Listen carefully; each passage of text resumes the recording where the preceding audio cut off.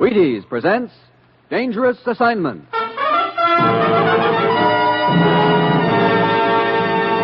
On stage tonight from Hollywood, Dangerous Assignment, another in the Wheaties' big parade of exciting half-hour presentations.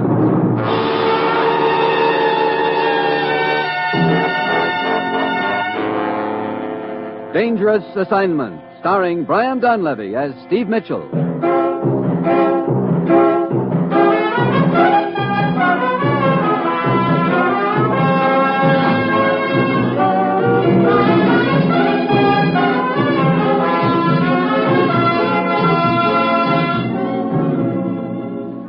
Yeah, danger is my assignment. I get sent to a lot of places I can't even pronounce. They all spell the same thing, though, trouble. But when I walk into the commissioner's office, I don't realize that this assignment is going to plump me right into the middle of a nice, juicy war.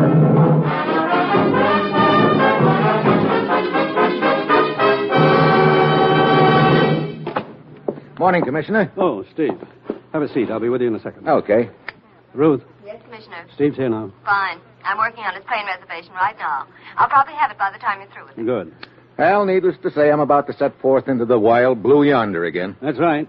Steve, there's a guerrilla leader over in the Orient. Nobody knows who he is, but he's been raiding the supplies and military equipment we've sent over there. In short, we think he's building up the strength of his organization so that he can launch an attack similar to the other one that was launched recently. And we got to stop him now. You've got to find him before you stop him, you know. You've got to find him, you mean? Oh, just like that, huh? When you get to the coast, there'll be a small plane waiting for you. You're to fly yourself to the town of Yabne, inland. When you get there, go to the Grand East Hotel. You'll be contacted by Dr. Mao. Yabne, Grand East Hotel. Dr. Mao, who's he? An influential leader of the opposition to this guerrilla chief. Now, Steve, get over there. Find out who this guerrilla chief is and stop him before it's too late. Well, that's it. You've got your assignment. Good luck.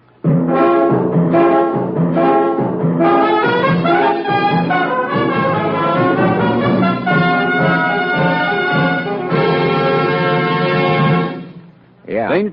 Dangerous Assignment will continue in a moment. Now, here is the Wheaties man, Frank Martin. Wake up tomorrow morning and listen, family. Reach for the Wheaties. Tuck yourself around a bowl of Wheaties at 7 a.m. and see if you don't feel the pleasant difference all morning long. Crisp? My goodness, crisp as a sunny morning. Good? You bet they're good. There's sound, rich, whole wheat goodness to them. And what they do for you. Listen. There's a whole kernel of wheat in every Wheaties flake. That's how Wheaties can give you so much. Whole wheat vitamins and minerals to help you sail through the morning like a breeze. Drive a cultivator, clean the house, or pound a typewriter. Wherever you are, whatever you do, have a bowl of milk and fruit and Wheaties in the morning. And see how good you can feel all morning long. Try it. See how Wheaties at 7 can help at 11. Do that now, will you?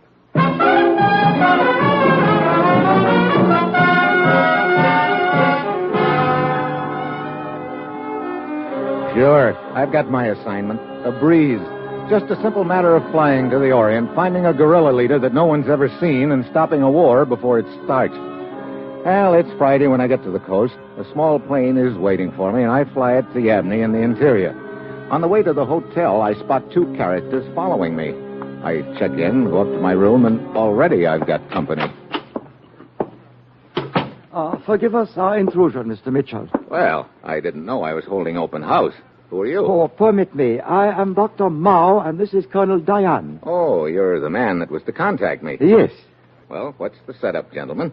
Precarious one, Mr. Mitchell. The guerrilla leader we are after is clever and diabolical. He seems to have very accurate sources of information. His raids are well-timed and well-organized. Then he and his men vanish without a trace. Mr. Mitchell, you must be tired from your trip. I suggest you rest this afternoon and come to my house for dinner this evening. We can discuss the matter further. And in the meantime, Mr. Mitchell, a word of advice, if you will permit. Sure. What's on your mind, Colonel Diane? This guerrilla chief has informants everywhere. Even now, your presence and the purpose of your visit may be known to him. I advise you to be ever alert as to your own safety. I am sure you realize you would be no good to us dead.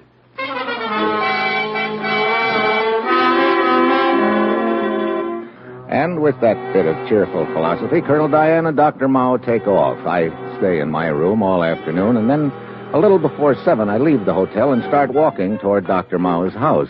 Suddenly, I spot one of the characters who was tailing me before. He's closing in on me, and he's got a knife. A rickety taxicab comes cruising along about then, and I jump on the running board, pull open the door, and dive inside, right into the lap of the other boy who was tailing me. So happy to see you. Oh, great. So long, Buster. So sorry, but you're not leaving. Well, So, you may proceed, driver.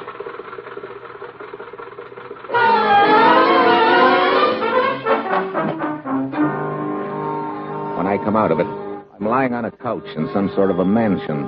There's a scent of jasmine in the air and a thin thread of music. The guy who conked me is standing at the door, and sitting across from me is a woman who's a dead ringer for the Dragon Lady. Finn. Yes, honored madame. You may leave the room, but stay by the door. Yes, honored madame. Who are you? I am called Madame Tia.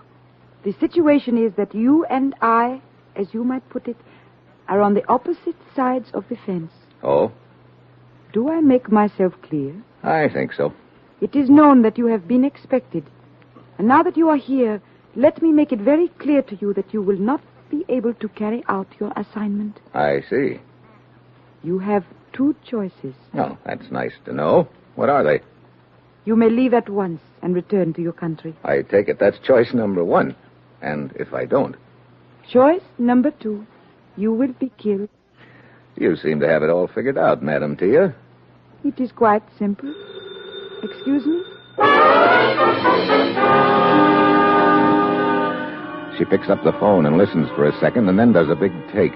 She looks like she's pretty absorbed in the conversation, and I know this is my only chance. She doesn't see me edging towards the window, but just as I get there, the door opens and her stewed Sin comes in. Stop! Stop! Stop it! Stop shooting! Stop it, fool! As I hightail it away from there, I'm wondering why Madame Tia told Sin to stop shooting. It doesn't make sense. I head for Dr. Mao's house. He and Colonel Diane are waiting.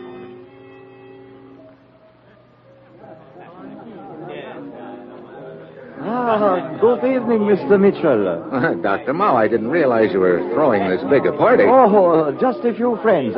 Dr. Mitchell, you are slightly cut and bruised. Yeah. A lady told me to get out of the country or drop dead, and she was willing to arrange the latter. Who was this woman? Oh, a very beautiful little doll named Madame... What is the matter, Mr. Mitchell? Oh, nothing, except the lady in question happens to be approaching us right now. What? Good evening, gentlemen. Madame Tia, as always, I am delighted to welcome you to my house. But there seems to be some misunderstanding. Mr. Mitchell suggests that you... Indeed, there was a misunderstanding, Mr. Mitchell, and I must apologize.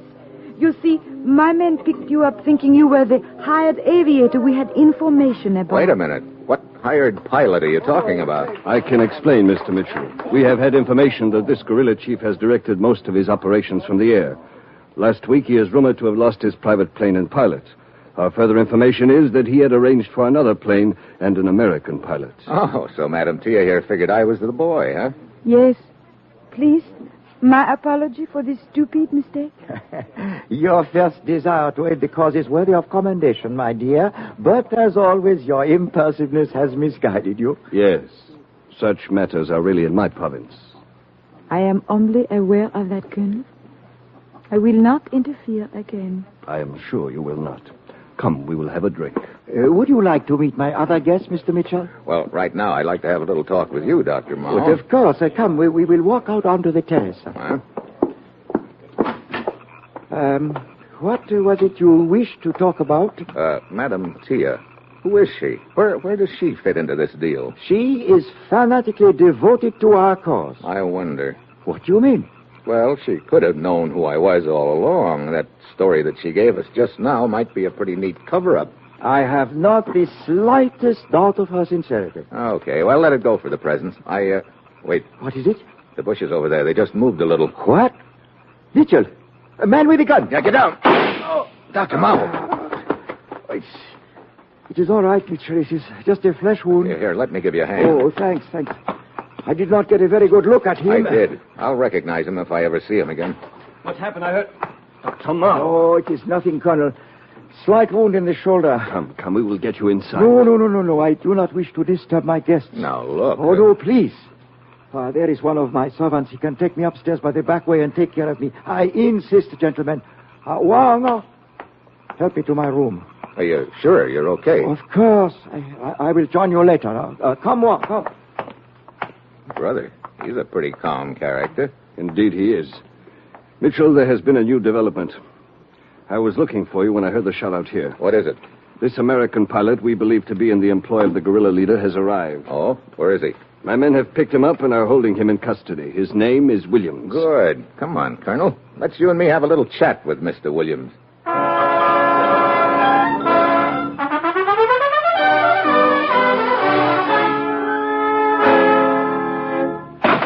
Now look, you two. All right, so my name is Williams, so I am a pilot. I'm just hanging around this town looking for a job. I don't know any guerrilla leader, and I'm not working for one. And you'll never be able to prove any different. Now listen to me, Mr. Williams. Wait a minute, Colonel. Okay, Williams, you can go. What's that? Mitchell. Sure, go ahead, Williams. Shove off. Well, a little more like it. See you around, fellas. Of course, if you're not in our custody, then what happens to you isn't our responsibility, is it? What? What do you mean by that? Well, figure it out, Buster. The natives here in Yabney are pretty bitter about this guerrilla chief. All right, so what? So they think you came here to work for him. I wouldn't be at all surprised if they felt like taking justice into their own hands. Look, what are you trying to say? Oh, nothing. Go ahead. Walk out of here. You might get a block away. You might even get 2 blocks away. Oh, I get it. All right. I'm not going to make any clay pigeon out of myself for anybody.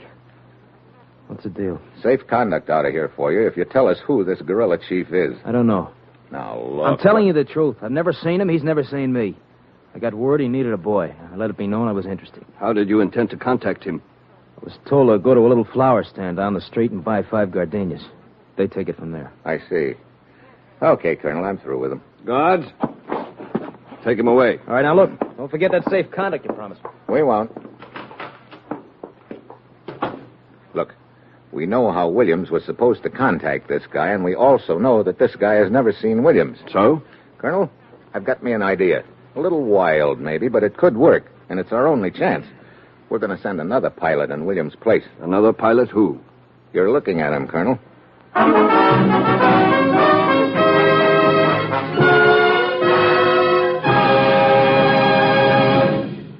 Steve Mitchell will continue his dangerous assignment in just a minute. And now, my friends, I'd like you to hear from a famous young man known for his pitching arm, and known, too, for the fact that Wheaties make his favorite training dish. And believe me, training is mighty important for this young man. Ask him a question, will you, Ed Prentice? Now, young man, will you tell us what you do for a living? I pitch. You what? Pitch. You know, baseball. We have a baseball team, you have to have a pitcher. I'm a pitcher. I pitch. Oh, yes, I see. And are you on a team? Yes, sir. I'm on the Cleveland Indians. Cleveland Indians, What is your name, young man? I'm Bob Feller. And you know it as well as I do, Ed. Sure I do, Bob. It's good to see you. This makes your 14th season playing with the Indians, doesn't it? Yep, Ed. 14 years. Well, tell me, Bob, how long have you been eating Wheaties? Oh, about 20 years, give or take a couple. You mean you started eating Wheaties before you started playing ball? Why, of course. What's so strange about that?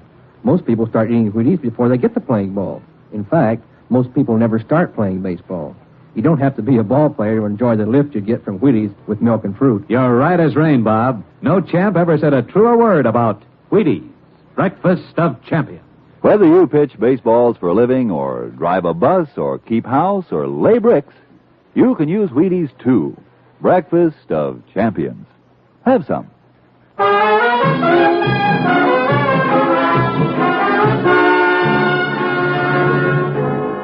Now, back to Dangerous Assignment and Steve Mitchell.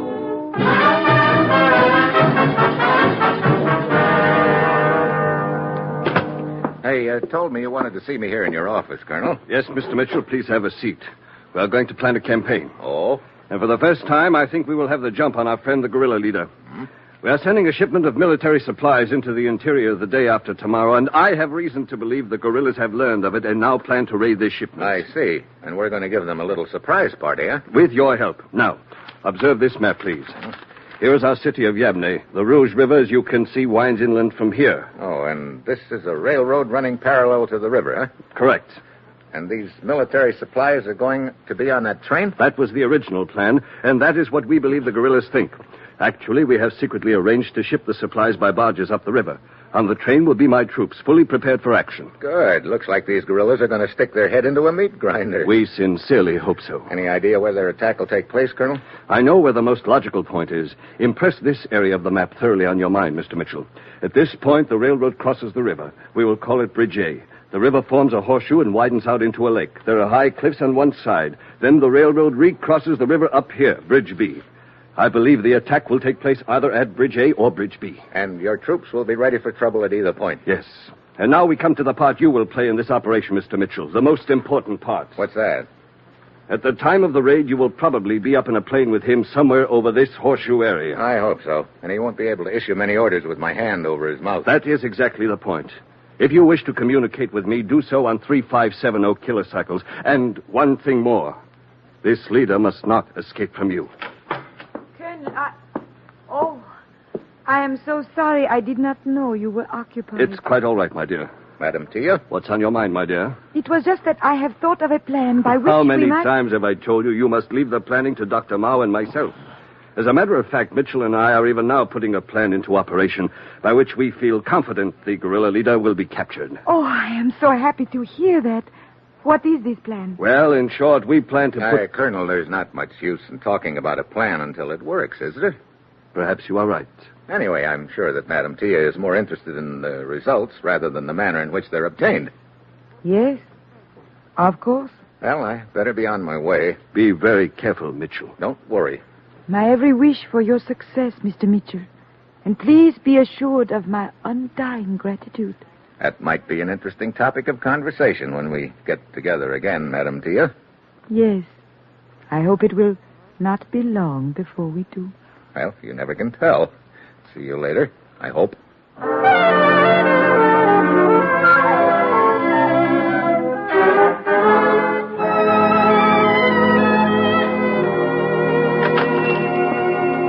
Yes, sir. I'd like to buy some flowers. As you see, I have nice flowers, all kinds. I want 5 gardenias. 5 gardenias? You would not like half a dozen? I said 5. I see. You are Williams, the American pilot. Yeah. Vanda! Yes? It is Williams.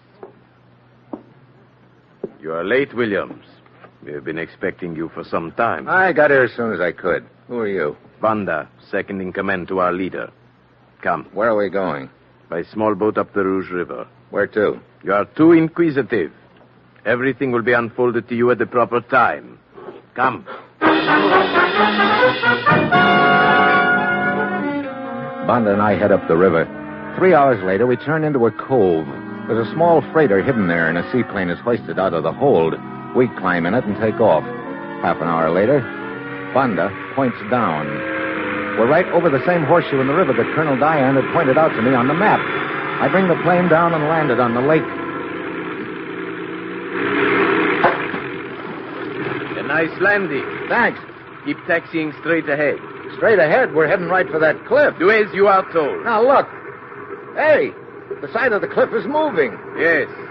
As you see, the cliff is not as solid as it looks. Well, what do you know?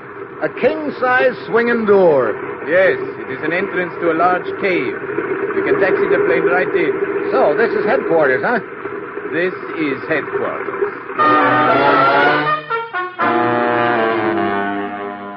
I taxi into the cave, and the camouflage gate swings shut behind us. We climb out. Vanda leads the way up a ladder to an upper room in the cave. He leaves me there and disappears. It's an observation post looking out over the lake, and it's full of radio equipment. Then I start getting a few nasty surprises. Number 1, the radio operator is the same guy who tried to kill Dr. Mao. He keeps giving me the haven't I seen you somewhere before look, and I start sweating.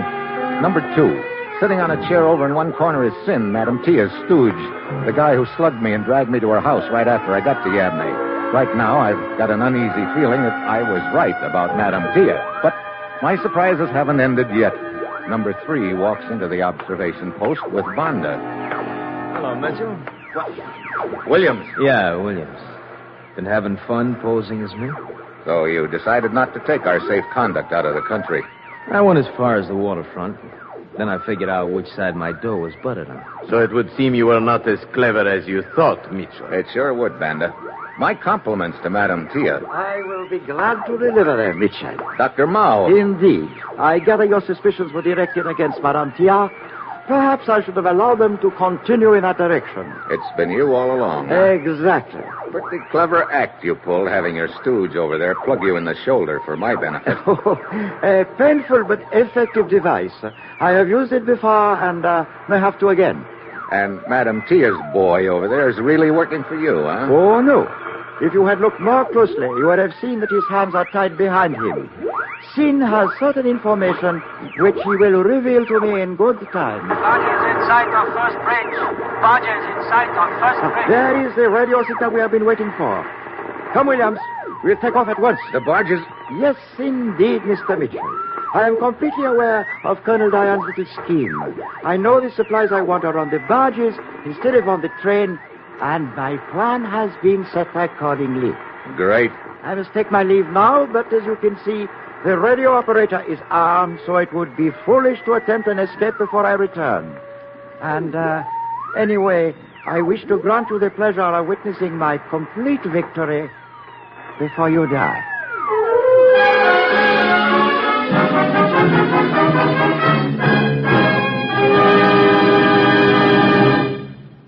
You will hear the conclusion of Dangerous Assignment in just a moment. First, here is the Wheaties man, Frank Martin.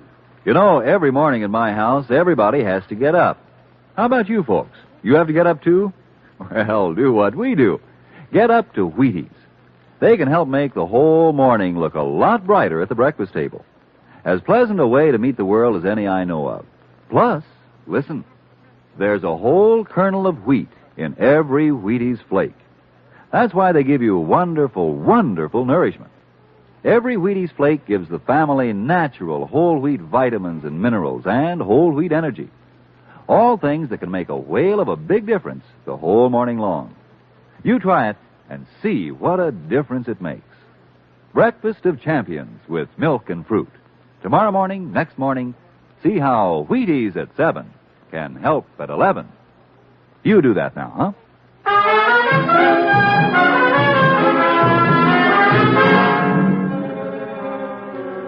Well, along about now, I'm willing to sell my Social Security number cheap. My brilliant idea has backfired, and I find out I've been played for a sucker all along. Dr. Mao and his gang know the supplies are on the barge, and it looks like Colonel Diane and his troops are going to be left holding the bag, and me, I'm the guy in the bag. Well, they tie my hands and dump me in the corner beside Sin. Then they leave. Well, Mr. Mitchell, it would appear we are both very unfortunate. Yeah. How come they're holding you here, Sin? Madame Tia plans to import hired fighters to track down these guerrillas. Dr. Mao learned of her plan and knows that I can tell him where the first meeting of these fighters is to take place. So he's keeping you on ice until you do, huh? Yes, I heard him tell the guard over there at the radio that under no circumstances was anything to happen to me until he returned.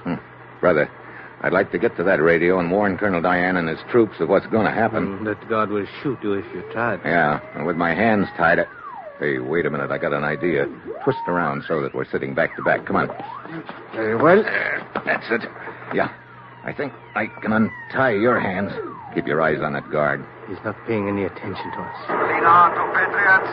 Leader to Patriots. That must be Dr. Mao in his plane. Patriots yet. Remain in concealment. Attack after barges have passed the first bridge. We haven't got much time. There.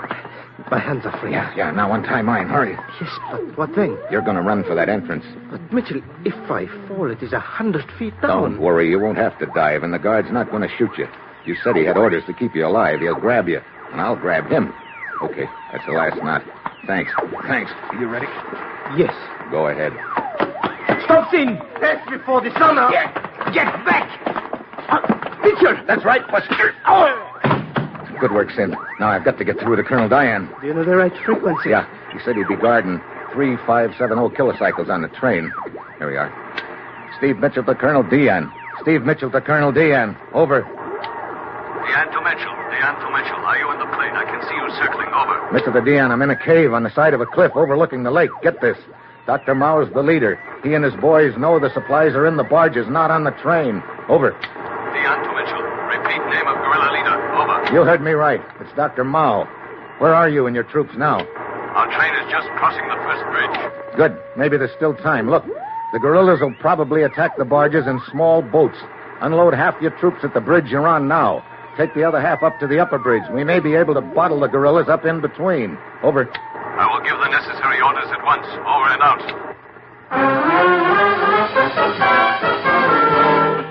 It's a race against time now. I tune back to the guerrillas' radio frequency, grab a pair of binoculars, and go to the entrance to the cave.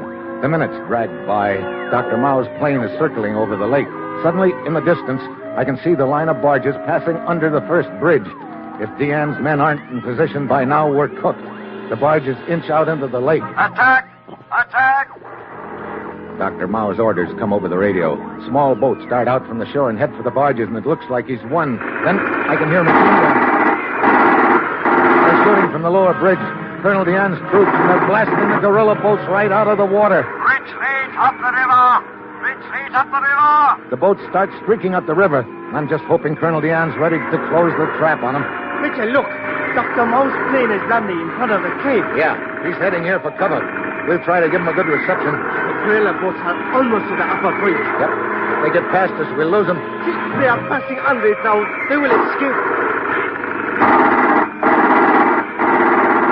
Not quite. Listen to that. Yeah, it worked. They're getting cut to pieces, Sin. Well, it looks like this is the end of the line for these guerrillas. But listen, Dr. Mao's plane is inside the cave below us. Yeah.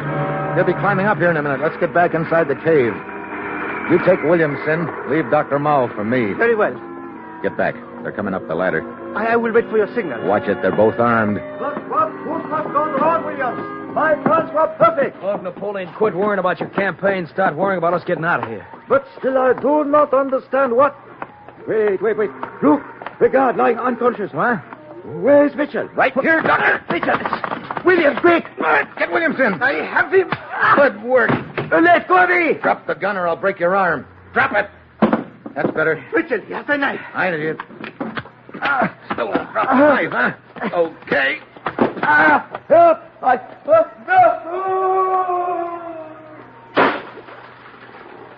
Mitchell.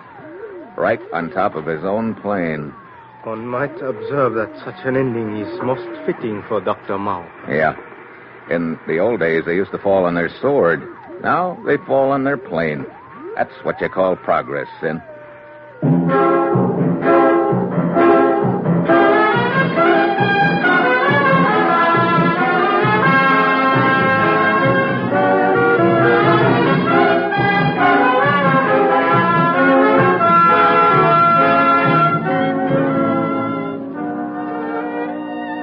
Dangerous Assignment, starring Brian Donlevy as Steve Mitchell, is written by Bob Reif, with music composed by Basil Adlam and conducted by Ralph Hollenbeck, and is produced and directed by Bill Karn. Join us again next Wednesday at this time when Brian Donlevy, starring as Steve Mitchell, will embark on another Dangerous Assignment. And this is the Wheaties man, Frank Martin, inviting you to listen Thursday, that's tomorrow night, to Sarah Berner in Sarah's Private Caper on the Wheaties Big Parade.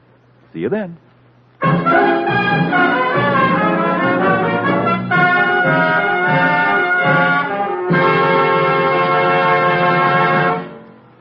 Dangerous Assignment comes to you from Hollywood. Next, The Falcon, one of 4 exciting mysteries, tonight on NBC. Wheaties presents Dangerous Assignment.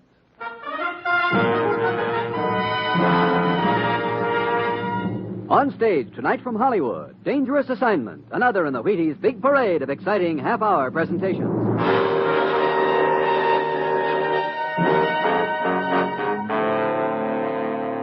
Dangerous Assignment, starring Brian Donlevy as Steve Mitchell.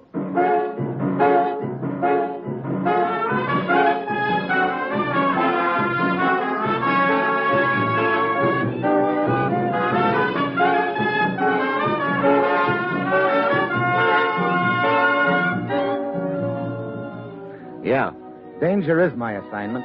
I get sent to a lot of places I can't even pronounce. They all spell the same thing, though, trouble. But when I walk into the commissioner's office, I don't realize that this assignment is going to involve my trying to hide 3 divisions of troops behind an empty water glass.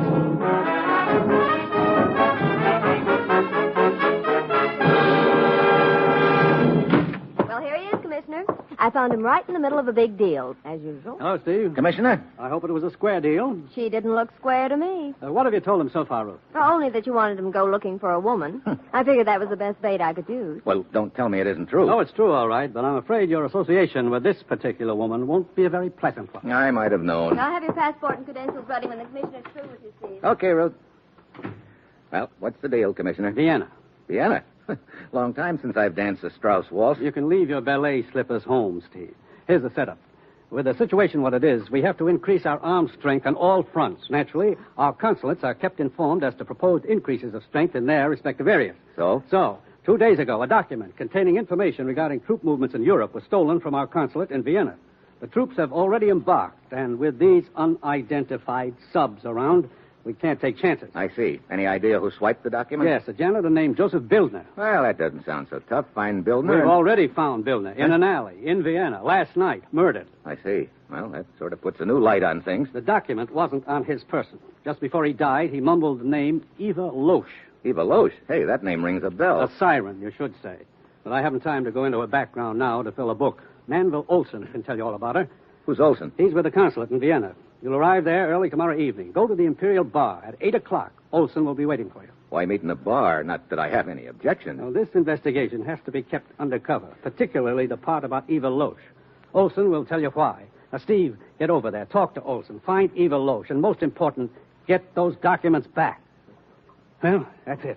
You've got your assignment. Good luck.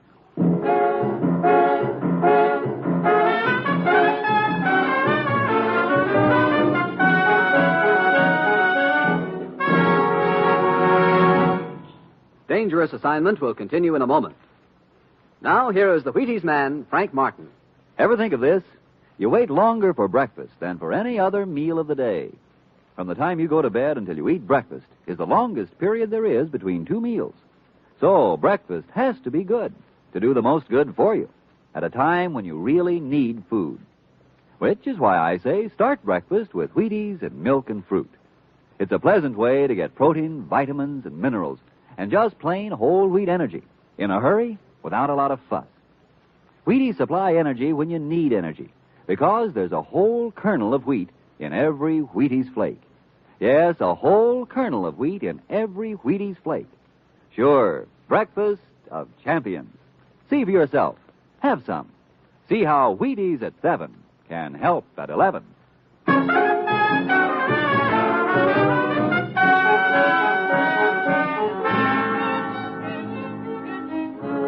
Yeah, I've got my assignment.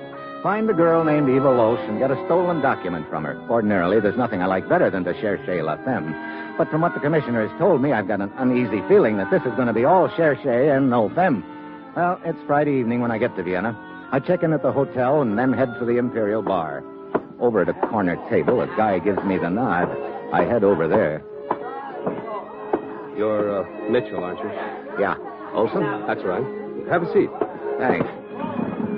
Look, the commissioner back in the States told me that you could give me the background on this Eva Loesch. Well, I can tell you all we know over here at the consulate, which isn't enough. Eva Loesch was a red-hot Nazi. She was killed in the Berlin Blitz. What? We thought. Now it looks as she's been very much alive and in hiding all this time. And worse yet, it looks like she's up for her old tricks. You mean a new Nazi party? No. You know, some of these ex-Nazis have a habit of selling out to the highest bidder. I get it. Now, according to what the commissioner told me, this document concerning our troop movements was stolen from your consulate by a janitor named Bildner. He was found murdered in an alley and mumbled Eva Loesch's name just before he died. That's right. We believe Eva killed him and has the document. But, of course, we've kept all that undercover. We don't want Eva to know we know she's alive. Here. This ad I spotted in the afternoon paper. Take a look at it. What? Huh. Will the cab driver who picked up a woman passenger at the plaza last Tuesday night at 8:30 please come to 37 Bergerstrasse? Hey, Tuesday night. That was the night that Bildner was murdered, wasn't it? Yes, in an alley about half a block from the plaza. This could tie in, all right. 37 Bergerstrasse. Okay. I think I'll answer that ad, Olson. I'll check with you later.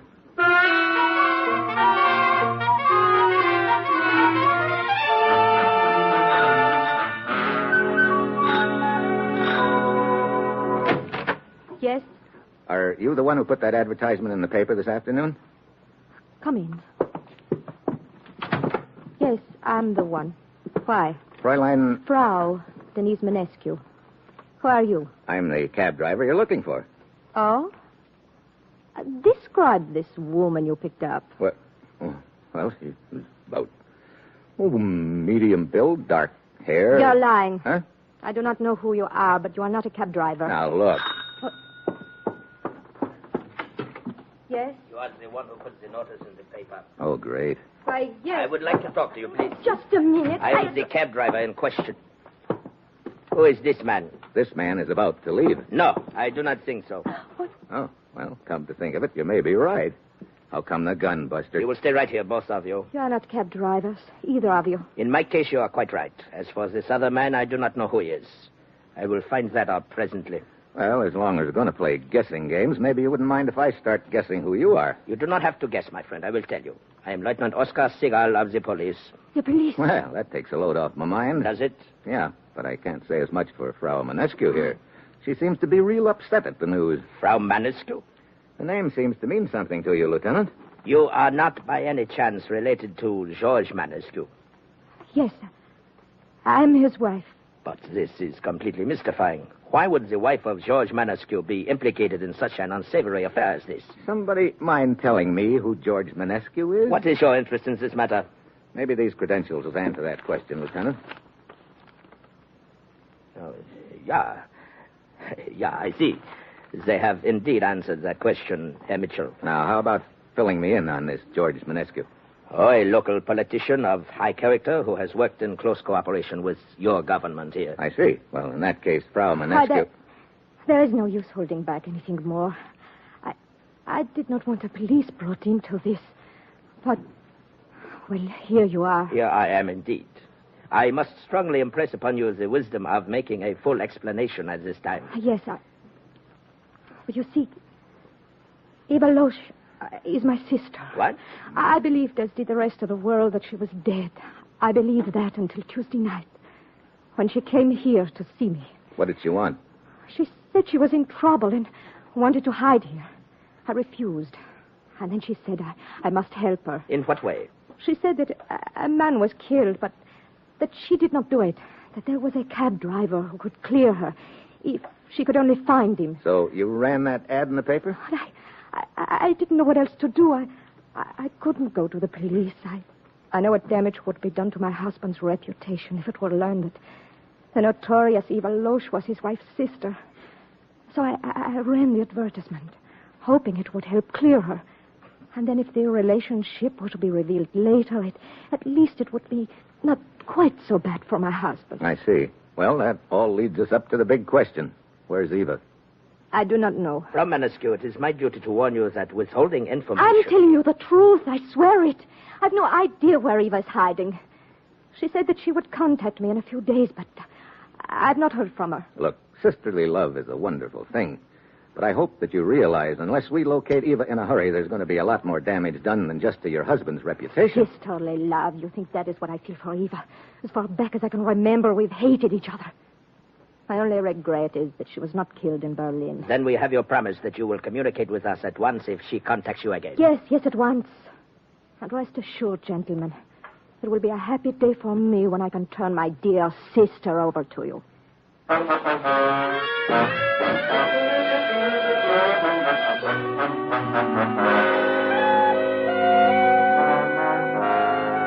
Well, that sounds like quite a surprise party you ran into last night, Mitchell. Yeah, it was, Olson. And, of course, the biggest surprise was finding out that Mrs. Manescu is Eva Loesch's sister. Incidentally, what information have you got on the Manescus? Well, he seems to be our white hope in local politics around here right now. He's very pro-United States. As to their background, George and his wife Denise apparently were anti-Nazi right from the start, which must have made it a little tough on them in Germany. Yeah, I can imagine. I believe they were married just before the fall of Berlin and managed to get out of the country.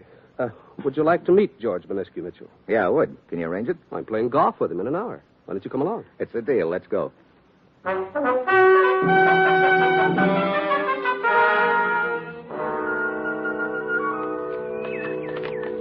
That last shot of yours was a honey, Mr. Manescu. Looks like you're only about 2 feet from the pin. Oh, thank you, Mr. Mitchell. But I wish you to know that from now on I believe nothing you say. Oh? When the three of us started this game, you were full of apologies about your bad golf. We are now approaching the 7th green, and you are 3 strokes over par. Yes, I'm afraid Mitchell makes most of his apologies before he makes his bet. Well, you can't blame a guy for trying to get good odds. Indeed you cannot. Well, here we are, gentlemen. And I must say this is the part of golf I enjoy the most. Putting? Yes. Well, it's the part of the game that pays off. Perhaps it is because putting is so helpful to me. How so, Menescu? Well, I practice it constantly, even when I'm at home. Particularly when I'm thinking about something, putting relaxes me, helps me to think clearly. Mr. Olson, I believe you are aware. Your putt. Oh, sorry. Downhill putt, too. That's the kind I don't like. Well, in your case, practice sure pays off, Mr. Menescu. Your putting is very sharp. Oh, thank you. Too bad, Olson. Rimmed the cup on you, huh? Yeah. Well, that gives me a 6. Well, looks like I'm next. Little break to the right, it looks like. Not quite as much as it looks. Thanks for the tip. Nice putt. I had good advice. Maybe you can return it sometime. Be glad to, except I don't think you'll need any on this putt of yours. Can't be more than 2 feet. Well, I need this for my par. This is a lot more pleasant way to spend time than roosting behind a desk. Yeah, but it isn't helping us find Eva Loesch. Missed. I'm sorry, Mr. Menescu. I didn't realize you were set to putt, or I would have kept still. Oh, that's quite all right, Mr. Mitchell. Your voice did not bother me. I don't know what went wrong. Well, looked like you tightened up all of a sudden. Yes. Well, it is no matter. Comes the next tee is right over there. I'm really sorry about that, Menescu. Oh, but I assure you I was not even aware you were talking, Mitchell. For the life of me, I can't understand why I should miss a 2-foot putt. But that is what makes the game of golf so unpredictable, I suppose. I think they call it the human element. Yeah, I think they do. Yeah, let's see. I believe you're still up, Menescu. Oh, yes. You know, Steve, it seems to me that you raised your voice a little when you mentioned the name Eva Loesch. Did I? Wait, we mustn't rattle Menescu anymore. He's ready to drive. Oh, miserable. Yeah, quite a slice. I must have cut across the ball. Gentlemen, I hate to say this, but I seem to have a headache. I wonder if perhaps you would excuse me from continuing with our match. Sure, matter of fact, I've had enough. How about you, Olson? Sure, anytime. We can cut back towards the clubhouse through this grove of trees. Oh, please, I don't want to spoil your game. Why don't the two of you continue? No, it seems to be getting a little too warm for comfort anyway. Olson! Mitchell, he's been shot right through the head. Quick, Menescu. Let's get into that grove of trees. I think it'll be a little safer there. But where did the shot come from? Who knows? Here, in here. It was from a rifle, which means the sniper could be behind 100 different trees and bushes on the golf course. But I do not understand why anyone would want to kill Olson. He had no enemies. That's what I was thinking, Menescu, and it gives rise to a few assorted interesting thoughts. What do you mean? Maybe that bullet was meant for somebody else. Somebody else? Do you mean yourself? Yeah, maybe me. Or maybe you, Menescu.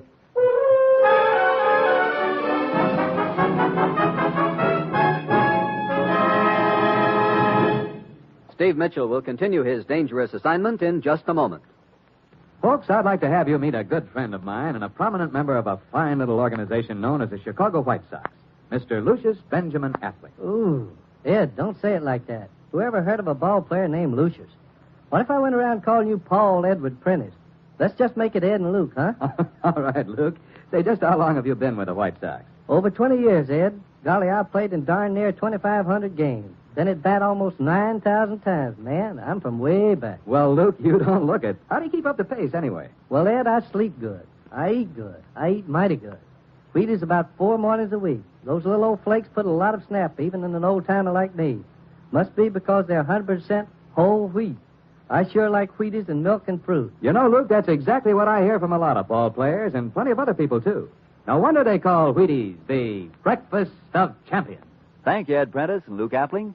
And as for our breakfast of champions, friends, sure, they're for men who go to bat for a living, but confidentially, they're for us, too. You and me. We need whole wheat energy, same as the champions who play ball for their paychecks. Don't forget your own breakfast of champions. Wheaties. Get yours.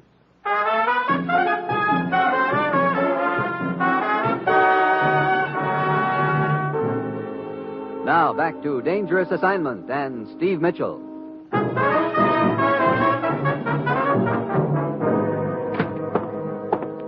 Mitchell, I have been expecting you. You uncovered anything new, Lieutenant Siegel? Indeed, I have. You told me that when you mentioned the name Eva Loesch on the golf course earlier today, Manescu reacted visibly. That's right. I dangled a little bait under his nose, and he snapped at it like an undernourished barracuda. Huh. Of course, to be fair to the guy, he probably knows that his wife is Eva's sister. It could have been that. I am positive it was much more than that. Oh? I have done a considerable amount of investigation into Manescu's background, and I am sure it will be of interest to you to learn that in the old Nazi days in Germany, Manescu and Eva Loesch were, shall we say, extremely friendly. Oh, yeah? Well, that kind of puts a different light on things. Yeah, indeed it does. After Eva's death, Manescu married her sister Denise and made his escape from Germany with her. And now Eva's popped up again. You know, that gives rise to an interesting possibility. Yeah, the possibility that Manescu has been seeing Eva again and knows where she is. Which means he either has those documents or knows where they are. Well, I've got to hand it to him for the big act he's been putting on about being such a friend of the United States. If our suspicions of Manescu are correct, one cannot help feeling sorry for his wife, though. Yeah. It must be a pretty rough spot for Denise if she has any idea what's going on. Oh, excuse me, please. Lieutenant Segal speaking. May I speak to Mr. Mitchell? Yeah, one moment, please. It's for you, Mitchell. The lady in question. Oh? Hello? This is Denise Manescu, Mr. Mitchell. Something has come up. I must see you at once. Okay, I'll be there in about 15 minutes. Well, it could be that Denise is starting to smell a rat, Lieutenant. I'd better get over there and see if it's the same rat I think it is. So, I head for the Manescu's house. Manescu, with a preoccupied look and a putter in his hand, lets me in the front door. Then he disappears into his study. Denise is waiting for me in the living room. Thank you very much for coming, Mr. Mitchell. Oh, sure. You said something had come up, Denise? Yes. First, let me ask you, did you say anything to my husband when he let you in the front door? No, he looked like he was in another world. Yes, he seems to be worried about something. I'm afraid I know what it is. You think maybe he's been seeing Eva Loesch lately? Yes, I think he has. I'm sorry. I'm sorry, too. When my sister died, I thought that part of his life was over. It is not a very pleasant thing to realize that you have been married on the rebound, Mr. Mitchell. I told you that... What's the matter? Steve, there is someone on the roof of the house next door. What? Wait. Whoever it was saw me watching and disappeared. Come on. Here, we can go out through these French doors. Nowhere in sight. Did you recognize him? All I could see was a trench coat, a slouched hat, and a gun. Look, you stay here. I'll circle around this house and try to climb up and nab him.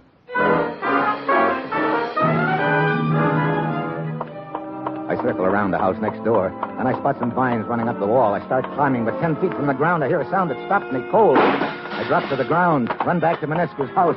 The study window is shattered, and in front of it stands Denise, staring inside, half hysterical. Denise, what happened? Denise! Too late. I tried to warn him. Warn who? Look, in the window. Manescu, on the floor. Tell me what happened, Denise. After you went around to the other side of that house, the person came back to the edge of the roof. That's the door to the study? Yes. Come on. Suddenly, I knew what was going to happen. I started running to the study window to warn my husband, but then the shot. Here we are.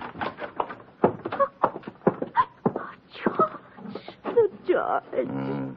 Bullet entered the top of his head. Must have come from the roof, all right. Wait a minute. What's that water glass doing on the floor? But I don't know. He must have knocked it over as he fell. Well, the man who shot him is probably a few blocks away by now. Steve, I do not think it was a man. What do you mean? You told me before the shot that he was wearing a trench coat and a slouch hat. Yes, but just before the shot, I got a quick look at the face. A woman? I think it was my sister, Eva.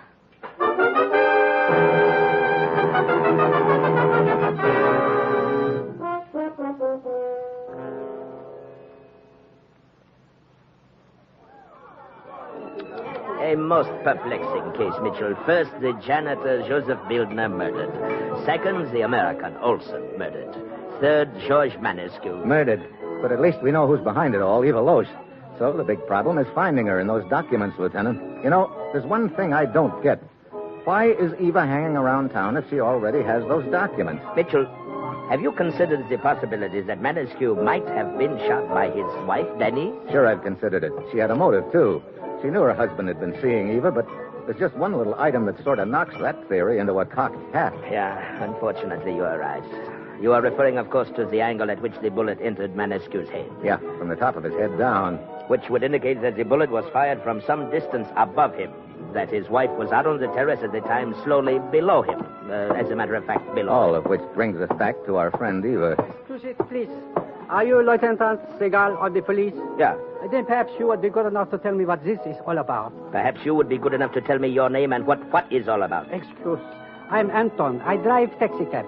So today in newspaper stands an advertisement. Wait a minute. You mean the one about the cab driver who picked up a woman at the plaza last Tuesday night? Yeah, you put it in? No. Go on.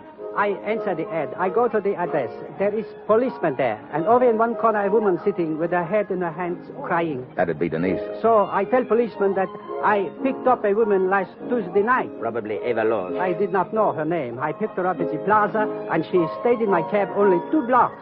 She kept looking back over her shoulder, and then she made me pull over to the curb and got out. All this I tell policeman. He takes down my address and tells me to come over here to Imperial Bar and report to you. Very well. Thank you for your information. You may go now. Go, he says. Still, nobody tells me what this is all about. Well, that was a big bunch of nothing. Mitchell, this case is giving me a headache. Murders, stolen documents, political intrigue. And every time we think we have a fresh lead, it disappears into thin air. Poof. Oh. Hey, watch it. Yeah, it would appear my gestures are a little too much. Waiter. Hey, wait a minute. What's the matter? Look, Siegel, you knocked the glass off the table just now and it broke. This is not a very profound observation, Mitchell. But I found the glass lying on its side in Manescu's study after he got shot, and that glass wasn't broken. Yet the table there is about the same height as the table here. What are you getting at? Manescu's glass wasn't knocked off the table. It was placed on the floor. So? So we've been a couple of prize jugheads. I still do not understand what... The whole thing has just fallen into place, Lieutenant. There's just one big thing wrong right now. What do you mean? I mean we could be just about 5 minutes too late.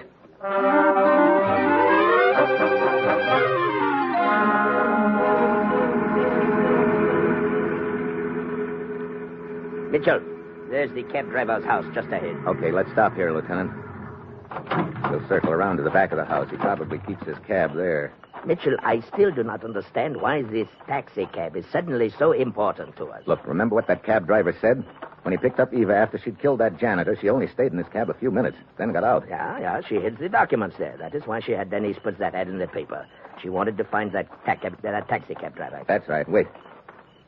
Yeah, there's the cab in that little lean-to back of the house. Okay, let's take it as quiet as we can now.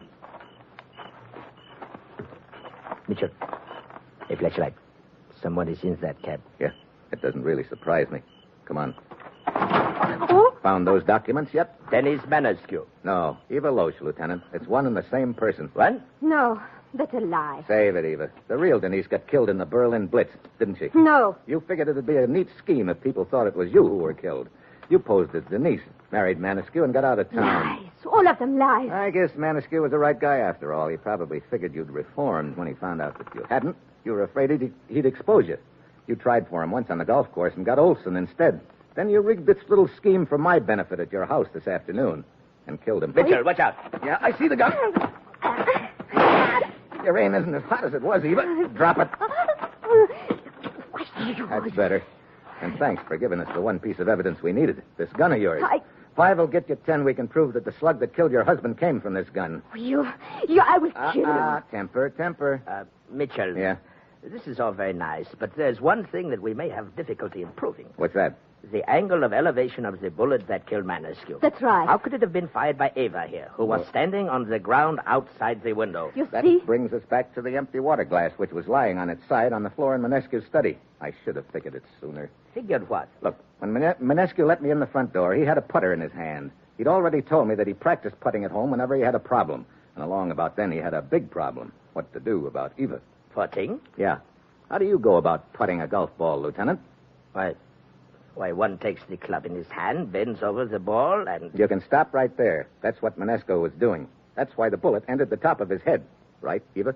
I have nothing to say. You don't have to. You know, you never want to underestimate anybody's golf game, Eva. You probably thought your husband's putting practice was a big joke. Well, maybe you were right. Yeah, I guess you could call it a joke. A real funny one. It'll kill you.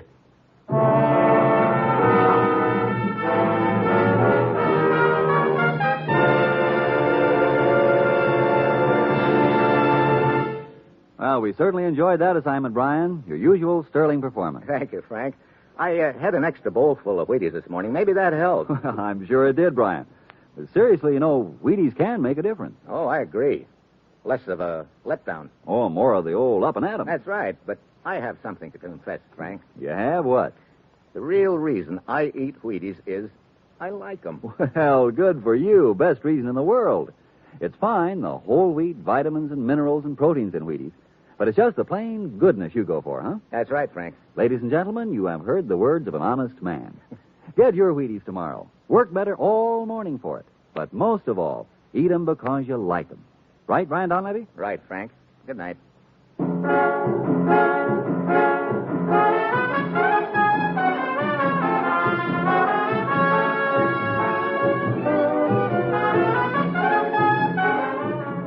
Dangerous Assignment, starring Brian Donlevy as Steve Mitchell, is written by Bob Reif with music by Basil Adlam, conducted by Ralph Hollenbeck, and is produced and directed by Bill Karn.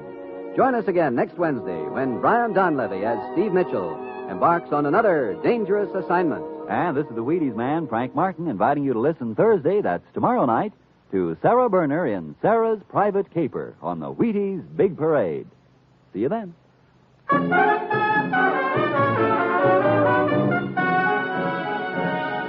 Next, listen for The Falcon on NBC.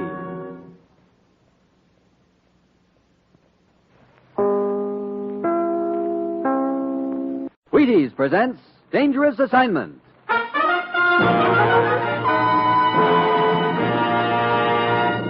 On stage tonight from Hollywood, Dangerous Assignment, another in the Wheaties big parade of exciting half-hour presentations.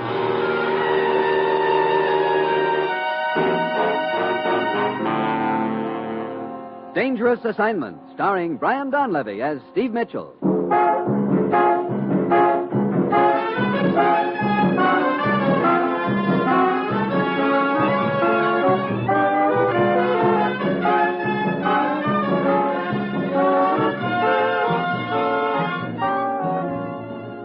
Yeah, danger is my assignment. I get sent to a lot of places I can't even pronounce. They all spell the same thing, though, trouble. But when I walk into the commissioner's office, I don't realize that this assignment's going to end up with my having to decide whom to hand my gun to, the guy who's trying to help me or the guy who's trying to kill me.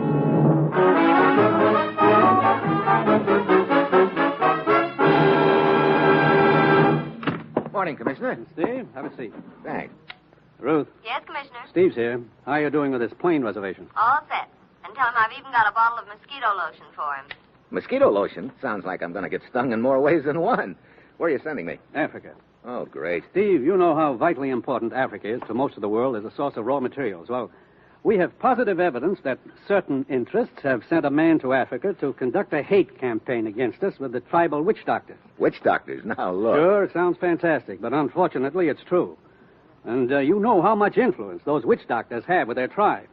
If they ever form into a block against us, the entire position of the United Nations in Africa will be in serious jeopardy. And most of the vital raw materials we get from there will be cut down to a trickle. Mm-hmm. Who is this visiting fireman who's stirring up the trouble? We don't know his name, but according to our information, 2 British agents have caught up with him and have him in their custody. At present, they're somewhere in the interior, heading for the Gold Coast. You want me to meet them there? Yes, at Fort of Secondi. Your plane will get you there the day after tomorrow. Now, Steve, it's vital to us to find out all we can about the organization behind this man. We're depending on you to get the whole setup out of him. Lucky me, right in the middle again. When you get to the port of Secondi on the Gold Coast, go to the Black Ivory Bar. You'll be contacted there. Now, Steve, get over there. Talk to this man. And get enough information on his organization so we can smash it to pieces. Well, that's it. You've got your assignment. Good luck.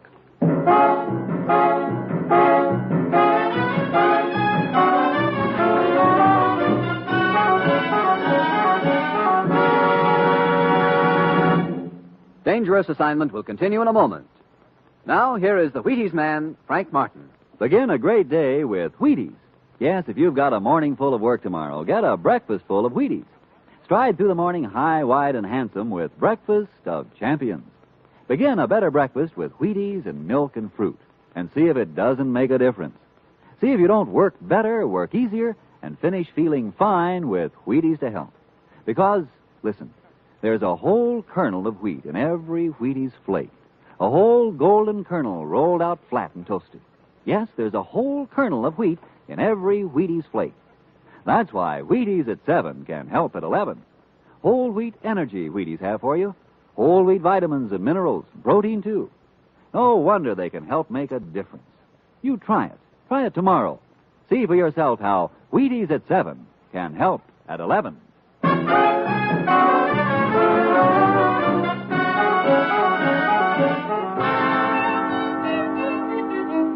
That's the nice thing about my job.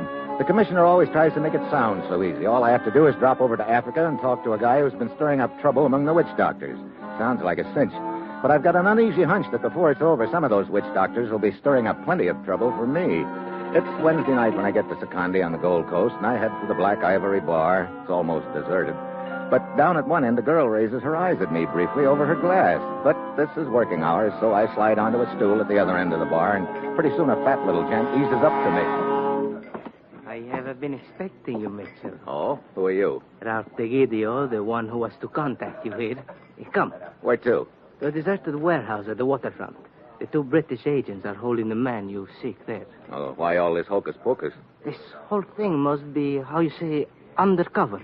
The prisoner has many friends who would like very much to know where he's being held. Okay. Well, how do we get there? I don't feel like walking much in this heat. Well, this is but a short distance. Hello. Oh, hi. You decided you liked this end of the bar better, huh? I decided maybe you'd buy me a drink. I'm sorry, I already have a date. You could do better, you know. I don't doubt it, but this is business. Suit yourself. All work and no play, you know. Friendly little town, isn't it, DeGidio? Indeed. Well, come on, let's go.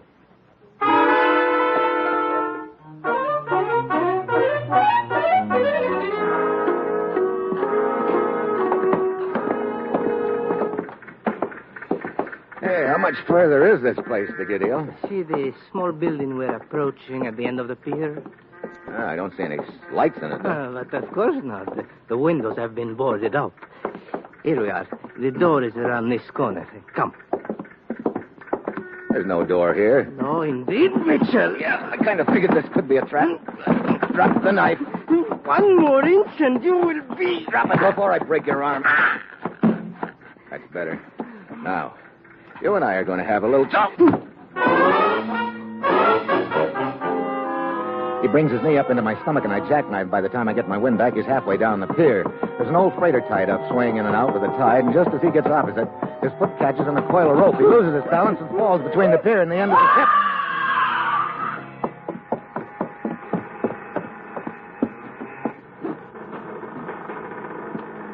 Oh, brother. Too bad. What? Oh, the girl in the bar. The girl in the bar, otherwise known as Alice.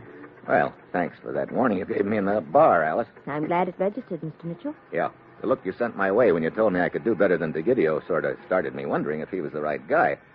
So I was ready for him when he tried to spring the trap on me. If you got my message, why did you leave it? Well, I figured I could get a little information out of him, but by the look of him down there, he's not going to do much talking. Look, where's this guy I'm supposed to talk to, the one the 2 British agents are bringing in? I'm afraid that's going to be up to you to find out, Mr. Mitchell. What? I thought it was all set up. You're right. It was all set up. But they've run into trouble.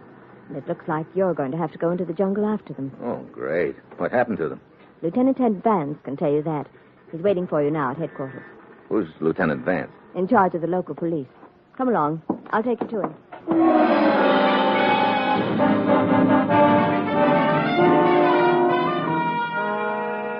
Well, Mitchell, looks like you're in for a bit of hoop-de-doo. What's the setup, Lieutenant? Well, as you know, 2 chaps from our intelligence picked up this blighter in the interior and were bringing him down here to Secondi. Well, this afternoon, their native guide staggered in here, more dead than alive. He lasted just long enough to tell us that their party had been attacked in the jungle. By natives? No, although it could have been, the way that blighter has the witch doctor stirred up. No, the party was attacked by some, let us say, friends of this chap. I see. According to the guide, one of our agents was killed and the native bearers ran away. That leaves our other agent Withers somewhere in the jungle with his prisoner. His friends are probably scouring the area for him right now. That's why there's a bit of a hurry-up necessary. Now, if you'll look at this map here. Righto.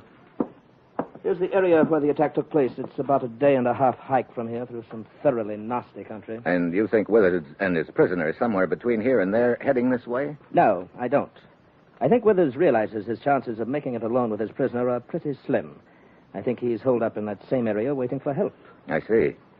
That's a lot of jungle there. What do I use to find him? Radar? Well, before their guide left to come here for help, he told Withers the best place to hide. Now, you see this bend in the river, the little point of land that sticks out there? Uh-huh. Well, it's a natural vantage point and a lot of natural concealment there. With luck, you may find Withers and his prisoner at that bend of the river. Yeah, with luck. Well, I better get started right away. How many men can you give me? Well, that's the embarrassing part, old boy. What do you mean? I'm undermanned here as it is, and with the threat of uprisings, I've been ordered to keep every available man ready for action here. Oh, this is sounding peachier by the moment. So I'm supposed to sally forth into the jungle alone? Well, not quite. I can give you a native guide. Gee, thanks. I'm sorry. Orders are orders. Yeah. Hey, look, I've got an idea. How about lending me a few of your men just for a few hours? Lending you? I don't quite follow you, old boy. Look, I wouldn't have much chance in that jungle alone against those 4 rescuers, but if they weren't in the area, then it wouldn't be so bad. Oh, I see. You want my men to draw them off in another direction. That's right. We could all start out together, and then at the right point, my guide and I could get lost. The rest of the party would keep going in another direction. The rescuers might follow them. That would give me a little more time. At least it's a chance. Yes. Well, we'll do it. I'll get 3 of my men, and I'll give you the best guide I've got, a chap named Mungo. We'll start in an hour.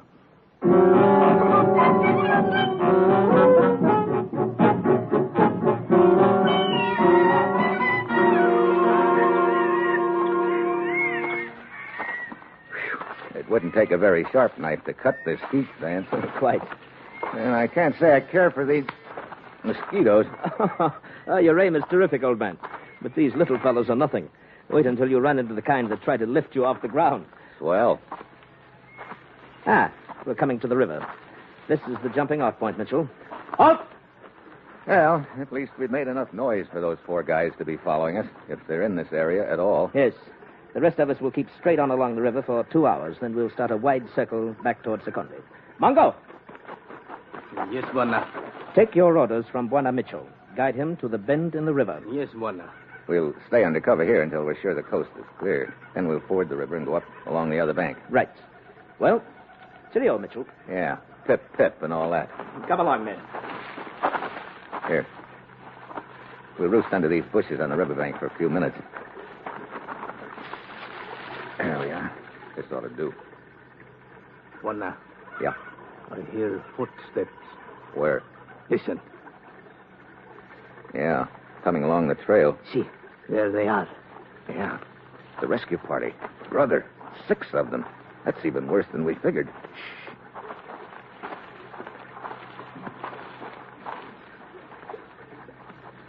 They're following Vance's party, all right.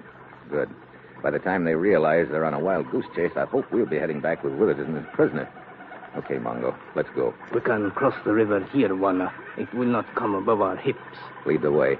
And kindly avoid all crocodiles and snakes.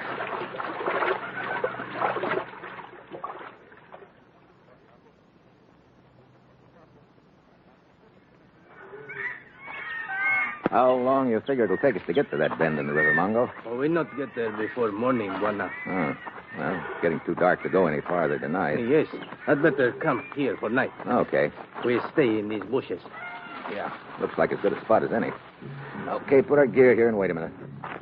Hey, what's that? Drums of tribe. What tribe? Friendly, I hope.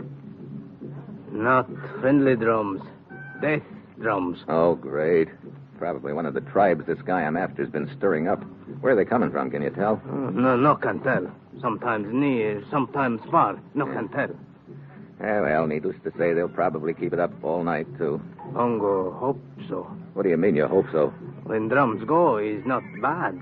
When drums stop, is bad. Yeah, well, they can stop any time as far as I'm concerned. We better figure out a watch schedule. Mongo watch first. Okay. Call me in a couple of hours.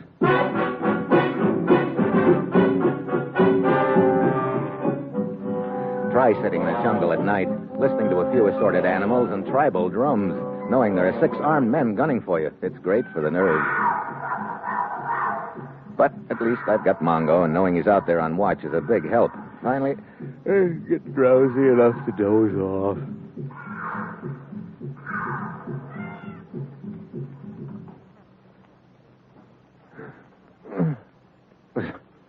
Suddenly I snap out of it. At first I think it's a noise that wakes me up, and then I realize it's the lack of noise. The drums have stopped. There's not a sound. The whole jungle is quiet. Too quiet. Mongo. I head for the screen. It's bright moonlight now, but there's no sign of Mongo. Then I round a tree trunk, and there he is. He's lying on his back, and his throat has been cut from ear to ear.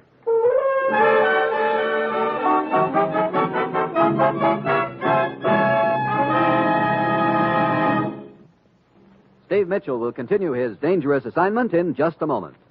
Well, sir, I'm all for it. I'm all for you waking up to breakfast of champions. Wheaties Milk Fruit. It's a combination to help you breeze through your morning's work with pep left over. It's Wheaties, the crisp way to get your whole wheat. Because, yes, there's a whole kernel of wheat in every Wheaties flake. Got it? There's a whole kernel of wheat in every Wheaties flake.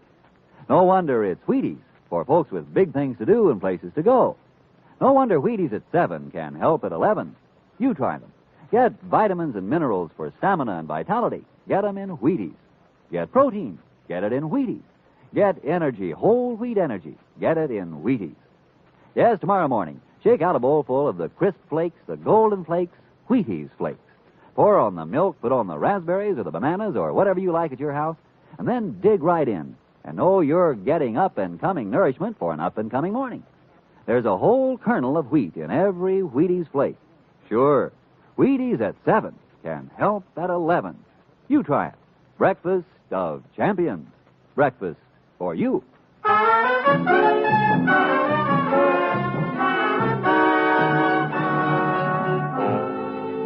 Now, back to Dangerous Assignment and Steve Mitchell.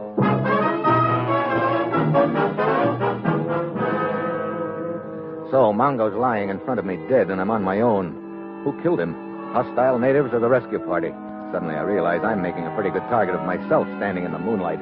I dive for the bushes just in time.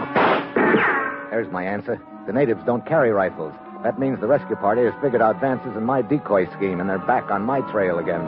I head for the river and wade upstream a couple of hours. I don't want to leave a trail for them if I can help it. Dawn comes, and I climb out of the water. The bend in the river's just a couple of 100 yards ahead of me. I wait a few minutes, but no sign of anyone following me. Maybe I've given them the slip. Now my big problem is finding Withers and his prisoner. But it turns out to be no problem at all. I get to the bend of the river, and there are two guys in torn clothes fighting on the riverbank in front of me. Hey, stop that fight. What? You heard me, both of you. Cut it out. That's better. Now get your hands up in the air, both of you. I'll see here, old man. Oh, shut up and do as I tell you, unless you'd like me to let a little daylight into you. Oh, very well, but you're making a mistake. You let me decide that, what? Well, you must be the two guys I'm looking for. Okay, which one of you is Withers? I am. Well, now, look. I'm Withers. You're lying. I'm Withers. I tell you, I'm Shut up. Withers. So you're both Withers, huh? No, he's lying. Well, it ought to be easy enough to prove one way or another. Withers is a British agent, and they always have identification papers. You say you're Withers. Let me see your papers. Why, yes, certainly. Well, that's strange. I don't seem to have them. Now, wait. This other man stole them from me. I did not. Those papers are mine. Okay, Buster, suppose you show them to me. Of course, So you don't have them either. They must have fallen into the river during the fight. Oh, sure. Now, look. For the time being, I'm going to call you guys Pat and Mike for the lack of anything better. Now, you're Pat. I say Mitchell. I don't mind being called Pat, but my real name is Withers, and I think this is all pretty silly. So, you know my name, huh? Well, of course. You're Steve Mitchell, and you're supposed to meet me and my prisoner here. I see. You don't see Mitchell. This bloke heard me and my partner mention your name before his friends jumped us. That's not true. I heard it. Look, save it, both of you. Mike. I gather that's the name you've selected for me. That's right. Well, that's your privilege, of course, but I prefer my own name, Withers. Yeah, but you're Mike for the time being. Hold it. What's the matter? Listen. I don't hear anything. That's the point. Those birds stopped screeching all of a sudden. Yeah, someone coming. Okay, drop to the ground in those bushes, both of you. Now freeze. The first one of you lets a peep. Gets a hole in his head. But, Mitchell... Shut up.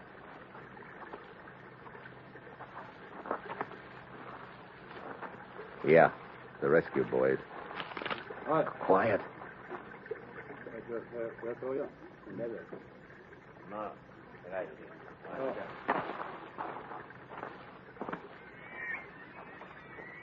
Nice try, Pat, but it didn't work. What do you mean? Breaking that twig to try and attract their attention. Well, that was an accident. Was it? But of course that I wouldn't was do no anything. accident. We did it deliberately. Those men out there in the brush are his fellow agents. That's a lie. Keep your voices down, both of you. Come on, we're getting out of here. Just a minute, Mitchell. We can clear this up right now. This chap claims it's me. Very well. Let me ask him a question. Okay. You claim your name is Withers, old boy. That you're a British agent. All right. Who's your superior officer? Major Summersby in London. Huh. Sorry. Your information is a little obsolete. Summersby was promoted 3 weeks ago. Major Holcomb's in charge. Well, Pat? Why, I've been out of touch with the Home Office for some time, but I can... No, quite. All right. Two can play at that game, my friend. Oh, you say you're Withers. What's your wife's name? Helen. It's Edith. Now, see... You see here, both of you. This is no time to be sitting around the jungle playing guessing games. Look, one of you is Withers, a British agent. The other one is an agent for another outfit, and he's been stirring up trouble with the witch doctors. Now, whichever one of you that is, has got friends beating the bush for him. Well, right now, we're heading for the coast before those friends catch up with us. That's a good idea, Mitchell. And get this through your heads. Right now, I don't know which one of you is which, but sooner or later, I'll figure it out. And in the meantime, I'm not taking any chances. The first one of you tries anything gets his head blown off. You got that straight? Okay, get moving.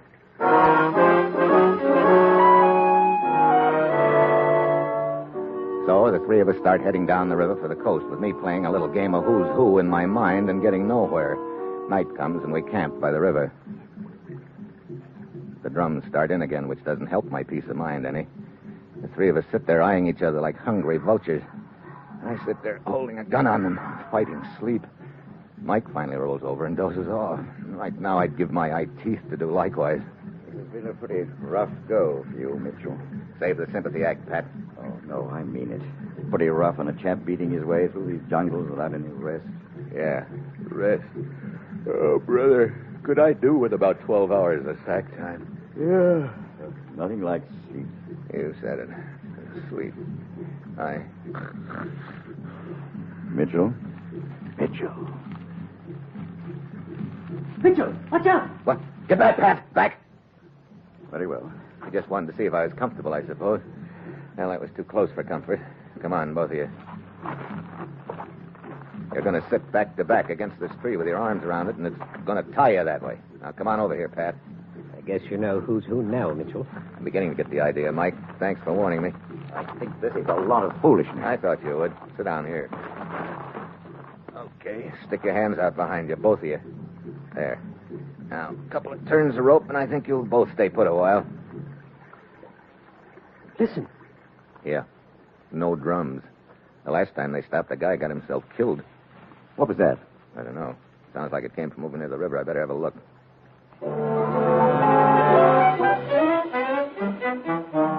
I ease over towards the river. Nothing in sight. I start to turn, but just then, a guy drops out of a tree on top of me. He's not a native either. I knock him off. Then I spot his gun, but too late. Blood creases my leg. He aims again, but this time I beat him to it. He slumps over. Then I spot another guy slithering through the brush with a rifle pointing in my direction. I limp back to Pat and Mike as fast as I can. Mitchell, what happened? It's bleeding. Sure is. Come on, I'm untying you. But who were they? Oh, a couple of scouts from the rescue party.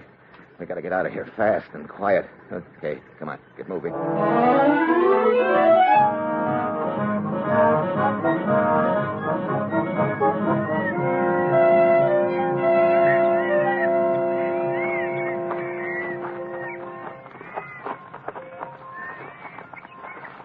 Look, Mitchell, can't we rest a bit? Been walking all night.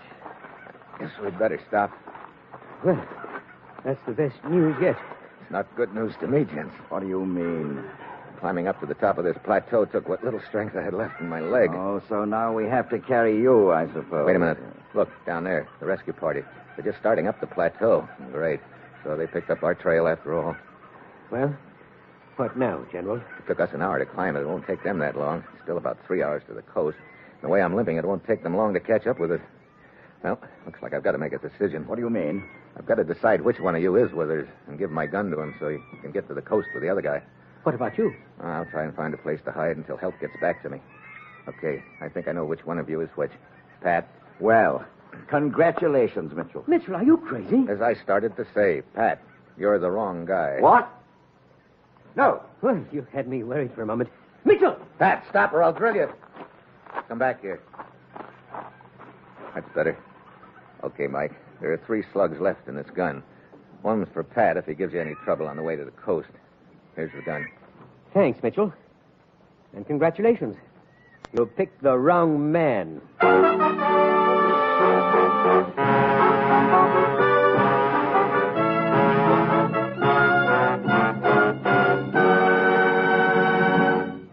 You will hear the conclusion of Dangerous Assignment in just a moment. First, here is the Wheaties man, Frank Martin. Put the sun in the sky and have a great morning. Begin a better breakfast with Wheaties. That's right. You can feel well, look well, work well when you begin a better breakfast with Wheaties and milk and fruit. Whole wheat energy, whole wheat vitamins and minerals, protein too. High-stepping nourishment for a high-stepping morning. There's a whole kernel of wheat in every Wheaties flake. Yes, there's a whole kernel of wheat in every Wheaties flake. No wonder we say Wheaties at 7 can help at 11. You try it. Try it tomorrow. You're eating good to be feeling good. You're getting breakfast of champions. Try it. See for yourself how Wheaties at 7 can help at 11.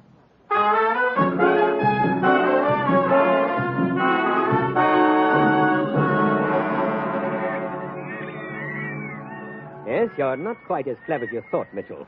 I must say you're very obliging, turning your gun over to me. I must say you put us in a bit of a pickle, Mitchell. Maybe not such a pickle, Pat. You see, Mike, I had you pegged as the wrong guy right from the start. Of course. That's why you gave me the gun. Sorry, but your bluff won't work. Stand back, Mitchell. No, wait. I want you to be nice and close. There, that's fine. Close enough? Close enough. You said there are 3 slugs in this gun. One's for Pat, one to spare, and one for you in the stomach. Takes longer that way. So long, Mr. Mitchell. What? Empty! Sure is, Buster. You did have it figured out. That's right. Let go of me. With pleasure. Ah! Well, you just put back the 10 years of my life you took away a minute ago, Mitchell. When you started to give that gun to Mike there, I knew my only chance was to make a run for it. Yeah? You know, there's one thing I'm curious about. What's that? This bloke was so clever with his answers, I began to find myself wondering whether I really was with us. How did you find out about him? Want to know a little secret? I didn't. What? Right up until the time I handed him that gun, I didn't have the slightest idea which of you was which. But you told him you'd figured it out. Sure, these guys operate a lot on bluff, so I thought I'd toss one back at him. So let him think I'm smarter than he was. What he doesn't know won't hurt him. All right, old boy. I can assure you I'll be the last chap in the world to put him straight about it. But I say, we're still not out of trouble. That rescue party's gaining on us. Yeah, we better get going. Your leg, man. You can't walk fast enough. I know. That's where our friend Mike here comes in. Come on, let's bring him around. Mike? I don't understand. Oh, I've got a special deal lined up for Mike. He'll love it, I'm sure. He gets to carry me piggyback. Come on, let's saddle him up and get out of here.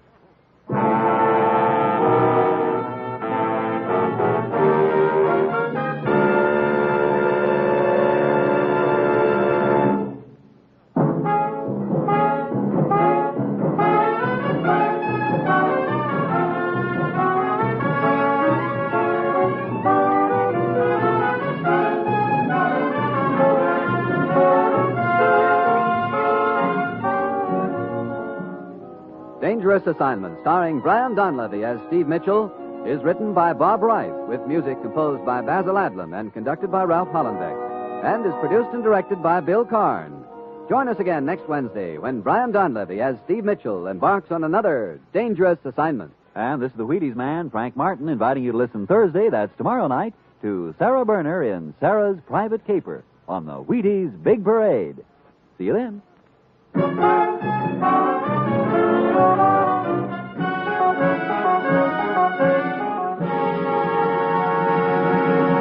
Dangerous Assignment came to you from Hollywood. Next, listen for The Falcon on NBC. It's National Wheaties Week.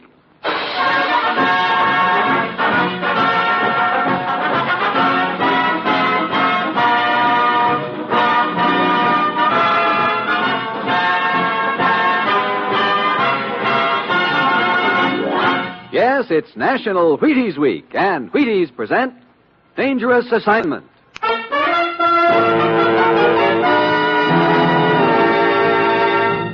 On stage tonight from Hollywood, Dangerous Assignment, another in the Wheaties' big parade of exciting half-hour presentations.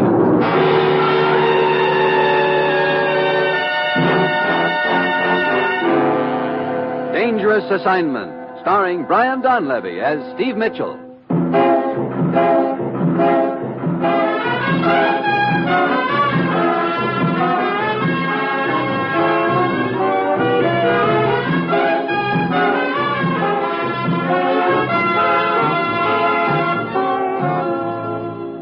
Yeah, danger is my assignment.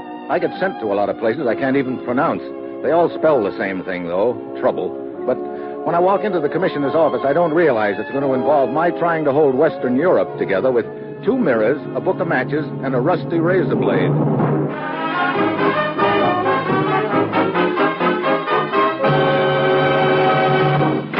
Morning, Commissioner. Ruth said you wanted to see me. I do, Steve. You're flying to Paris. But don't get any ideas. Well, I can dream, can't I? I'm afraid this dream's going to turn into a nightmare. Oh, swell. What's the deal? Tell me, what do you know about Aristide Reynal, Steve? Reynal? Oh, sure. The Swiss Sherlock Holmes. A sleuth of the old school, complete with a derby hat, umbrella, and false faces. But a very right guy, even if he is left-handed. And also one of the sharpest little detectives in the world. That's right. But I see you don't know the latest about him. What's that? Last night in Paris, Aristide Reynal was murdered. What? Yeah, I'm sorry to hear that. I really liked the little guy. Who did it? We think it was our old friend Lupac, Steve. Lupac? Is he still on the loose? More than ever. Now, Steve, I don't have to tell you about Lupac. He's a hired killer and the cleverest man we've ever had in our hair. I'll tell you how clever he is. He's been operating 5 years that we know of. We're fairly sure he's implicated in at least a half dozen assassinations, and yet no one even has a description of him. Yeah, I know that. Look, Commissioner, Aristide Reynal was a sort of a friend of mine, but I don't think you'd be sending me over to Paris to find Lupac for that reason. No, there's a lot more to it than friendship, Steve. You see, representatives of several European nations have been trying to hold top-secret conversations in Paris for the last week. What do you mean they've been trying? Every time they schedule a meeting, one of the representatives meets with a fatal accident, and I don't mean accident. I see. We think Lupac is responsible for those murders, that he's been hired to hamstring those negotiations. Now, Steve, they're going to try to meet again next Monday. Lupac's got to be caught before then. Get over to Paris, work with Inspector Murat of the Sûreté, and find Lupac. Well, that's it. You've got your assignment. Good luck.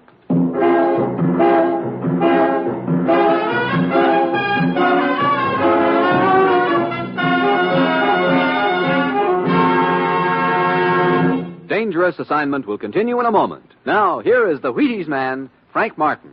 Say, friends, are you celebrating proper? It's National Wheaties Week, you know. National meaning everybody coast to coast. Wheaties meaning the whole wheat flakes with a wholehearted energy. And week meaning 7 big days for you and me to buy 'em, try 'em, and tell the neighbors. I'm eating 'em. My family's eating 'em. How about you and yours? Get Wheaties yourself and get with America. Come on, it's National Wheaties Week.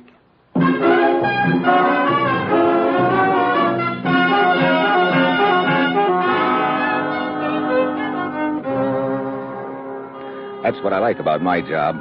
The commissioner's always so nice to me. He gives me a whole weekend in Paris, and all I have to do is find a killer nobody's ever lived to describe. I should be so lucky. Well, it's Friday when I get to Paris. I go to the headquarters of the French Sûreté, and Inspector Murat is waiting for me. Mitchell, all of us here at the Sûreté feel we have lost an honored colleague in Monsieur Aristide Reynal. What facts can you give me about Reynal's murder, Inspector? Unfortunately, very few. We know only that Reynal's body was discovered yesterday morning in the apartment of a man named Belog. Belog? Who's he? We have no idea, Mitchell. This Belog has dropped completely out of sight. Do you have any description of him? We have managed to piece together a slight description by questioning the other tenants. Belog is a small man, dark, with a mustache and a Van Dyke beard. He customarily wears horn-rimmed glasses and a beret. Great. That description could fit 1,000 guys in Paris. True. You know, there's a little idea pecking at my brain, Murat. I should not be surprised if it were the same idea that occurred to me, Mitchell. Namely, that this mysterious Monsieur Belog might be the hired killer we seek, Lupac. Yeah. You got a key to this Belog's apartment, Commissioner? Yes, we have left everything untouched for the time being. Good. Come on. I'd like to take a look at it.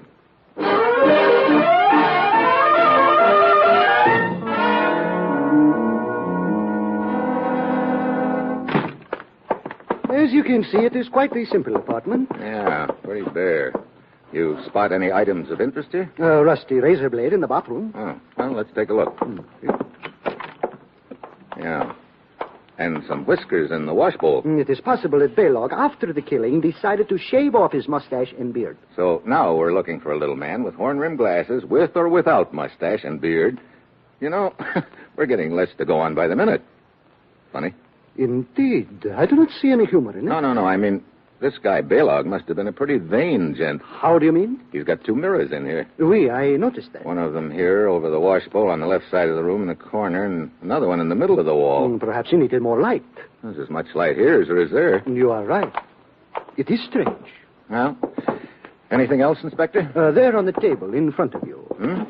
This matchbook? Yes. Note that there are but 2 matches remaining on the right side. Right now, I'm more interested in noting the name on the cover. Hugo's. What's that? A small restaurant on the Boulevard de Clichy. Well, when you don't know where to start, I guess one place is as good as any other, Inspector. Besides, I'm hungry anyway. I'll see you later.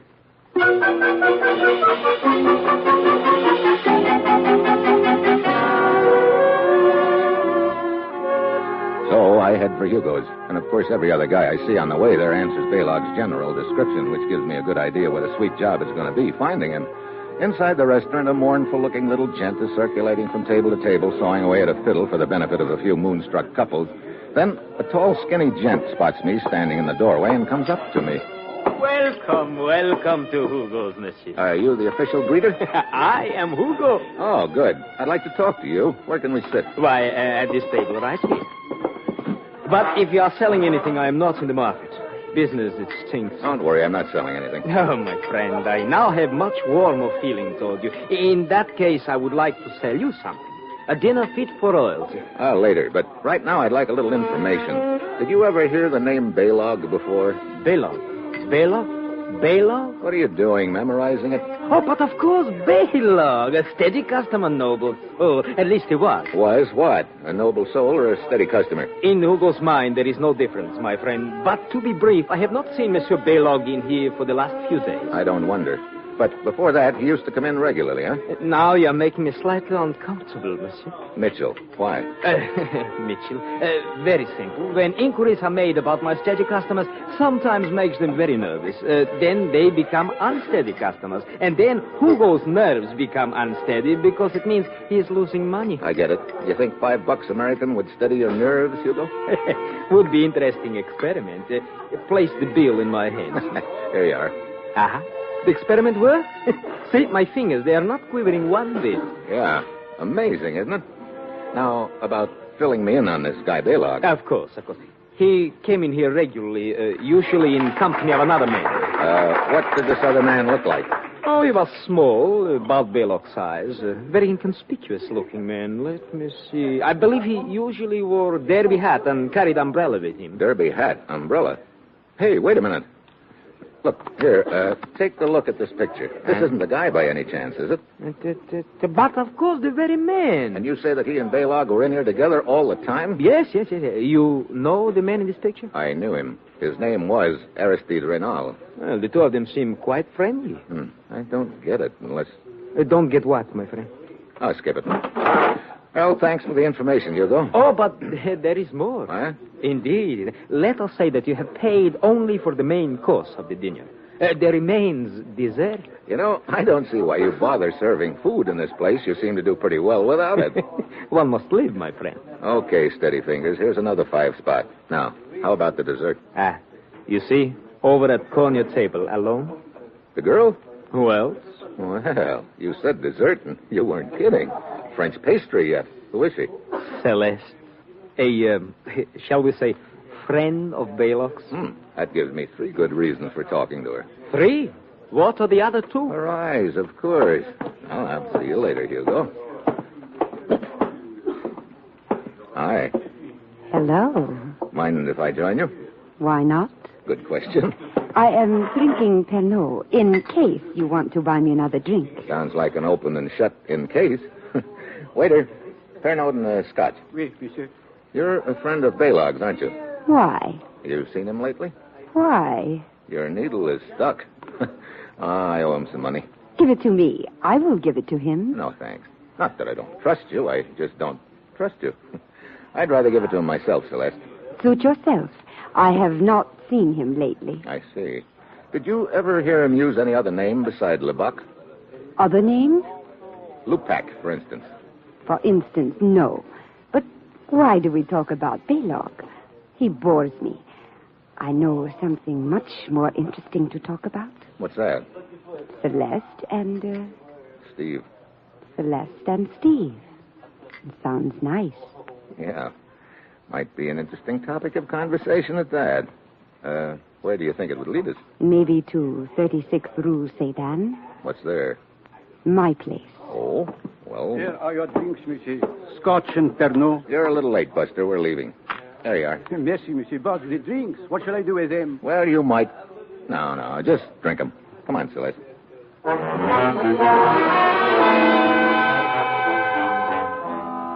We drive up and stop at her place and start in. Then I catch a glimpse of a figure standing in the shadows of the alley across the street. Could be Belog, alias Lupac. Celeste promises to wait, goes inside, and I walk down to the end of the block. Then I cross over and circle around that block. I came up the alley behind the guy, but when I get into the alley, there's enough light to tell me that no one else is in there. I come out across the street from Celeste's apartment, and still no one in sight. I start to turn for another look back down the alley, but just then an arm swings down out of the doorway beside me, and something awfully hard connects over my right ear. Knocks me to the ground. I fight to get up on my hands and knees, but just as I do, I get it again. I grab for the legs in front of my bleary eyes, but this guy must be enjoying it. The third time is the charm. Out I go.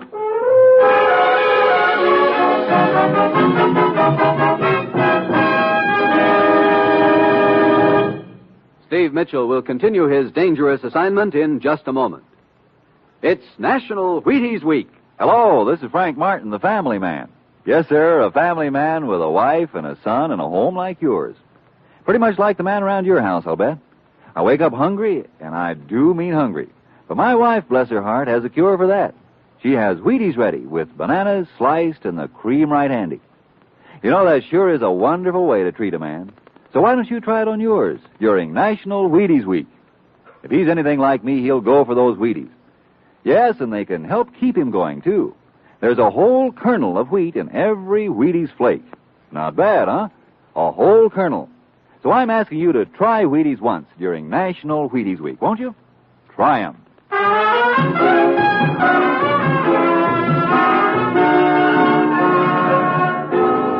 And now, back to Dangerous Assignment and Steve Mitchell.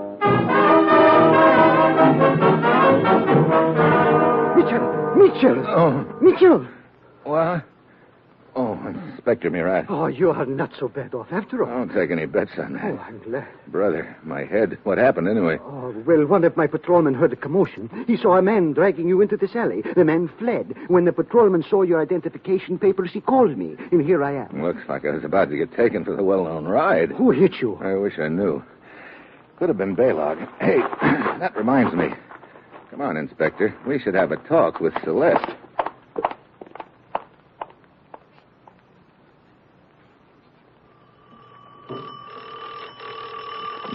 No answer. She may have gone. On the other hand, she may be hiding in there. You got a pass key? Oui. Let's find out. Very well. Here it is. Now, watch it. Belog may be inside, too. That possibility has also occurred to me. I'll get the lights. Empty. You know, there's something that bothers me about this whole setup. What is it? That's the trouble. I can't put my finger on it. It's like listening to a pretty little tune and hearing a discord every now and then. Like, for instance, Hugo told me that Belog and Aristide Renal were regular customers at his restaurant and that they seemed very friendly. Monsieur Renal was what we might call a detective of the old school. I am sure the idea of assuming another identity and befriending Belog would have appealed to him. Yeah, like I say, that could be it. And if that was the only discord, I wouldn't pay any attention to it. There are others? Just little ones, like why the two mirrors in Belog's bathroom. You think there is a significance there? Right now I'm having trouble thinking at all with this lump on my head. Look, I'm going back to Hugo's and see if he can give me any more leads on Celeste. I'll check with you later at headquarters.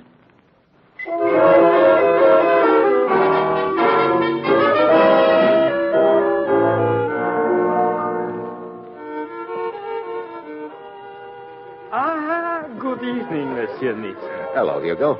Hey, looks like you're doing quite a business. No, these are not customers. They are would-be waiters.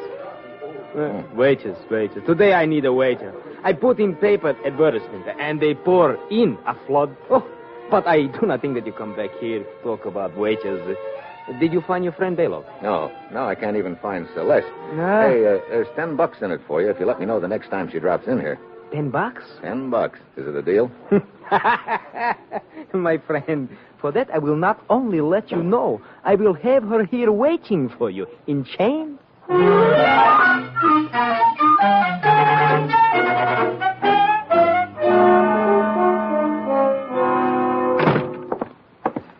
Mitchell, were you able to find out anything more at Hugo's? Only that he's having employment troubles. Tell me, are you still hearing little discords in this tune we are listening to? Yes, I am. I'm beginning to think that the discords could add up to a whole new tune. Pardonnez-moi. Hello? Oui? What? How long ago? Very well. The trail is warming up, Mitchell. How so? At your suggestion, I have had one of my men watching Celeste's apartment. He reports that a man answering Belog's general description just went inside. Okay. Well, that sort of knocks my new tune into a cocked hat. Come on, let's go.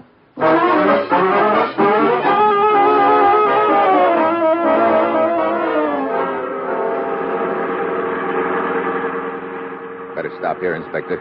Celeste's apartment is just ahead. Oui.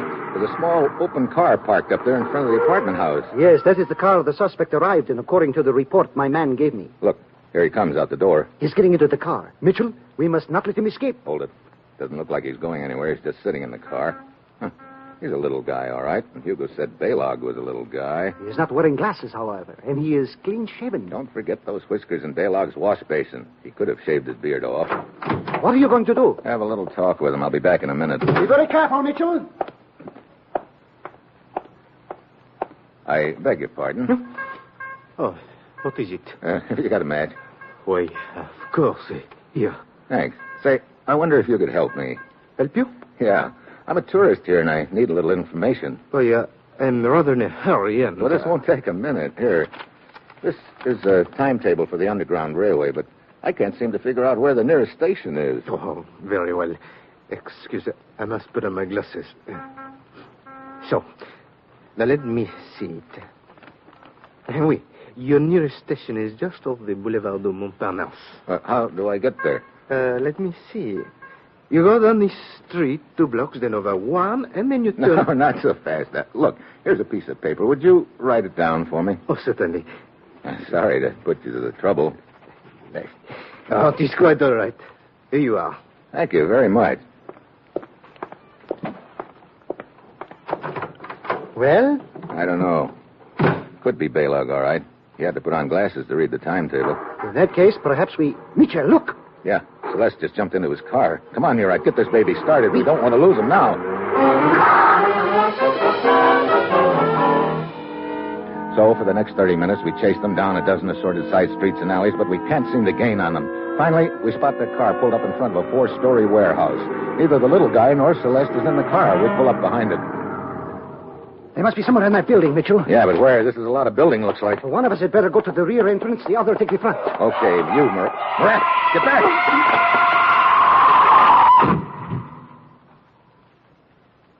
Mon Dieu. Brother. Yeah. This is the guy we were chasing, all right, or what's left of him. No identification on him, but that does not surprise me. Well, Mitchell, the case is closed. Our little friend, Belog, realized he was cornered. He preferred to administer justice to himself. Did he? I know what you are thinking, that perhaps he was pushed off the building. Well, perhaps he was. It is no matter. Either way, it would appear our case is closed. Yeah, Murat. That's just the way it would appear.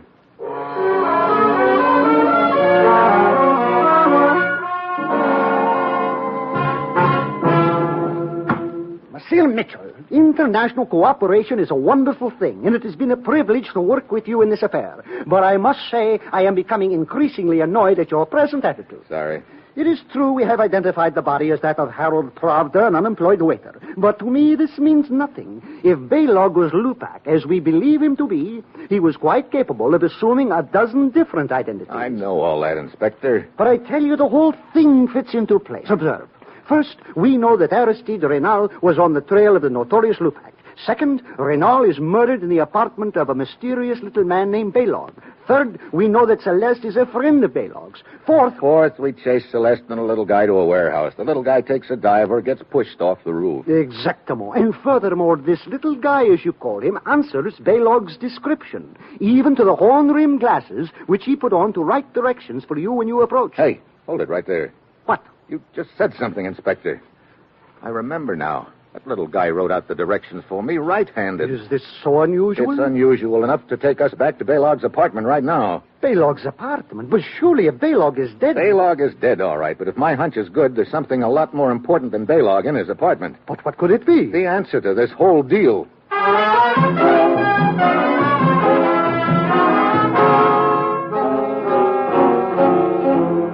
Inspector, one of the things you showed me when we were here in Baylog's apartment before was this matchbook on the table. But of course, that led us to Hugo's restaurant. Yeah, and that's all I was paying attention to at the time. I should have paid more attention to the fact that the remaining matches were on the right-hand side of the book.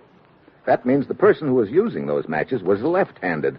Granted, he picked off the matches with his left hand. Aristide Reynal was left-handed. Of course he was, Mitchell. We both know that. But what does that prove? We believe that Reynal was posing as a friend of Baylog's. They ate dinner together. Reynal obviously visited this apartment. As a matter of fact, this is where his body was discovered, if you will remember. Yeah, Reynal was left-handed. He probably used those matches. Now, come on into the bathroom. Very well. Now, this is the part I couldn't figure out before, Mirat, but it sure makes sense now, the two mirrors. But I still do not see... Look, the regular mirror is over the washbowl right here in the left-hand corner of the room. True. Now, pretend you're Baylog and you're going to shave. And also pretend you're left-handed. Well, all right. I would simply take a razor in my left hand and then... Mitchell. Yeah, that's right, Inspector. There's not enough room between the mirror and the wall on the left side for a left-handed man to shave. Yes. You'd probably cut your nose off. That is why Baylog set up the other mirror farther along the wall. Yeah. Inspector, doesn't it strike you as a pretty big coincidence that both Reynal and Baylog happen to be left-handed? What are you suggesting? I'm suggesting that Reynal and Baylog were one and the same man. What? But that is impossible. Is it? Look, we know Reynal liked to adopt various disguises. I think he grew a beard, rented this apartment under the name of Baylog, and went after Lupak. Then, when things got too warm, he shaved off his beard, but it was too late. Lupak killed him, and his body was correctly identified as Reynal. But Hugo himself told us he had seen Reynal and Baylog dining together frequently in his restaurant. That's the point, Inspector. That means that... That means that Hugo was lying. Hello, Hugo. I figured you'd be pretty close on our trail at this point. I had to be sure you were convinced that the little man who, shall we say, fell off the roof was Baylog. Unfortunately, you are not convinced, that's all. Then Hugo is Lupak. That's about the way it adds up. I have that honor indeed. Inspector, the hand away from the pocket, please. I admit there are more artistic ways of killing than with this gun of mine, but I am a practical man. I always suit the weapon to the occasion. You were pretty smart in this deal, weren't you, Hugo? Up to a point. When you found out that we believed there was a guy named Baylog and that he'd killed Reynal, you decided to keep the story alive. You even went so far as to hire a little waiter who might pass for Baylog. You made a deal with him to take us on a chase through town. Then you shoved him off the building, hoping that would close the case and take the heat off of you. Stay where you are. So it did not work. However, you are the only two who know it did not work. And you can be easily disposed of. Mitchell, stay where you are. Don't worry, Hugo. I'm not getting any closer to you. I'm just walking sideways. Stop. You know, Hugo, for the first time in your life, you're going to have to make a choice. I said stop. Okay. What do you mean? Up to this point in your illustrious career, you've always been told who to kill. Now you've got to choose, me or Murat. I shall kill both of you. Oh, no. We're on opposite sides of the room now, and you're right in the middle. Whichever one you shoot, the other's going to jump you, and you won't have time to get us both. So, which one of us it is going to be, Hugo?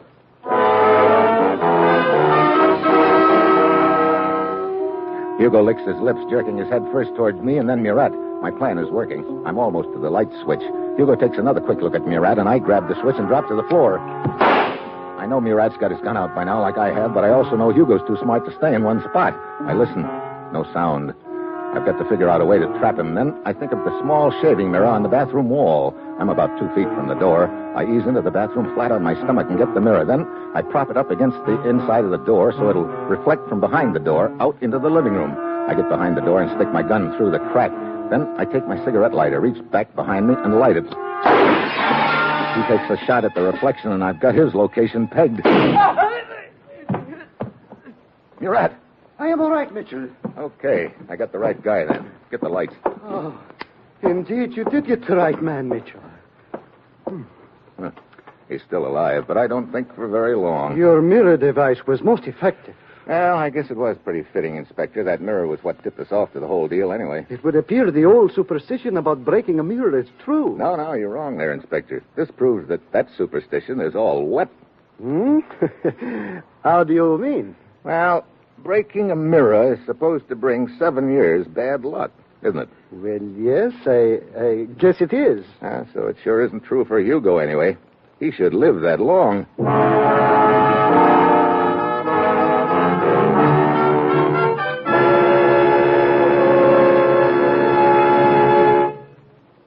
You have just heard the conclusion of Dangerous Assignment.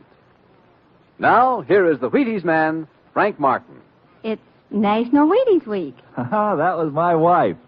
Sure, it's National Wheaties Week. So the Wheaties people asked her if she'd come to the studio tonight and tell the truth about me and Wheaties. Our little boy would have come, but he's only 3.5, and it's about time he was in bed. My wife's name is Maud Lee Martin, and she comes from Kentucky. Maybe you can tell it when you hear her talk. Thank you, honey. Well, I'm surely glad to have a chance to celebrate National Wheaties Week because we're really fond of Wheaties at our house. Our little boy Jeff eats them right out of the box. Your Wheaties announcer, my husband, eats Wheaties too. And I'd like to tell every wife listening, I really do think Wheaties make a great deal of difference in a man's work. I have a real nice feeling when I put Wheaties on the breakfast table because I know I'm giving my family a wonderful lot of real nourishment. If you haven't had Wheaties lately, pick up a package when you're at the store tomorrow and join the Martins at breakfast, won't you? Sure, do that. It's National Wheaties Week. Come on, everybody, to the Wheaties party. Eat a lot of Wheaties like the champions do. Dance together, cheek to cheek. This is National Wheaties Week. Eat a lot of Wheaties like the champions do. Wheaties at breakfast of champions.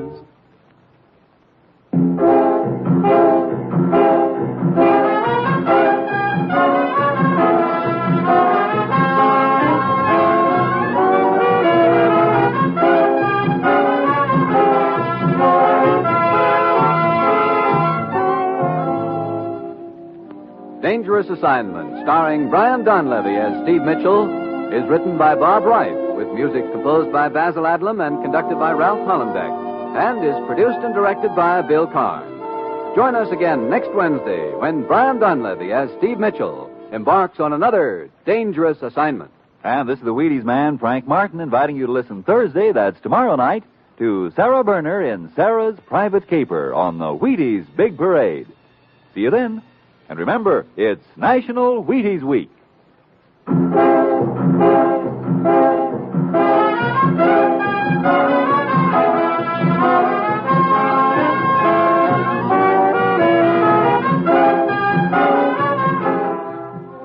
Dangerous Assignment came to you from Hollywood. 3 weeks from tonight, the great Gildersleeve returns to NBC.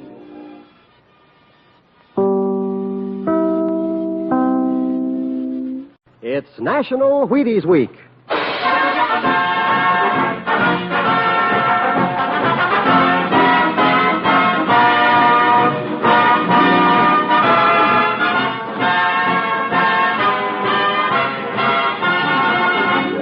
Yes, it's National Wheaties Week, and Wheaties presents Dangerous Assignment.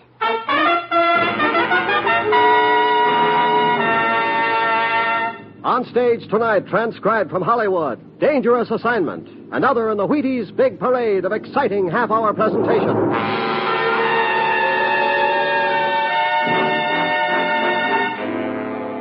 Dangerous Assignment, starring Brian Donlevy as Steve Mitchell.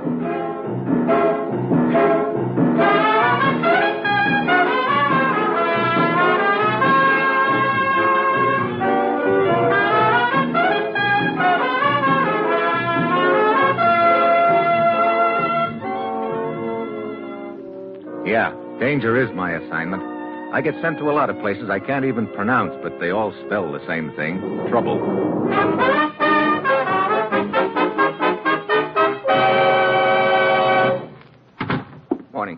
Steve, ever done any snake charming? Well, I've tried my hand at charming, but I think they'd resent being called snakes. Why? You're leaving for Bombay, India on the next plane. To study snake charming? There's a snake somewhere in this deal. How you get him out of his basket is up to you.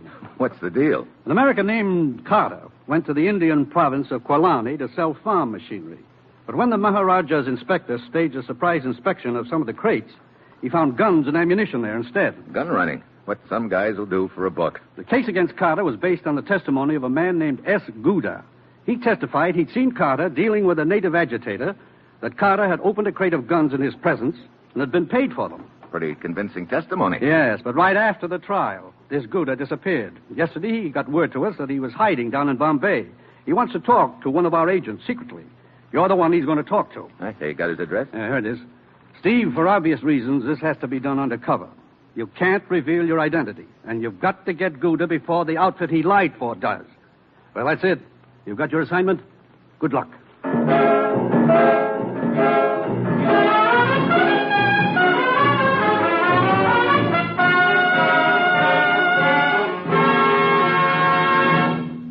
Dangerous Assignment will continue in just a moment.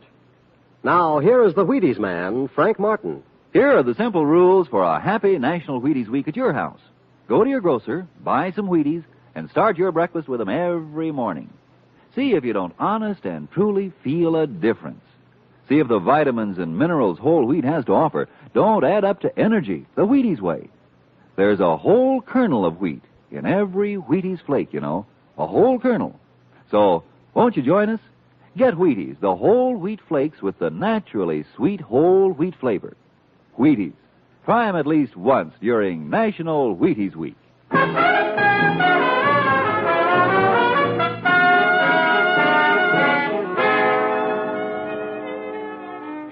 Yeah, I've got my assignment. Going to be a friendly little race. Whoever gets to Gouda first wins. It's Friday night when I get to Bombay. I register under a phony name at a hotel near Gouda's rooming house, and then I go over. Down the street, there's a small building on fire, but nobody seems to be paying much attention to it. Inside the rooming house, a bored-looking clerk is lazily sketching on a piece of paper. Good evening, sir. Hi. May I help you? No, thanks. I know the room I'm looking for. Say, you people take your fires pretty calmly around here, don't you? I beg pardon, sir? That building on fire down the street. Back home, there'd be a crowd a block thick around it. Oh, that. A man died of the bubonic plague there. That's why they're burning the building. Plague? No wonder there's no crowd around. Oh, such things are not unusual here, sir. Pleasant thought. But you have given me an idea. The burning building might be a good thing to sketch. Room 7, yeah. Who's there? The guy you wanted to see. How can I be sure? Well, you might try opening the door. You alone? Yeah. Come on, open up, Gouda. You must not mention my name. Come in, quickly. Now, your credentials, please. Here they are. So, did anyone follow you here? Not that I know of. Why? I had to go out for a while this evening. I believe someone was following me, but I managed to give them the slip. Look, what is this that you want to tell me? I was paid to give false testimony against the American, Carter. I see. Who paid you and why? They only gave me half the money they promised me. Who's they? The ones who really smuggled the weapons into Kwalani province. They said if I tried to betray them, they'd kill me. But I will have my revenge. If I tell you their names, you must protect me from them. Oh, I'll do what I can. Very well. There are 2 of them involved. The closet!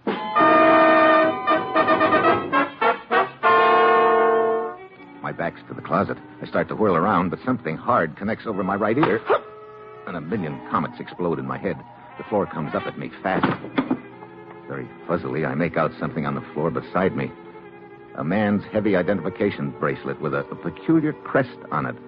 I fight to get up on my hands and knees, but I get another clip on the head, and that does it.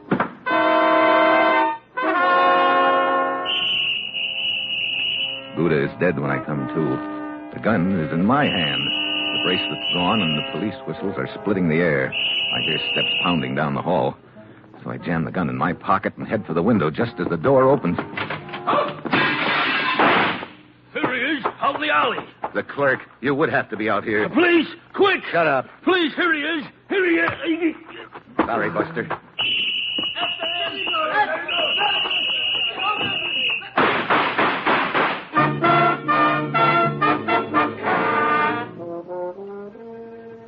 And 5 alleys later, I'm back in my hotel room, thinking about the spot I'm in. So the race to get Gouda has turned into a dead heat. Gouda's dead, and the heat's on me. It's a neat frame. The U.S. agent bumps off the key witness in a case against the U.S. citizen. Well, morning comes, and I get hungry, so I go downstairs. A little beady-eyed gent in a turban is sitting in the lobby, but when he spots me, he jumps to his feet. There he is. The men of police are after help. Police! So I'm on the run again. I go out the back door and down the alley, wondering how Beady Eyes was able to identify me. I slip into a little Chinese restaurant down the street. Good morning, sir. Hi. How about a little breakfast? Oh, but of course. Tea and rice. No, ham and eggs. Oh, so sorry. Tea and rice. That's all you got? Dried fish? I'll take tea and rice. Oh, here is newspaper. You like to read about big excitement last night? Excitement? Oh, please, sit down. We'll wipe off table. What excitement are you talking about? Oh, it's all in newspaper. We'll turn back to first page. Killing last night, only short distance from this place. Man got away. But I know what he looked like. Huh? How do they know? Oh, clerk at rooming houses, artist student. He draw good picture of killer. What? See, big sketch of killer's face. You see, he looks like his face. Oh, please do excuse me. One moment. Must see what's going on in the kitchen.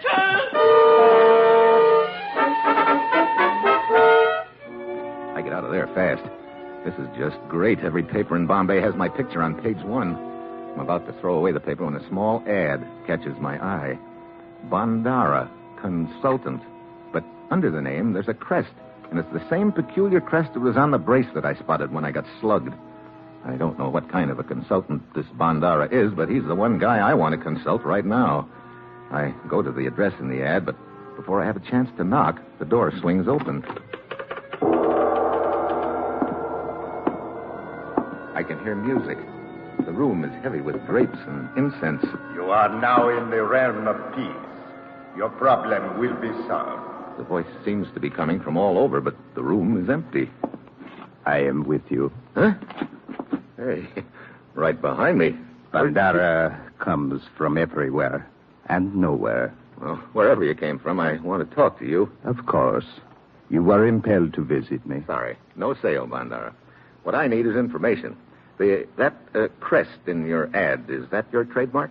It is the symbol which identifies Bandara in the spirit realm. Yeah?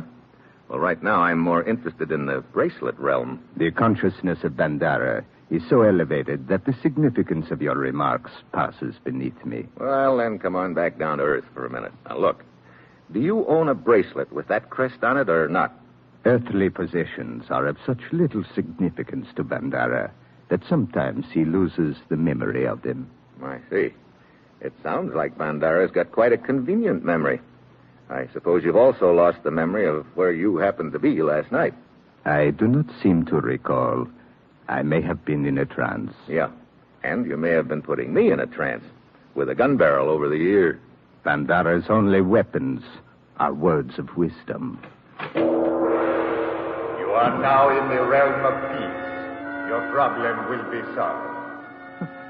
Brother, with the props you've got, you could make a fortune in Hollywood.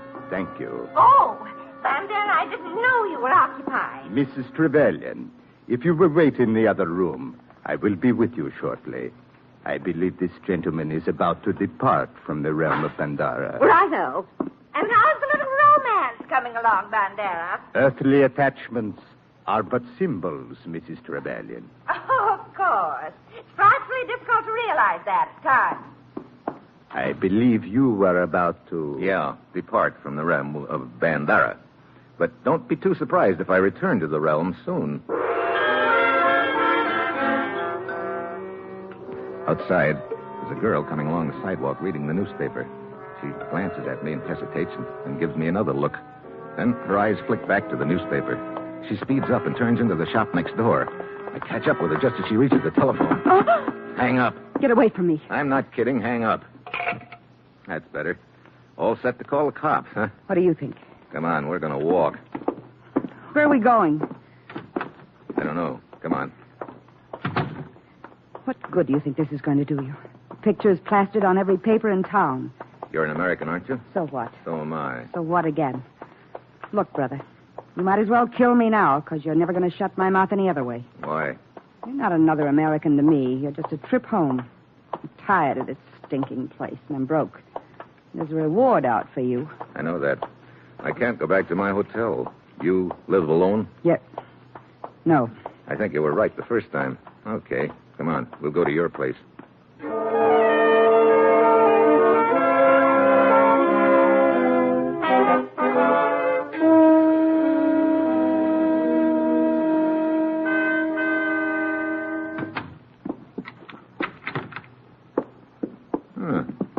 Nice place you have here.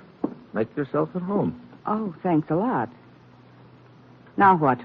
Well, I've got to stay on the loose until I find out who framed me. Oh, sure. You're just an innocent little bystander who got framed. Put on a new record, will you? You've got it all figured out, haven't you? Look, like I told you before, you're a trip home as far as I'm concerned. What's your name? Carol. Steve is mine. Delighted. So you're not interested in helping me? Are you kidding? Would it make any difference if you knew that I really was innocent? Look, everybody knows you killed that guy in the rooming house. No, Carol. I didn't kill him. Who did then? I don't know. I've got one possibility in mind, if I can ever get the guy down off a Cloud 8 long enough to find out a few things. No, you sound real convincing. Now, look. Forget it. Okay. What good's it going to do you to stay here? Well, this is the safest place in Bombay I can think of for me right now. Okay. Go ahead and sit there. But you can't stay awake forever. And the second you doze off, you're a dead pigeon.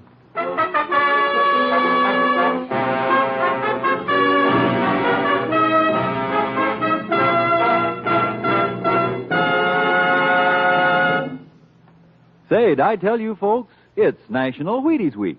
And your grocer will sell you just as many packages of Wheaties as you want. Any day, every day. Now, isn't that nice? You can celebrate all you want to. And believe me, backstage here, we're sure taking advantage of the privilege. Just to prove it, here's Bob Reif, the talented young man who writes the thrilling stories you hear on Dangerous Assignment. Pull up a Wheaties bowl and join us, Bob. Thanks, Frank. I'll pick up that cue. Sure, I'm a Wheaties man, but isn't everybody? We sure hope so, Bob, especially during National Wheaties Week. National Wheaties Week. What a week. All the Wheaties you can eat just waiting to be bought at the grocery store. Wonderful, isn't it? Seriously, folks, I do think Wheaties are swell, and I hope you're getting yours, because when you buy a package of Wheaties, it tells us you like our show, just like that. So, if you want us to know, don't write. Just take home a box of Wheaties from the store. How about that, okay? It certainly is, and thank you, Bob Reif.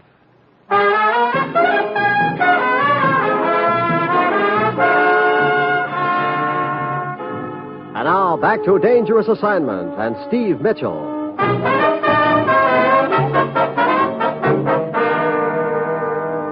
What time is it? A little after noon. Brother, no sleep for 30 hours.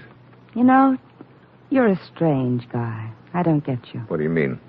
I should think you'd be trying to figure a way to get out of town. That's just what I would be doing if I were guilty. If you were. Isn't it? Yeah, I guess so. I mean, I don't know what I mean. Oh, boy, that sunlight feels good. You know? When this deal's over, I'm going to hit the sack for about a week. I guess you've been through a lot, haven't you? Yeah. And believe me, it's not habit forming. Well, you're safe for the time being. Just relax. Yeah, I'm so relaxed right now anymore. Steve. Steve. Hey, come back here. Almost, but not quite. Let go of me. Let go of that door. Okay. Well, you can let go of me now. Yeah. Yeah, I guess I can. No. No, don't. Hmm? Oh, Steve. Well, I'm so mixed up. you didn't seem to be a moment ago. You were trying your best to get out that door. I'm glad you stopped me. You didn't kill that man, did you? No. I tried to make myself believe you did. I thought I was being so tough about it. I thought I could get enough money out of the reward to get home on. So, what happens now? I guess that's up to you, Steve. I'm not going to try to call the police anymore. You can stay here if you want to. Look, there's nothing I'd rather do right now than stay, believe me. But I'm not going to get this deal figured out sitting here. Where are you going? To the realm of peace. Huh? Skip it. I'll tell you about it when I get back. Okay. We can talk about it over a drink. Yeah, maybe I'll have something to celebrate by then.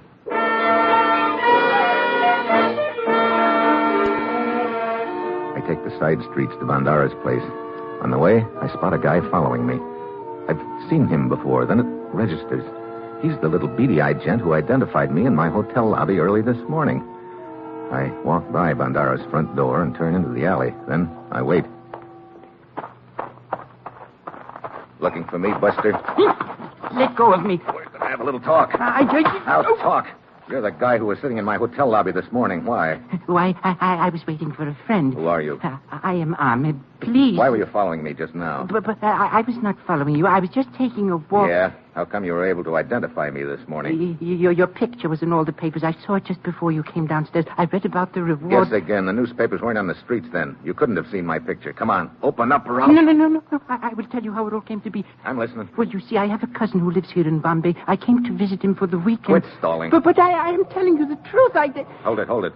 What was that? And now this cousin of mine wanted me to... A car full of cops out in the street. So, that's why you were stalling. Police, idiot! Okay, you're looking for a reward, huh? Here it is.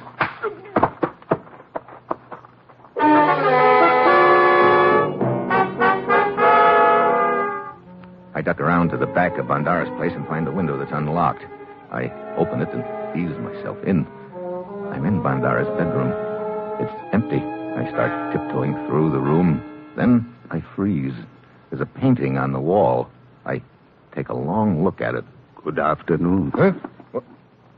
Well, you specialize in popping out of nowhere, don't you, Bandara? Most people who seek my help specialize in entering through the front door. You must have an electric eye on these windows, too. Those who seek to enter the realm of peace by stealth do not find peace. Well, maybe not, but sometimes they pick up a little information. A little information is a dangerous thing. Well, it's better than none. Strange. I have no consultations at this hour. Who is in charge here? This is the police. Hey. Police? Bandara has no traffic with the police. What do they want with me? You go find out. I'm leaving. I go out the same way I came in, the back window.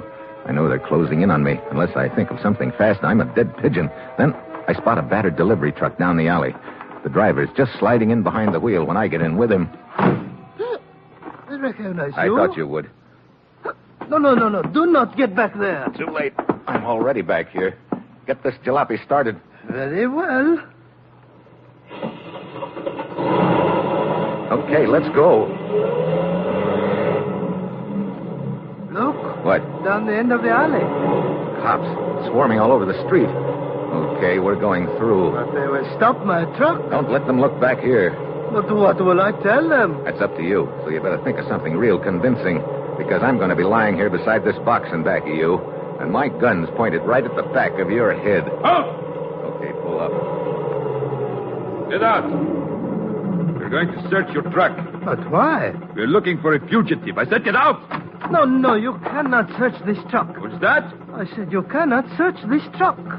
So, then the fugitive is here. No, I am carrying a dead man. Let me inspect this dead man. Very well, but this man died of the bubonic plague. What? Get your truck out of here at once!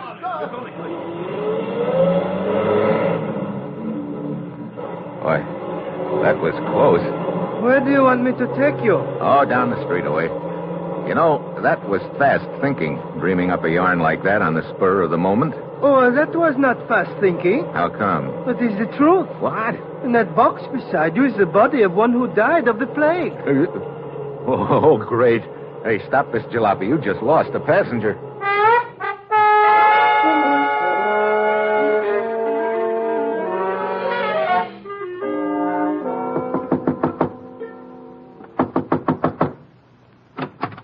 Steve, Hi, Carol. I'm so glad you got back all right. Here's that drink I promised you. Thanks, Carol. Well, I've been doing a lot of running and dodging the last hour. I could use some fresh air. There.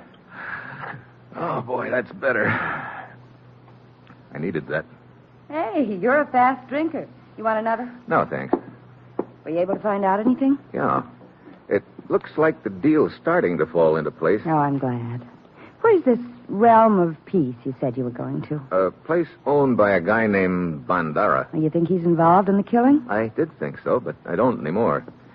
I guess it goes together something like this, Carol. Suppose an outfit wanted to smuggle some guns into an up-country province.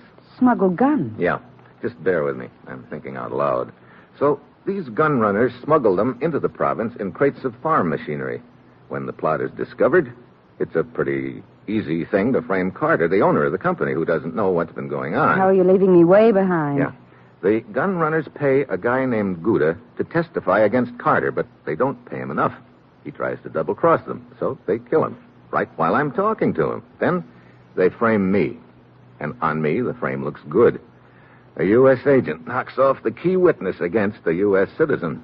You're a government agent? Yeah. Gouda told me there were 2 people involved in the gun running. I think I know who one of them is. Who? A little gent named Ahmed who's been following me around trying to sick the cops on me. And the other... What's the matter? What's this on your dressing table? Why, a jewel case. Why? That's what I thought it was. Steve, don't. Well, what do you know? A heavy bracelet with Bandara's crest on it. I guess I should have thrown that away, shouldn't I, Steve? Yeah. I thought you were unconscious when you hit the floor. I didn't think you'd seen it then. It broke when you clipped me, didn't it? How'd you find out about me, Steve? I saw a painting of you in Bandara's bedroom. Then I remembered one of his suckers kidding him about a romance. I put 2 and 2 together, and they added up to you. Bandara gave you his bracelet. You were wearing it last night when you killed Gouda and slugged me. I'm sorry you found out, Steve. I knew you had. I saw it in your eyes when you walked in a minute ago. And I'm sorry. I wasn't kidding about liking you. I guess I kind of liked you, too. That's why it was so hard for me to do what I did. What do you mean? That drink I just gave you. I poisoned you, Steve.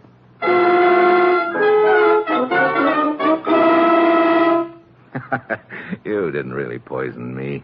You're kidding me. I'll bet... Oh, no. You're not kidding me. Steve? My stomach. Carol, you did poison me. I had to.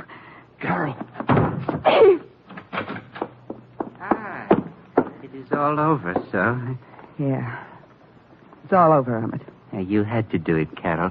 He got away from me at Bandara's before the police could get there. But now it is simple. I'll take his body somewhere and notify the police. We're in the clear. Yeah. So, he is very heavy, this Steve Mitchell. Let me give you a hand. Steve! I mean a fist. Oh, no, Carol. You're not leaving. Let go! Sit down. The poison. I saw you drink it. No, you didn't. I had you pegged when I walked in. I wasn't about to accept any hospitality from you. I poured the drink out the window when my back was turned to you. Then why the fake collapse? To nab your partner, Ahmed. You still don't have any evidence. Oh, Ahmed's the jittery type. I'm sure I can make him spill the whole story to the police. Steve, you've got to listen to me. I didn't know what I was doing. Give me a break, Steve. Let me go away. Maybe later we... Save it, Carol, save it. I'm taking you both in. You know, we could have made beautiful music together, but now it's Ahmed who'll do the singing. And I bet his notes are going to sound real sour to you.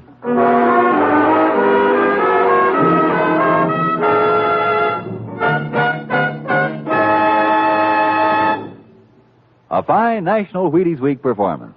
And here's the man who made it so, our star, Brian Donlevy. I stayed to ask you to buy Wheaties this week. If you enjoyed Dangerous Assignment, it would give me a lot of pleasure to know it. And I will know it if you'll get those Wheaties. Will you do that? Thank you, Brian. And folks, let's all buy Wheaties for Brian Donlevy, just to let him know we think he's great on this show. Let's get to that grocer in the morning and tell him we're there about Wheaties.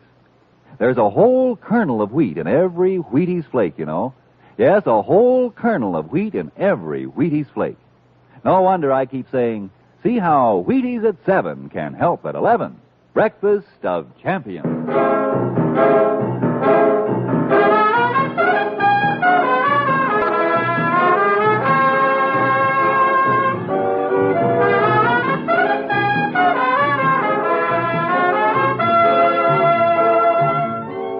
Dangerous Assignment, starring Brian Donlevy as Steve Mitchell, is written by Bob Reif, with music composed by Basil Adlam and conducted by Ralph Hollenbeck, and is produced and directed by Bill Karn. Join us again next Wednesday when Brian Donlevy as Steve Mitchell embarks on another Dangerous Assignment. And this is the Wheaties man, Frank Martin, inviting you to listen Friday night to Dimension X on the Wheaties Big Parade. See you then.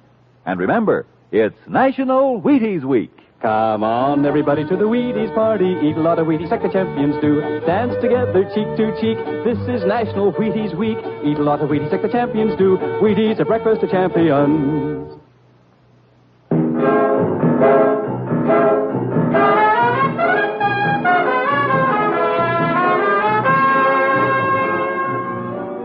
We can prevent the overwhelming number of forest fires which each year blacken vast areas of our precious woodlands. Full 9 out of 10 forest blazes are man-made, caused by carelessness. Only you can prevent forest fires.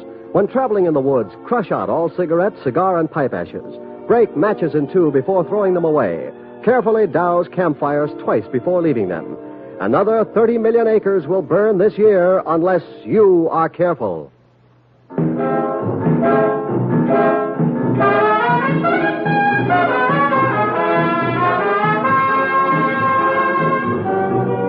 Dangerous Assignment came to you transcribed from Hollywood. In just 2 weeks, the great Gildersleeve returns to NBC.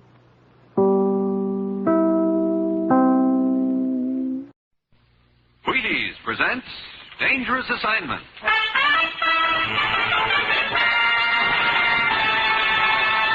On stage tonight from Hollywood, Dangerous Assignment, another in the Wheaties Big Parade of exciting half-hour presentations.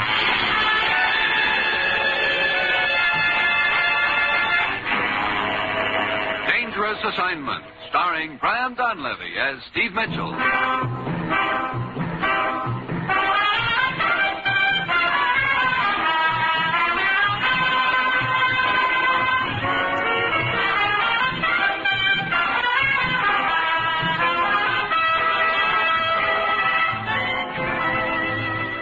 Yeah, danger is my assignment.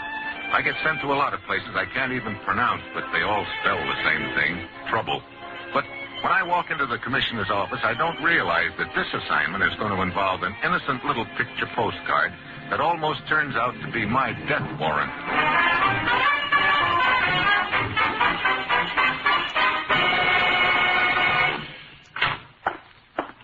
Morning, Commissioner. Ruth said you had something for me. I do. Here it is, Steve. A plane ticket. Oh, no, not again so soon. How soon can you get back? Look, the way you've had me hopping around the world lately, I don't even have anything left to pack.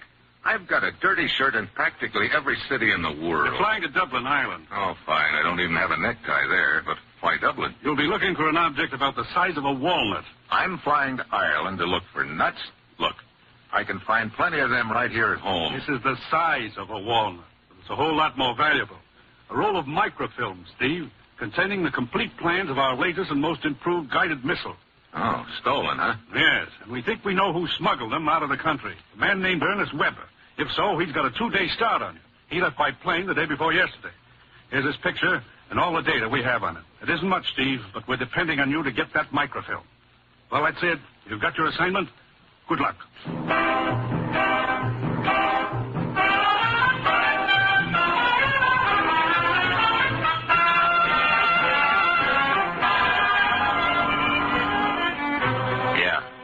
little cinch assignment.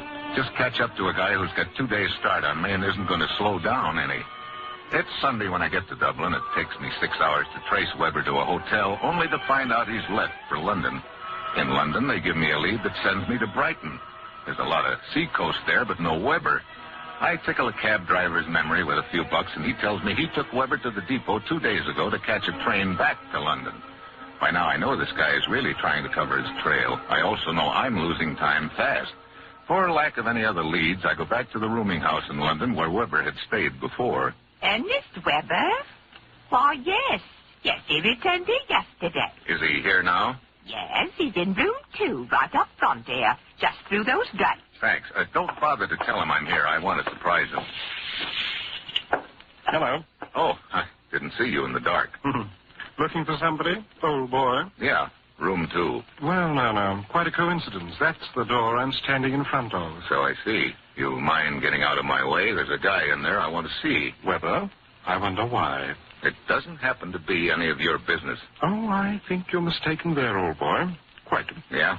Look, old boy, if you don't get out of my way... So you want to see Weber? I get it. You stand out here and stall me while he goes out the window. Now, look. Why don't you look instead? Here. Huh? I'll turn on the light for you. Hey. Go ahead. Take a good look. Brother, from ear to ear. Quite. Which brings me back to my original question. Why did you want to see Weber? Before I answer that, I want to know who's asking it. Name's buried. Inspector, that is. I see. Well, as long as we're getting official, you better take a look at my credentials. What ho? Washington? Yeah. Weber smuggled some microfilm out of the States. You know, that throws a little more light on it. How so? A chap named Sutherland turned up dead this afternoon down the coast in Hastings. We found a couple of postcards on Sutherland's body. Decided to take a look at the chap who'd been sending them, so I ran up here and found Weber dead. Could I see those cards? Righto. The postcards themselves look innocent enough. Here they are. Thanks. First one was mailed from Dublin. Just arrived. We'll keep you posted. Right. And the second was mailed to Sutherland from London. Like it here, but I'm moving on. We'll let you know when and where I settle down. That sounds like there should be a third card. We found only these 2 on Sutherland's body. You gave this room a going over. Quite. No microfilm either on Weber's body or in the room, if that's what you mean. Either Weber's already sold the film, in which case I'm too late, or else he's got it hidden somewhere. I'll have to take my chances on it being hidden. I don't envy you your search, old boy. A little like the proverbial needle in the haystack, you know? Yeah. You say this other guy, Sutherland, was killed in a town called Hastings? Right, it's south of here, on the coast. Where was he staying there? A spot called the Sea Cliff Inn. Okay. I think I'll take a run down there and see what I can find out on that end.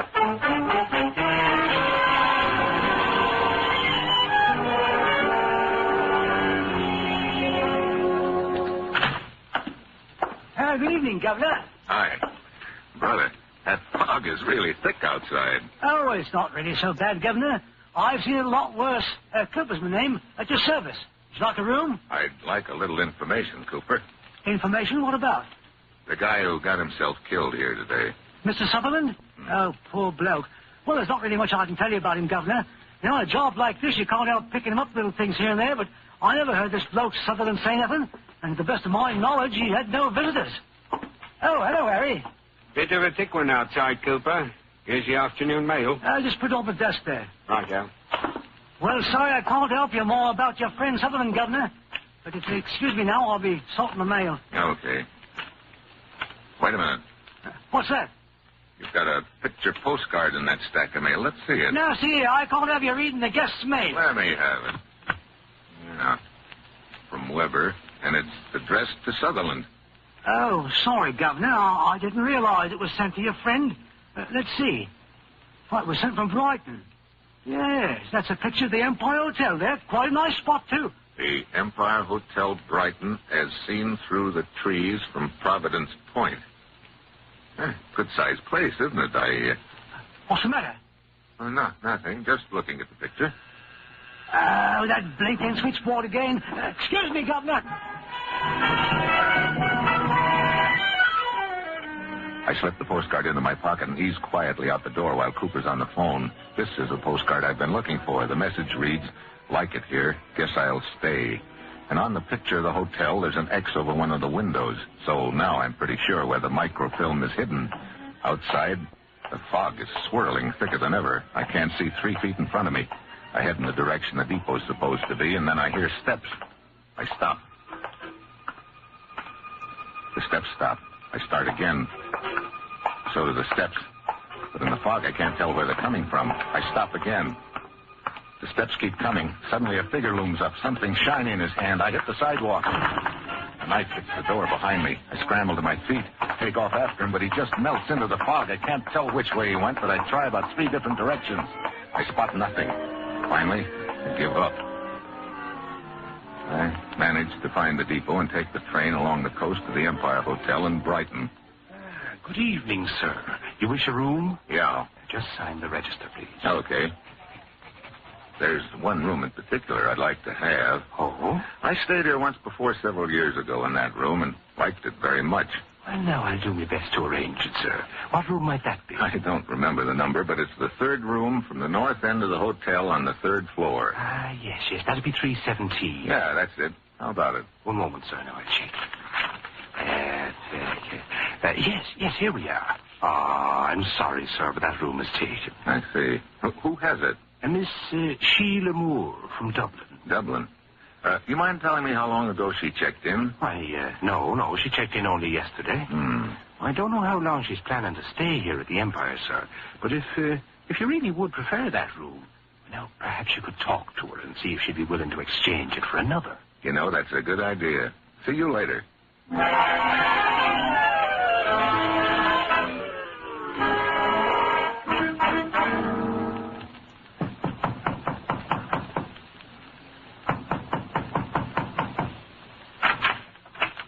Yes? Well, Miss Moore? Yes. And who are you?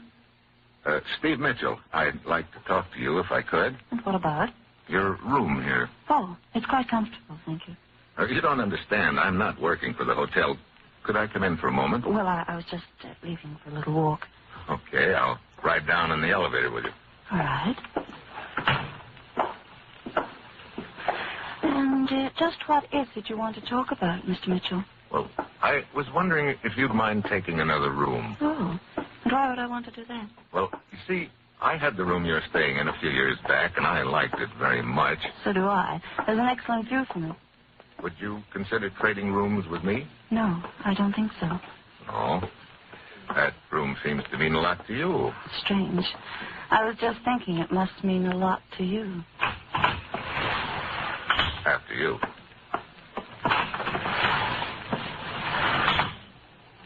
You're from Dublin, aren't you? Yes. On a vacation here? My, but you're a nosy one, aren't you? Yeah, sort of. I've always wanted a holiday in Brighton, so now I'm taking one.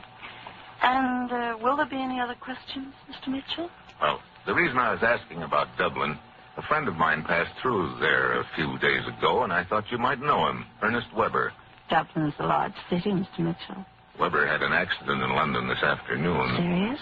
Fatal. Oh, I'm sorry. Maybe that isn't exactly news to you. Now, if I don't even know the man, it would have to be news, wouldn't it? Well, here we are. You know, if you should reconsider about the room... I don't expect I will. What's the matter? A little embarrassing. What I'd like to know is how we... A man and his wife talking to the clerk. A fine thing when a man and his wife can't come down to a shore for a holiday without having a beastly thing like this happen. Well, no. I'm very sorry, Mr. Chumley. I can't understand it. We haven't been troubled by burglars for quite a while. But we have very little of value. Why would burglars pick our room? I can't... Oh, Miss Moore. Hello, Mrs. Chumley. But I thought you had a headache, my dear. I did, but it's better now. I thought I'd just get a little bit of fresh air before bed. The most dreadful thing has happened, my dear. What do you mean? Well, you remember right after dinner you said you had a headache. Yes, a splitter. Mrs. Chumley and I had a bit of a stroll along the coast. But when we came back to our room just a few minutes ago, we found it completely ransacked. What room are you staying in? I don't believe I had the pleasure, sir. Oh, this is Mr. Mitchell, Mr. Chumley. Mr. Mitchell just arrived. No. Well, I can't quite see what concern it is of yours, old boy, but we're staying in room 217. That is, we were staying there until this beastly thing happened. We'll have your room put back in order immediately, Mr. Chumley. Very well. Come along, Marta. We may as well have a spot or something while we're waiting. Room 217. That's the room right under yours, isn't it, Miss Moore? I suppose so. Why? Oh, just wondering. Hey, were you able to effect an exchange of rooms with Miss Moore, Mr. Mitchell? No, he wasn't. Oh, well, very well. Now, I have another nice room for you, sir. 224. I've taken the liberty of having your luggage sent up there. Okay, I guess that'll have to do. You care for a drink, Miss Moore? No, thanks. I think I'll be getting back to my room. Oh, change your mind about taking the walk? Yes. Well, I'll see you around, Sheila.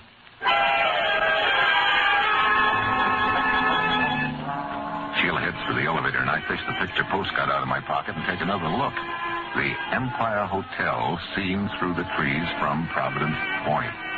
Up to now, I thought the X on the card was on the window of room 317. But now I see that a branch of a tree on Providence Point partially covers the window of 317 and that the X is under the branch. So the X could be either under 317 or over 217. And whoever else is looking for that microfilm apparently thinks 217's the room. I go up to my own room, still thinking about it. Reach for the light switch, and just then somebody lowers the boom on me.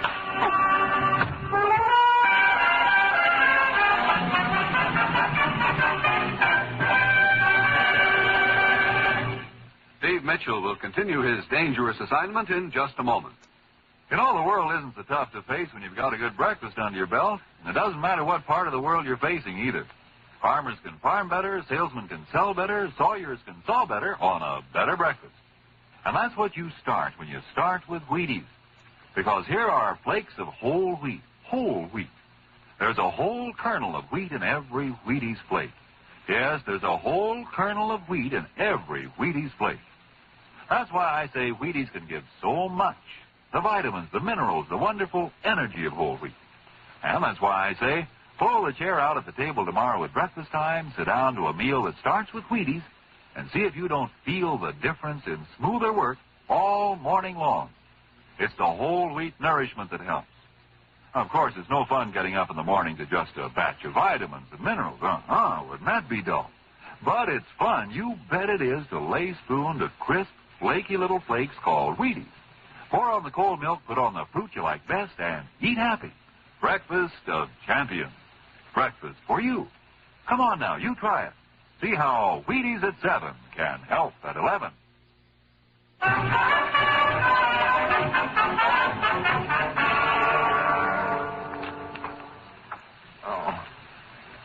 Mr. Mitchell. Steve. Huh?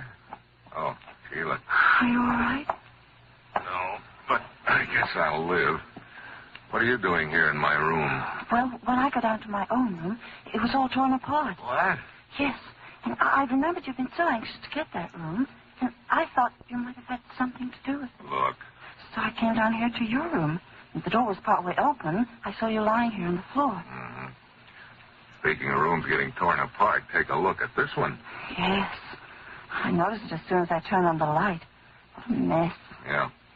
Looks like somebody's doing their best to remodel this hotel. First Mr. Chumley's room, then yours, now mine. But what's it all about, Steve?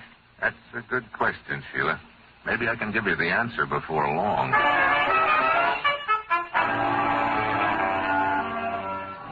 After she's gone, I start putting my room back together again. Then I remember the postcard. It's not in the pocket I put it in. I go through my other pockets, and I find it in one of them. So whoever clouded me on the head a few minutes ago took a look at it then. Well, at this point, I don't know where the microfilm is or who has it. All I'm sure of is that I don't. And then I think about Sheila. Quite a girl. She's either real innocent or real smart, and I've got to find out which. The next morning when I go downstairs, I spot Mr. and Mrs. Chumley having breakfast. I drive down the coast today, my dear. The sun's out for a change, and, Good morning. Huh? Oh, Mitchell, isn't it? Yeah. We were introduced last night in the lobby when you reported your room ransacked. Of course, Mr. Ditcher. Why don't you sit down? Thanks. Care for a spot of breakfast with us, old boy? No, thanks, but I would like to ask you a couple of questions about Sheila Moore, if you don't mind. Not at all. Rather taking your fancy, eh? Yeah, sort of. By Jove, I don't blame you. if I were 10 years younger myself and, weren't, of course, already married to the loveliest person in the world. You got that in just in time, Arthur. She does seem to be a lovely girl, Mr. Mitchell. What is it you wanted to know about her? How long have you known her? Matter of fact, we just met her yesterday afternoon. Rather amusing circumstances, come to think of it. What do you mean? We were just returning to our room from the school when we found her trying to unlock our door. Oh? Yes, you see, her room is directly above ours, and I suppose she got confused. Yeah, sure. We struck up a conversation with her, and it ended by agreeing to have dinner together. But she developed a headache and left us early. And when you returned to your room after that, it had been torn apart? That's right. I say, you don't think that she could have had anything to do with it? There's probably no connection at all, Mr. Chumley. I beg your pardon, Governor. Huh? Could I have a word with you? Yeah. Excuse me, Mrs. Chumley. Of course. Expect we'll be seeing you later, old boy. Yeah. Help, I'm not disturbing you, Governor. But you see, I have... You're the hotel clerk I talked to in Hastings yesterday afternoon, aren't you? Right you are. Cooper's the name. Yeah. What are you doing here in Brighton? Well, you remember I told you that I was coming up here on a vacation? Oh, yeah. But, well, to tell the truth, Governor, I've been looking for you. Why? Well, like you told me yesterday, a hotel clerk who keeps his eyes and ears open is liable to pick up things here and there. I get it. What's the bite? Now, I'm not a greedy chap, you know, and how much it's worth is up to you. Oh, wait a minute. Well, I haven't told you yet, Governor. Save it until I get back.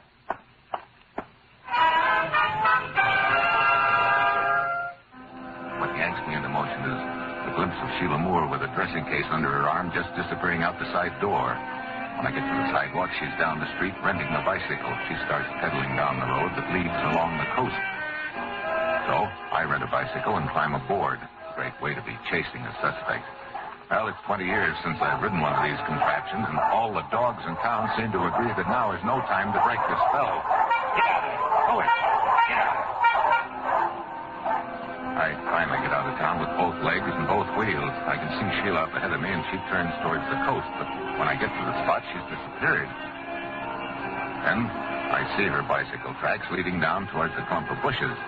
I park my velocipede and ease over.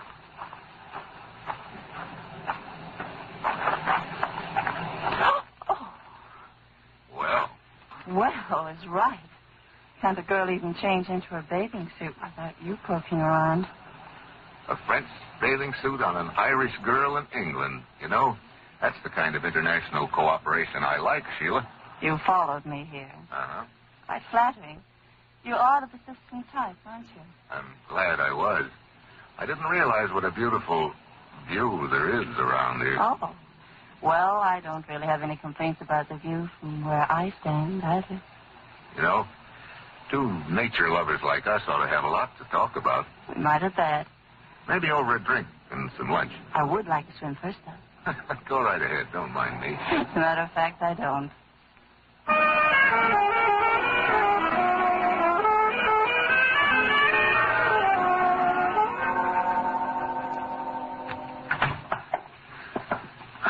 It's been a wonderful day, Steve. Swim, lunch, bicycle ride. Yeah. My legs are killing me. Now it's sunset already. Just look out the window. Isn't it beautiful? Water, sun slipping down behind that point over there.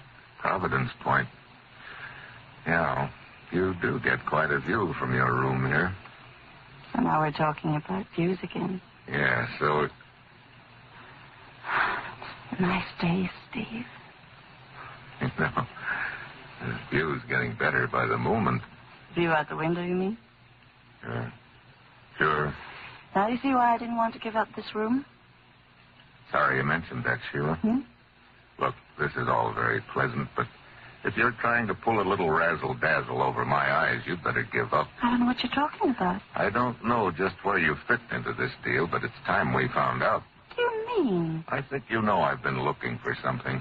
Well, now, it's fairly obvious. That's not what I mean.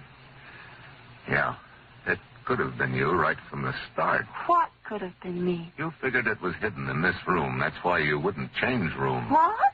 But you couldn't find it here, so you thought it might be in the room directly below, Chumley's room. You tore it apart looking for it, but it wasn't there. Steve! Then you tore your own room apart as a cover for yourself. It this point, you figured I might have gotten it, so you slugged me and searched my room. Look, if there was something of value hidden here, and I had gotten it, do you think I'd still be staying around here? That would be stupid. Stupid or awfully smart? I don't know what this is all about, Steve. But all I can say is you certainly seem to have the wrong point of view about me. Yeah. I guess so, Sheila. But if I've got the wrong point of view about you, that means I'm fresh out of Leeds and I'm licked. What's the matter, Steve? Wait a minute. What's wrong? Why are you staring out the window? Yeah. I guess I've had the wrong point of view right from the start. See you later, Sheila. I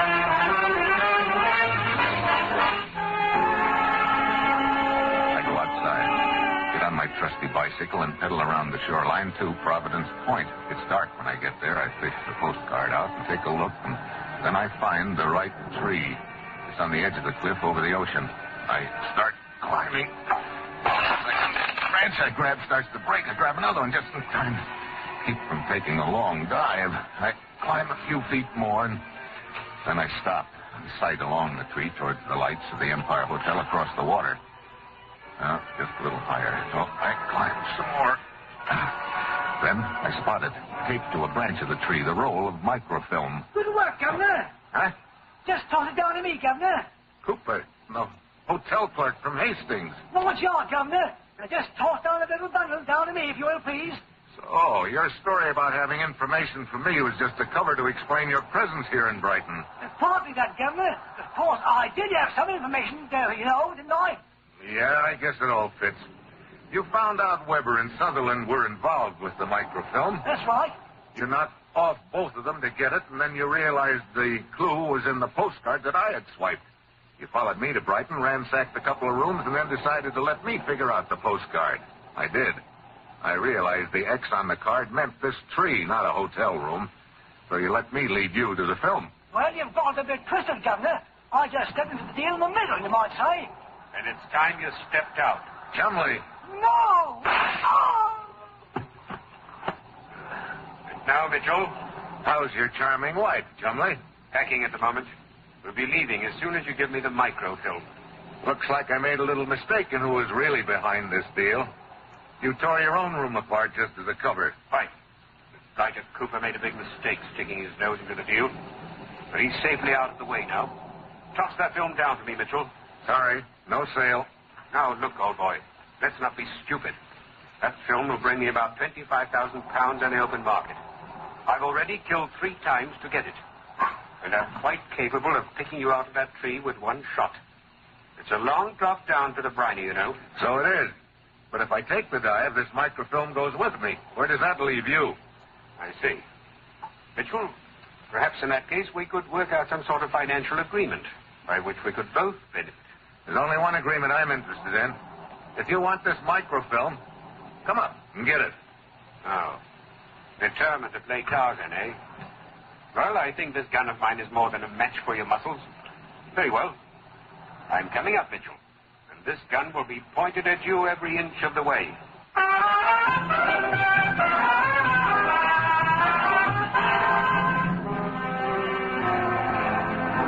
It's my only chance. The weak branch that almost broke when I climbed the tree. Chumley starts climbing. He reaches the first branch, still holding the gun on me. Then he grabs for the second branch. I dive at him. You can't aim when you're off balance. Get off me. Sorry. I'll take the gun. Here's a hammerlock for you. There. I think that'll keep you nice and neat for a while. What are you going to do? We'll go back and help your wife pack. Of course, your destination will be changed slightly, but most jail cells have some kind of a view from them, and speaking of views, that reminds me. Remind you of what? Of a pretty gorgeous hunk of scenery I want to resume my study of. Come on.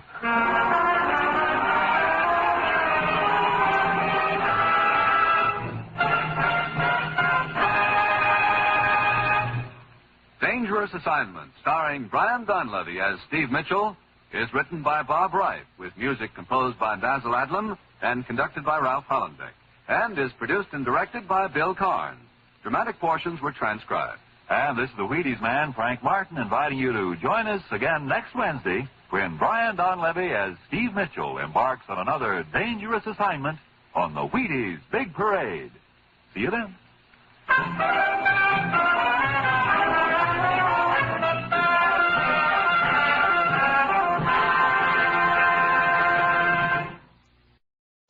Wheaties presents Dangerous Assignment.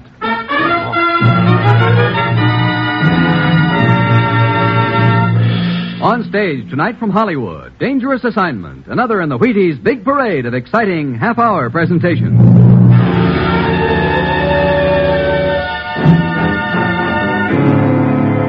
Dangerous Assignment, starring Brian Donlevy as Steve Mitchell.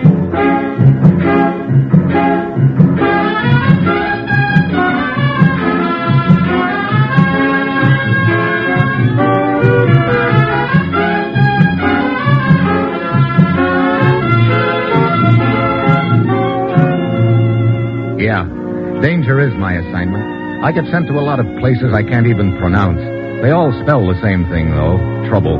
But when I walk into the commissioner's office, I don't realize that this assignment's going to end up with me trying my best to blast myself right out of existence.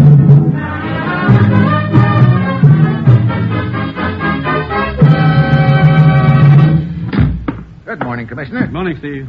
Well, what kind of a deal are you sending me on this time, Commissioner? Steve, ever hear of chromite? Chromite? Sure, that's the mineral they use in manufacture steel, isn't it? Yes, and right now we need all the chromite we can get. Take a look at this map, Steve.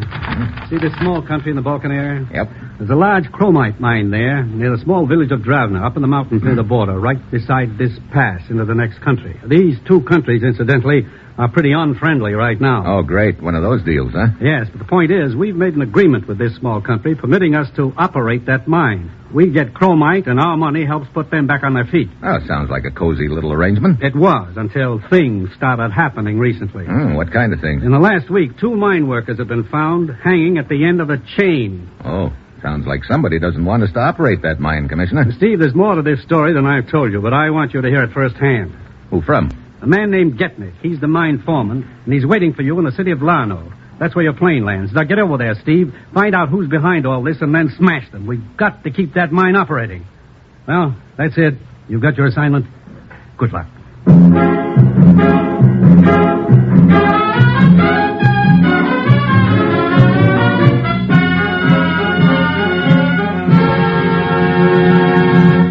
Dangerous Assignment will continue in a moment. Now, here is the Wheaties man, Frank Martin. Making beds or making money, get your energy when you need it. First thing in the morning. You know you do most of your day's work before noon? Most people do. That's why you want to try Breakfast of Champions and see what a difference it can make in your morning. Wheaties and milk and fruit. Have some.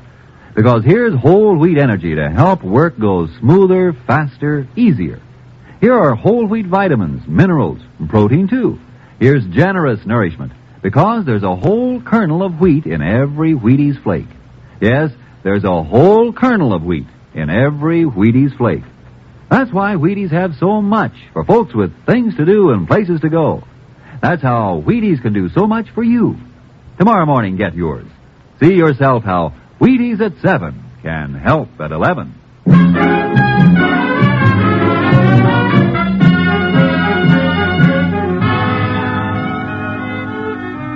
Sure. I've got my assignment.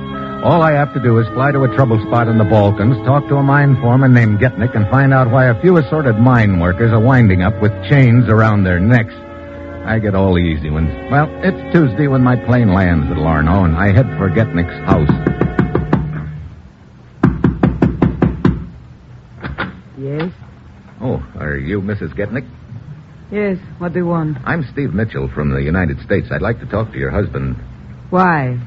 Why, I understand he's the foreman of a chromite mine up in the mountains near the village of Dravna. I'd like to talk to him about the things that have been happening up there lately, the men that they've found hanged by chains. I'm afraid my husband cannot tell you much about that, Mr. Mitchell. Why not? This morning he was found hanging from the end of a chain, dead. What? Oh, I'm sorry. You are sorry. That is nice. I am sorry. And Anton?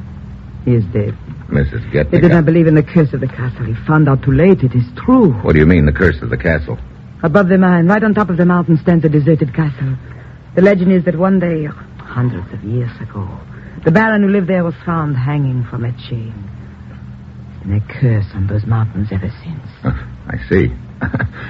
Look, Mrs. Getnick, that kind of a legend is something that superstitious mountain villagers like to scare each other with on winter nights. But you, living here in the city, surely you don't believe... I was born in those mountains, Mr. Mitchell. Those are my people. I tell you, that curse still lives. If it were not for Lubo, they would have all moved out of the village by now. Who's Lubo? A brave man, yes, and a good one. It is he alone who has been able to keep the other villagers from fleeing. Oh, thank you very much for your information, Mrs. Getnick. I think I'll go up to the village in the morning and see what I can find out from Lubo. I see. You're like the others, Mr. Mitchell. What others? Those who did not believe in the curse. Like my husband. So go ahead. Go to the village of Dravna. Laugh at the curse of the castle. And then one morning they will find you, too, dangling from the end of a chain.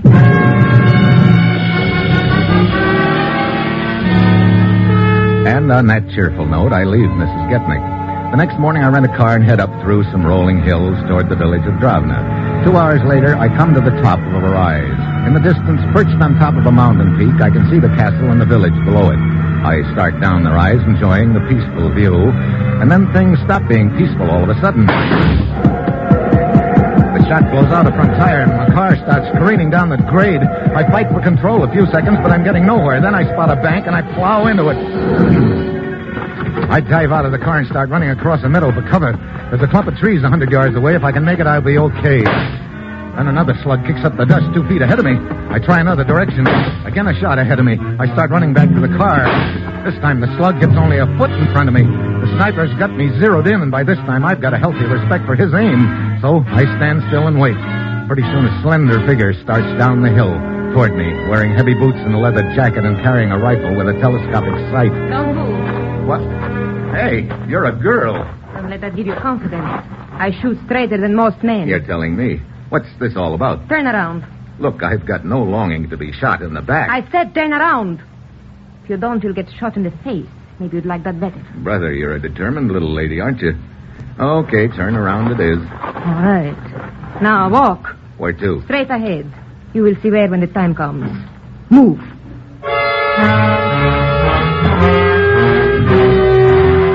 So I moved. She marches me up the road toward the village, much to my surprise. An hour later, I'm walking down the one and only street with the little sniper shooter's rifle still in my back, and all the villagers lining the street staring at me. I don't like what I see in their faces either. Fear and suspicion. Finally, we get to a blacksmith shop at the end of the street. Inside, there's an old gent whacking away at a piece of metal, and sitting on a crate in a corner, there's another man, younger and very rugged looking, and right now he's giving me a very cold stare. The old gent stops hammering as soon as he spots us. Oh, Magda, where have you been? I have been worried about you. I have been on watch in the hills, Grandpapa. And see what I have caught. Who is this man, Magda? Look, I don't know what this is all about, but... Silence. Let Magda speak. He is a stranger, and he was approaching the village. Oh, this is a crime? Brother, you folks are really short on hospitality, aren't you? Evil things have been happening here in our village, stranger. We want to know about everyone who comes here and why. So you send your granddaughter out to have a little target practice, huh? Magda went without my knowledge. My fiancée is devoted to the preservation of our village. Unfortunately, her zeal sometimes is greater than her sense. But Lubo, you yourself told me that... Wait a minute. She called you Lubo? That is my name. Why? And you're the guy I came here to see. So? Who are you? Steve Mitchell. I do not recognize the name. Well, maybe you'll recognize these credentials of mine. You better take a look at them. Yes. Indeed, I do recognize them. We owe you an apology for our rudeness. Lubo, I don't understand what... Mr. Mitchell is a representative of the United States, my dear. He is here to help us. I am sorry for the reception Magda gave you, Mitchell. With what has been happening here, our entire village is on edge. Well, no harm done. Only I'd hate to have your fiancée shooting at me if she really meant to hit me. I'll bet you're one guy who'll never step out of line. Please, Yes, I'm afraid I would not last long. But come, Mitchell. We will have a drink, and I will tell you all I can about our trouble.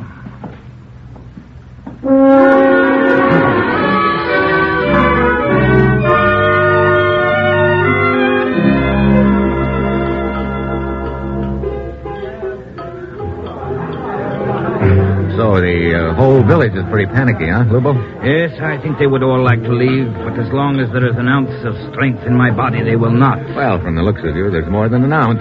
You're the one boy who's holding them together right now, I take it. Well, they seem to look at me as a sort of leader, perhaps because I'm one of the few villagers who's been away to school. Look, what's your theory about what's happening? These guys getting hanged by chains. I've heard the curse of the castle, but... Mitchell, I think that someone is using that legend, that curse, for his own purposes. I see. Any idea who that might be? Well, our relations with the neighboring country just over the mountains are not what one would call friendly. We believe in freedom, they do not. I get it. That mine is the symbol of our strength. I will keep it operating if I have to... How are you going to operate it if you don't have enough workers? I will continue to do as I have done for the last month. Each time there is a murder, some of the mine workers quit and leave the village. So I go down to the city and bring more workers up here. Men who are unafraid. Well, that's a good plan, as long as you can keep finding new men. You know, I'd like to take a look at that castle. How do I find it? Follow the trail up to the top of a mountain. You cannot miss it.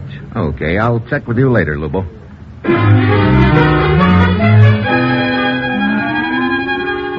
I head along the trail up the mountain to the castle. It perches there on the ridge just like a giant vulture overlooking the mountain pass between the two countries. I push open a creaky metal door and go inside. There are cobwebs all around the place, and a couple of bats make passes at my head. From the looks of the place, it isn't hard to see why the villagers think it's haunted. I start outside, then I freeze. There's a faint sound, like a clank of metal. The pleasant picture of me hanging at the end of a chain suddenly flashes through my mind. I try to shake it off. Then I hear the clank again, and this time I know it isn't my imagination. I whirl around, but just then something hard wraps around my throat. I try to get my hands up to it, but I can't. It keeps getting tighter. Everything's swimming in front of my eyes. I try for one more breath, but I don't make it. The floor comes up at me fast and hits me right in the face.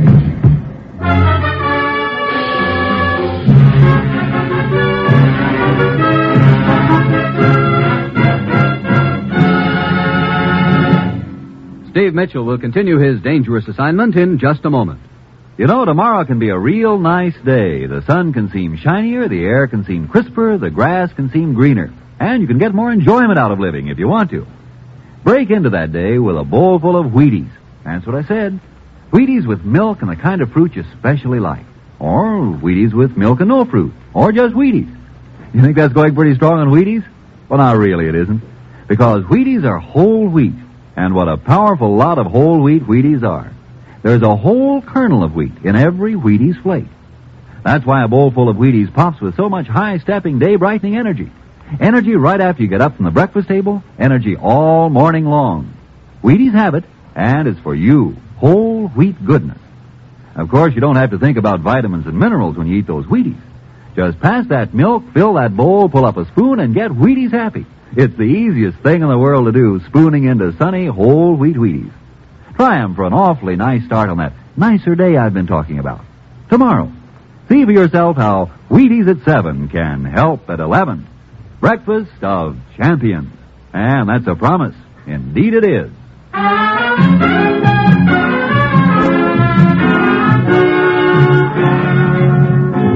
Now back to Dangerous Assignment and Steve Mitchell.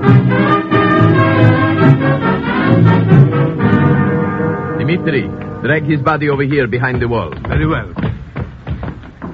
So.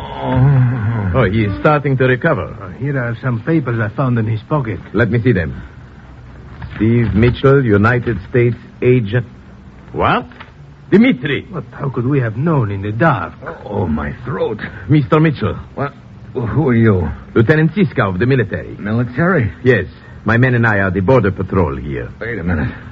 Are you the guys who choked me a few minutes ago?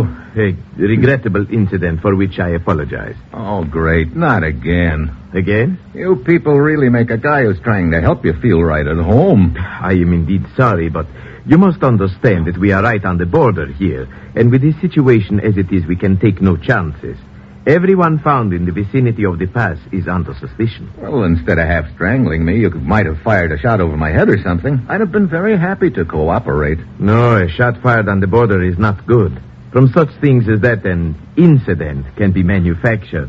An incident which might be used as an excuse for an attack upon us. But, come. In order to show you hold no grudge against me, please, you must come back to the village and we drink together, eh? You know, that's a real quaint custom you've got in this country. First you half kill a man and then you buy him a drink. Well, I'm in favor of the second part of it anyway. Let's go.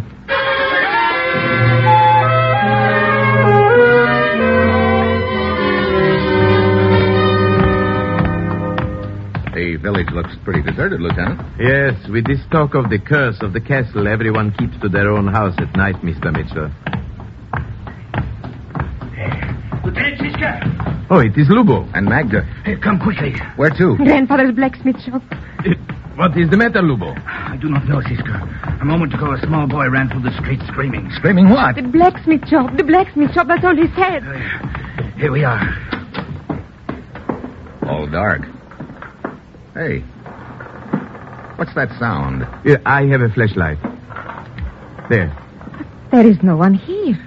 That is Grandpapa. Mitchell, look. Overhead. What? Brother. Ooh, hanging from the rafter by a chain. Grandpapa. No, Grandpapa.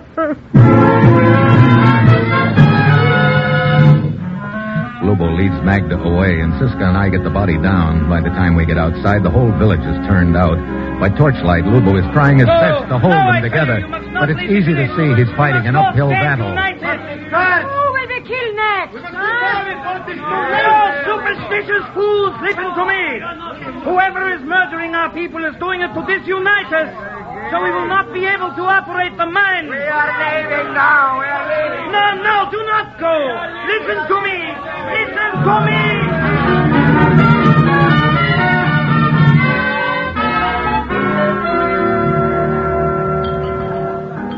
Well, I suppose we are beaten, Mitchell.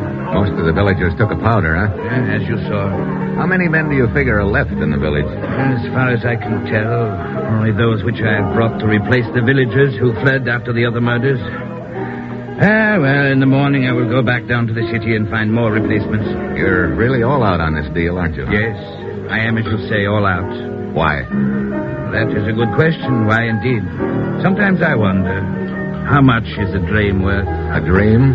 The dream of a small boy who grew up in this village, who saw great possibilities for a happy, peaceful, prosperous life for this village. A boy who went away to study, to learn, then came back here to help make that dream come true. I see. But what is the good of burdening you with my dreams? I want to go Lubo! on... Mr. Mitchell. Oh, Lieutenant Siska. What's the matter? Trouble. What could be more trouble than we have already had, Siska? This. One of my men just returned from across the border on a scouting mission. He reports a large column of troops heading toward the pass. What? Yes.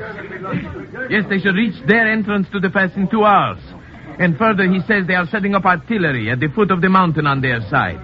The thing we have all feared has happened at last. We will be attacked, invaded. No. We may be attacked, yes, but invaded, no. Have you radioed the colonel in the city, Siska? Yes, just now. He is dispatching a brigade of troops. They should arrive shortly after dawn. Then I will round up what men and weapons there are in the village. We will try to hold the pass and the castle against the enemy until our troops arrive.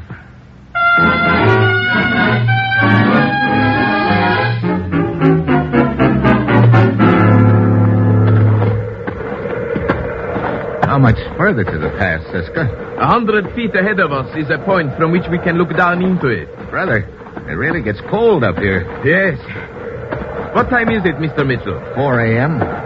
Already it is starting to get light. The enemy troops will probably arrive at their side of the pass in another hour. Yeah. And your troops from the city won't be here for 2 more hours. I still don't see how Lubo and his boys can hold the pass till then. Stop here and I think you will see. There. Now observe the pass. Anyone attempting to come through from the other side must pass through the narrow part directly below us. A handful of men stationed here and in the castle above us can prevent that passage, or at least delay it for several hours, with luck until our troops arrive. Yeah, I see it now. But speaking of the handful of men, where are they?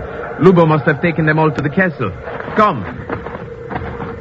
He's probably giving them their orders. Then we will send some of them to the pass and keep the rest in the castle, which will serve as an observation post. You know, you boys seem to have this deal pretty well worked out. Oh, Lubo has rehearsed it many times. Well, here we are. You know, this castle gets gloomier every time I see it. Ah, here are Lubo and his men. Siska, Mitchell. I've been waiting for you. Hey, you got a lot more weapons here than I figured. Rifles, machine guns, grenades. You got the works. I've been collecting them for some time. Yes. Even I did not realize you had so much, Lubo. What is the matter, Siska? You have made a mistake. Have I? Yeah, the machine guns. They're pointing the wrong way, towards your end of the pass. You're quite right. But let me assure you, this is no mistake. What? Lubo, what do you mean? I'm afraid I get it. Too late. Too late indeed, Mitchell. Fifth columnist. Then all this time you've been working with our enemies. Your enemies, Siska. My friends. You dirty, traitorous dog. Well, it's a pretty neat deal, Luba. Every time you murdered a villager, several of them left in a panic. Then you went to the city and got your own stooges to replace them. Exactly. You will not last long when our brigade of troops get up here, Lubo. You underestimate me. Up in the tower of the castle is one of my men with radio equipment. He's in contact with artillery on the other side of the mountain and will spot for them. As your troops pass, Siska, they will be cut to pieces by artillery fire. Got it all figured out, haven't you, Luba? Completely, even to the fate of Siska and yourself. What do you mean? Observe the 2 lengths of chain on the floor near you. After you have had the dubious pleasure of watching a complete victory for my cause, both of you will be hanged from those chains, the curse of the castle, you know. Quite fitting, isn't it, gentlemen?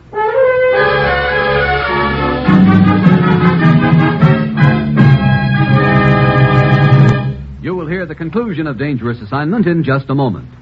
First, here is the Wheaties man, Frank Martin. If you're a mother or a father with a warm spot in your heart for pink-cheeked, happy-eyed youngsters, here's something you should know. Good food builds good health, and Wheaties are good food.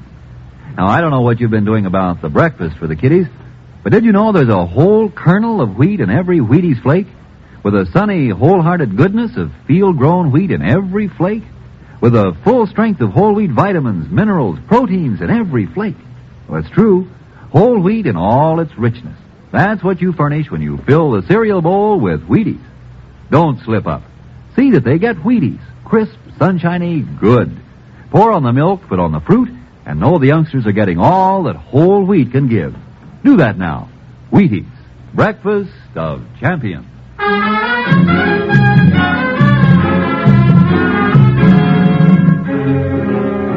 Well, along about now, I'm looking like a real poor insurance risk. According to Lubo, as soon as his artillery finishes blasting Siska's troops out of existence, Siska and I are due for the wrong end of a chain.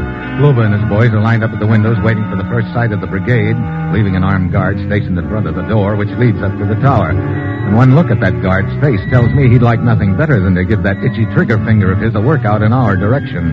Mr. Mitchell, what can we do? I'd sure like to get to that radio up in the tower. Yes, so we could warn our troops. But how can we do it? The door is 10 feet away from us, and that guard would shoot us down the minute we started for him. Yeah, I know. Wait a minute. What is it? Those lengths of chain on the floor near us. The one Lubo's reserved for us. What about them? One of them's only a couple of feet from me. Look, try to shield me from the guard's eyes while I get a hold of it. You think you can hit the guard with it from here? You got any better ideas? No, but Look, Lubo and the others have their backs turned to us. It's our only chance. Did the guard see me take that step? No. Okay, I've got hold of the end of the chain now. When I yell, flatten yourself against the wall and I'll whip it at him. If it works, we dive for the door and bolt it behind us. Then we head for the tower. Very well. I'm ready. Now. You got him. Me too. Quick, inside the door. Yeah. Let's get it bolted, quick. All right. Please, open this door. Come on, up the stairs. We've got to work fast. Yeah. Lubo and his men will break down the door. Yeah, I know. It'll take them a little while, though. Those doors are thick. Good. There's another door at the top here. I will close it. What is the matter? Mitchell, the radio operator. Yeah. Wait, you're not to be here. Hand over that walkie-talkie, Buster. No. Maybe this hammerlock will convince you. No. Stop. That's better. Now we can warn our troops. I got a better idea. What's the code name of your artillery, Buster? Come on, open up before your arm turns into a pretzel. Stop. This valley. Valley, huh? Okay, what's Lubo's code name? Hilltop. Please, my arm. Okay. Now!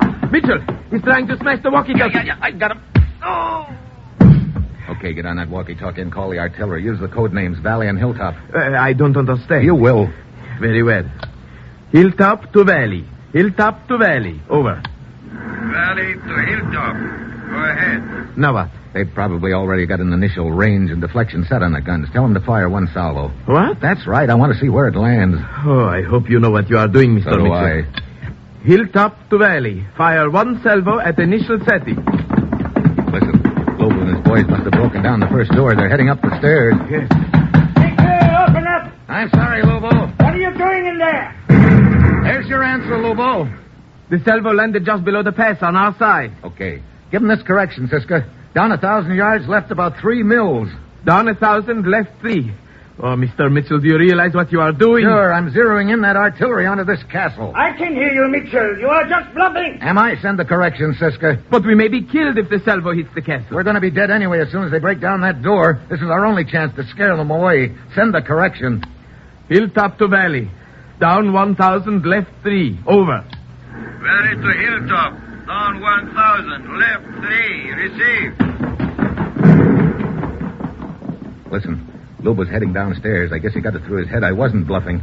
Okay, get down on the floor, Siska, and try to shield that walkie-talkie as much as you can. Mitchell, this is insane. You're telling me. But just lying here waiting for the salvo to land. You might try a few prayers while you're waiting. Hold it.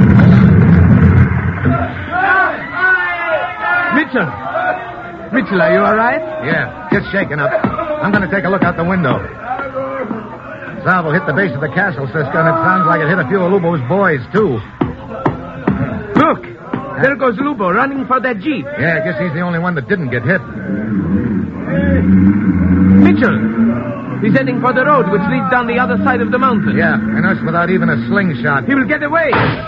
Hey, a rifle shot. Lubo is hit. Oh, brother. Right over the side of the mountain. Well, I guess that's the end of Lubo. Yes, but where did the shot come from? Look, kneeling beside the pass down there. There's your answer. Why, it is Magda. Yeah, Lubo's girl. Or I should say ex-girl. Looks like she finally tumbled to him. Yes, he killed her grandfather and betrayed her country. She killed him. Pretty fitting. But Mr. Mitchell, we're not out of trouble yet. Well, I think with us spotting for that artillery, there's not much chance that they'll hit your troops. Matter of fact, if you wanted to be real cruel about it, you might arrange to have them drop a few shells on their own troops. I think that'd slow up the advance until your boys get to the pass. Yes, I think that might be arranged. So, the traitor Lubo did not have the victory he planned. No, I guess not. You see, Lubo thought he had everything figured out, but he ran into one thing nobody can figure out. You mean your strategy? No, I mean a woman.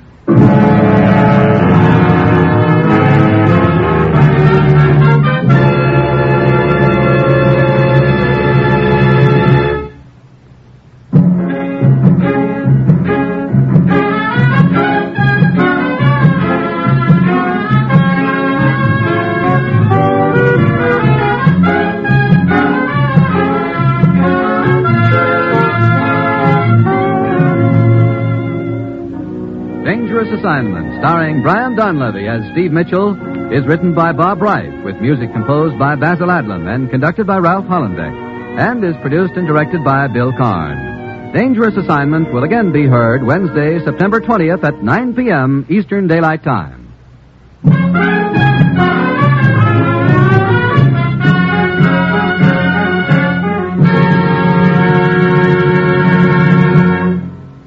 Dangerous Assignment came to you from Hollywood. Gildersleeves here with more good times on NBC.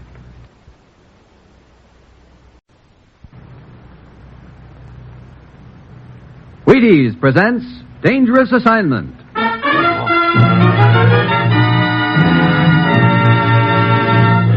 On stage tonight from Hollywood, Dangerous Assignment, another in the Wheaties' big parade of exciting half-hour presentations.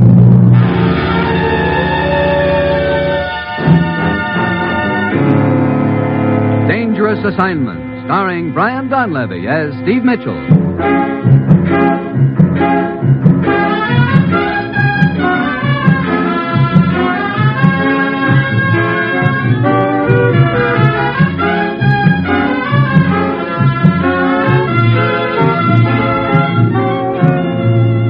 Yeah, danger is my assignment. I get sent to a lot of places I can't even pronounce.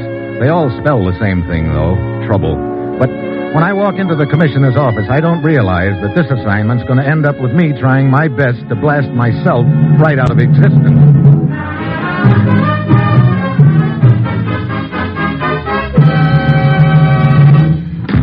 Good morning, Commissioner. Good morning, Steve.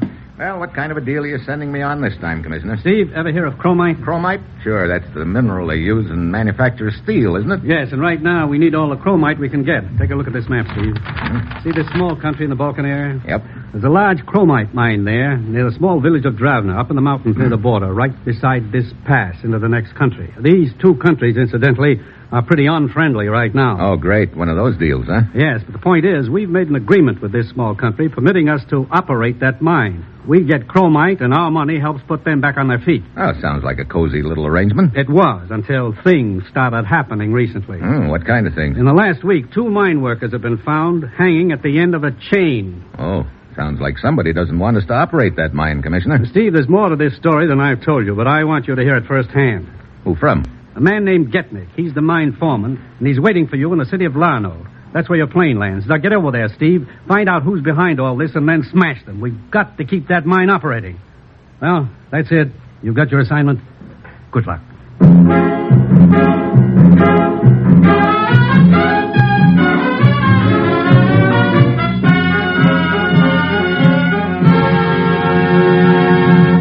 Dangerous assignment will continue in a moment. Now, here is the Wheaties man, Frank Martin. Making beds or making money, get your energy when you need it. First thing in the morning. You know you do most of your day's work before noon? Most people do. That's why you want to try Breakfast of Champions and see what a difference it can make in your morning. Wheaties and milk and fruit. Have some. Because here's whole wheat energy to help work go smoother, faster, easier. Here are whole wheat vitamins, minerals, and protein too. Here's generous nourishment, because there's a whole kernel of wheat in every Wheaties flake. Yes, there's a whole kernel of wheat in every Wheaties flake. That's why Wheaties have so much for folks with things to do and places to go. That's how Wheaties can do so much for you. Tomorrow morning, get yours. See yourself how Wheaties at 7 can help at 11.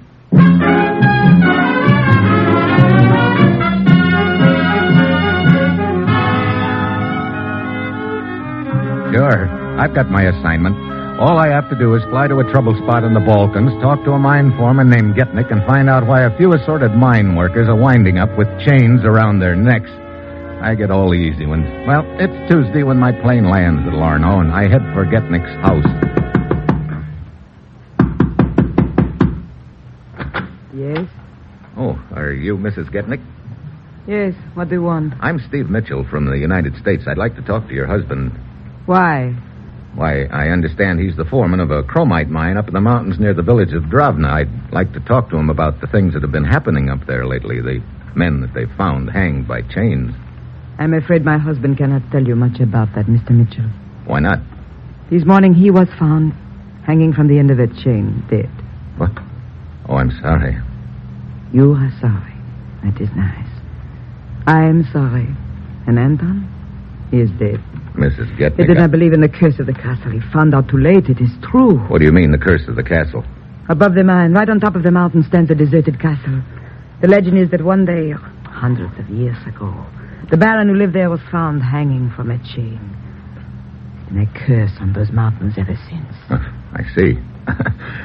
Look, Mrs. Getnick, that kind of a legend is something that superstitious mountain villagers like to scare each other with on winter nights. But you, living here in the city, surely you don't believe... I was born in those mountains, Mr. Mitchell. Those are my people. I tell you, that curse still lives. If it were not for Lubo, they would have all moved out of the village by now. Who's Lubo? A brave man, yes, and a good one. It is he alone who has been able to keep the other villagers from fleeing. Oh, thank you very much for your information, Mrs. Getnick. I think I'll go up to the village in the morning and see what I can find out from Lubo. I see. You're like the others, Mr. Mitchell. What others? Those who did not believe in the curse. Like my husband. So go ahead. Go to the village of Dravna. Laugh at the curse of the castle. And then one morning they will find you, too, dangling from the end of a chain.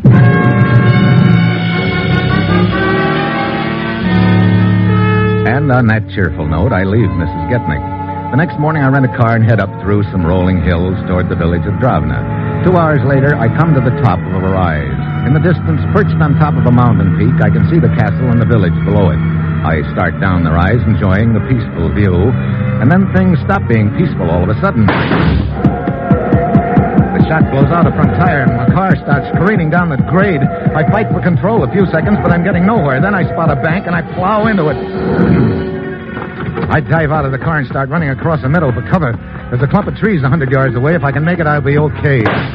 Then another slug kicks up the dust 2 feet ahead of me. I try another direction. Again, a shot ahead of me. I start running back to the car. This time, the slug hits only a foot in front of me. The sniper's got me zeroed in, and by this time, I've got a healthy respect for his aim. So I stand still and wait. Pretty soon, a slender figure starts down the hill toward me, wearing heavy boots and a leather jacket and carrying a rifle with a telescopic sight. Don't move. What? Hey, you're a girl. Don't let that give you confidence. I shoot straighter than most men. You're telling me. What's this all about? Turn around. Look, I've got no longing to be shot in the back. I said turn around. If you don't, you'll get shot in the face. Maybe you'd like that better. Brother, you're a determined little lady, aren't you? Okay, turn around it is. All right. Now, walk. Where to? Straight ahead. You will see where when the time comes. Move.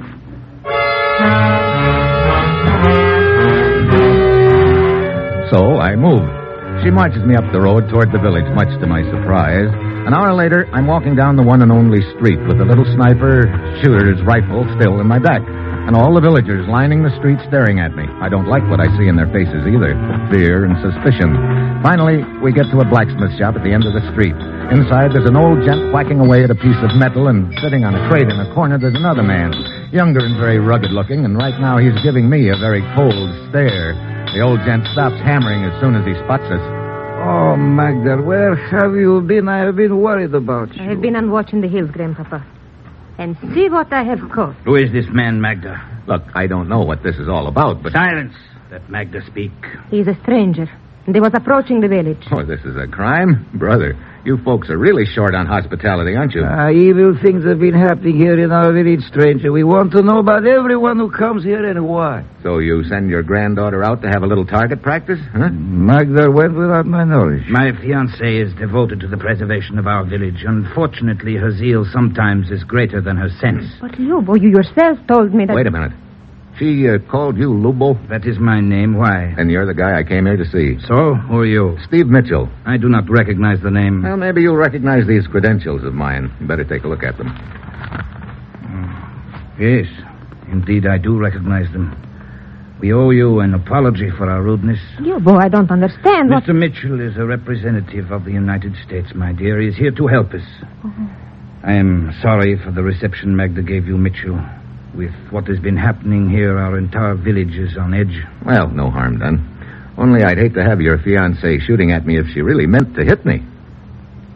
I'll bet you're one guy who'll never step out of line. Please, Yes, I'm afraid I would not last long. But come, Mitchell. We will have a drink, and I will tell you all I can about our trouble.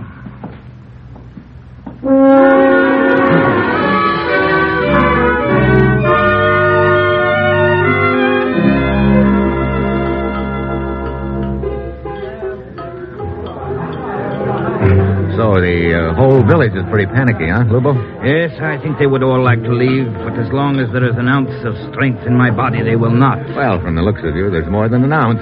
You're the one boy who's holding them together right now, I take it. Well, they seem to look at me as a sort of leader, perhaps because I am one of the few villagers who's been away to school. Look, what's your theory about what's happening? These guys getting hanged by chains. I've heard the curse of the castle, but... Mitchell, I think that someone is using that legend, that curse, for his own purposes. I see. Any idea who that might be? Well, our relations with the neighboring country just over the mountains are not what one would call friendly. We believe in freedom, they do not. I get it.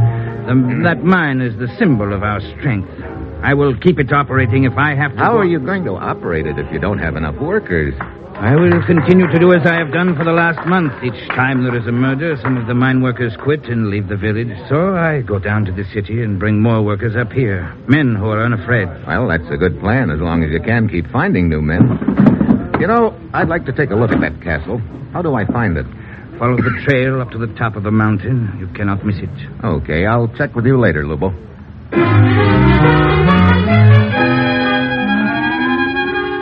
I head along the trail up the mountain to the castle. It perches there on the ridge just like a giant vulture overlooking the mountain pass between the two countries. I push open a creaky metal door and go inside.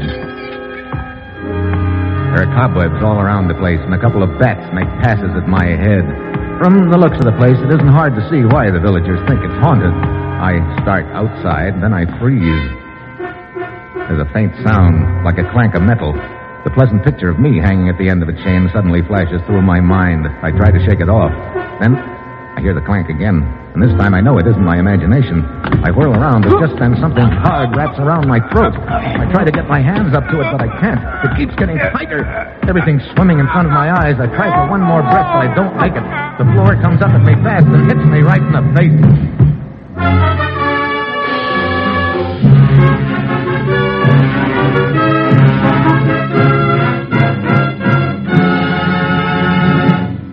Steve Mitchell will continue his dangerous assignment in just a moment. You know, tomorrow can be a real nice day. The sun can seem shinier, the air can seem crisper, the grass can seem greener. And you can get more enjoyment out of living if you want to. Break into that day with a bowl full of Wheaties. That's what I said. Wheaties with milk and the kind of fruit you especially like. Or Wheaties with milk and no fruit. Or just Wheaties. You think that's going pretty strong on Wheaties? Well, now, really it isn't. Because Wheaties are whole wheat. And what a powerful lot of whole wheat Wheaties are. There's a whole kernel of wheat in every Wheaties flake. That's why a bowl full of Wheaties pops with so much high-stepping, day-brightening energy. Energy right after you get up from the breakfast table. Energy all morning long. Wheaties have it, and it's for you. Whole wheat goodness. Of course, you don't have to think about vitamins and minerals when you eat those Wheaties. Just pass that milk, fill that bowl, pull up a spoon, and get Wheaties happy. It's the easiest thing in the world to do, spooning into sunny, whole wheat Wheaties. Try them for an awfully nice start on that nicer day I've been talking about.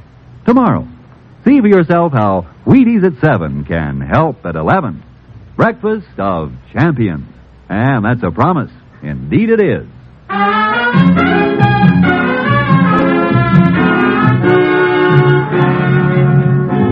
Now, back to Dangerous Assignment and Steve Mitchell. Dimitri, drag his body over here behind the wall. Very well. So. Oh, he is starting to recover. Here are some papers I found in his pocket. Let me see them. Steve Mitchell, United States agent. What? Dimitri! What? How could we have known in the dark? Oh, my throat. Mr. Mitchell. What? Who are you? Lieutenant Siska of the military. Military? Yes. My men and I are the border patrol here. Wait a minute. Are you the guys who choked me a few minutes ago? A regrettable incident for which I apologize. Oh, great. Not again. Again? You people really make a guy who's trying to help you feel right at home. I am indeed sorry, but you must understand that we are right on the border here. And with this situation as it is, we can take no chances. Everyone found in the vicinity of the pass is under suspicion. Well, instead of half strangling me, you might have fired a shot over my head or something. I'd have been very happy to cooperate. No, a shot fired on the border is not good. From such things as that, an incident can be manufactured. An incident which might be used as an excuse for an attack upon us. But, come. In order to show you hold no grudge against me, please, you must come back to the village and we drink together, eh? You know, that's a real quaint custom you've got in this country. First you half kill a man and then you buy him a drink. Well, I'm in favor of the second part of it anyway. Let's go.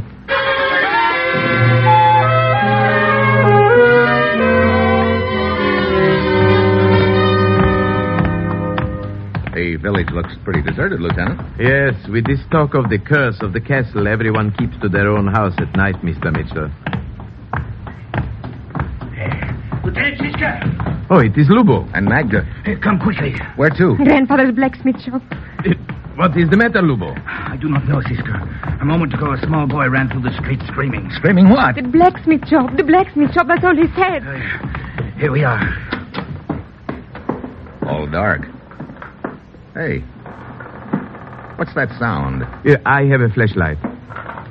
There. There is no one here. There is Grandpapa. Mitchell, look.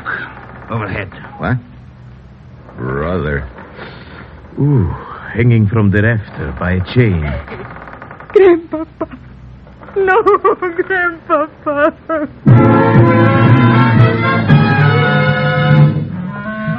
leads Magda away, and Siska and I get the body down. By the time we get outside, the whole village is turned out. By torchlight, Lubo is trying his best to hold them together. But it's easy to see he's fighting an uphill battle. Who will be killed next? No superstitious fools, listen to me. Whoever is murdering our people is doing it to disunite us. So we will not be able to operate the mine. We are leaving now. We are leaving. No, do not go. Listen to me. Listen to me.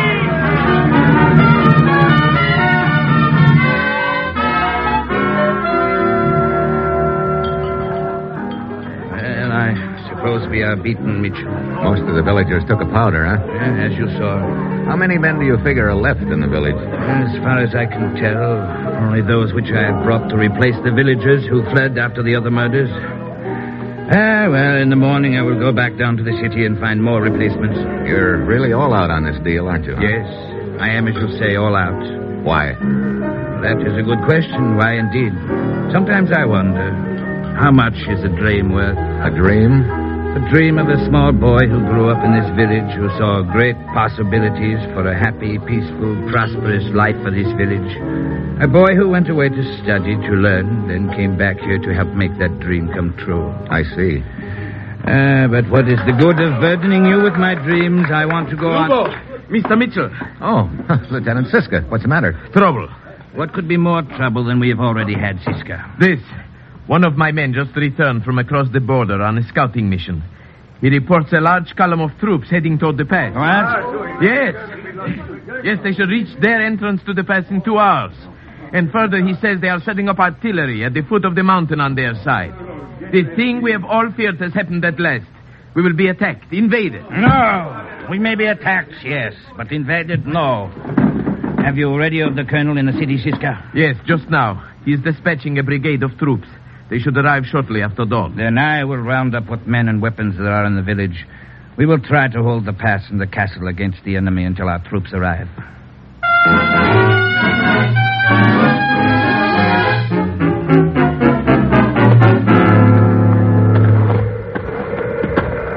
How much further to the pass, Siska? 100 feet ahead of us is a point from which we can look down into it. Brother, it really gets cold up here. Yes.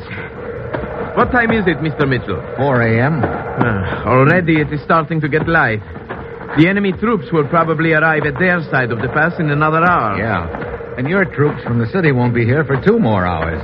I still don't see how Lubo and his boys can hold the pass till then. Stop here and I think you will see. There. Now observe the pass. Anyone attempting to come through from the other side must pass through the narrow part directly below us. A handful of men stationed here and in the castle above us can prevent that passage, or at least delay it for several hours, with luck until our troops arrive. Yeah, I see it now. But speaking of the handful of men, where are they?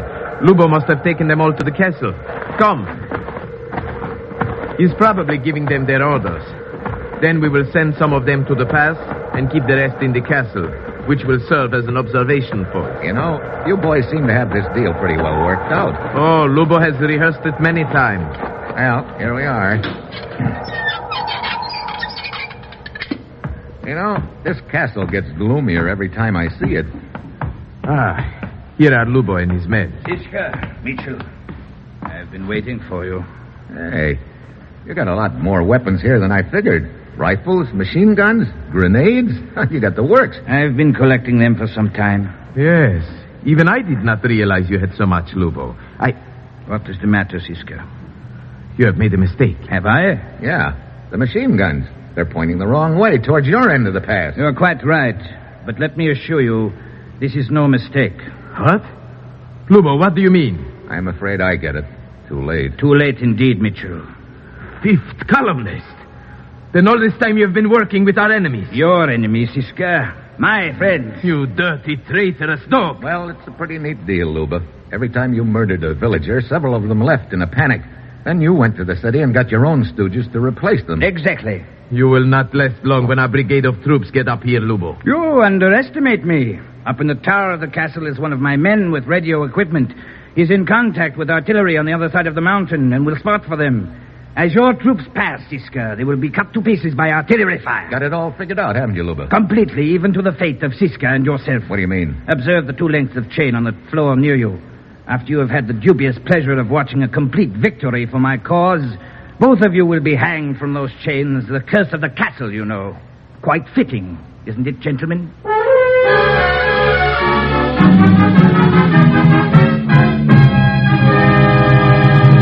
You will hear the conclusion of Dangerous Assignment in just a moment. First, here is the Wheaties man, Frank Martin. If you're a mother or a father with a warm spot in your heart for pink-cheeked, happy-eyed youngsters, here's something you should know. Good food builds good health, and Wheaties are good food. Now, I don't know what you've been doing about the breakfast for the kiddies, but did you know there's a whole kernel of wheat in every Wheaties flake? With a sunny, wholehearted goodness of field-grown wheat in every flake? With a full strength of whole wheat vitamins, minerals, proteins in every flake? Well, it's true. Whole wheat in all its richness. That's what you furnish when you fill the cereal bowl with Wheaties. Don't slip up. See that they get Wheaties. Crisp, sunshiny, good. Pour on the milk, put on the fruit, and know the youngsters are getting all that whole wheat can give. Do that now. Wheaties. Breakfast of champions.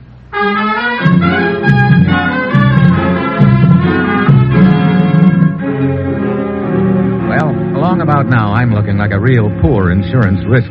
According to Lubo, as soon as his artillery finishes blasting Siska's troops out of existence, Siska and I are due for the wrong end of a chain.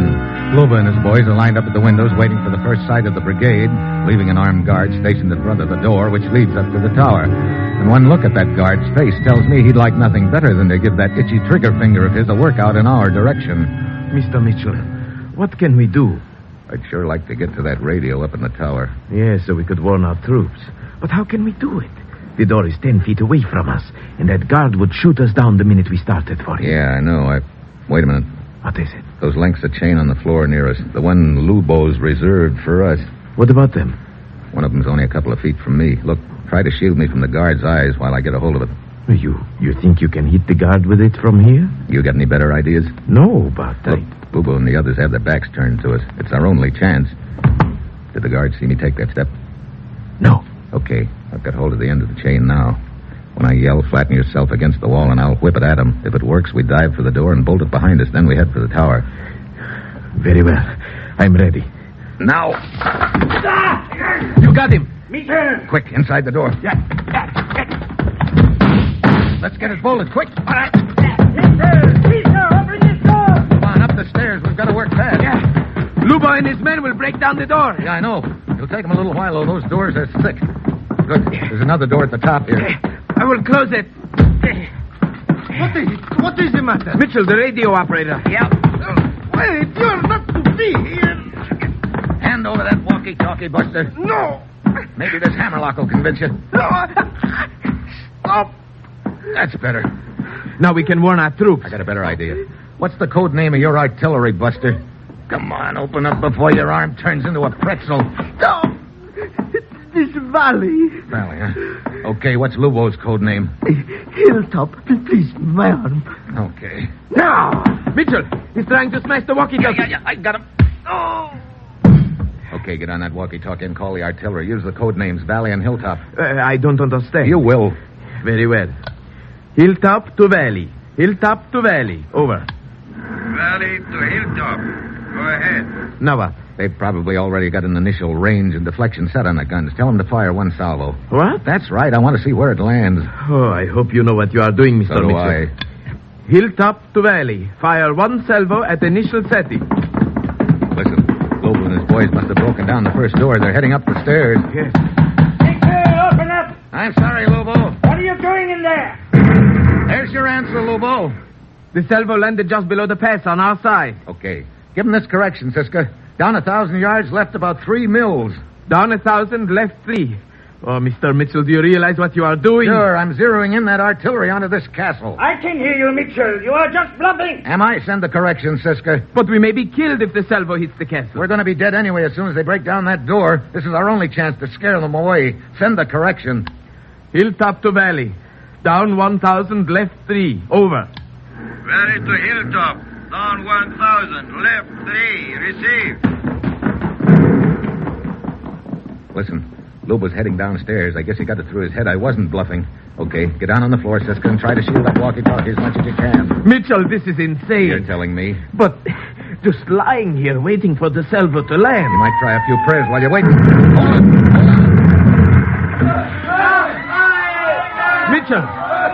Mitchell, are you all right? Yeah, just shaken up. I'm going to take a look out the window.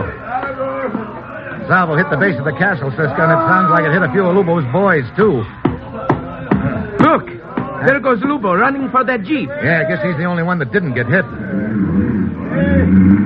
Mitchell, he's heading for the road which leads down the other side of the mountain. Yeah, and us without even a slingshot. He will get away. Hey, a rifle shot. Lubo is hit. Oh, brother. Right over the side of the mountain. Well, I guess that's the end of Lubo. Yes, but where did the shot come from? Look, kneeling beside the pass down there. There's your answer.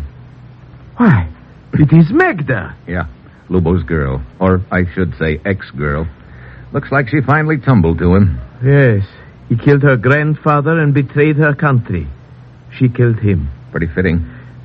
But Mr. Mitchell, we're not out of trouble yet. Well, I think with us spotting for that artillery, there's not much chance that they'll hit your troops. Matter of fact, if you wanted to be real cruel about it, you might arrange to have them drop a few shells on their own troops. I think that'd slow up the advance until your boys get to the pass. Yes, I think that might be arranged. So, the traitor Lubo did not have the victory he planned. No, I guess not. You see, Lubo thought he had everything figured out, but he ran into one thing nobody can figure out. You mean your strategy? No, I mean a woman.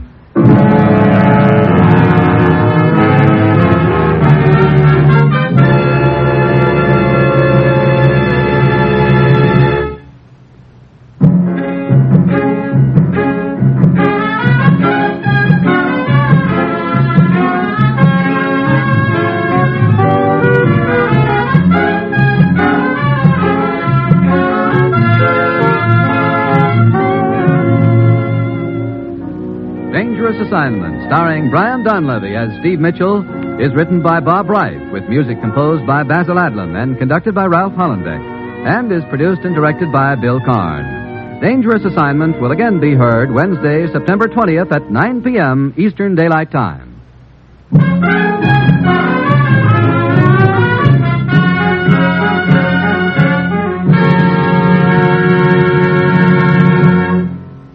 Dangerous Assignment came to you from Hollywood.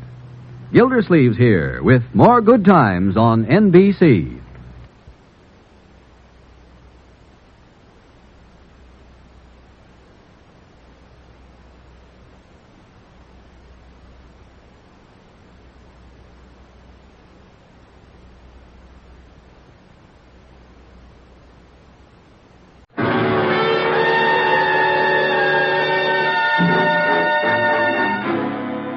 Dangerous Assignment, starring Brian Donlevy as Steve Mitchell.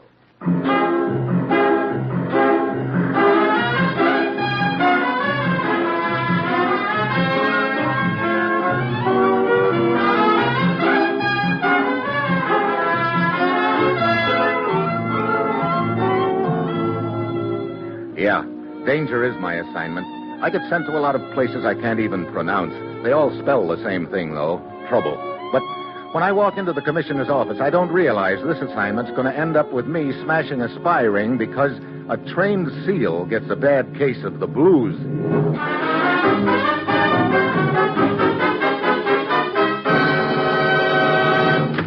Morning, Commissioner. Ruth said you wanted to see me. I do, Steve. You're leaving for Istanbul, Turkey on the next plane. Turkey? Oh, great.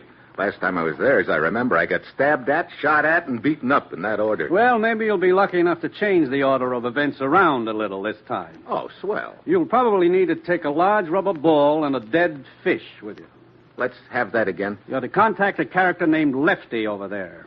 So, what's a rubber ball and a dead fish got to do with it? Lefty is a trained SEAL. You know, for a minute I thought you said a trained SEAL. That's just what I did say. More particularly, you're to talk to his owner, a vaudeville entertainer named Sam. Now, just a minute, Commissioner. I'm a pretty patient guy. You send me to a lot of strange places to do a lot of strange things. But if you think I'm going to fly clear to Turkey to audition a trained SEAL act, you'd... Why, Steve, I thought you always fancied yourself as a sort of talent scout. Well, in certain fields, maybe, but trained SEALs yet. All kidding aside, Steve, we're up against a tough proposition. You mean the SEAL wants more dough for his act? I mean, there's been a very clever spy ring operating throughout the Middle East. Its entire operation seems to depend on one person. Quite a bit of confidential information from this country seems to have been transmitted by this ring. That's why it's vital to us that it be smashed, that the ringleader be caught. Well, what's all this got to do with the SEAL? Don't tell me you think I'm he's coming the to one... that. Steve, as you probably heard, Yusuf Tokat, head of Turkish intelligence, was murdered the night before last. There was a bomb rigged in his car. When he stepped on the starter, he was blown up. I see. You think Tokat was on the trail of the head of this man, this spy ring fellow? Definitely. But where do the trained SEAL and his owner figure in the deal? That's for you to find out. All we know is that they're apparently involved in some way. Well, that's a nice handful of nothing to go on. You'll work with Lieutenant Balik of the Istanbul police, Steve. Now get over there. Talk to Balik. Talk to the SEAL's owner. Talk to the SEAL if you have to. But find out who that spy ringleader is and grab him. Well, that's it. You've got your assignment. Good luck.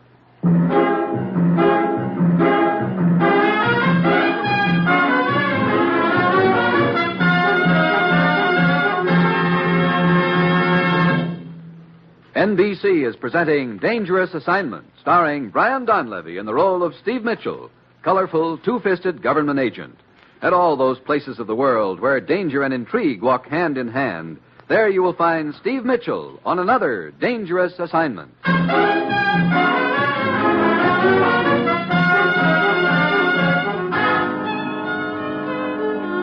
Sure, I've got my assignment. Just talk to a trained SEAL named Lefty and find out who's heading a spy ring in the Middle East. Yeah, a real cinch. Well, it's Thursday when I get to Istanbul, and I head for Lieutenant Balik's office. It is a pleasure to welcome you, Mr. Mitchell. I hope you will be able to help us get to the bottom of this mystifying affair. Well, I'll give it the old school try, Lieutenant. First, I would like you to meet Dalmud. I am honored, Mr. Mitchell. Dalmud? Dalmud is Tokat's assistant. I arranged for him to be here to give you such information as he possesses. I see. Now, as I understand it, Dalmud, your boss, Joseph Tokat, was head of intelligence here and was on the trail of the leader of this spy ring that's been operating throughout the Middle East? That is correct. It is our theory, of course, that he was getting close to this person and was blown up in his automobile for that reason. Yeah. Did he give you any indication as to who he thought he was after? Not much. Tokat was a very brilliant agent, but very close-mouthed. He preferred to operate alone. He did mention to me that he was not sure whether this person was a man or woman, but that is all he said. Which, unfortunately, does not give us much to go on. No, it sure doesn't, Lieutenant Balik. Look, Dalmud, how about Tokat's files? Did you find anything there that might give us a lead? Unfortunately, no. In his confidential files is a folder pertaining to the investigation he was undertaking at the time of his murder. But it is just general information. One sheet of paper had been torn out, however. Probably the sheet that pegs the killer. Well, looks like we're getting nowhere fast. Incidentally, can either of you tell me how this guy Sam and his trained SEAL figure in this deal? We know only that Tokat's car was parked 3 blocks from the theater where the trained SEAL performs, and that Tokat is supposed to have attended the performance the night of his murder. So what? That isn't much of a tie-in. But since the murder, Mitchell, there have been several attempts on the life of this Sam, the SEAL's trainer. Oh, well, maybe that throws a new light on things. Where do I find this guy Sam? He has an apartment not far from here. Simply show this pass to the guard, and he will admit you. Oh, okay, thanks. I'll check with you later, gentlemen. Outside Sam's apartment house, there's a rugged-looking guard who lets me by after looking at my pass. I knocked on Sam's door, and after a long pause, it's opened by a little withered-up-looking gent with a towel on one arm. So, what's the deal, Jack? You Sam? Sam it is. What's yours, Jack? Steve Mitchell from the States. Here's my credentials. Oh, yeah, they told me you were coming. Come on in, Jack. Steve. Sure, Jack. Go ahead. Finish washing up. We can talk later. Washing up? Yeah, your arms. They're all wet. I'm giving Lefty a bath, Jack. Steve. Oh, you mean that SEAL? Sure. Come on, we can talk while I'm finishing up. Okay. Here's Lefty. Ain't he a beaut?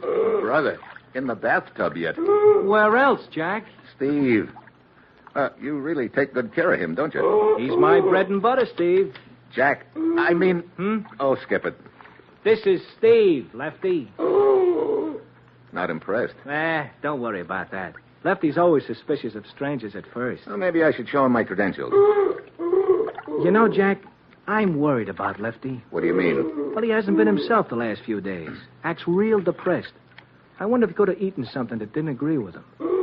Oh, now, easy, Lefty, easy. I got to get the little flipper whippers clean. Look. Now, right now, I'm more interested in what you know about Tokat's murder than I am in Lefty's diet. Oh, sure. Yeah, it's a funny thing about that. Nah, come to think of it, it ain't funny. I'm scared. At first, I don't think there's any connection. But about the time of the second attempt... Wait a minute. Let's start at the beginning, huh? Okay. You see, Jack, I'm playing at the theater just down the street. They got an English-language movie there, a newsreel, then a couple of vaudeville acts, 2 baggy pants comics, a dancer, and Lefty and me. And according to your story, Josef Tokat was in the theater the night that he was murdered? Oh, he sure was. How do you know? Because that night, Lefty got depressed. And when he gets depressed, I got to cut his act short. So I fill in the time by going down into the audience and giving them a few magic tricks. You know, pulling pigeons out of their hats, picking their pockets, stuff like that. Go on. Well, so I pick out this one guy in the audience, and it turns out to be this Josef Tokat who gets himself killed a few minutes later. You sure it was Tokat? Well, sure I'm sure. I got to look at his name on his wallet. And if that ain't enough, the next night I spot him in the newsreel. Then I hear the guy got himself knocked off. And then, Jack, then things start happening to yours truly. What sort of things? Well, first it's a sandbag falling on me backstage. Then some joker throws a shot at me from an alley. Wait a minute. You say you pulled Tokat's wallet out of his pocket. Could you have taken anything else with it? I don't get you, Jack. A piece of paper, maybe. Or could Tokat have slipped you the paper without your knowing about it? Well, I don't see how. Hey, what are you getting at? There's a very important piece of paper missing from Tokat's confidential files and could contain information about his killer. And if you had it without knowing about it, it could explain why the killer might be after you. Nah, it don't boil, Jack. I empty my pockets every night. There was nothing in them after the performance the night Tokat was there. Incidentally, does Lefty here stay on the stage while you're doing your act? You see how he knows his name? Sensational. Oh, he's a doll. Nah, he follows me through the audience. The people get a charge out of petting him. I see. Well, I guess all of this leaves me just about where I was before. Oh, I'm sorry I can't be any more help, Jack. But I hope you'll get this guy off my neck, whoever he is. Yeah. Well, see you later, Jack. Sam.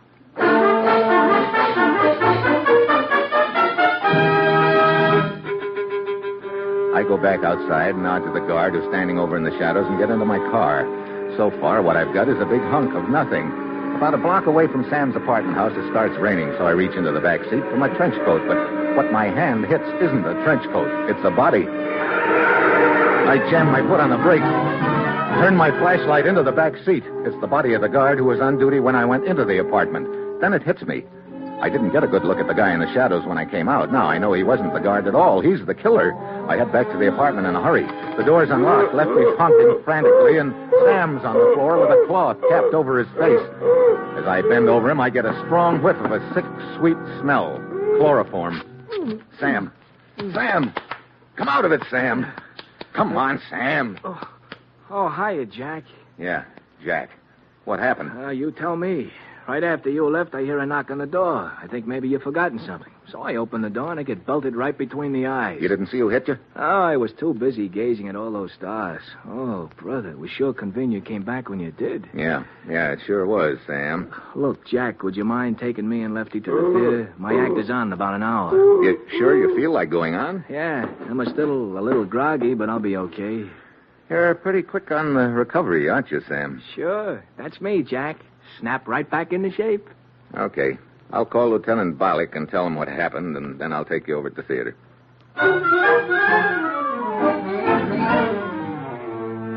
Balik meets us at the theater, and he and I stay to watch the show. In case there's another attempt on Sam's life, we sit through the feature, and then comes the newsreel Sam told us about. It's a shot of some Turkish army maneuvers. The importance of these maneuvers is borne out by the presence of the officials who are witnessing them. Government agent Yusuf Tokat, his assistant Dalmud, General Abula. That's how Sam knew Tokat was in here the night of his murder, Balik. He saw his name on his wallet, and then he spotted him in this newsreel shot the next night. Yes, see, there's Tokat standing by the tank. After the newsreel comes the stage show. We watch Sam and Lefty go through their act. Lefty's still depressed, so Sam has to fill in by pulling pigeons out of people's pockets. Balik and I are on the edge of the seats waiting for something to happen, but nothing does. Sam finishes his act and the feature starts. Balik and I head backstage for Sam's dressing room.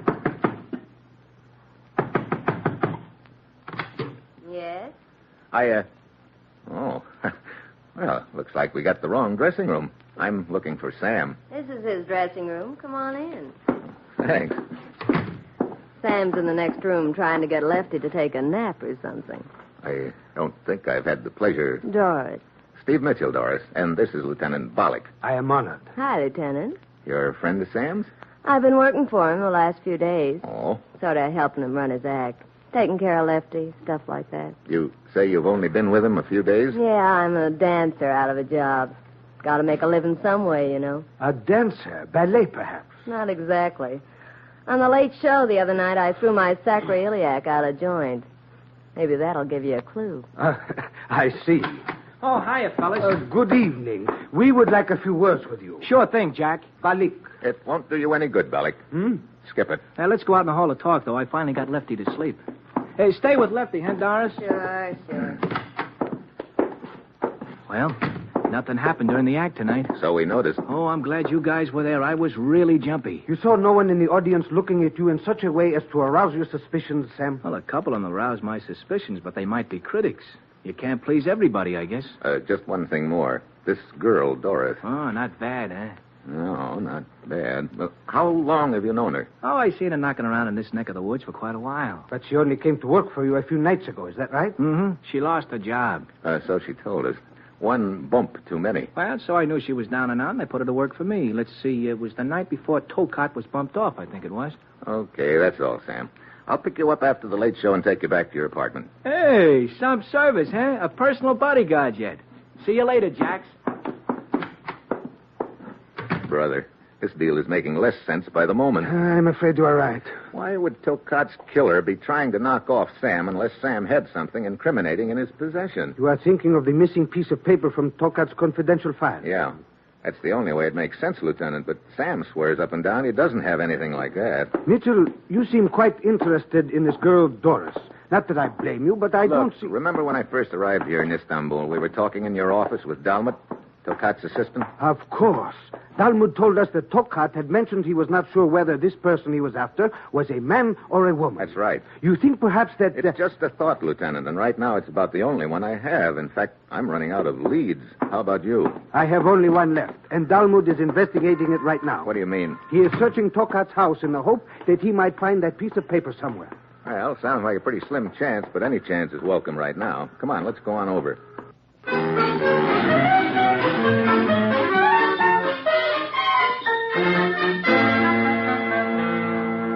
Tell me, have you been able to find anything, Dalmud? Oh, not a thing, Lieutenant. I have turned this house upside down. I have slit every cushion, pulled up every rug, tapped all woodwork. The piece of paper is not here. Great. That just about does it.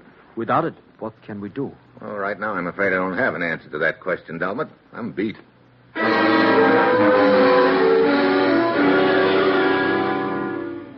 I go back to the theater, pick up Sam and Lefty, and take them to Sam's apartment. Sam fixes up a bed for me on the couch, and we all turn in. Try letting a depressed seal with indigestion sing you to sleep sometime. Oh, it's great. But I finally manage to doze off, and then... Mitchell! Wait! Mitchell! Sam's shout brings me out of it fast. I jump off the couch and pull open his bedroom door. The lights are off, but I spot a glint of metal near the window. A gun. I take a dive just in time. But on my way down, my head crashes into the corner of the dresser. And that puts me to sleep fast. Mitchell. Steve. Hey, Jack. That boy, Jack. That boy. Sam. Yeah. Oh, brother, you really collected yourself a lump on the head. Yeah, right now I'm not sure which is my head and which is the lump.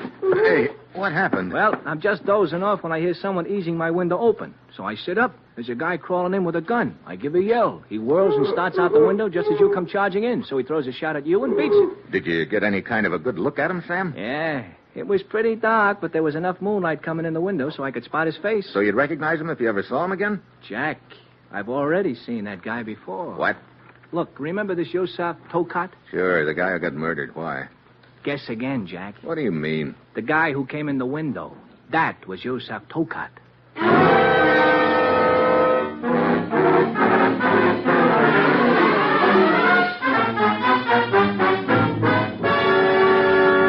Mitchell, I tell you this cannot be. Yusuf Tokat is dead. Look, All I'm telling you is what Sam told me a few minutes ago in his apartment, Lieutenant. But it is impossible. Tokat's car was completely demolished by that bomb. Apparently, when he stepped on the starter. Well, how about the body in the car? You positive it was Tokat? We have no reason to believe otherwise. The signet ring on one finger was identified as that of Tokat. Also the wristwatch.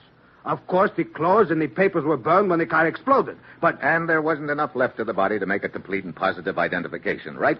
Well, that's what I thought. But, Mitchell, this whole thing is preposterous. If Tokat is alive, whose body was in the car? There you've got me. And above all, if Tokat is alive, why is he in hiding? Dalmat told us that Tokat liked to operate alone and undercover. Maybe he figured he'd have a better chance to nab the leader of the spy ring that way. Look, let's suppose for a moment that Tokat is alive and try to reconstruct what might have happened that night. The night he was supposedly murdered. Yeah, let's say that for some unknown reason, Tokat wanted to make it look like he was dead. He plants the body in his car with a time bomb, then slips into a darkened theater to get out of sight for the time being. But he's trapped by the stage show. He can't get up and walk out with all the lights on. Then Sam comes down into the audience and lifts his wallet, and then... Then what? Oh, I don't know. It doesn't seem to track quite right. Indeed, it does not. It leaves too many questions unanswered. Whose body was in that car? And why is Tokat trying to kill Sam? Wait a minute. There's one possible answer. I'll admit it's fantastic, but this whole deal is fantastic. Well, what is the answer? Look, we know Tokat was trying to get the leader of a spy ring. Now, why would he be going after Sam? Mitchell, that means that... That means that I'm going back and have a little talk with our friend Sam right now.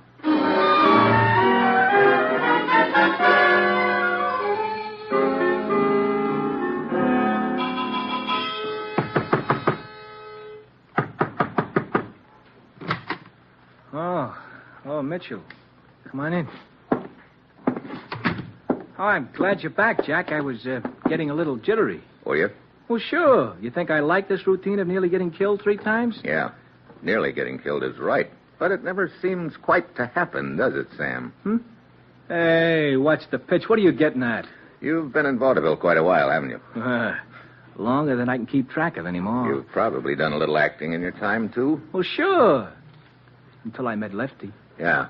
But maybe you've been doing some pretty convincing acting in this deal, Sam. Acting? Acting scared. Acting like somebody's been trying to kill you. Acting like somebody's trying to kill me, he says. Jack, have you blown your cork? You told me somebody tried to bean you with a sandbag backstage the other night. Anybody see it happen? Nobody else was around. And you said somebody threw a shot at you from an alley. Anybody else witnessed that? Well, I don't think so. Now, look, and Jack... And tonight, you said Joseph Tokat crawled into your bedroom window trying to kill you. But you were the only one that saw him. He took a shot at you, remember? Somebody took a shot at me. I'm beginning to wonder if it was you. Me? Look, Jack, I'll tell you what. You've been working pretty hard lately. Now, why don't you just sit down on that couch and take it easy? And I'll show you a new trick I worked on for my act. You could have killed Tokat with a time bomb. Oh, sure. He didn't like my act, so I killed him. Look, Jack, I don't know what kind of a kick you're on with this thing, but if I've killed this character, Tokat, would I be pretending he's alive and after me? I wouldn't want to be linked to him at all, would I? I was afraid that point would pop up sooner or later, Sam. Now, I guess it doesn't add up that way. You've just been thinking too hard. Come on, Jack, let me show you my new trick. It'll take your mind off things. You see, I got a little red ball and a little white ball. Look, I'm in no mood for tricks, Sam. But it only takes a second, and it's a good one. Since Lefty's been depressed, I got to keep coming up with new tricks to fill out the act. So I want to try this one on you. Wait a minute. What now? Sam, if you are in the clear, that means you still must have some piece of incriminating evidence. Oh, no. Now we're back on that piece of paper routine. Yeah. For the last time, Jack, I don't have it. I don't mean you. I mean your seal. Lefty? You say he follows you through the audience. You also told me that he's been acting like he ate something and didn't agree with him. Where is he? Well, he's asleep in the next... Oh, no. Now, look. Somebody could have slipped that paper to him. Well, you look. I'm a member in good stand of the Anti-Vivisection League. You go cutting into Lefty's dead body, and it's going to be over mine of the same name. Yeah, but there's a chance that there's maybe... Oh, are you kidding? If somebody did feed that paper to Lefty, it happened 4 days ago. Yeah. You're right. All of which leaves me just where I was before. Nowhere. Brother, what a headache. And things used to be so peaceful in the Navy. All right, now, you ready? Ready. The trick. Huh? Oh, okay, go ahead. Now, what color ball am I holding in my left hand? Red. And in my right hand? White. A red ball and a white ball, right? Now, I mix them around a little, then I take one of them in my fingers. Which one is it? Red. I put it under this hat.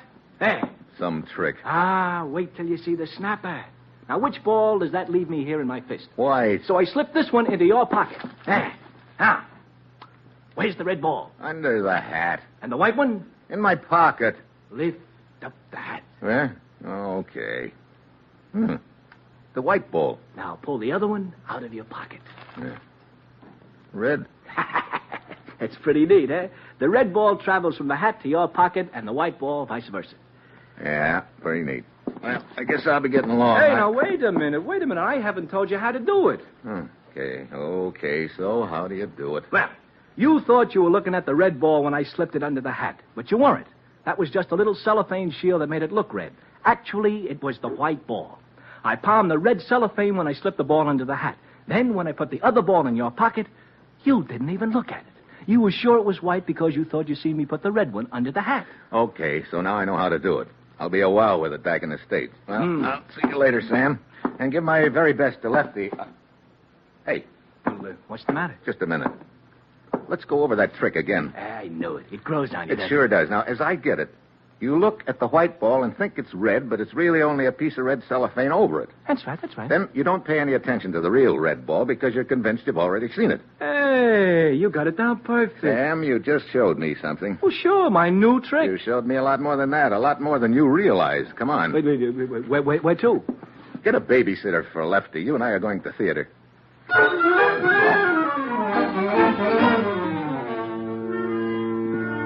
I get the manager out of bed and make him open up the theater for us. Then I have him run the newsreel.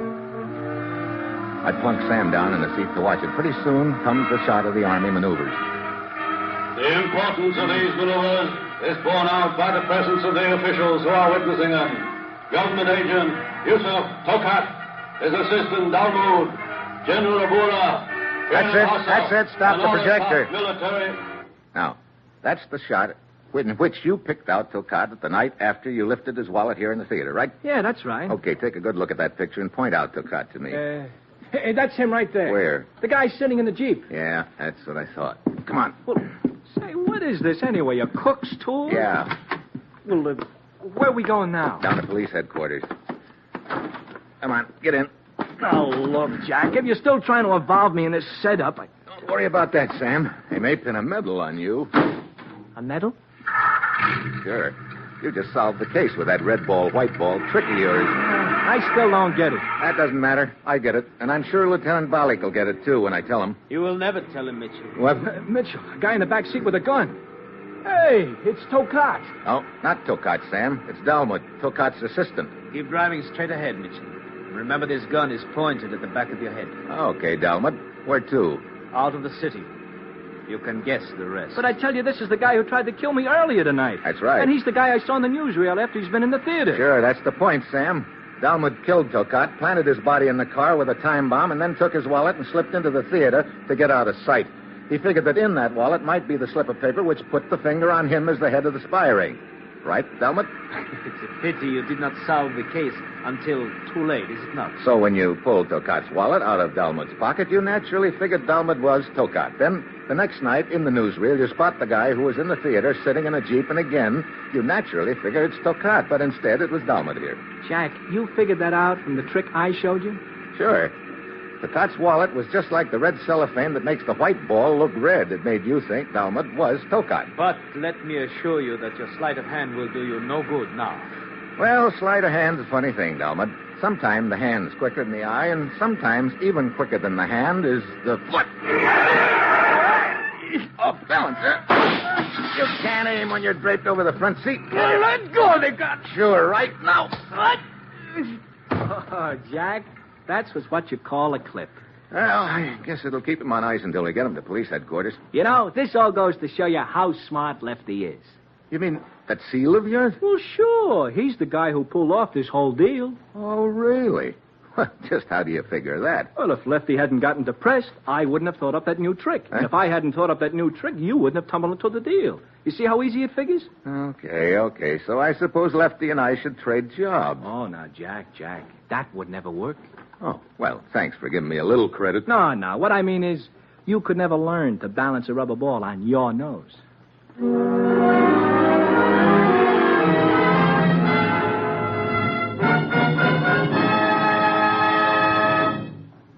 The NBC chimes will be ringing soon for the return of the irrepressible Bob Hope.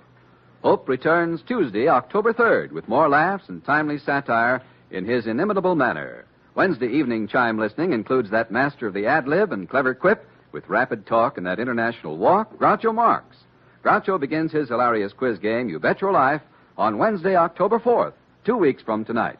Remember, Bob Hope, October 3rd, Groucho Marx, October 4th.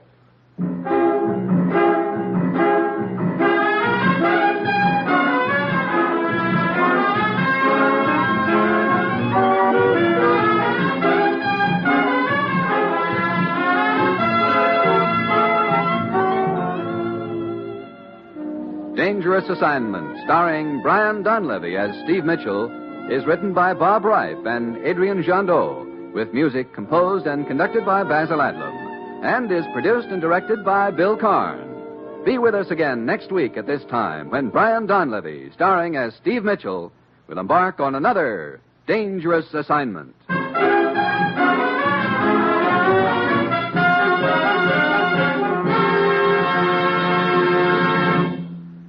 3 chimes mean good times on NBC.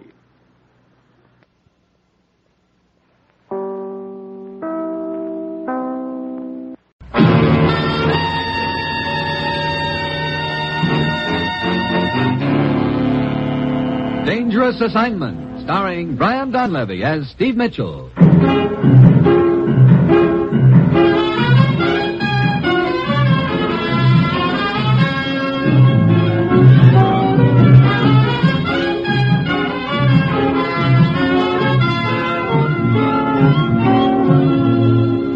Yeah, danger is my assignment. I get sent to a lot of places I can't even pronounce. They all spell the same thing, though, trouble. But when I walk into the commissioner's office, I don't realize that this assignment's going to wind up with me trying to preserve my life with a can of embalming fluid.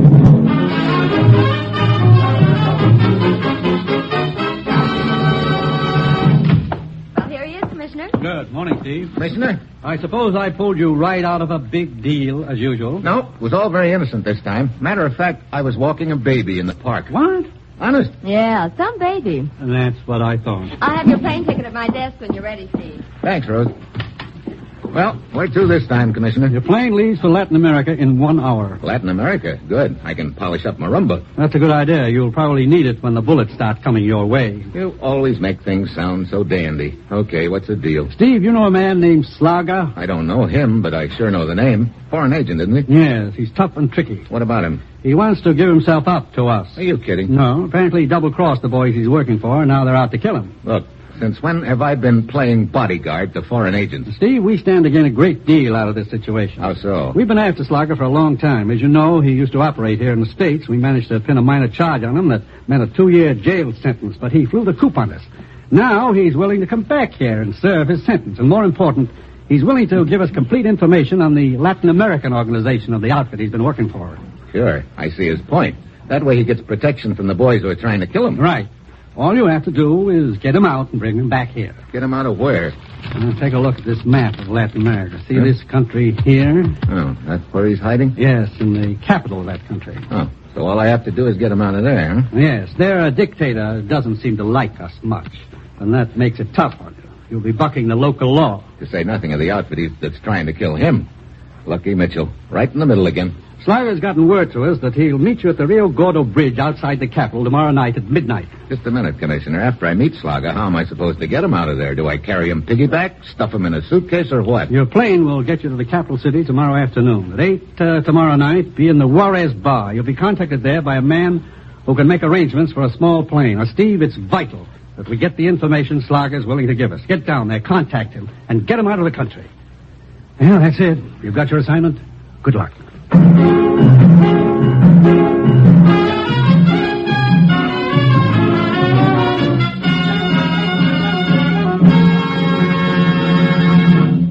The National Broadcasting Company is presenting Dangerous Assignment, starring Brian Donlevy in the role of Steve Mitchell, colorful, two-fisted government agent. At all those places of the world where danger and intrigue walk hand in hand, there you will find Steve Mitchell on another dangerous assignment.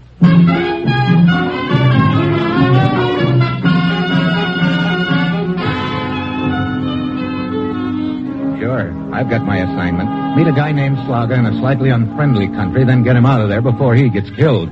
I've got a strong hunch that the same guys who are after him will be tossing more than bouquets in my direction, too.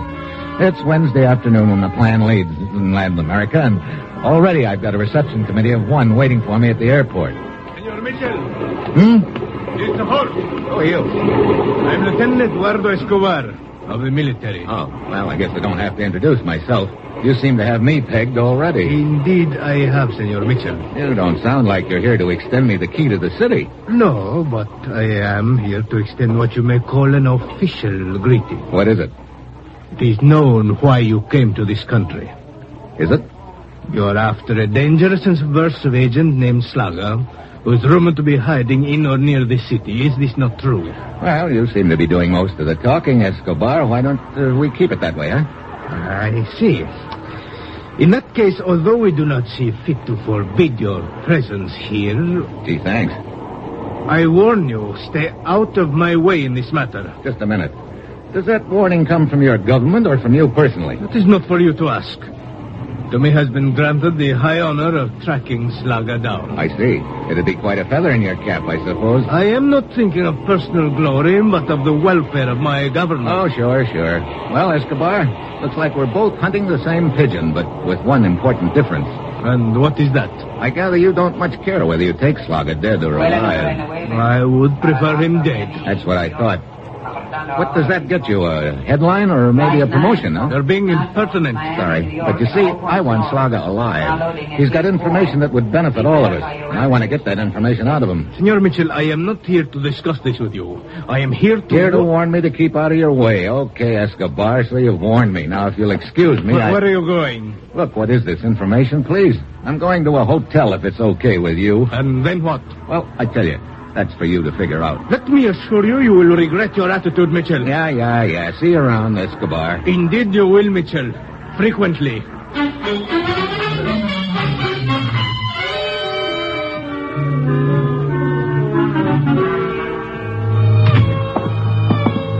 This is your room, senor. The best in a hotel. Brother, I wonder what the worst looks like.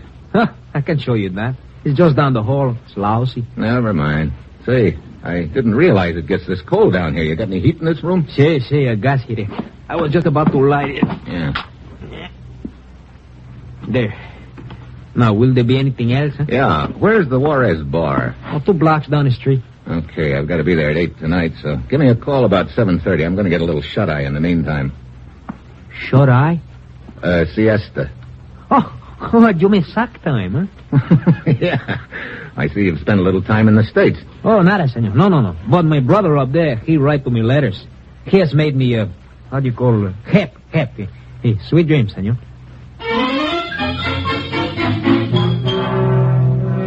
It's just about dark when I stretch out on the rickety bed. I check over the timetable for the evening in my mind. At 8, go to the Juarez bar and be contacted by somebody who'll tell me how to get Slarga out of here. Then, at midnight, meet Slarga at the Rio Gordo Bridge outside of the city. And in between, try to keep Lieutenant Escobar out of my hair, to say nothing of the outfit Slarga used to work for. Sounds like a nice, peaceful evening. Well, finally I doze off. I don't know how long I've been asleep when a sound registers. A window. A sudden warning flashes across my brain. I try to snap a rope, but I have a hard time coming out of it. I get my eyes open, but the room's swimming in front of them, and my chest hurts. Then it registers. Gas. The whole room is full of gas. A sudden whiff of fresh air hits me, and my eyes clear for a second. The window. There's a guy in the window with a knife. I managed to roll off the bed just in time. The knife clunks into the headboard. I stagger to the window, but the guy is gone. At this point, I don't care much. I'm more interested in filling my lungs with fresh air. My head starts clearing.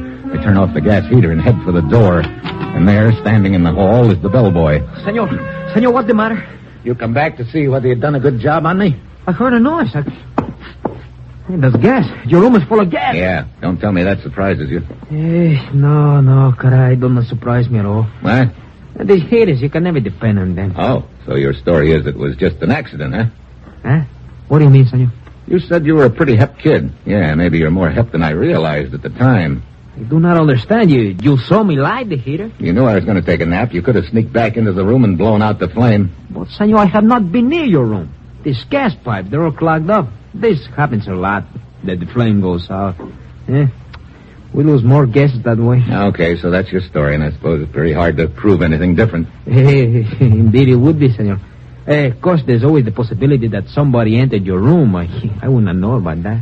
Okay, for the time being, we'll leave it that way. Maybe you're telling the truth, maybe you're lying. Sooner or later, I'll find out which. Si, senor, si. I'm quite certain that you will.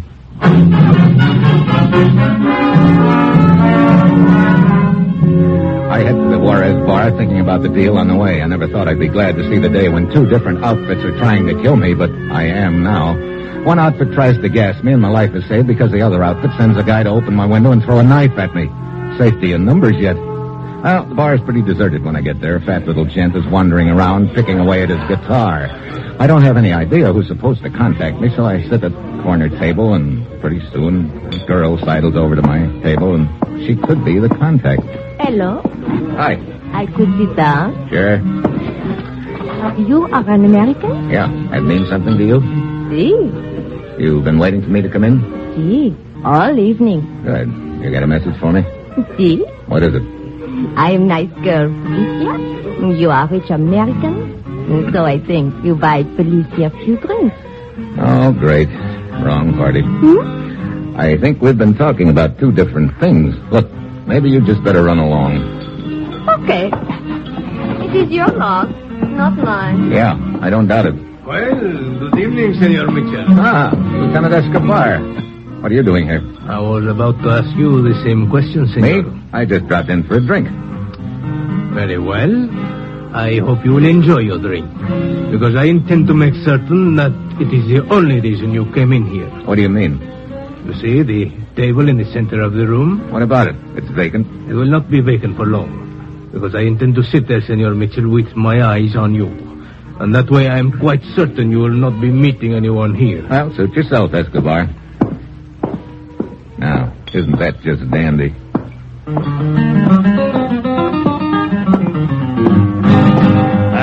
Good evening, senor. Would you like for me to play a little song especially for you on my guitar? No, thanks. But I play good. No. Come on. For $1 I play anything you want to hear.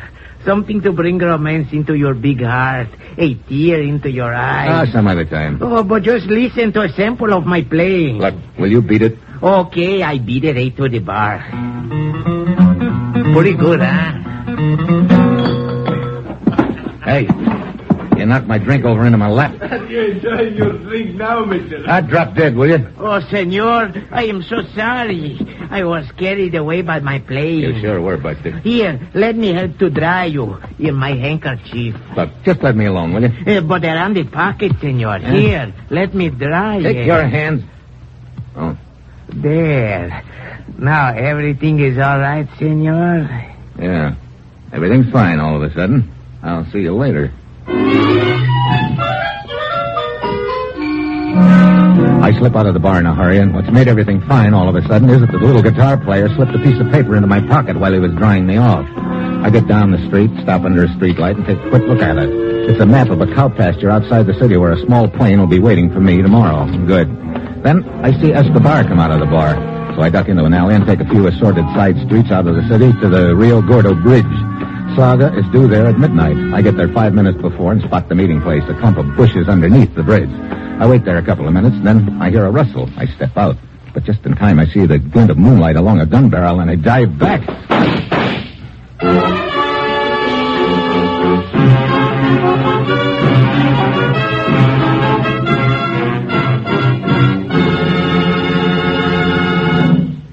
Sunday afternoon means mystery and action with the chimes over most of these NBC stations. Mike Waring, better known as the Falcon, brings his suave and romantic touch to a perilous mystery each Sunday, followed by the widely acclaimed dramatic series High Adventure. Then the big guy steps in. The big guy who likes to tell stories of mystery and intrigue, only the big guy's stories are not make-believe. And then a new kind of private eye. Charlie Wilde concludes your Sunday mystery lineup with a few casual homicides.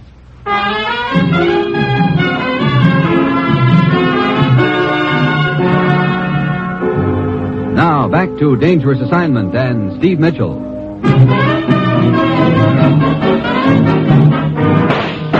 The shots keep whistling over my head, so I know the guy can't see me. I inch backwards up the slope and start circling. Pretty soon, I spot the sniper hurrying up the slope, too. I wait until he's about 4 feet away, and then I jump him. A girl. Okay, drop that gun, sister. No, I said drop it. Oh! That's better. Who are you? The guy you were just shooting at, lady. Oh, no. Oh, yes. But I thought that was Slarga. What? So, he's gotten away from me again. Wait a minute. What's this about Slarga? I thought you were Slarga. Is he I want to kill? Brother, you too, huh? Oh, what do you mean? You also wish to kill Slarga? No, but right now it looks like I'm the only guy who doesn't. Escobar, the outfit Slarga used to work for, and now you. What's your beef with him, and incidentally, who are you? Maria Peralta. I used to think I was in love with Slarga until I found out what kind of man he was. Then I stopped seeing him. I met a good man, I married him. But when Slarga found himself trapped in this city, he came to me for help. I see, and you refused? I say, of course. Then Slarga started hitting me. My husband, he came in just then and tried to stop him. Slarga killed my husband. I see. Tonight I followed him here to the bridge. Then I lost him. When you step out of those bushes, I thought you were Slarga. Well, it's a cinch if Slarga was around here. He's not now. Those shots probably scared him away. And speaking of shots, Maria... See, I know. I think I almost killed you. Oh, senor, you can forgive me? Yeah, well, I guess the only thing left for me to do is to head back to town and wait for some word from him. Senor, I have spoiled some plan of yours. You sure have, Maria. Well, can I in some way make up for it? You got a car? See, parked down the road. You can drive me back to the city. That'll make up for a lot. Because I'm not hankering to walk all that distance again. See, of course, I will be glad to drive you. You come, huh?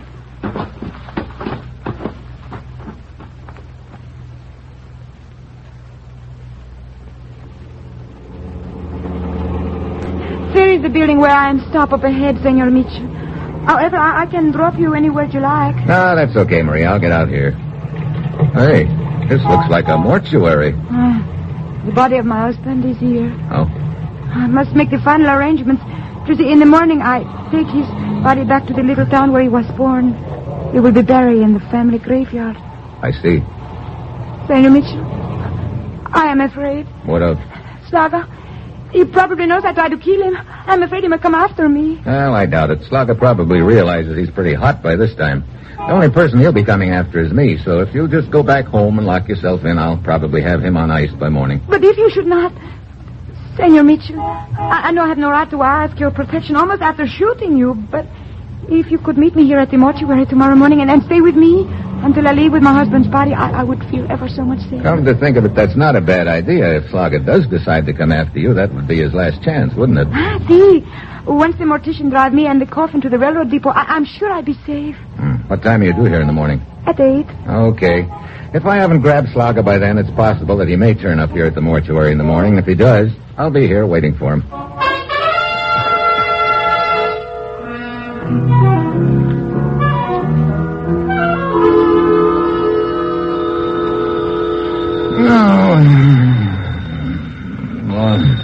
Okay. Yeah? Mitchell? Yeah, who's this? Slarga. Slarga? Hey, why didn't you show up at the bridge at midnight? I heard shots. Yeah, that's what I figured. Where are you? I am safe for the time being, but these interests I used to work for, they are closing in on me. I don't doubt it. Mitchell, listen to me. You must hide me, protect me. Get me out of the country. Look, Slarga, that's why I'm here. I've got a plane waiting for us in the cow pasture, but before I can protect you or get you out of here, I've got to get with you. Very well. It is 3 a.m. In 1 hour, be on the Santo Tomas Highway outside the city, exactly 1 mile past the bridge. Park your car there and wait, and come alone.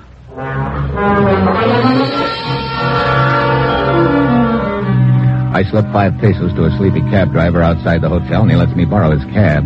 I head out Santo Tomas Highway and arrive at the rendezvous spot 20 minutes early, which is just the way I want it.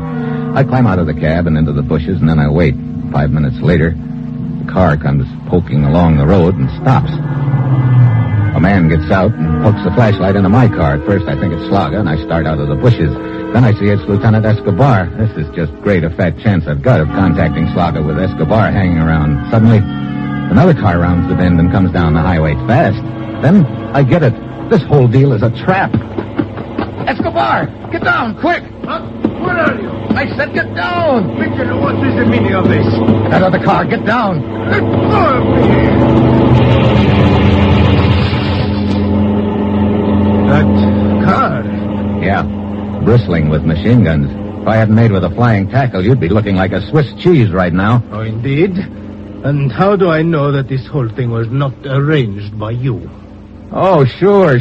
I arrange an ambush, and then I run out into the firing line to grab you. Look, Escobar, this is the third time I've been shot at in 11 hours. I'm in no mood. You have only yourself to blame, Mitchell. What do you mean? I warned you to remain out of this affair. Next time, perhaps you will heed my warning. I'll tell you one thing you can count on, Escobar. Next time I'll stay in the bushes and let you collect a few more holes in the head than you've already got, if that's possible.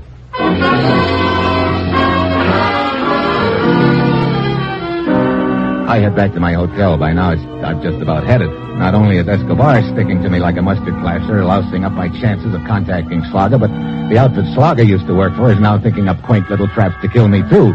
Obviously, they were the ones who rigged that fake rendezvous on the highway. I know now my only chance of contacting Slarga will be if he comes after Maria at the mortuary. She told me she'd be there at 8 in the morning, so I'm there 10 minutes early. The door is partly open. I walk in, but the joint is deserted. No mortician, no hearse, no coffin, and no Maria. I head for the back room. A whiff of embalming fluid almost knocks me down. There are cans of it spilled all over the floor. The whole room's torn apart. Then I hear a sound coming from the closet. I unlock the door. Inside, there's a guy trussed up with rope and a strip of tape across his mouth. Thank you.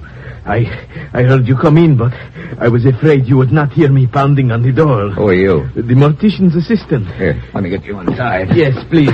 Brother, that embalming fluid is killing me. Even in the closet here. What happened? I am not certain. I opened up a little earlier than usual this morning because we were expecting Senora Maria Peralta to come at 8 o'clock for the body of her husband. That unties your legs. Yes. Brother, no wonder that fluid smells so strong in here. You've got some of it on your shoes. Go on with your story. Yes. A few minutes before 8, a man walked in with a gun. He tied me up here in the closet. What happened after that? I know only what I could hear through the door. The mortician and the senora must have arrived at the same time. Apparently, this man with the gun was hiding behind the drapes. When he confronted the senora, I heard her scream, Sla something. Slarga? Yes, that's it, Slarga. Oh, great. Well, you're untied. Come on, let's get some windows open and air out the joint. Good. What else did you hear? Well, there were the sounds of a fight. Furniture overturned and cans of embalming fluid spilled. Then Slarga must have gotten the upper hand again. He laughed and said a very strange thing. What do you mean? Something about a coffin being a very convenient place to travel. I see. Then he ordered the mortician and the senora into the hearse and told them to drive out to the Santo Tomas highway. Apparently, his plan is to escape in that coffin. Sounds like a pretty neat plan, too. The whole deal. They left but a moment or two before you arrived. If you hurry, you may be able to overtake them. You know, I've got a better idea. What do you mean? I'm about to take some advice that was given to me earlier. I do not understand.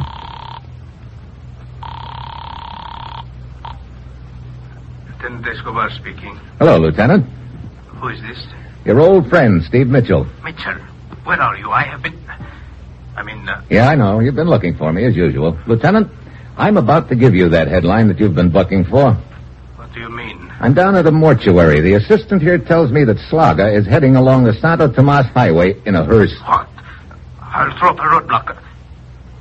Wait a minute. What's the matter, Escobar? Don't you know a good break when you see one? Why are you giving me this information, Mitchell? You've told me several times to keep out of your way in this deal, haven't you?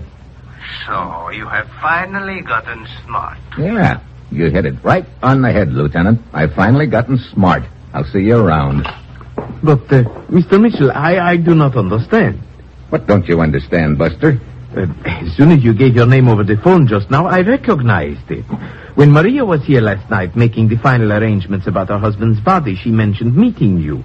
She said you were very anxious to get to this Slarga. That's right. Well, then why aren't you chasing him right now? Why did you call the police? Escobar wants me to stay out of his way. And I also want him to stay out of mine. What? You happen to know anything about this guy, Slarga? How could I? I never saw him before this morning. And let me tell you a couple of things about him, and I think you'll see my point. You see, Slarga's a pretty sharp boy, sharper than I realized. I do not follow. It could go together, something like this. Slarga double-crosses the outfit he used to work for, so they're after him. He gets in touch with us, and he tells us he's willing to give us information and serve a prison sentence in the States if we'll come down here and fish him out. Oh, but what has all this to do with... Just let me finish. Yeah, that's the deal that Slarga presents to us, and it sounds good, but this is where Slarga gets sharp, or thinks he does. He has no intention of coming back to the States with me. He's just playing both ends against the middle and using us to get himself out of the hole he's in here. You mean that is why this Slarga is escaping in the coffin? I mean, that's why Slarga isn't in that coffin. What? But I do not understand. Don't you? It worked, Slarga. They're all chasing the hearse. Maria, you fool! It doesn't matter, Slarga. I had you pegged right from the time I untied you. That's why I kept hanging around here. I figured your little partner would be doubling back to meet you. Oh, so you had me pegged.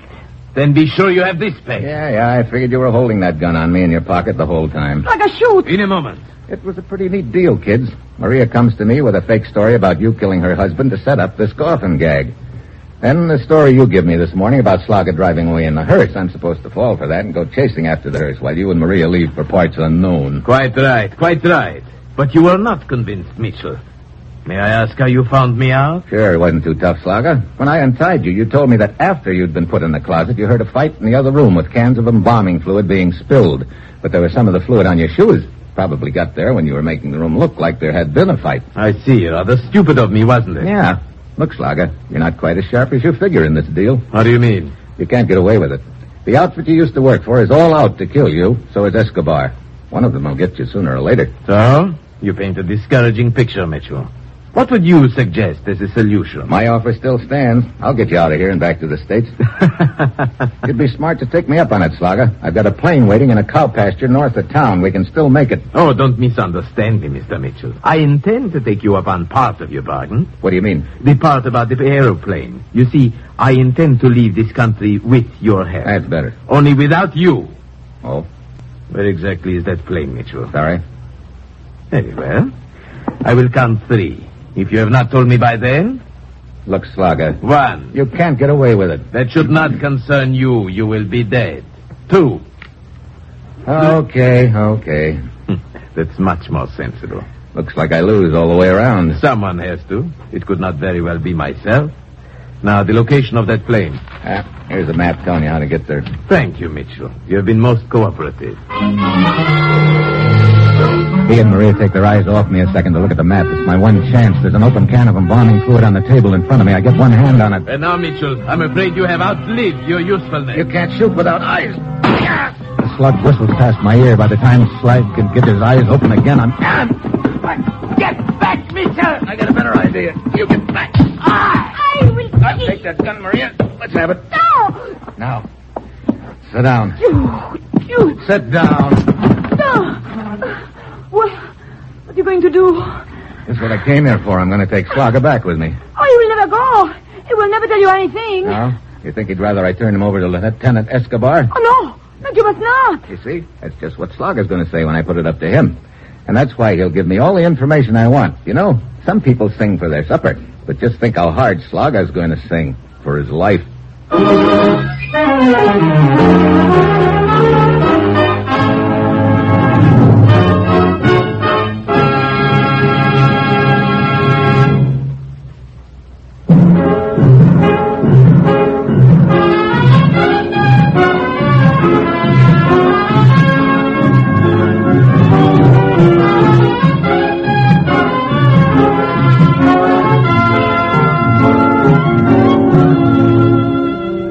Dangerous Assignment, starring Brian Donlevy as Steve Mitchell, is written by Bob Reif and Adrian Jandot, with music composed and conducted by Basil Adlam, and is produced and directed by Bill Carn. This week, friends of Dangerous Assignment get a bonus in good listening, for Dangerous Assignment will be heard again Friday. That's day after tomorrow, Friday, September 29th at 8:30 New York time, when Brian Donlevy as Steve Mitchell will embark on another Dangerous Assignment.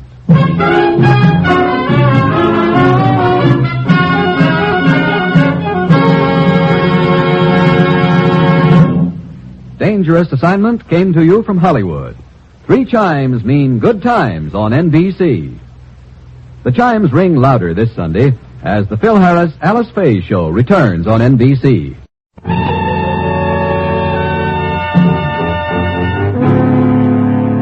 Dangerous Assignment, starring Brian Donlevy as Steve Mitchell.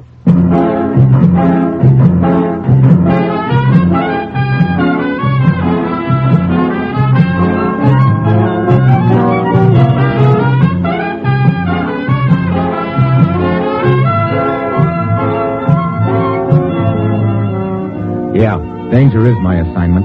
I get sent to a lot of places I can't even pronounce. They all spell the same thing, though. Trouble. But when I walk into the commissioner's office, I don't realize this assignment's going to wind up with me staking my life on a bluff, and then finding out, much to my surprise, that I wasn't bluffing at all.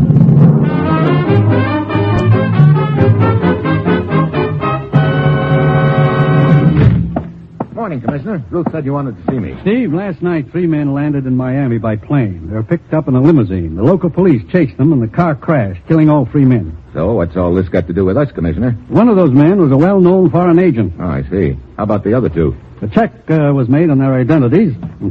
Phony, both of them. Oh, you mean they were carrying phony identification papers? No, the papers were legitimate enough, but they didn't belong to the men who were carrying them. We believe those papers were stolen from U.S. citizens who were traveling abroad, and in each case, those citizens were traveling alone and unattached.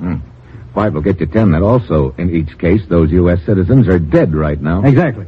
Well, Steve, it looks like we're up against a clever and vicious scheme to get foreign agents into the States. Yeah, they grab one of our tourists, bump him off, take his papers, and then slip one of their boys into the States with those papers. We've got to work fast. We don't know how many times they've pulled this trick so far, but we've got to keep them from continuing. Get down to Miami, Steve. Backtrack their operation until you find out who's behind it, then smash it once and for all. Well, I said, you've got your assignment. Good luck.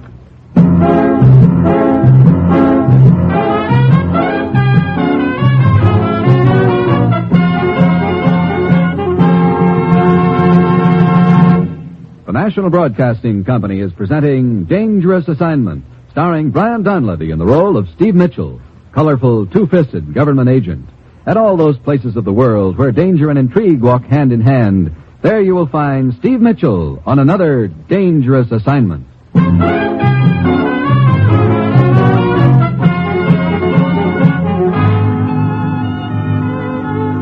Well, ordinarily, there's nothing I'd like better than a trip to Miami, but from the look on the commissioner's face, I've got a strong hunch I won't be spending my time water skiing through a blue lagoon with a beautiful doll perched on my shoulder. My plane lands there on Friday morning, and I head for the immigration office. Oh, Mitchell, we've been expecting you. I've got some luggage here you might be interested in looking through. This stuff here? Yeah, just help yourself, huh? This is the stuff that originally belonged to the tourists that we think these foreign agents murdered and then impersonated. Routine stuff. Clothes, curios. Yeah, that suitcase that you're going through now belonged to a Harold Davis. Yeah, according to my information, 3 guys landed here in Miami and were whisked away in a limousine. Yeah, that's right. When their car crashed, they were all killed, and that's where we recovered this luggage and those identification papers. But it didn't take us long to discover that the men in the car didn't belong to this stuff. Oh, what kind of a plane did they land in? A regular passenger plane, Caribbean Airlines, from Trinidad. Well, what is it? Hey, this picture here in the suitcase. Is this the real Davis? Oh, yeah. Yeah, it's Davis, all right. Or maybe you should say it was Davis. That girl with him in the picture, it's not bad. Not bad at all. You say the guy who was impersonating Davis flew in from Trinidad, huh? Yeah, that's right. You think that this picture was taken there? I know it was. I recognize the hotel in the background. Oh. Well, then, in other words, this picture shows that the real Davis was in Trinidad. But the man who flew up here from Trinidad wasn't Davis. Well, that means that... That means that Trinidad is my next stop.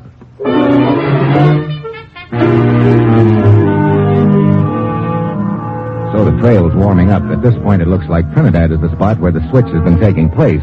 I realize I've got to operate undercover and fast.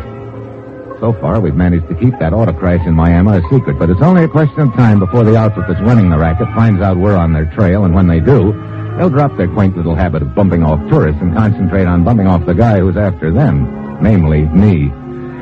My plane lands in Trinidad the next afternoon, as usual. It's hot, but I've got an uneasy feeling that before I wind this one up, it's going to get a little hotter. I scout around to find the office of the Caribbean Airlines. Back of the counter, a tall, skinny gent is sleepily fanning himself with a travel folder. Oh, good afternoon, sir. Are you the ticket agent here?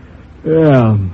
What charming and delightful spot in the Caribbean do you want to fly to? You sound bitter. Well, this morning I didn't get a job I was counting on back in the States, and I also didn't get a raise here. Instead, I got a heat rash. I should be happy. Courage, Camille. Thanks, old man. Well, where do you want to go, or did you just want to browse through some rare travel folders? I'm checking on a friend of mine, a guy named Harold Davis. Oh? What about him? Oh, I owe him some dough, and somebody told me he left Trinidad by plane the day before yesterday. I thought you might be able to check it for me. Okay. Davis. Yes. Harold Davis took off for Miami night before last, flight 17. Wonder why he decided to leave here. This is something we don't ordinarily ask our customers. He make the reservation in person? Oh, no, it was handled through Interocean. Interocean? Mm-hmm. Travel agency here in Trinidad. I see. You happen to have their address? Yeah, here's their card. It's just down the street. Thanks. What's the matter? Nothing. I won't keep you up any longer. So long.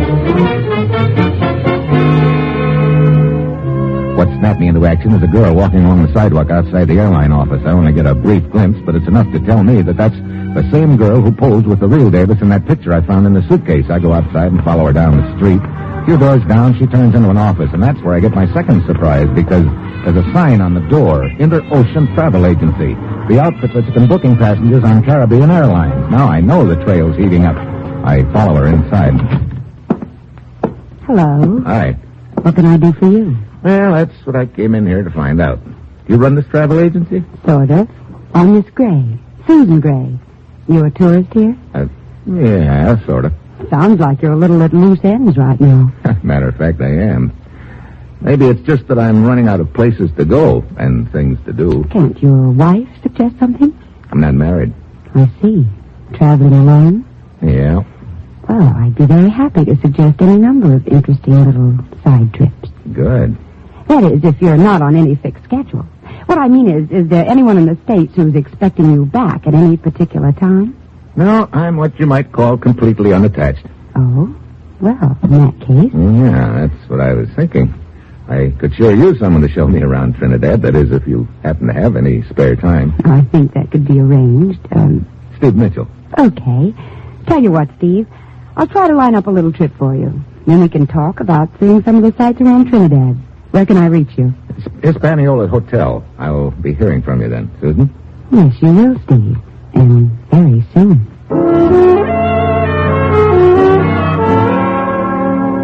I start back to my hotel, so I dangle a little alone and unattached bait in front of little Susan's nose, and she snaps it up like an underfed cobra, which is all very fine, except that what it boils down to is that I'm setting myself up as a grade A clay pigeon. Then, as I'm walking down the street, I pass a bar, and I hear a very familiar voice. I shove open the door and go in. It's my old friend, Lord Byron, the Calypso singer. Come to the Trade Winds Bar for your drinks. The price is right and the food, it's good too. And Lord Byron spots me at the bar, and his face lights up like a neon sign. Oh, once was a brave man, Steve Mitchell, he, the best ever came to Trinidad colony. He made a friend of Lord Byron, that's me, and both of us went sailing out to sea. We ran into bad men in diving suits and had much trouble, you can bet your boots. But when all the fighting was over and done, the bad men had lost and Steve Mitchell had won.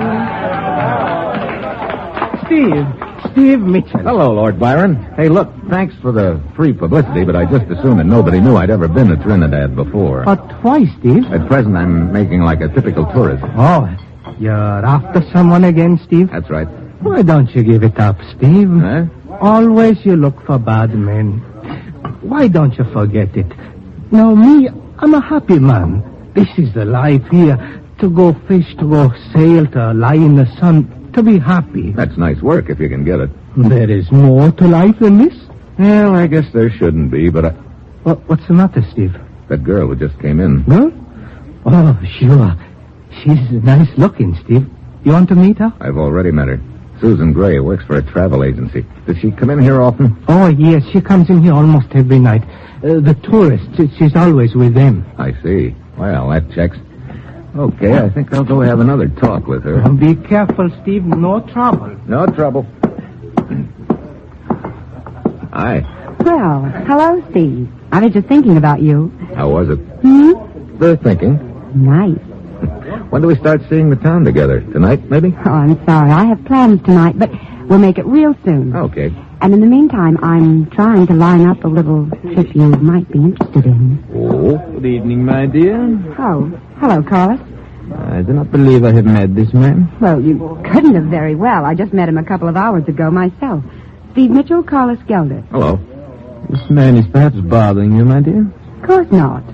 He seems to be presuming upon a very short acquaintance. Look, Buster, is there any law against talking to a girl in a bar? In this particular part of the world, there are many unwritten laws covering various subjects. Oh, what subjects, for instance? For instance, you. Carlos, please. Just a minute, Susan. Okay, Gelder. Just what are those unwritten laws covering me? The same which apply to anyone who seeks to tread on forbidden ground. I could take that either of two ways. You may choose whichever you like, but just be certain that you do take it. Okay, for the time being. And I can assure you I am not talking in terms of the time being. Yeah. See you later, kid. Steve, I'm sorry. I'll get in touch with you later. So, Steve, she's a popular young lady. Too popular, Lord Byron. Who's that little gent in a white suit I was just exchanging gay repartee with? Oh, he's a bad man, Steve. Stay away from him. Oh? Carlos Gelder. He's a very powerful man. What's he do? No one knows. But in Trinidad, his name means trouble. I see. He and Susan seem pretty fit. One trouble plus one trouble. Is double trouble.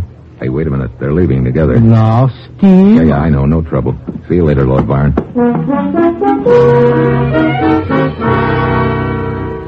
By the time I get outside, Susan and Gelder are nowhere in sight. I start along the sidewalk, and suddenly there's a guy walking beside me. A grinning native. I speed up. He stays with me. I stop. He throws a shoulder at me and sends me lurching into the alley. I whirl around. There's another guy in the alley waiting for me, also with a big grin on his face. And in his hand is a wicked-looking knife with a spring blade.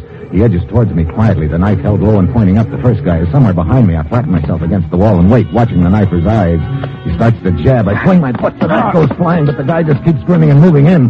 I dive to the end of the valley, but the first guy jumps on me. I give him a left, but too late. They're both swarming all over me. One of them pins my arms, the other starts working me over. He's doing a good job on me. Body punches, enough to hurt, but not enough to knock me out. After what seems like an hour, I guess he gets tired. He winds up and lets fly with one to my face. And that does it.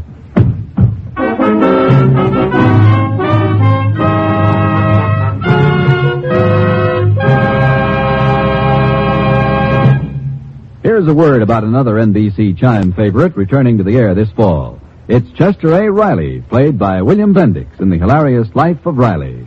Riley will be back over most of these stations just 1 week from today. Chester may not be the combination of lady killer, star athlete, and mental giant he thinks he is, but Mom, Babs, and Junior love him anyway. And you'll love them all, even the friendly undertaker, Digger Odell, when The Life of Riley returns just 1 week from tonight. The Chimes are your invitation.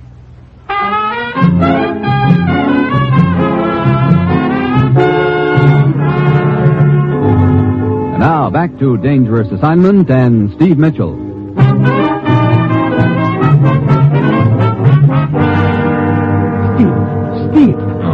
Steve. Come on, Steve. Steve. Oh, Lord Byron. What happened, Steve? Oh, I wasn't playing tic-tac-toe. I don't know. Steve, it's no good. Someone was giving you a warning. Come on back into the bar with me. I could use a drink along about now. Look, did Susan and Gelder come back into the bar after I left? No, I didn't see them. Steve, Lord Byron is your friend. He gave you good advice. Yeah, I know. It's trouble. But I'm afraid it's a little late in the game to back out now. Come on, let's go on over to the bar. So just then another guy sticks his head out and says, now get this. He says, okay, wise guy, how are you gonna get back? Yeah, don't you get it? How are you gonna get back? Yeah. That's the trouble. You guys just don't appreciate a good American joke. Scotch and soda, bartender. Hey, another American. Huh? Oh, yeah, another American. Clay's the name, friend. Abner H. Clay. Put her there. Hi. Mitchell's mine. Here, let me buy you a drink. Thanks, but I insist, friend, I insist. Okay, thanks. Well. It sure is good to run into another traveler from the blessed land. Yeah. Now, don't get me wrong, friend. I'm having a whale of a lot of fun on this trip, but I just haven't seen anything that compares with a little old hometown, good old Milwaukee, Wisconsin. Yes, sir. Say, I got a great idea. Why don't you and me do this town up together? Thanks a lot, but no thanks. Oh, come on. Say, I can show you places you never even dreamed about. And girls? I suppose you've even got a chicken inspector badge, too, huh? What? Skip it. Oh. Come on, friend. Let's make a night of it, huh? What do you say? After all, it's my last night here for a few days. I want to make the most of it. What do you mean your last night? Well, gonna take a little boat trip around the islands. We shove off first thing in the morning. We? Just small party. About 3 others, I think. Just a minute. Are you, by any chance, traveling alone, Clay? Alone? I sure am. You know, tell you how it happened. I was sitting there in my office in Milwaukee 3 months ago, and I suddenly said to myself, Abner, my boy, what you need is a vacation. So, here I am. I see. And this little boat trip you're leaving on in the morning, mind telling me who arranged that for you? Not at all, my friend. Interocean Travel Agency, right here in town. Hey, there's a little lady there who is just... Susan? Yes. You know her? Slightly. Oh, she's sure been mighty sweet to me. I don't doubt it. Oh, come on, friend. Why don't you change your mind and make the rounds with me tonight? I just did change my mind. Let's go, friend.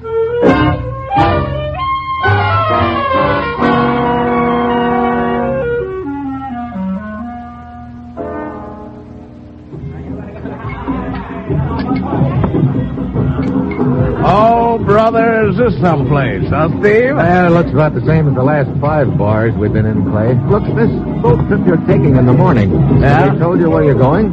Oh, they said we'd poke around a few little islands in the out-of-the-way places. I suppose you're taking all your luggage and papers with you? Well, that's right. Matter of fact, they told us to be sure and bring them. Oh? Well, they said we might stay longer than we expected if found places we like. I see. Look, Clay, What's the matter, friend? Somebody just walked in. Huh? Oh, it's Susan. Hey, Mitchell, I got a great idea. Why don't you come along on this trip, huh? Well, I don't know. It's pretty short notice. Well, Susan?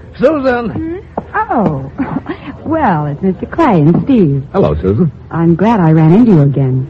Where's your boyfriend, Gelber? Oh, we had a quarrel. I'm awfully sorry about that scene he caused at the Tradesmen's Bar. I collected a few lumps in an alley right after that. What? But I don't suppose you or Gelber would know anything about that. Of course not. I don't understand, Steve. I'll skip it. Say, Susan, I just had me a great idea. What is it, Mr. Clay? Well, Steve and me, we gotten to be old buddies, and I was wondering, why couldn't he go along on this boat trip in the morning? Oh, I was working on a trip for Steve a little later on. I'm afraid the one tomorrow is pretty well booked up. Oh, well, I'll bet you could change that little lady. Yeah. Now, couldn't you? Well, I suppose I could make some last-minute arrangements. I'd sure appreciate it. All right. There, that's my girl. That's my girl, all right. How about that, Steve? Isn't that swell? Yeah. All right, now I'll tell you what. Meet me down at the dock at 7 tomorrow morning, okay? All right, Clay, I'll be there.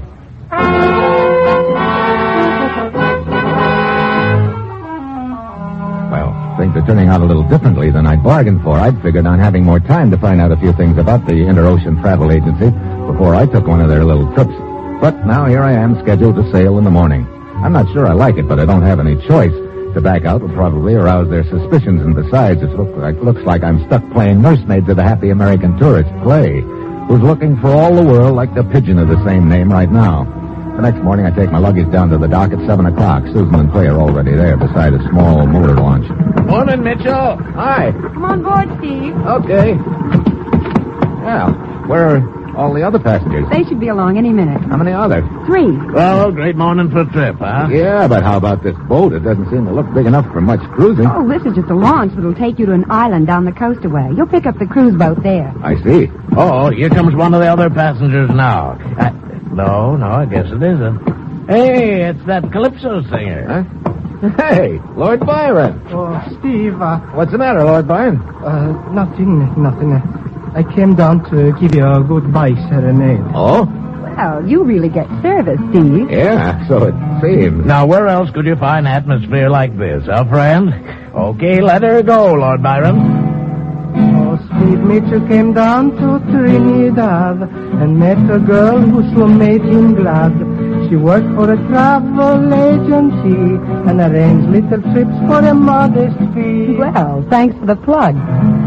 Then Steve met a tourist in the bar last night who took him around and showed him the sights. But poor Steve Mitchell, he doesn't see that the tourist owns a travel agency. Well, a happy trip, Steve. Lord Byron, come on back here. But you see, I've got to... You're not going anywhere, friend. Come on, get in the boat. Move. Very well. Well, thanks for the try anyway, Lord Byron. Sure, Steve. Okay, Susan, shove off. What about the other passengers? We can't wait for them now. We'll take care of these 2 birds first and then come back with the others. Get going. All right. You've been the big boy in this deal all along, Clay, huh? I sure have, friend. Well, I guess congratulations are in order. That's quite an act you put on, being the great American tourist. Not bad at all, is it? And with Susan giving them the come-on, I don't suppose you have much trouble getting all the unsuspecting tourists you need. We haven't had much trouble so far, and that's the way we're going to keep it. Do you mind telling me where we're going? Not at all, friend. Tobago Island, a little way down the coast. But, you know, really shouldn't matter much to you where you're going. Because I'll tell you something. You and Lord Byron aren't coming back.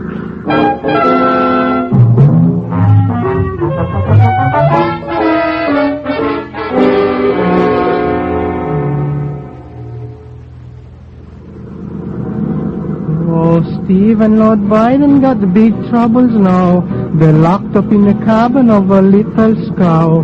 The bad man tell them they're holding the sack.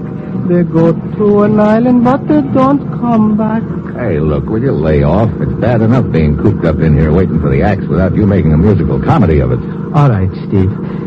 But why is he taking us to Tobago Island? That's probably where his agents are hiding out, waiting. It's probably also the tourist graveyard.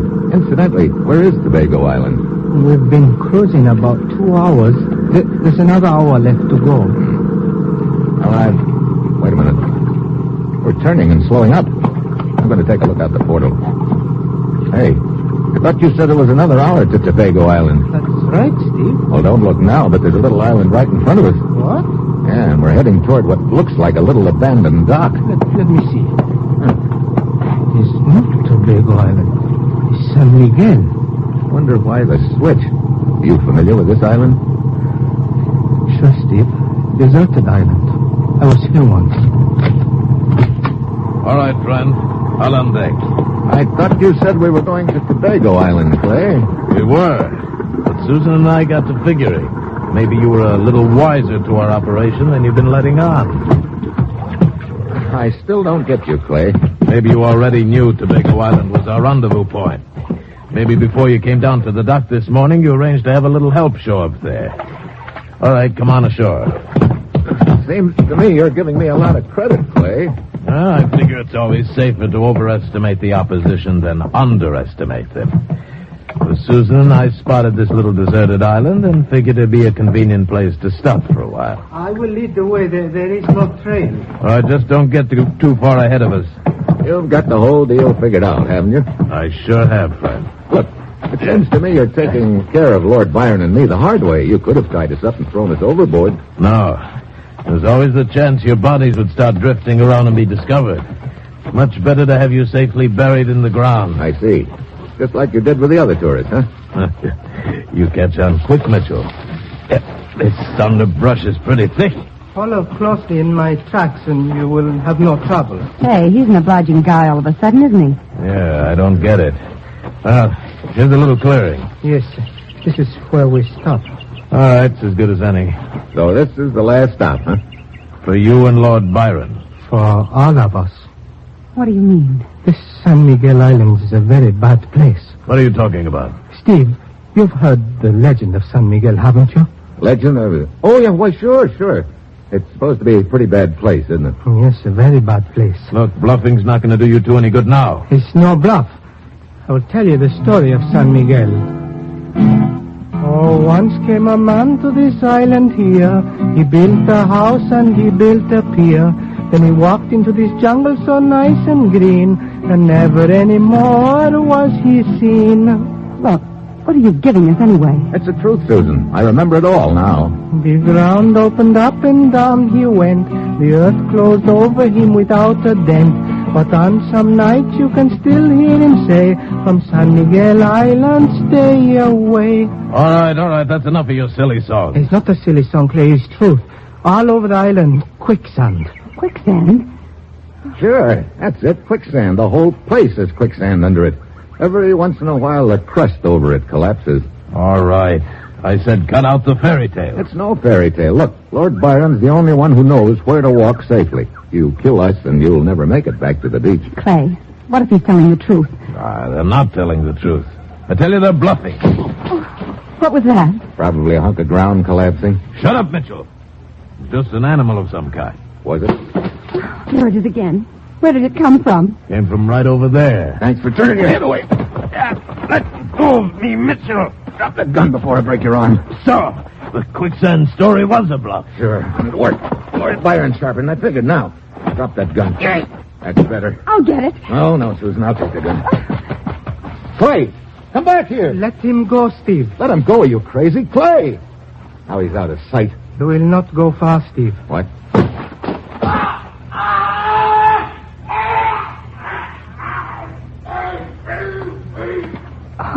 Clay. What happened? Don't move anyone. But what happened to Clay? He's gone. Quicksand. What? Quicksand, but I thought... I was telling the truth.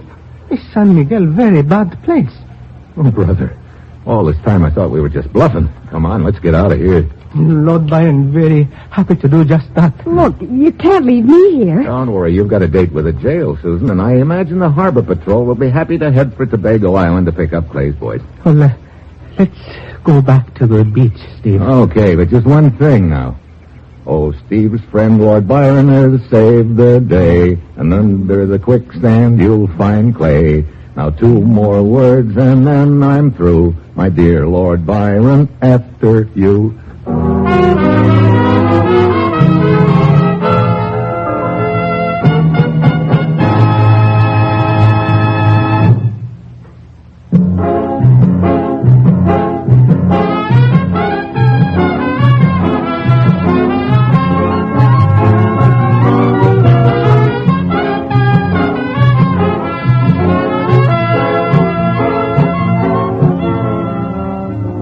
Dangerous Assignment, starring Brian Donlevy as Steve Mitchell, is written by Bob Reif and Adrian Jandot, with music by Basil Adlam, and is produced and directed by Bill Karn. Be with us again next week at this time, when Brian Donlevy, starring as Steve Mitchell, will embark on another Dangerous Assignment.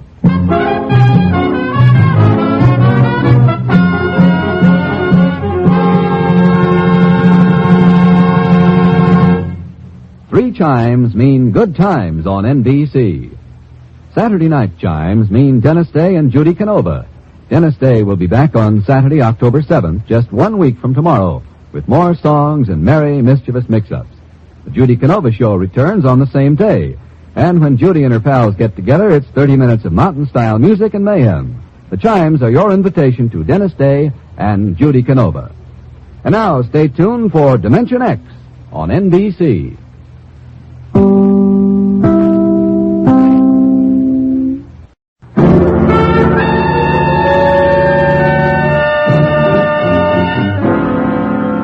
Dangerous Assignment, starring Brian Donlevy as Steve Mitchell.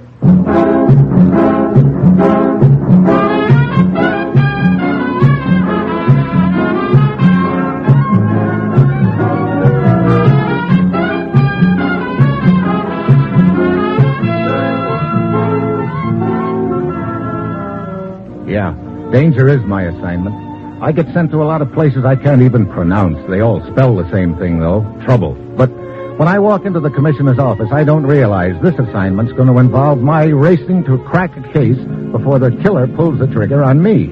Then having that race end up in a dead heat.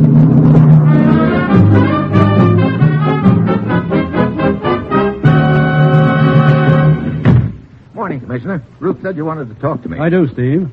About your love life. My what? You heard me. Oh, now, look, Commissioner, I hardly think that comes under the heading of dangerous assignments. You sure, Steve? Well, on second thought, maybe some of them do, but even so... Seriously, Steve, remember Marta Gelber? Marta Gelber? Brother, you seem to be specializing in making me squirm this morning. Why, Steve, seems to me I can remember a time when that name was sweet music to your ears. Sure, pre-war Vienna. Just a sweet young doll, I thought. It wasn't until later that I found out she was a red-hot Nazi, but what's the point in opening old graves, Commissioner? This grave isn't old, Steve. What do you mean? Marta dropped out of sight after the war. We all figured she was dead. I know, but she's very much alive, Steve. One of our agents spotted her in Tokyo 3 days ago. Tokyo? What's she doing there? Steve, as you know, there are two things that always go together. Marta Gelber and trouble. Trouble? What kind of... Hey, wait a minute. There's been a lot of sabotage in Japan recently. Exactly. Trains derailed, bridges blown up, the works. And it's hampering our efforts in Korea. You think Marta is mixed up in the deal? That's exactly what you're flying to Tokyo to find out. You know how some ex-Nazis have a habit of selling out to the highest bidder. Now, look, Commissioner, wouldn't it be better to send another agent? After all, Marta and I were kind of friendly in those days, and when I found out about her, it sort of left a bad taste in my mouth. Well, Steve, you ought to know by this time that personal feelings can't interfere with assignments. That's precisely why I'm sending you. In the first place, Marta was interested in you. In the second place, in those days, you were a foreign correspondent. That's probably all she knows about you. Okay. What's my contact in Tokyo? The agent who spotted Marta, a man named McCloskey. He's staying at the Kura Hotel. Now, Steve, get over there. Talk to McCloskey and try to get a line on Marta Gelber. And if she's behind this operation, smash her. The sabotage has got to be stopped. Well, that's it. You've got your assignment. Good luck.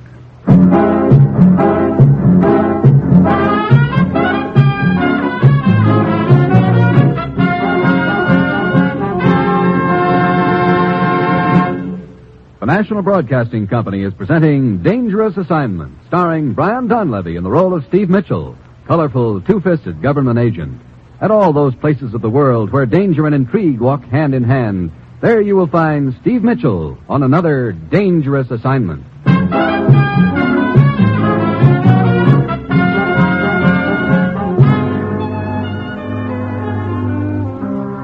Sure, I've got my assignment, and on the surface it sounds great. Take a little trip to Tokyo and renew my acquaintance with an old flame. But I've got an uneasy feeling that before the deal is through, that old flame is going to turn into a grade A blowtorch. It's Thursday when my plane lands in Tokyo, and I head for the Kura Hotel and McCloskey. The situation here isn't good, Mitchell. Whoever's behind the sabotage that's been going on has been running the deal real smart. They've apparently got up-to-the-minute information on troop and train movements. They're causing a lot of trouble for us. You think Marta Gelber could be behind the deal, McCloskey? Well, that's a good guess. But the trouble with guesses is there's never any proof. You know the way Marta operates, when she operates. Yeah, slightly. Well, I'll give you all the dope I have on Marta, but it isn't much. She's apparently been living here in Tokyo for about 2 years. But last week was the first time any of us had spotted her here. She lives in a very swank apartment. Yeah, that'd be Marta, all Always right. has 2 or 3 guys on the string. Likewise. And according to my information, has been throwing plenty of dough around. Sounds like she hasn't changed a bit. Well, lately she's been hanging around the racetrack quite a little. Racetrack? Uh-huh. Hey, that might be a good place for me to bump into her. You know, accidental-like. Speaking of people who haven't changed a bit. Who, me? Well, you never can tell. I might pick up a long shot out there. Yeah, you might. But just one thing. What is it, McCloskey? Well, now, you know Marta better than I do, Steve. You know she can be about the most dangerous thing on wheels, so be careful. And just be sure if you do pick up a long shot, it's a horse, not a slug.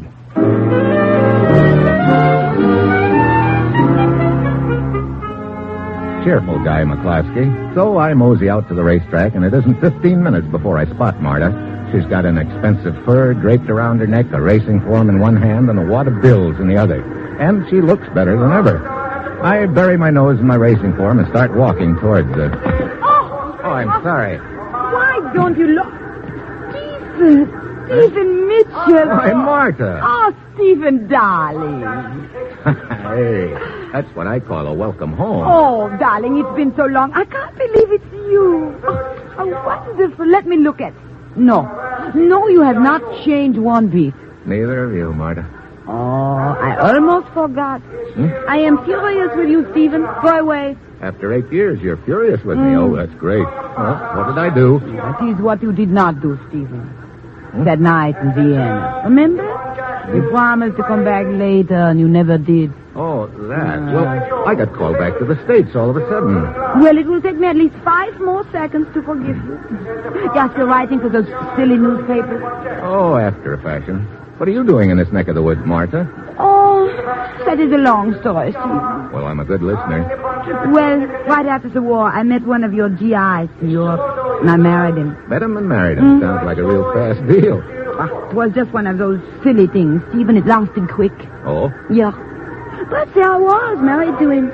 So I came with him to the United States and later here to Japan with the occupation forces. Look, I didn't realize you were complete with husbands these days. Oh, no, don't let go of my hand, silly. I'm not married anymore. Oh, how come? A few months ago, he died in an accident. Oh. Yeah, poor boy, he was nice. I see. Listen.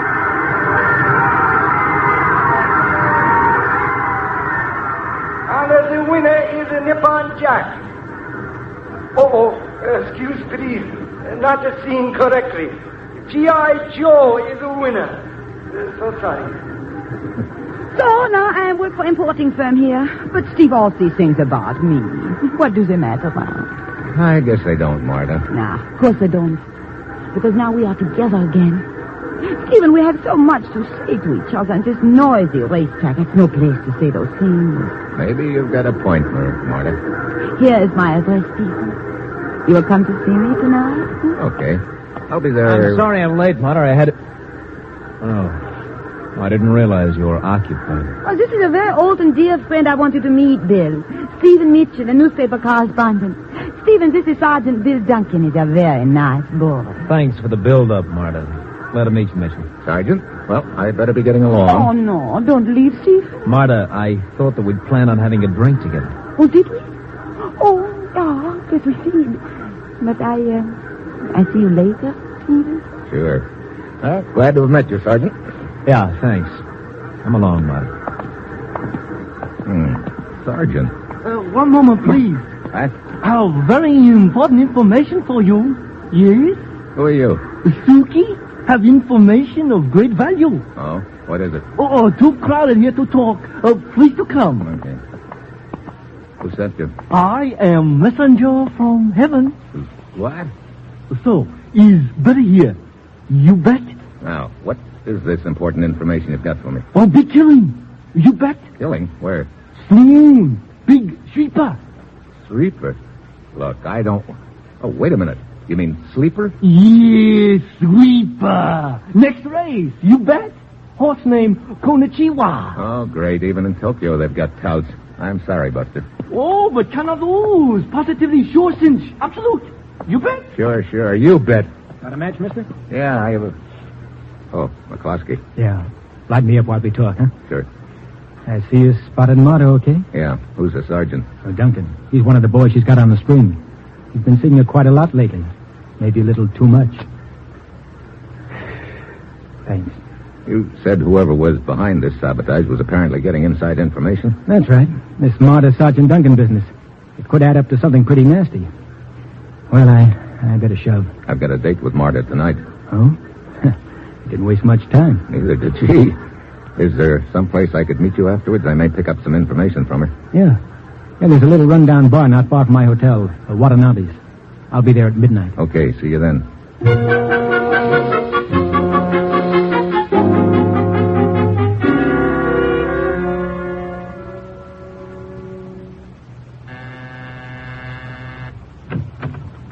As always, you are late, Stephen. Come in.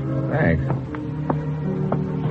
Well, quite a place you've got here, Marta. It is nice. Is it here, Stephen, the Chinese? Hey, looks like I get the complete treatment. Treatment? Well, soft lights, sweet music. Oh, yeah. Soft lights and music. For us, they were always good, darling. That little tune, you remember it? Oh, yeah. I remember. Oh, Stephen, it is so good to have you close to me once again. Who could that be? Great timing. Yeah? Oh, yeah. Well, I don't know. Very well, yeah. Well, as I remember, you were right in the middle of some pretty interesting conversation, Marta. Huh? Oh, yeah. Something the matter? Oh, I suppose it is just the excitement of seeing you again, Stephen. It must have gone to my head. Headache? Oh, a little one, I'm afraid. I see. Well, in that case, maybe I'd better shove off and let you get some sleep. Oh, darling, would you mind? No, of course not, Marta. I hate to have you go, but I suppose you had better. Perhaps tomorrow night? Yeah, perhaps. See you later, Marta.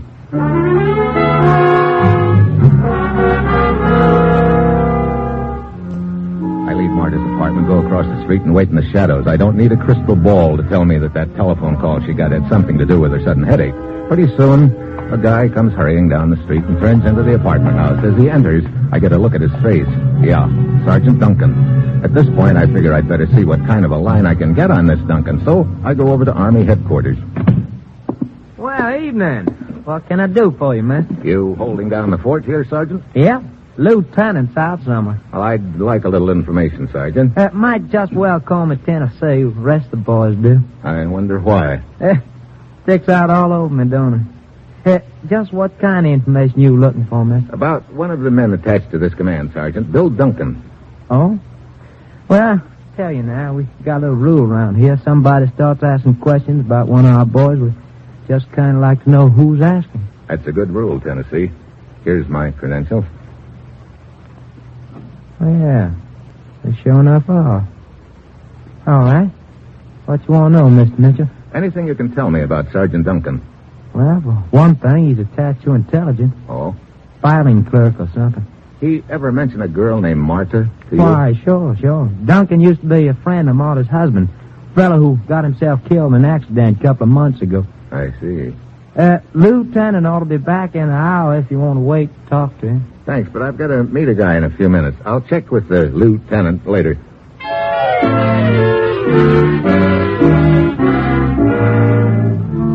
I head for Watanabe's bar, where I'm to meet McCloskey. It's a beat-up-looking joint, but McCloskey's nowhere in sight. Only 3 rugged-looking gents sitting in various corners. I wait an hour, and then I get a little fidgety. I look around the bar, and it seems to me that 3 gents are a little closer to me than the last time I noticed. Suddenly, I smell a trap.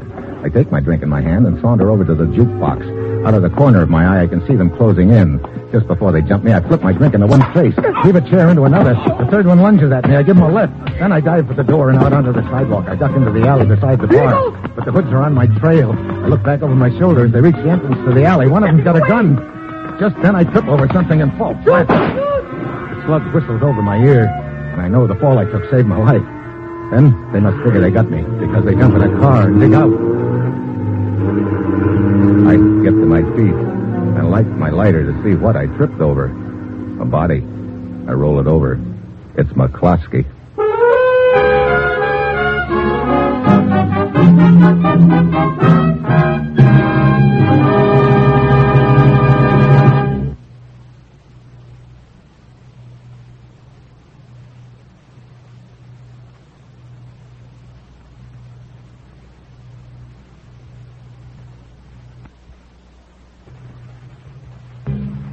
Here's a word about another NBC chime favorite returning to the air tonight. It's Chester A. Riley, played by William Bendix in the hilarious Life of Riley. Riley will be back over most of these stations later tonight.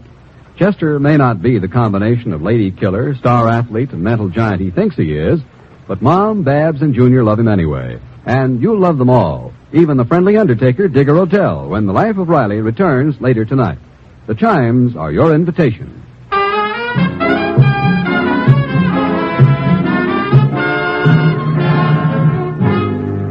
And now, back to Dangerous Assignment and Steve Mitchell.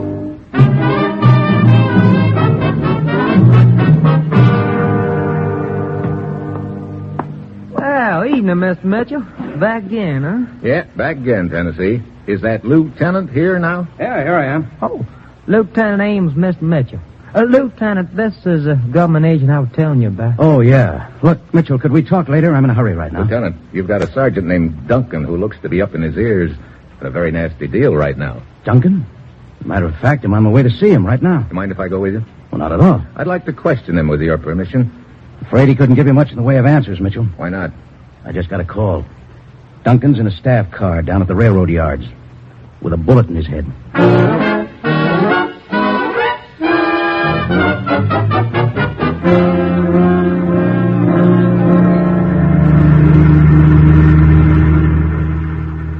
Those are the railroad yards just ahead, Mitchell. Yeah.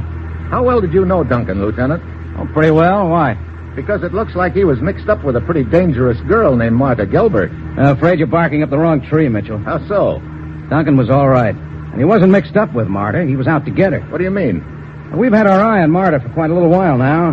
Duncan's been working on the case. He had a personal motive, too. He was convinced Marta killed her husband, Duncan's friend. He was trying to prove it. I see. That sort of puts a new light on Duncan. Yeah. Then this ought to be an open and shut case, Lieutenant. Look, Duncan went to Marta's apartment house around 9:30. She probably had gotten wise to him. They drove down here to the railroad yards, and she shot him.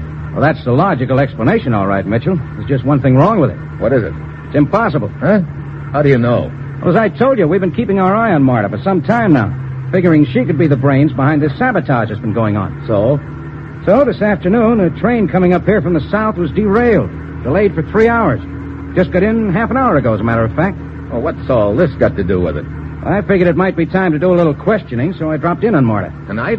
Yeah. I got there about 5 minutes after 10 and stayed until about 11. I still don't see They told me over the phone that Duncan's time of death had been fixed at 10 o'clock. These yards are a good 20 minutes drive from Marta's apartment.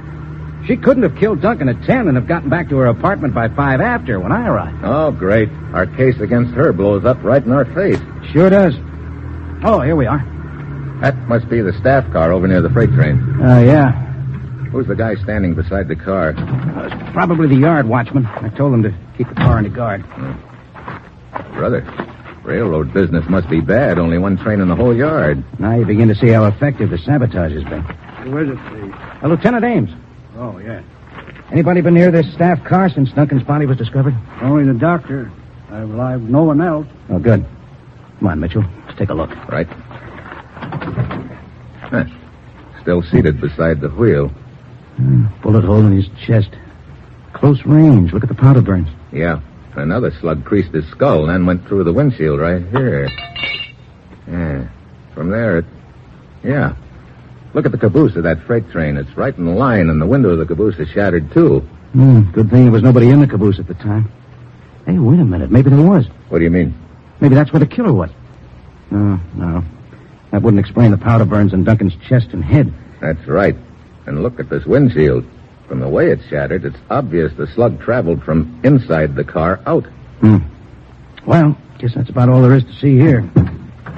I suppose the car's been checked for fingerprints. Yeah, none. Probably all white clean. You know, I can't get rid of the idea that Marta killed Duncan. Sure, it's the logical answer, all right. But like I told you before, it just happens to be impossible. She couldn't have. Well, let's check over the times involved again. Okay. I saw Duncan go into Marta's apartment at 9:30, and then I left for Army headquarters. Right. Duncan's time of death was fixed by the doctor at about 10 o'clock.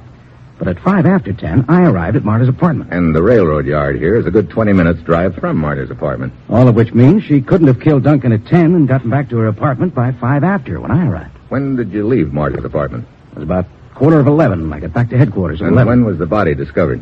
The night watchman makes his rounds here every 2 hours. At 11:30, just half an hour ago, he spotted the staff car and Duncan's body. I got the call just before you walked in. Well, sure looks like Marta's in the clear, all of which leaves us nowhere. What time is it now? 5 after midnight. I guess it's not too late. Too late for what? To drop in on Marta again. You still think she did it, don't you? Yeah, but thinking it and proving it are two different things. They sure are. Particularly when it so happens that I'm Marta's alibi. Yeah, that makes it tough. Well, won't hurt to pay her a visit anyway. See you later, Lieutenant.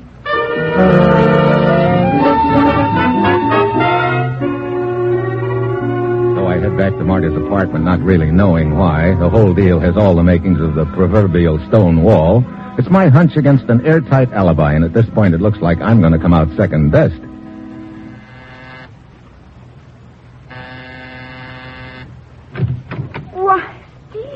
evening. Hello, Marta. Welcome in. Thanks. This is a surprise. Yeah, I know it's a little late to be calling, but... I'm glad you came back, Stephen. How's the headache? Much better, thanks. Sit down. Okay. I'm afraid I've got some bad news for you, Marta. Oh? Oh, your newspaper's not sending you away again so soon. No. I mean your friend, Sergeant Bill Duncan. Bill? What about him? He's been murdered. Murdered? Bill? Oh, no. Yeah. Oh, Stephen, I cannot believe it. When did it happen? About 10 o'clock tonight. What? That must have been right after we left here. But who did it and why? Who would want to kill Bill? That's what the Army's trying to figure out, Marta. Poor Billy was such a nice boy. Funny. That's what you said about your husband, too, wasn't it? Stephen, what do you mean? Skip it. No, wait.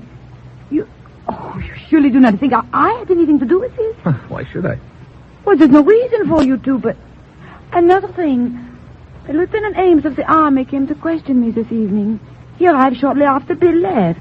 He wanted to talk about all this sabotage which has been going on lately. That's strange. You wouldn't know anything about that, would you? No, of course not. But it frightens me, Stephen. That anyone should even think I could be involved in such a thing. Well, probably doesn't mean a thing, Marta. Just routine questioning. Let us not even talk about it anymore. Suits me. Yeah, I fix us a nice drink. And we forget all about this and we talk about the times there were in Vienna, huh, Steve? You know, maybe there can be times like that again. For you and me. Soda or water? I said soda or water. Stephen? Oh, soda. You were 1,000 miles away. No, not that far. Perhaps I should not have interrupted your train of thought. Huh? Oh, it doesn't matter. That's one train that's getting nowhere right now. Matter of fact, you might say it's been derailed. What is it, Steve? Nothing. Look, Marta, why don't we find a bar around here somewhere and have our drink there? A bar? Yeah, is there one near here? Well, yes, but why go to a bar, Stephen? It is so much cozier here. Well, this place kind of depresses me a little. Well, you told me earlier you liked it. I know, but I suddenly feel like doing the town. How about it? Well, it's pretty late. Not too late, is it? Well, all right, Stephen. It is never too late with you. There's a very quaint little bar down the street. I get my coat.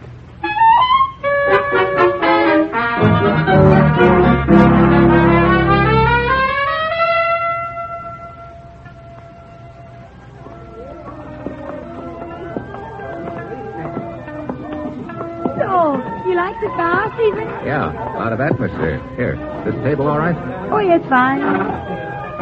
Wait a minute, Marta. I just happened to remember I've got to make a telephone call. No, darling, I ordered some drinks for us, but you hurry back. Well, it may take a few minutes, but I'll cut it as short as I can, Marta. Be with you soon.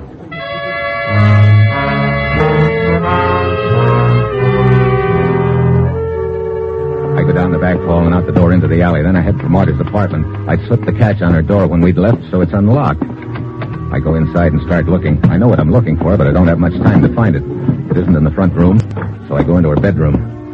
There's a chair that looks a little out of place. I move it, and there it is, a little hole in the wall. I take a knife out of my pocket and start digging into the plaster, and what I pry out of that little hole in the wall doesn't surprise me at all. A bullet. I'm sorry you came back here, Steve. Well, hello, Marta. You really should not have, you know. If I hadn't, how could I have made sure it was you who killed Bill Duncan? Oh, that is a very dangerous thing for you to say, darling.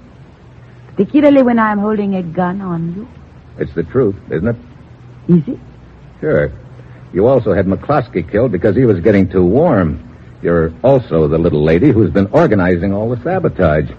Perhaps what you are trying to say, Stephen, is that you're not merely a newspaper correspondent. That's right. I was sent over here to Tokyo to find out who was responsible for the sabotage. Right from the start, I figured it was you. Now I know I'm right. And that is why you made the excuse about the phone call. To come back here and find that bullet which seems to mean so much to you. Yeah. But you got a little suspicious of me and followed me back here. Stop where you are, Stephen. It will do you no good to try and circle around me. I said stop. Okay. Stephen, I think you know I must kill you now. You've done it before. It shouldn't be any novelty. But the difference is, this time I must kill someone I'm almost in love with. Oh. So now we go into the hearts and flowers routine. I can hear you now. Poor Stephen. He was nice. And I will mean it. I am sorry, Steve. Would have been nice for us. Are you kidding? You think I'd have any ideas about making sweet music with a cobra? Thank you for that, Stephen. It makes it so much easier for me. Goodbye, darling. Well, knocked the gun right out of her hand. Nice shot, Lieutenant. Yeah, not bad at all. Lieutenant Abe. I spotted you at the window. I was circling to get out of your line of fire. Oh, that's what I figured. It looks like you and I tumbled to that train gag about the same time, Mitchell. Yeah. Lieutenant, this is all a mistake. It sure is, Marta, and you made it. Lieutenant, you must listen to me. You know I could not have killed Bill Duncan. He was shot at the railroad yards at 10. You came to see me here 5 minutes later. Sorry, Marta. No use. Bill Duncan was shot at 10 o'clock, all right, but not at the railroad yards. No, that is a lie. Bill came to see you at 9:30. You know he finally had the goods on you as head of the sabotage ring. You maneuvered him into your bedroom and shot him twice. Once in the chest, and the second slug grazed his head and plunked into the wall. That's the slug I just dug out of the wall. It is not true. And before you had a chance to dispose of the body, I showed up. All the time I was talking to you, Duncan's body was right in the next room. You are insane. When the lieutenant left, you drove the body down to the railroad yards. There was already a bullet crease in Duncan's skull, and you wanted to make it look like he'd been killed at the yard. So you fired a slug past his head, through the windshield, and through the window of the caboose standing near the car. I will not listen to this. You have no proof that Bill was not killed at the railroad yard. You want proof? Okay, I'll give it to you. The lieutenant told me that on the way to the yards that another train had been sabotaged and had just arrived. That was 11 o'clock, Marta. Well, that's right. We weren't paying much attention to that fact then. I guess we both tumbled to it about the same time. I'm sure you get it, Marta. There was no train there at 10, the time of Bill's death. No caboose for that slug to plug into. And to think I once thought I loved you. Oh, save it, Marta. You know, it's pretty funny. Huh? We didn't trap Marta. She trapped herself. What do you mean? You figure it out. You get hooked because the train wasn't on time. It wasn't on time because your outfit had sabotaged it. Pretty fitting at that. Marta wrecks a train wrecks her. Yeah. Matter of fact, you might call it cooking your own caboose.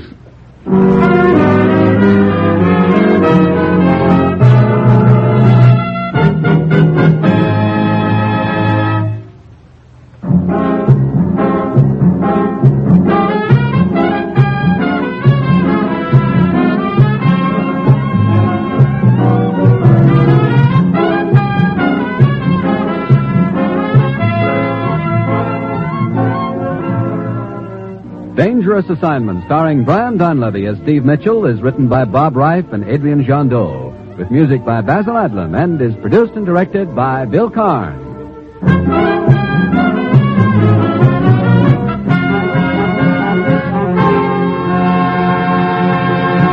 3 chimes mean good times on NBC. Saturday night chimes mean Dennis Day and Judy Canova.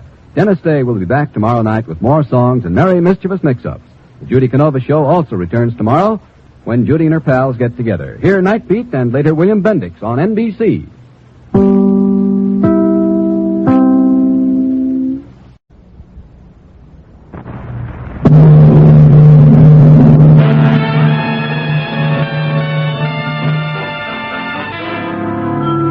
Dangerous Assignment, starring Brian Donlevy as Steve Mitchell.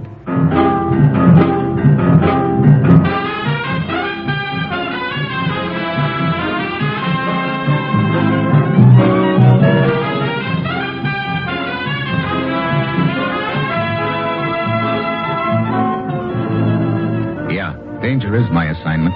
I get sent to a lot of places I can't even pronounce. They all spell the same thing, though. Trouble. But when I walk into the commissioner's office, I don't realize that this assignment's going to end up with me dangling from the wrong end of a rope.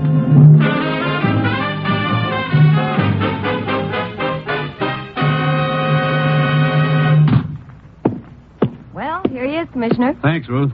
Steve, I suppose I pulled you right out of a big deal, as usual. No, it was all very innocent this time, Commissioner. Matter of fact, I was down at the rifle range improving my marksmanship. What? Honest. Alone? Well... From where I stood, it looked like he was closing in on a target for tonight. That's what I thought. I have your plane ticket at my desk when you're ready, Steve. Okay, Ruth. Well, Where am I going this time, Commissioner? To Munich. Your plane leaves in 1 hour. You'll be looking for the memory chain. Memory chain? No relation to the daisy chain, is it? I'm afraid not. Good. I'd have a pretty hard time passing myself off as Queen of the May. Seriously, Steve, this is the toughest proposition we've ever been up against. It's a skillfully organized pipeline through which vital information is leaking out of this country to Eastern Europe. I see. There are no documents involved. It's all done by a system of runners. Each runner memorizes the information and passes it on to the next one by word of mouth. And right now, a vital chemical equation is somewhere along that pipeline. Uh-huh. Any idea how far along the chain it is by now? Yes. We caught up with the first runner in Lisbon, but 2 days too late. He'd already passed the message on. We then traced runner number 2 to Paris, but we were 6 hours too late there. Sounds like we're running a poor second all along the line. Yes, and I'm sending you over there to come in first for a change. We now have reason to believe that the next transfer point is Munich. And we have a tip that a woman named Eva Schaefer may be one of the runners. One of our agents is in Munich now, Kurt Allison. Now, Steve, get over there and work with him and then go anywhere and do anything you have to keep that equation from getting through. Well, that's it. You've got your assignment. Good luck.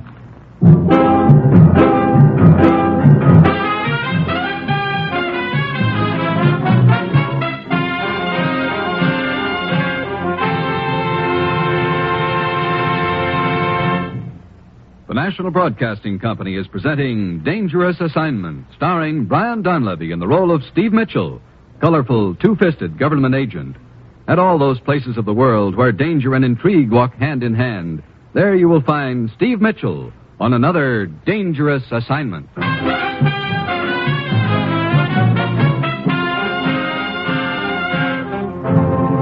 Sure, I've got my assignment.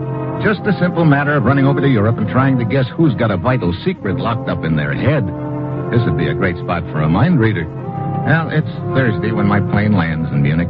I check around and learn that Allison is registered at the Königsberg Hotel. I head for his room. I've been expecting you, Steve. Commissioner told me you were coming. Yeah, how about this Eva Schaefer, Kurt? Any idea where she is? Sure. Right next door. What? Yeah, I spotted her at the depot when she arrived from Paris 6 hours ago. I heard her give a cab driver the name of this hotel, so I broke a few speed laws and got here ahead of her. Huh. You had the desk clerk give you this room right next to hers, huh? Yeah. Then I had the clerk stall her down in the lobby long enough for me to slip a couple of microphones in her room. Brother, you work fast. Oh, I had to. Oh, here are the earphones. Take a listen. Okay. Anything going on? No. What's she been doing since she got here? Filing her nails, mostly. You know, that sound gets awfully annoying after a while. Hey, wait a minute. Sounds like somebody's knocking on her door. Yeah? The evening paper, Fräulein. But I ordered no paper. It is a service of a hotel. Yeah, very well. Danke. Who was it, Steve? Bellboy brought her the paper. Could have been some sort of a signal. Hey, wait a minute. She's leaving. What? Yeah, she just went by our room. Probably heading for the stairs. Wait a minute. Let her get down the hallway. Okay, let's go. Yeah, heading down the stairs into the lobby. I got a car outside if we need it, Steve. Good. Hey, Hey, watch it, Steve. We better go single file. The stairway's getting crowded. Hey, brother, is that all one man coming up at us? Yeah, how about that? I beg your pardon, gentlemen. Sorry to crowd you. Oh, that's okay. If you'll just allow me to squeeze by. Thank you very much, sir. Thank you. Squeeze is the word, all right. Yeah, come on. There she is, sitting in that chair on the other side of the lobby. Let's just sit down here. Oh, okay. And she may contact somebody here in the lobby, Steve. Wait, she's getting up. Yeah. Hey, she dropped something on the far side of her chair. Huh? You see? She's picking it up now. Yeah, looks like a pencil. I wonder what... Oh, she stopped at the cigarette counter. Come on. I want to take a look around that chair where she was sitting. There was no one near her, Steve. I know. Here we are. I still want to know what she was doing with a pencil.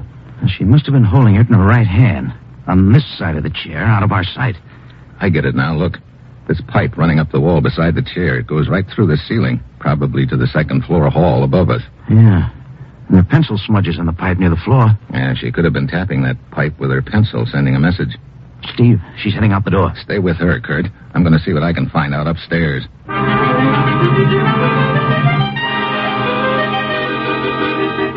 I head upstairs 2 at a time. The second floor hall is dark, but I spot the pipe running up the wall, and then I hear a door close at the far end of the hall. I head in that direction fast. But when I get there, I see it's a door to the back stairway. I pound down the stairs and out into the alley, but there's no one in sight. So now I know a message has been passed on, and the runner's gotten away. I head for the street. Block and a half away, I see Kurt tailing the girl. He turns into another alley. I speed up then, as I'm half a block away. The shots are from the alley. I get there and turn in. And there's Kurt, lying on the ground in front of me. Oh, it's my own fault, Steve. Come on, Kurt. I'll get you to a doctor. No, it's too late. Check on the girl, Steve. The girl. You know where she went? She should be down there at the end of the alley. Huh? I think I got her. Kurt. But he's gone. I go down to the end of the alley, and the girl is there, all right. One look at her, I know she won't be transmitting any more messages. So now we've gotten 3 links to the chain. One in Lisbon, one in Paris, and one here in the alley in Munich. It leaves just one more, the most important one of all, the guy who's carrying the message right now. I head back to the hotel, and the desk clerk. Yeah, Herr Mitchell, what can I do for you? You can tell me if anybody's checked out of the hotel during the last few minutes. Has anybody checked out, he asks. There has been a regular exodus, 4 people. Who were they? And where did they go? 3 of them left for the Bauerbach Inn. Bauerbach Inn? Where's that? East of here, in the Alps, near the border. I see. 3 of them. Yeah. Fräulein Kent, most attractive young woman, I might add. Also, Herr Grippo. And finally, Herr Gordel, the stout gentleman. You may have seen him around the hotel here. One cannot help noticing. Wait a minute. He must be the boy who was coming up the stairs when I was coming down. And that message was sent to the 2nd floor, too. Upstairs, downstairs messages. I do not understand. Never mind. I think I do. Okay, thanks. Wait a minute. Yeah? You said 4 people left this hotel, but you only gave me 3 names. What about the 4th? Oh, yeah, I almost forgot. The 4th one was a woman. She left the hotel in quite a hurry. Oh? It was a very close thing. What do you mean? She went to the hospital. And this bird you talk about was not far behind. What bird? The stork. Oh, great. Well, see you later.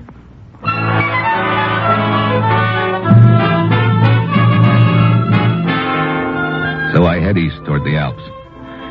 6 hours later, I arrive at the Bauerbach Inn. It's perched up on a mountainside, and there's snow all around. The whole place looks like a Christmas card. Except that I've got a strong hunch that whoever I'm going to find here, it isn't going to be Santa Claus. Good evening, sir. Welcome to the Bauerbach Inn. You the proprietor? Yeah, quite at your service. If you will sign the register here, I will fix up for you a nice room. Okay. Looks like sort of a slack season for you, Kreutzer. Yeah, only 2 guests. Both of them from Munich, I see. Carlos Grippo and Helen Kent. Are you a friend of hers, Herr Mitchell? Well, I will be glad to tell her you are here and to... No, never mind. Why not? Huh? It's really quite flattering to be inquired about. Well, you see, I've... Oh, but I thought you 2 were friends. Not exactly. The evening's young yet, though. Oh? I know. You used to know another Helen Kent and thought I was the one. Yeah, that's it. That's the trouble with having such a common name. Disappointed? Not exactly. You going to be staying here long? Well, that depends. I like excitement. Well, maybe you came to the wrong place. Doesn't look very exciting around here. It wasn't. Oh? Funny how the atmosphere can change all of a sudden, isn't it? Yeah. Might be an interesting topic of conversation over a drink in front of the fire. Might be at that. I'll be down as soon as I get unpacked. I'll wear a red carnation so you'll recognize me. That really won't be necessary. I'm sure I'll remember you.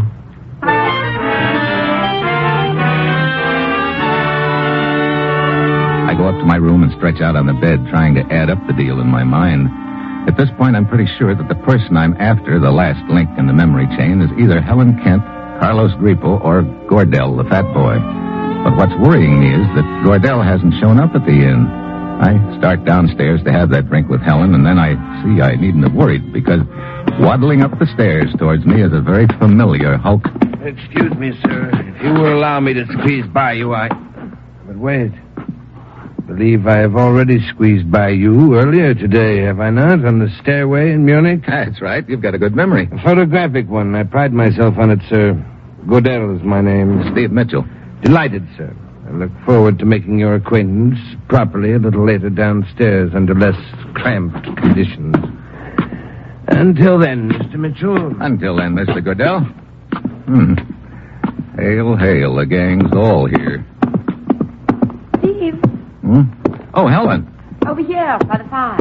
Okay, I didn't know you were with somebody. This is a friend of mine, Carlos Grippo. Carlos, Steve Mitchell. Hi. I am honored, Senor Mitchell. Helen, I thought we were to take a walk around. I'm really too tired. Carlos, be a dear and bring us all a drink. Well, look, I can get my own. Well, you don't mind. Do you, Carlos? Of course not, Helen. We'll be back shortly. Looks like your boyfriend isn't too happy about things. Carlos?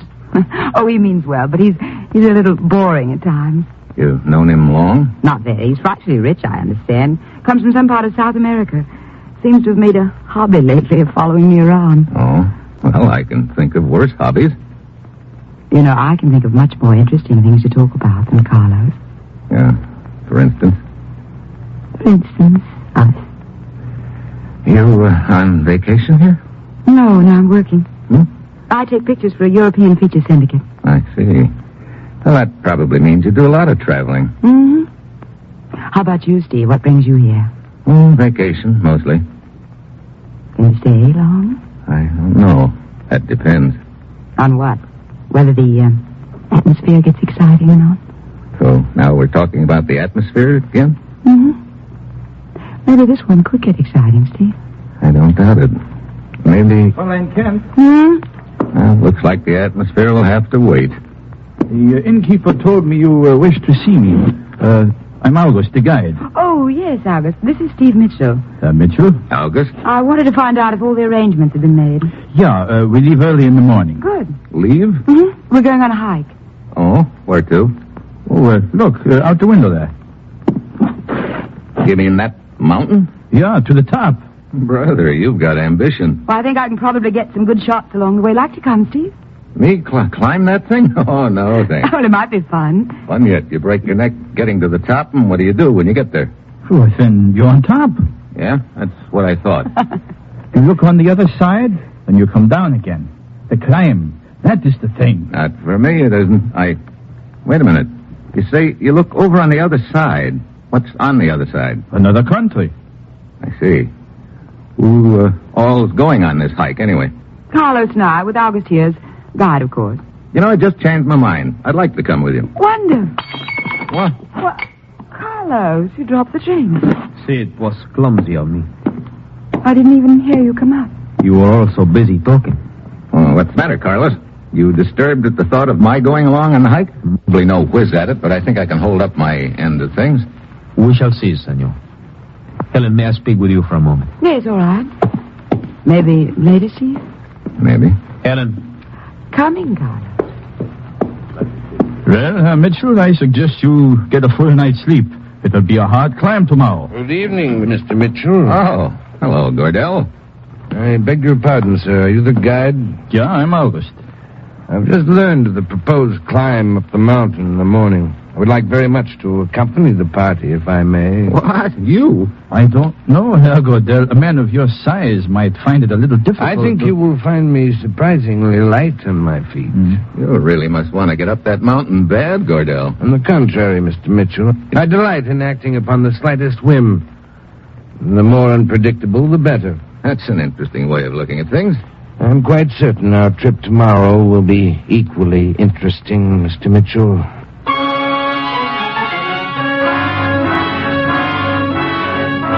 Gardell and August head upstairs, and I go out on the terrace for a cigarette. The night is dark and cold. I finish my smoke and turn to go inside. Then I hear a sound behind me. I whirl around. Something's flying through the air at me. I hit the deck.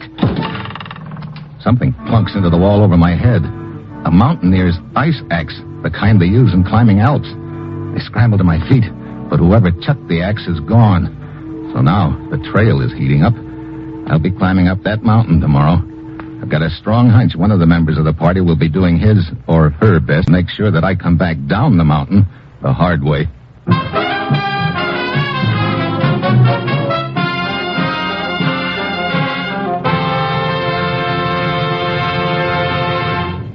In a short while, Herbert Marshall stars as the man called X over most of these NBC stations. It's 30 minutes of intrigue and danger in the far corners of the world as the man called X tracks down the enemies of his country wherever they may be hidden. He lives by his wits. His business is danger. He's the man called X. For top listening tomorrow night, it's Hedda Hopper with the latest news of Hollywood and show business, plus famous guest stars. Miss Hopper's popular column comes to life tomorrow on The Hedda Hopper Show.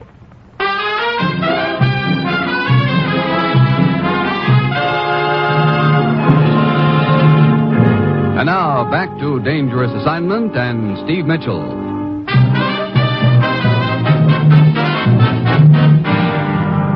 Are we all here? See, let us get started, Elvis. Ready and waiting. This is a great time of morning to be starting a hike. It isn't even light yet. Oh, we must reach the top by noon if we're to get back before dark. August, can you get my camera and my knapsack? Yeah. There. Oh, thanks. Now, before we start, let us check the equipment. Now, Mitchell? Yeah, you have everything. Oh, Herr Grippo? Yeah, you have... Oh, wait. Your ice axe is missing. What? Why, so it is. It must have slipped from my pack. Oh? Oh, it's no matter. Here's a spare. Thank you. Pretty careless of you losing a thing like an ice axe, Grippo. Or maybe it was more than carelessness. What do you mean by that, Mitchell? Oh, skip it. All right, everybody. Let us start.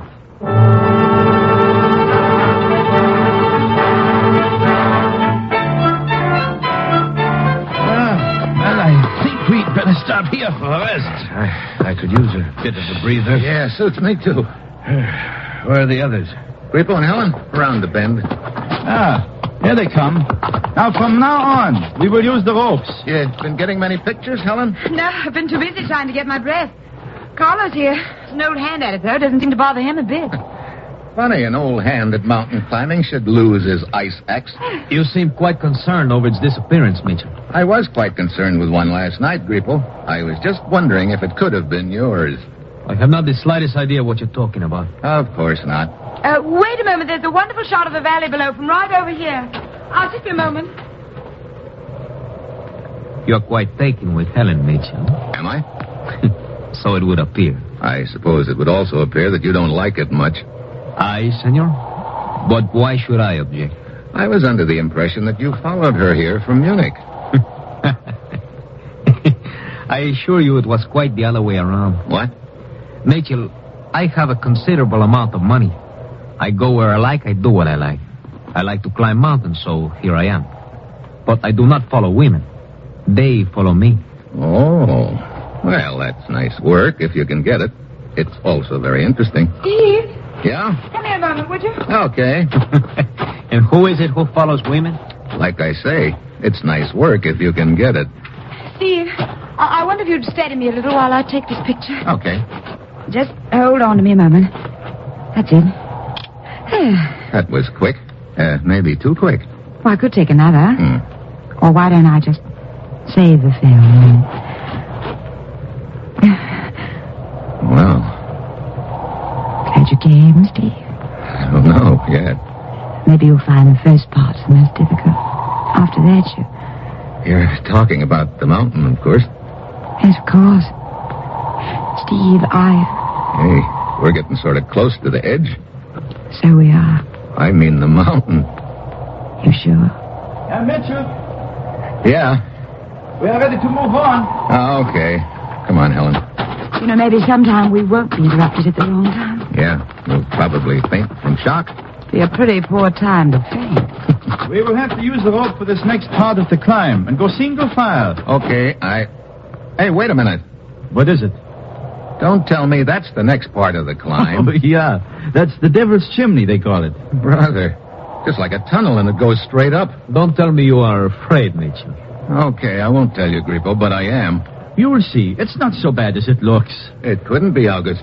How do we climb it? August has just been explaining it to me. It It's called the back and knee technique, Mr. Mitchell. One puts his back against one wall, wedges his arms and knees against the other, and works himself up that way. All right, now snap the rope onto your belts, all of you. I'll lead the way. Herr Grippo is next, then Fräulein Kent, followed by Herr Gordel. Herr Mitchell, you will bring up the rear.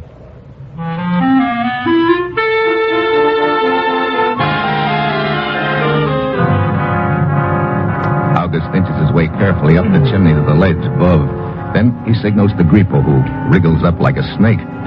Helen makes it without any trouble. Then Gordel starts squeezing himself up. I wait until he's almost to the top, then I wedge myself in and start. It's slow, tough work. Way up. I look up just in time to see Gordel's feet swinging loose and a rock as big as a football coming down at me. I duck my head. The rock grazes my shoulder and hits the bottom. Hey. You all right, Mr. Mitchell? Yeah, but it's not your fault that I am. Please accept my apology for a most unfortunate accident, sir. Accident, huh? But of course. My foot slipped and dislodged a boulder. Here, let me give you a hand to the ledge. I thought you were the gent who was so light on his feet, Gordel. I am, but there is always the possibility of a slip, Mitchell. There sure is. And Helen, what's the matter? Oh, when Herr Gordel slipped, the rope jerked Fräulein Kent against the rocks. Yes, I think I've sprained my ankle, Steve. Oh, great. She can't climb with a sprained ankle. No. So, what do we do now? Well, things are not so bad. We are within an hour of the top. Just across the border up there is a little hut with medical supplies. We can get a basket stretcher there in which we can let the Fräulein down the mountain. We? Those of you who are left behind must stay right here. You cannot get up or down the mountain without my help. But I will need one man to accompany me. I will go with you, August. I'm the best climber. Since I am responsible for Miss Kent's accident, I think it right that I should go. No, senor. I am the logical one. I insist.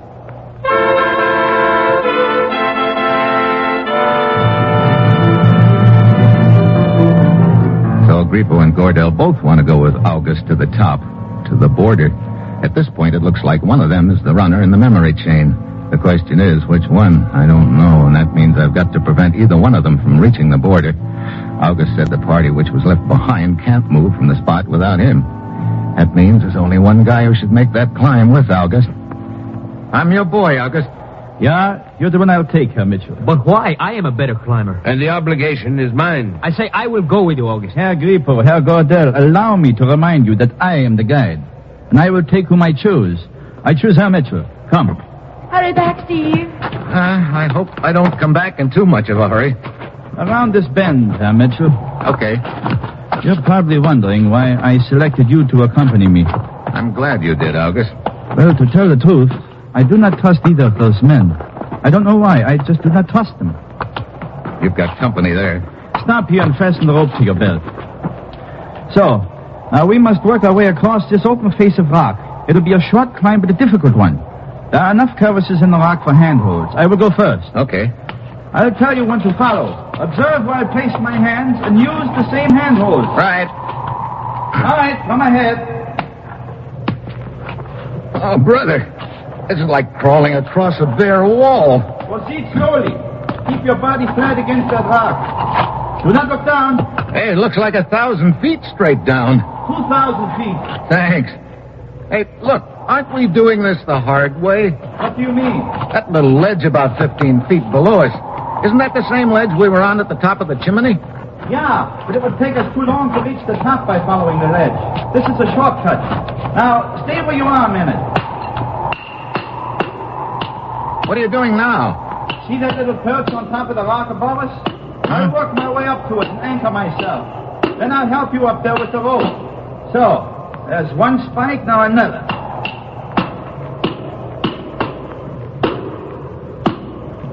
Brother, remind me never to do this again. All right, Mitchell.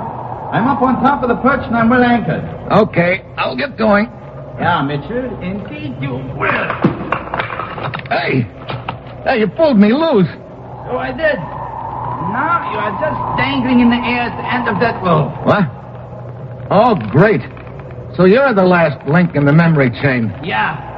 And with you out of the way, I will carry the message to its final destination on the other side of the border.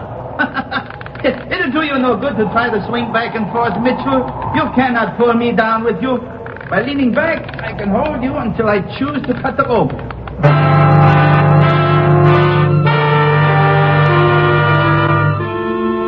That's why I'm swinging. I saw August reaching for his knife, and I've got to keep both his hands occupied on the rope. He leans well back and grins down at me. Then I spot my only chance. At the end of each swing, my body is carried under an overhanging rock out of August's sight. The ledge is about 15 feet below. I get my own knife out, and each time I pass under the rock, I take a whack at the rope. You tired of swinging yet, Mitchell? You ready for that big drop? August has his knife out now, and this is it. I swing under the rock again and cut the last strand. I fall to the edge of the ledge and hang on. It works. August isn't prepared for the sudden release of the strain. Oh, brother. Right over backward. Mitchell! Huh? Oh, Grippo. You followed the ledge around to here just in time to see August trying to cut the rope. Would you beat him to it? Yeah. By about one slash of the knife. But why? Why was he trying to kill you? He was the last link in the memory chain. Looks like I owe the three of you an apology, Grippo. Apology? A memory chain? I'm sorry, Mitchell. This I do not understand. Well, it doesn't matter anymore, because the last link in the memory chain just lost his memory. You might say he got amnesia the hard way.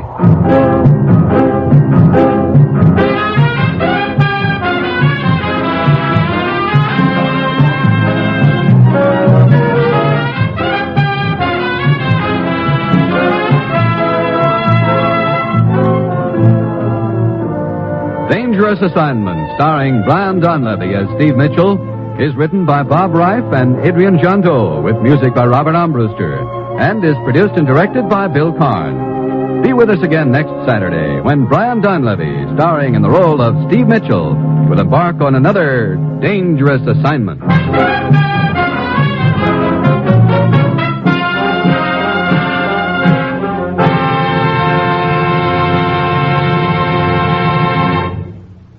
Dangerous Assignment came to you from Hollywood. 3 chimes mean good times on NBC. There's action with the chimes next when Herbert Marshall stars as the Man Called X. The Man Called X is a man without a name who travels to the far corners of the earth on missions of intrigue and danger, protecting his country. So for timely and exciting drama, stay tuned for The Man Called X. And a reminder, Bob Hope stars tomorrow in The Big Show, along with Tallulah, Jimmy Durante, Perry Como, and many more. And now, join Herbert Marshall and the exciting Man Called X on NBC.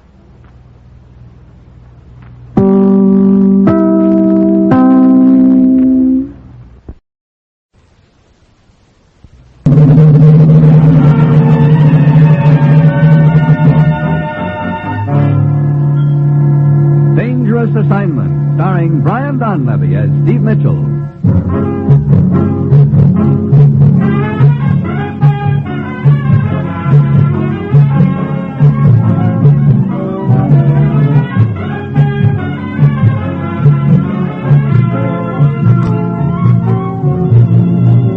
Yeah, danger is my assignment. I get sent to a lot of places I can't even pronounce. They all spell the same thing, though, trouble. But when I walk into the commissioner's office, I don't realize this assignment's going to end up with my saving 3 lives by calling the right football play.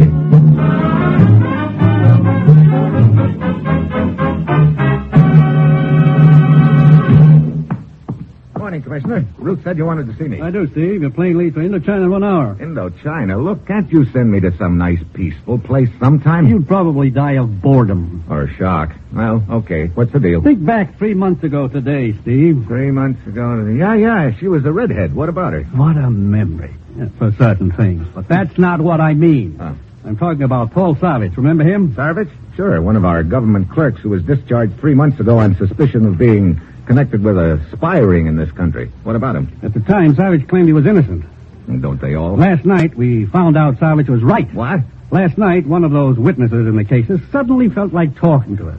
He arranged a secret meeting with one of our agents, but on the way to that meeting, he was shot. He lived just long enough to tell us that he and the other witnesses have been paid to say what they did. But the whole case against Sarvich was a frame. Brother, this is a great time to be finding that out. Who framed Sarvich and why? You'll remember, at the time, Sarvich claimed he had complete information on the spy organization in this country. He was framed to discredit him and shut his mouth. I still don't see where I could... Hey, wait a minute. You said I was flying to Indochina. You mean that's where Sarvich is now? Here, take a look at this European newspaper picture, Steve.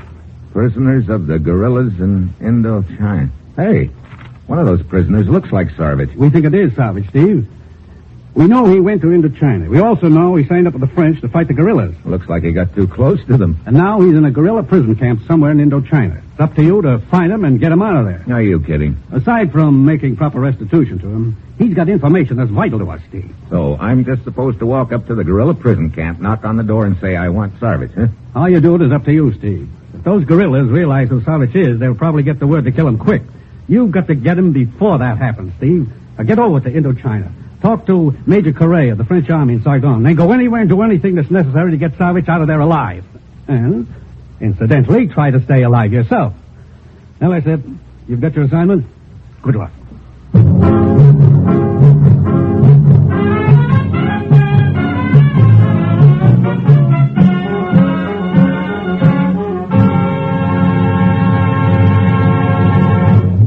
The National Broadcasting Company is presenting Dangerous Assignment, starring Brian Donlevy in the role of Steve Mitchell, colorful, two-fisted government agent. At all those places of the world where danger and intrigue walk hand in hand, there you will find Steve Mitchell on another Dangerous Assignment.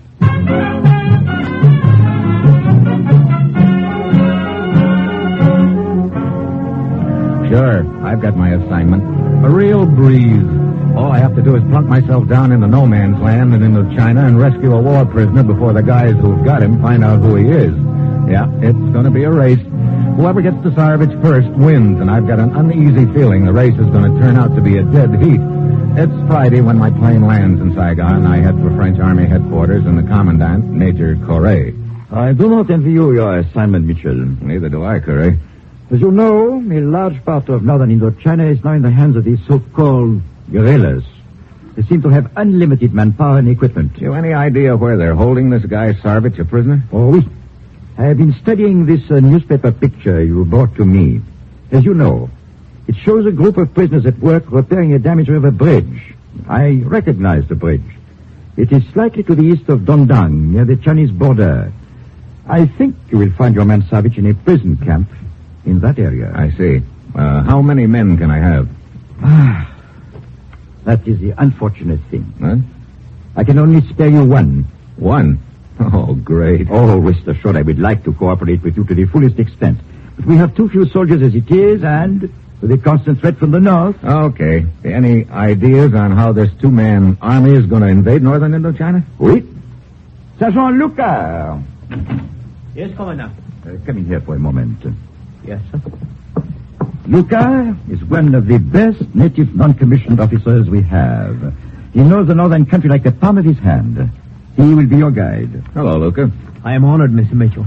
Luca will brief you on the plan to get in, Mitchell. As for getting out again... You know, I was sort of wondering about that. I want to keep this deal a round trip, you know. At midnight, the night after tomorrow, one of our torpedo boats will approach the coast at this point on the map.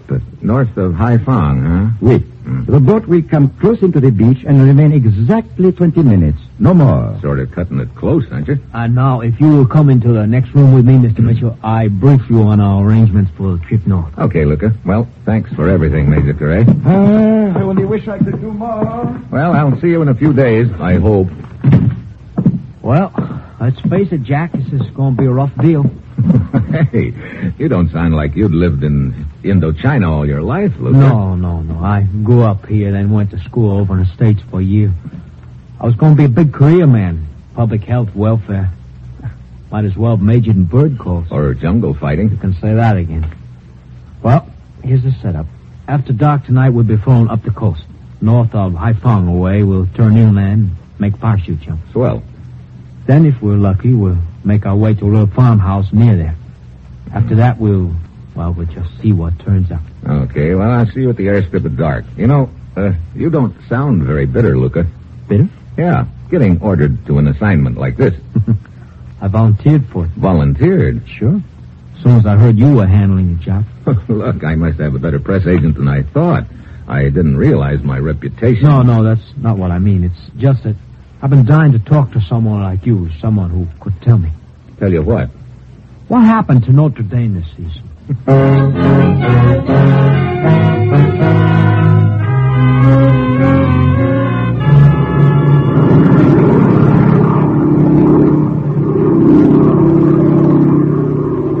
Well, we sure picked a nice dark night for this little leap. Darker the better. Hey, we're turning, Luca. Yeah. Heading inland.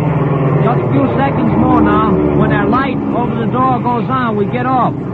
Be sure keep your hand on the ripcord. Don't you worry, you couldn't pry it off with a crowbar. When you get down a little way, you'll spot the clearing. Work the shrouds, try to land it.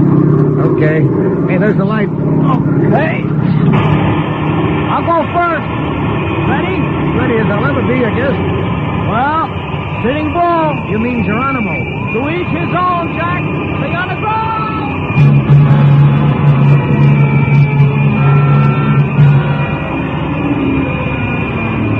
Luca dives out head first. 2 seconds later, I follow. It's like plunging into a bottomless black pool. The air rushes by me a mile a minute. I jerk at my ripcord. The chute billows out behind me and snap open. It almost jerks me apart. I start floating now, swinging back and forth. I spot a clearing below and try to work my way toward it. Then, too late, I see a tree coming up at me fast. I land right in the middle of it with the shrouds of my chute snarled around me. Great. A fine time to be trussed up like a moth in a cocoon. Suddenly I hear voices. They're coming from the clearing. I manage to fish my knife out, cut myself loose, and drop to the ground. I work my way quietly to the edge of the clearing and look out. 2 guerrillas are holding machine guns on Luca. I get out my gun, but I don't want to shoot. The noise might bring the others. Okay, boys. Drop the guns and keep it quiet. One of the guerrillas swings his machine gun around. I hit the ground. Luca does too, but the other guerrilla isn't so lucky. First catches him in the middle and he folds. Luca grabs his gun on the way down and clubs the gun out of the hands of the first boy who starts turning for a jeep 20 feet away. You never make a chump? No, Luca, no! Oh, brother. What's the difference, Steve? We already made enough noise to wake up Riva Munko. Yeah, I guess so. Come on, let's grab a jeep. Yeah. Hey, you know the roads around here, Luca? What roads there are? Well, we better get on one in a hurry. That gunfire will probably bring some more guerrillas. Oh, we go as fast as we can in the jeep, then we'll ditch it. This is a road? Well, this neck of the woods is practically a highway. Hold on, we'll make a sharp turn left. Hey, wait a minute. What's right ahead of us? It's a roadblock. Well, got any bright ideas, Steve? Just one. Not too bright, but it'll have to do. Slow down like you were going to stop at the roadblock. Then, when I give you the word, speed up again. We'll try to bust through. Okay. Brother, half a dozen of them. Okay, step on the gas. Hold on.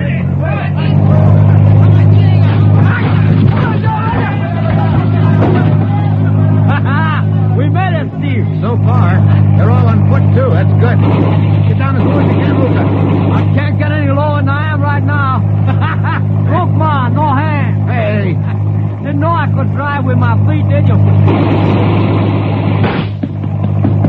Oh, boy, they hit a tire. Watch it, Steve. We're going into brush. Okay.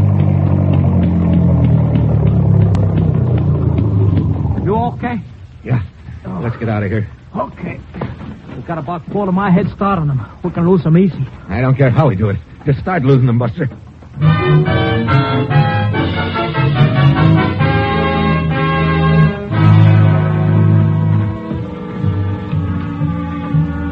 Yeah, that's a farmhouse just ahead.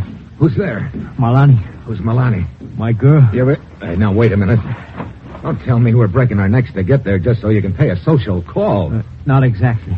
Malani and her grandfather Taka run underground escape route for prisoners of guerrillas. Come on. This ought to be a safe place, then. For us, safest place in northern Indochina. That's good. We've already had enough close shaves to suit me. I guess you don't get to see Malani very often, then, huh? Not as often as I would like, believe me. I guess after this trouble's over, we settle down, get married. Well, here we are. Our troubles are over for the time being. Malani take care of us. That's the signal.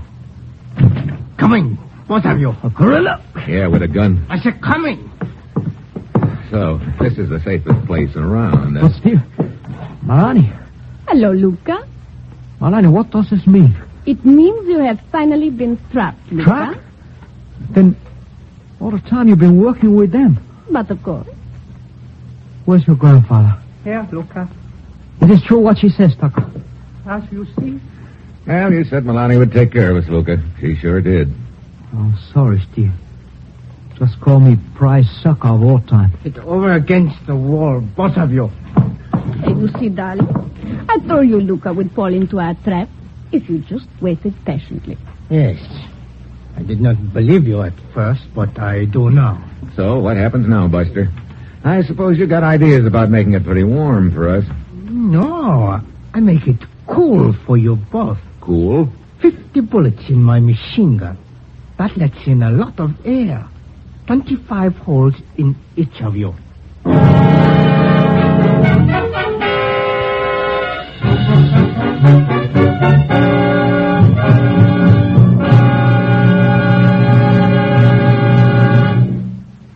Herbert Marshall stars as Ken Thurston, the man called X, in a short while over most of these NBC stations. Battling intrigue and espionage in far-off corners of the world, the man called X lives by his wits, and his business is danger. Tomorrow night, NBC brings you another broadcast of radio's greatest spectacle, The Big Show. Tallulah is your hostess once again, and tomorrow's stars include Fred Allen, Ed Wynn, Jack Carson, Ed Gardner, Mindy Carson, Meredith Wilson, and many, many more.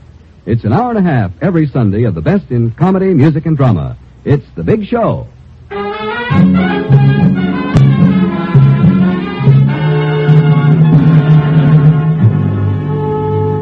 Now, back to Dangerous Assignment and Steve Mitchell.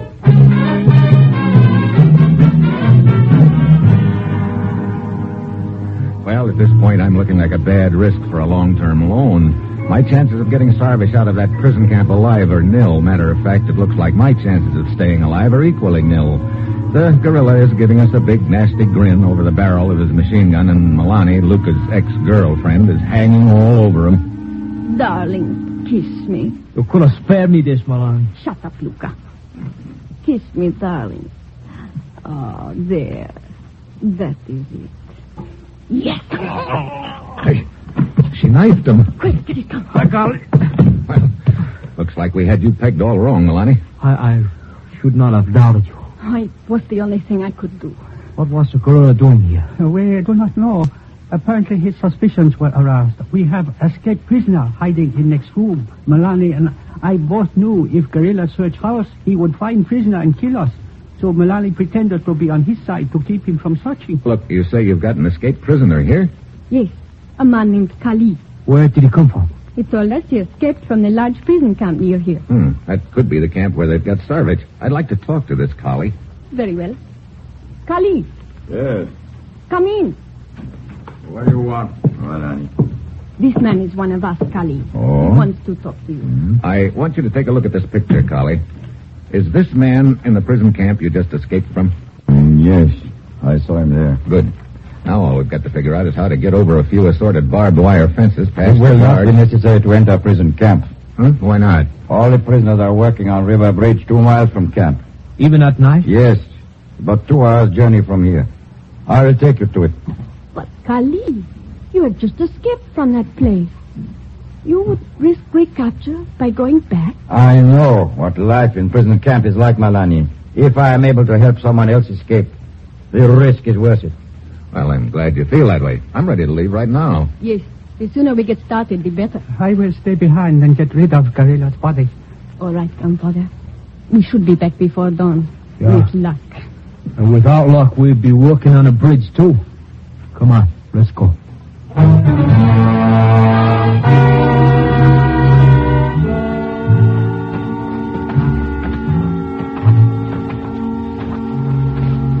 See? There is a bridge ahead of us. They had floodlights all around. We'd better stop here. Okay. Brother, this isn't going to be any cinch with the joint all lit up and swarming with guards. Steve, maybe we... Wait a minute. Look, that prisoner over there with the pick. That's Sarvich. What do we do now? Drop our hankies to attract his attention? I will get him. How, Collie? As you see, I'm dressed like other prisoners. I can work my way to him without attracting attention. I will tell him you're waiting for him here, in the underbrush. You will be taking a big chance, Cully. I know, but it is the best way. Yeah, I guess you're right. Take it easy now. That Cully, he's really eager, isn't he? He sure is.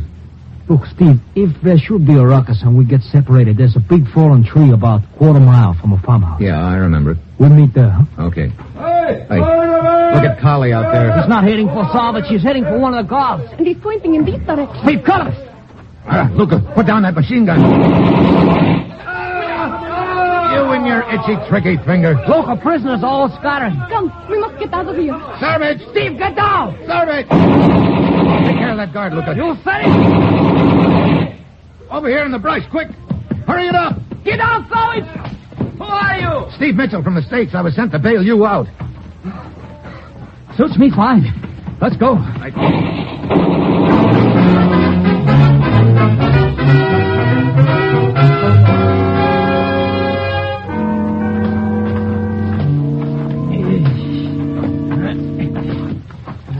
Hey, how much farther to the farmhouse, Luca? Just a couple 100 yards. Brother, you'd never know it in this jungle. Look, how about a breather? That prison camp diet isn't conducive to endurance. Okay, Sarvich. Malani, as soon as we get to the farmhouse, you and your grandfather must pack up and leave. Yes. Cully was obviously sent there to get information on us. The guerrillas may know more about us than we think. I'm pretty sure they do. What do you mean, Sarvich? This morning, I overheard a couple of guards talking in the prison camp. They said something about a farmhouse they were keeping an eye on. Come. I would like to get back there as soon as possible and get grandfather. Hey, you make it? Okay, Sarvich? Yeah, I'd crawl if I had to. What's the matter, Luca? Look up in the sky ahead. Huh? It's all red all of a sudden. A fire. The farmhouse. Come. Hey, not so fast. But I must find out. Hold it, Milani. We don't want to go busting out into that clearing. Stevie's right, Milani. We just ease up to an edge. Oh, look. It is the farmhouse. You can see it burning. Oh, look. Oh, take it easy, Milani. We don't know yet whether... We better hold it right here. Look, half a dozen guerrillas with torches in their hands. Wait. By the light of the flames over there, a body. It's... Grandfather. Milani. There. Brother. Don't look, Milani. Turn your head away. I want you to... No. I want to look. I want to remember the faces of those guerrillas. I will see them again. Steve, this isn't good. If they're in on this deal as so much as... Yeah, that means they'll be scouring this jungle for us. It also means we better get started for the coast right away. Sarvich, I guess it's up to you. What do you mean? It's about 30 miles to the coast. 30 miles through some pretty rough jungle. We'll be traveling in daylight, and there'll probably be about 3 guerrillas per square foot all the way. We've got to get there by tomorrow midnight, and it's almost dawn now. Sounds jolly. Yeah, and that prison camp hasn't left you in very good condition. You think you can make it? I don't know, Steve, but I told you once I'd crawl if I had to. I may end up doing just that. But as long as there's a crawl left in... That's good enough. Steve, behind you, Guerilla! Get him! Where'd he get you, Sarvich? The guerrillas at the farmhouse. They have the shot. They're coming. Crank up that machine gun, Luca. It's all cranked, Jack. 1, 2... The other 3 are running away. Good. That'll give us a few minutes anyway. Come on, let's get started. But my leg, I can't walk on it. Okay, so we play piggyback. No, Steve, no. You can't carry me all that way. You'll all be caught and killed. Look, this is no time to hold a debate, Sarvich. I was sent over here to fish you out. You've got information we need back in the States, and you're going back there. Steve and I take turns carrying you, Sarvich. We can make it. It's sure worth a try anyway. Now, come on, let's go.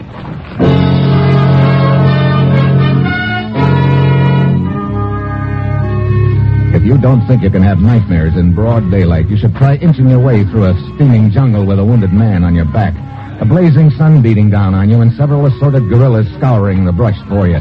Twice we hug the ground while their patrols come so close I can count the slugs in their guns, but we keep going. Luke and I trade off carrying Sarvich. Milani just keeps plodding along, saying nothing. The hours drag by, but they're not dragging any more than I am at this point. Finally, it gets dark again, and we try to speed up. It's a race against time now. We've got to get to the coast by midnight. 9 o'clock comes. 10 o'clock. By this time, we're on the ragged edge. 11 o'clock.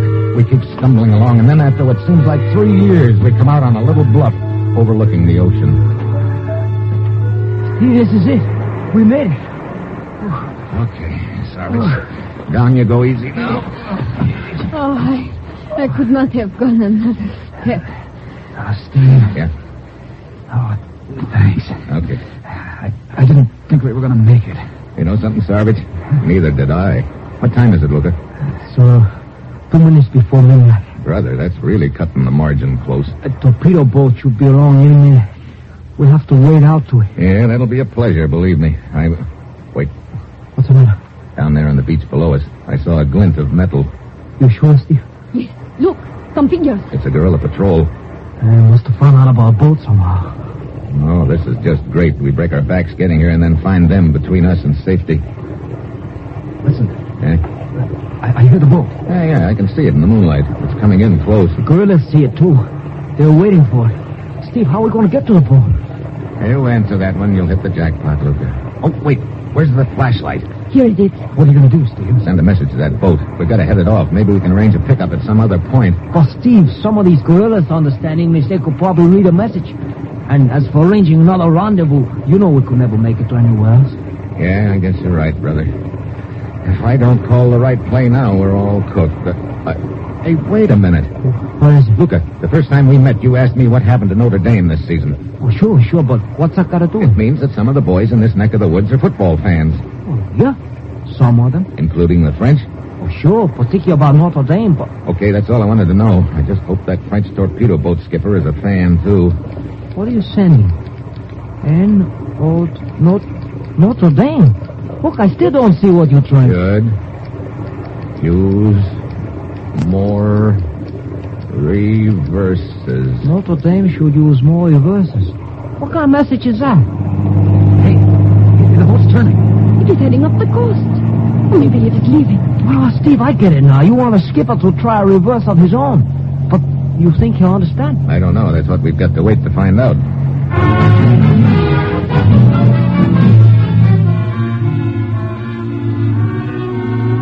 The boat keeps going slowly up the coast, and the guerrillas on the beach start following it in the same direction. I still don't know whether the skipper understood my message, but it's our only chance. Then, when the boat gets about a mile up the coast, it suddenly turns around and heads back under full throttle.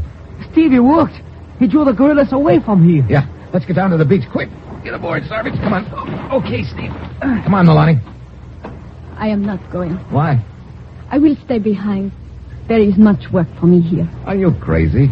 Your grandfather's been killed, and you stand a good chance of the same thing. Now, come on. No. It's no use, Steve. She and I have already talked about it.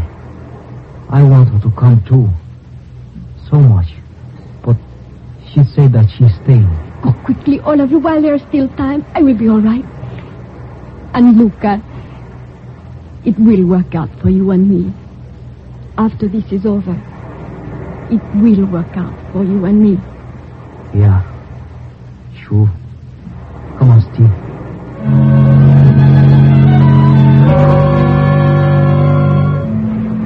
So we head for the beach, leaving Milani standing there on the bluff. The boat is coming in at us now. It stops about shoulder deep, and we wade out to it. The skipper is wearing a natty little mustache and a big grin. Come aboard, gentlemen. Come aboard. A pleasure. You on okay, Sarvich? Yeah. Up you go, Luca. Okay. Lock in your hand, Steve. Thanks. Oh, the reverse, it works perfectly, no? Skipper, the reverse, it worked perfectly, yes. Now, I suggest a wide end run and pour the coal to her. Oui. Well, it's hard to believe. I guess we're finally in the clear. Hey, look. Back on the bluff, somebody's signaling with a flashlight. And it must be Milani. G-O-O-D. Good. L-U-C. Hey, she quit signaling. Steve. Oh, well, maybe she had to duck in a hurry, Luca. Yeah. Or maybe they got her. Yeah, maybe they got her, Luca. You know, I learned a lot of wisecracks in the States, but I can't seem to think of any of them right now. There aren't any. What's going to work out for her and me? That's what she said, wasn't it, Steve? Yeah, that's what she said, Luca. So, Now I'll maybe get a few extra ones for her. But it'll go on and on. Yeah. It'll go on and on. I guess we all know that, but there's something else we can know, too. What's that? As long as there are people like Milani, we've got a pretty good idea which side's going to come out on top.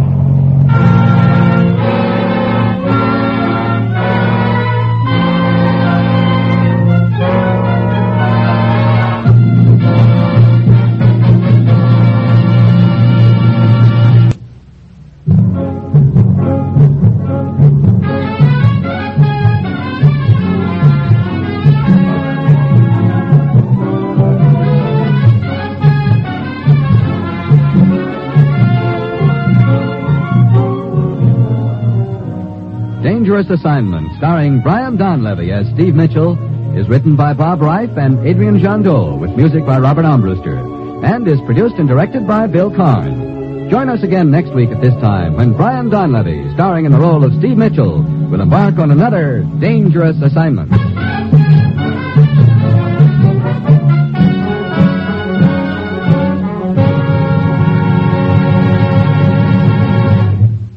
Three chimes mean good times on NBC. Tonight, Herbert Marshall stars as the man called X, a man without a name who travels the world over battling the forces of international intrigue and espionage. For mystery every Saturday night, it's the man called X. For music on Saturday night, it's your hit parade, bringing you the top tunes in the land, selected by you and presented by Raymond Scott's orchestra, Eileen Wilson and Snooky Lanson. Now hear the man called X and the big show tomorrow on NBC.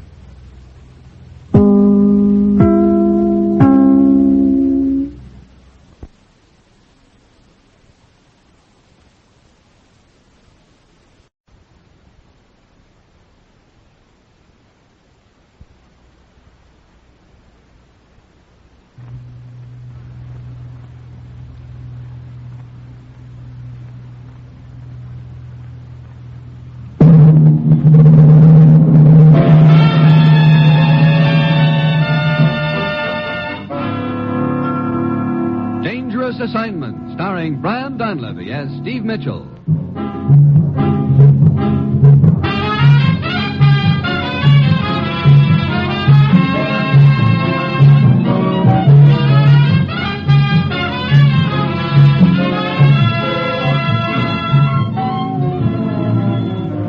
Yeah, danger is my assignment.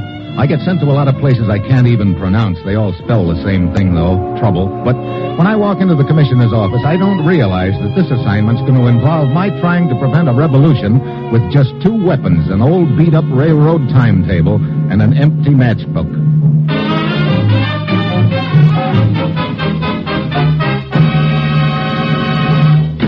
Morning, Commissioner. Ruth said you had an assignment for me. I do, Steve. You're flying to South America. Well, what do I do when I get there? I don't know. You don't? Hey, let me have that again. You heard me. I don't know. It's a very nasty mess. That's why I'm sending you. I don't know whether to take that as a compliment or not. Okay, what's the deal, Commissioner? Take a look at this map of South America, Steve. Yeah? See these two countries? Uh-huh. What about them? One of them's friendly to us. The other, well, not so friendly. And right now, they're accusing the friendly country of plotting against them with our aid. What? Now, look. Sure, it sounds crazy, but unfortunately, there seems to be some pretty damaging evidence in existence. What kind of evidence? Some letters supposedly written by General Avila, the president of the friendly country. Plans concerning this plot are discussed in those letters. Are they genuine? Well, that's one of the things you're going to find out. General Avila, of course, denies ever writing them, but officials of the other country who now have possession of the letters say they're genuine without a doubt. How'd this other country get their hands on these letters? Last night, President Avila's son-in-law was found in a town across the border, murdered. The letters were on his person. The theory is that he had double-crossed his father-in-law and was on his way to peddle the letters to this other country. Well, where do I fit in this charming little deal? Tomorrow morning, a meeting is scheduled in Sonoma, the capital of the friendly country. Uh-huh. Why hold a meeting? Why not publish the letters? Now, the meeting is to determine whether or not the letters are genuine. Representatives from both countries will be there. Now, Steve, the whole situation is very explosive. Get down to Sonoma. Work with Colonel Peralta of the military there and try to get to the bottom of this whole mess. And above all, see that our name is cleared. Well, that's it. You've got your assignment. Good luck.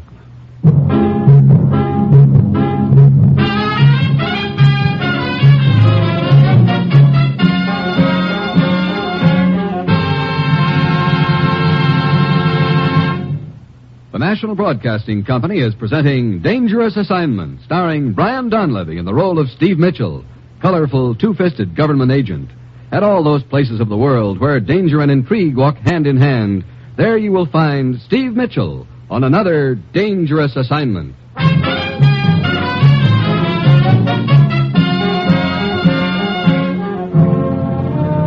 Sure, I've got my assignment. Just a simple matter of getting dropped into a South American powder keg with people on each side of it holding matches in their hands.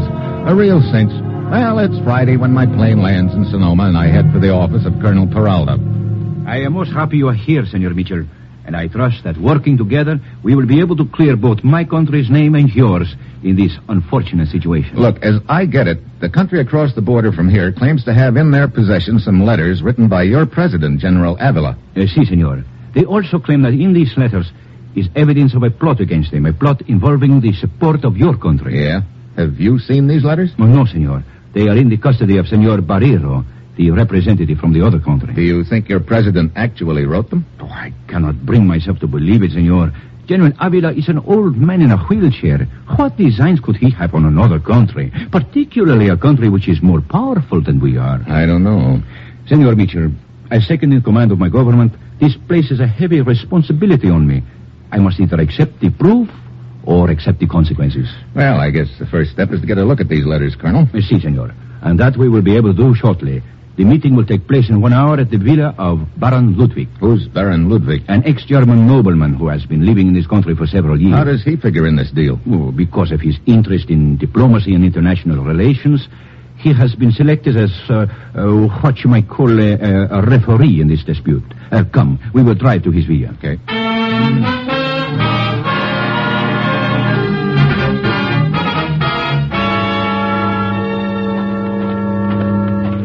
Brother, some joint.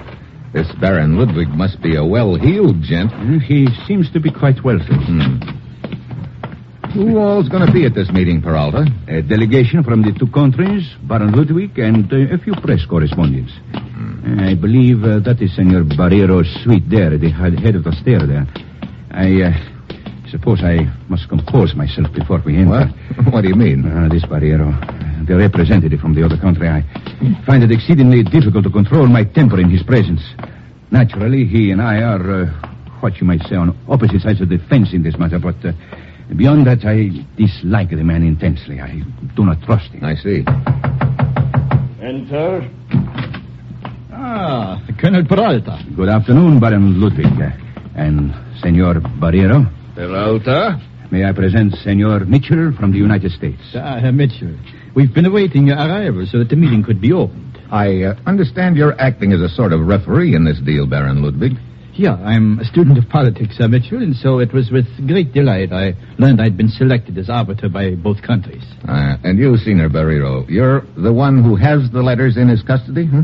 You're quite right, Senor Mitchell, and I assure you will find it difficult to explain your government's unsavory position in this matter. Oh, now look. You profess a policy of non-intervention, yet these letters will show your intention to furnish direct military aid to Colonel Peralta's country. Senor Barrero, you have no right to talk like this. Nothing has been proven, nothing. I assure you, Colonel Peralta, every word I utter is backed by the most undeniable proof. Barrero, and you have no right to... Gentlemen, please.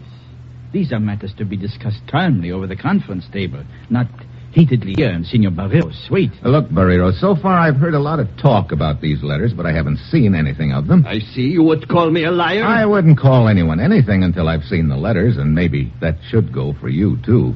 Very well. You shall see the letters. I have them in an envelope in this wall safe. I see it is necessary to convince these wishful skeptics of the very existence of the letters. So, I carved them in this envelope. I will take them out and hold them for you. Trusting soul, aren't you? Your government has shown it cannot be trusted. Why should I trust one of its representatives? Look, Barrero, I'm getting a little tired of your... See, they make very interesting reading, don't they? I cannot believe it. That is enough for now, gentlemen. The letters will be read in their entirety at the conference. I merely wish to satisfy you of their existence. But, Senor Barrero, there is no point in locking the envelope up in the safe again. We're all here. We may as well proceed to the conference room next door. Very well. I will bring the envelope. Come on, Peralta. Si, senor. Herr Barrero, As long as I will be presiding over the conference, perhaps it would be fitting for me to carry the letters into it myself. Gracias, Baron Ludwig, but I will carry the envelope. As you prefer. Come along, gentlemen. So, Peralta, you seem strangely quiet. Is it perhaps that you are worried now that you have seen that the letters really do exist? Maybe Peralta is wondering, like I am, if those letters are genuine, Barrero. Colonel Peralta, you have undoubtedly seen many samples of General Avila's handwriting. Well, Have you not? Well, of course I have. Barrero, I refuse to be cross-examined this way. Would you say that the letters in this envelope are forgeries? Gentlemen, I suggest that we postpone further discussion until the conference begins. Very well. I am sure Peralta would prefer that, the way he is squirming. Barrero, I warn you. And as for you, Senor Mitchell, perhaps you will be interested in knowing that there are 3 handwriting experts waiting inside this room. Good afternoon, Baron Ludwig. Barbara, my dear. We were just going into the conference room. May I present Herr Barrero? Hello. How do you do? Colonel Peralta. What it is, senor? And Herr Steve Mitchell from the United States. Hi. Gentlemen, Fräulein Dawson from the Hemisphere News Service. Oh, Hemisphere News Service. You're here to cover the conference, Miss Dawson. Mm-hmm. From what I've heard so far, there should be a few headlines in it. You sound pretty happy about it. Oh, I hope everything turns out okay, of course. But a gal has to make her living, you know. Let us go in, gentlemen. I believe the other delegates are already inside. Yes. After you, my dear. Thanks, Baron. Peralta. Si, senor. You didn't seem to have much to say when Barrero asked you if those letters looked genuine, do you? Mitchell, I am no handwriting expert, but I have seen many samples of our president's handwriting, and those letters look like the same writing. That's not good. No, Senor Mitchell, indeed that is not good. It is very bad. Please be seated, gentlemen. And we will open the conference.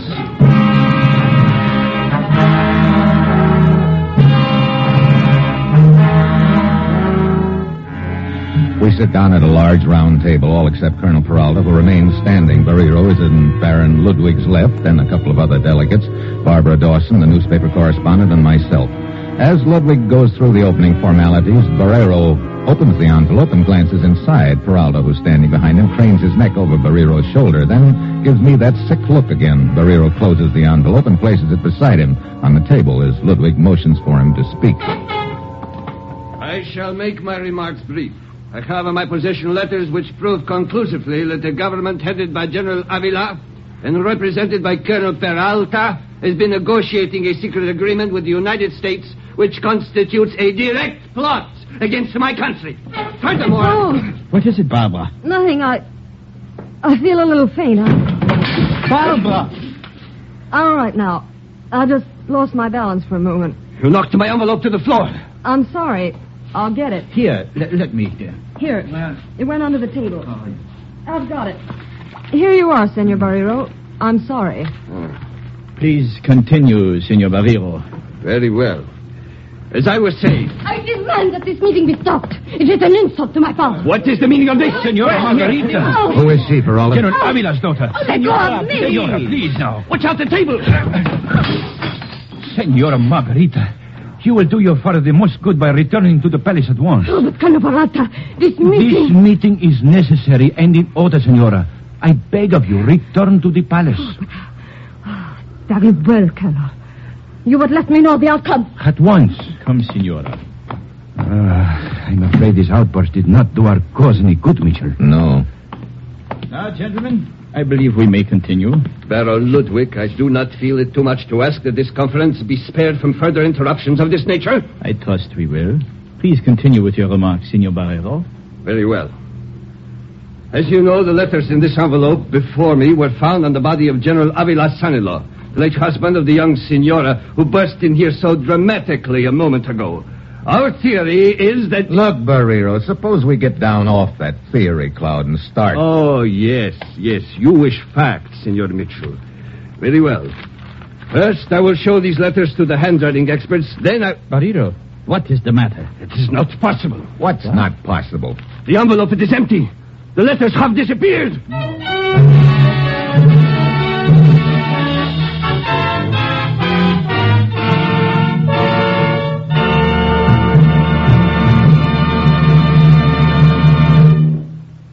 In all the strange and far-off places in the world, wherever there is mystery, intrigue, and romance, There you will find The Man Called X.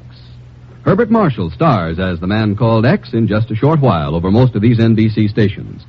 The Man Called X is a man without a name who travels the world over on missions of danger and counter-espionage. Tomorrow night, there's an hour and a half of comedy, music, and drama, all wrapped up in one big, wonderful program. Tomorrow and every Sunday, it's The Big Show on NBC with Tallulah as MC. Tonight, it's The Man Called X. Tomorrow, The Big Show, right here where you hear the chimes.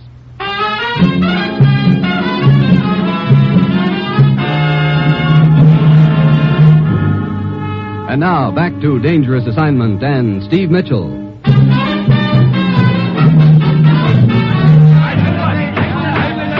Order, gentlemen! Colonel Peralta, I hold you responsible for the disappearance of these letters. Barrero, I have had enough of your accusations. I had nothing to do with it. Where's the phone? I am sorry, Senorita Dawson, but I forbid it. This is news. It's important. It is more important that those letters be recovered. No one is to leave this room. Oh, that's great. See here, Peralta, Since this incident has occurred in my country, I must take charge. I will post guards around this villa, and no one will leave it until those letters are recovered. Might be a good idea if we were all searched, Peralta. Si, senor. And I insist on being searched first. Okay, Colonel, that sounds fair enough. And after you've been searched, we'll all follow suit. All of us, Steve? Yeah, Looks like I'm sort of a complication, doesn't it? Yeah. So what do? Draw straws to see who gets the honor? Well, I'll furnish the straws. I do not think that will be necessary, Barbara, my dear. If it's satisfactory with all concerned, my wife will search you in the next room. Oh, shucks. Now, gentlemen, if you will line up next to the wall, we will begin.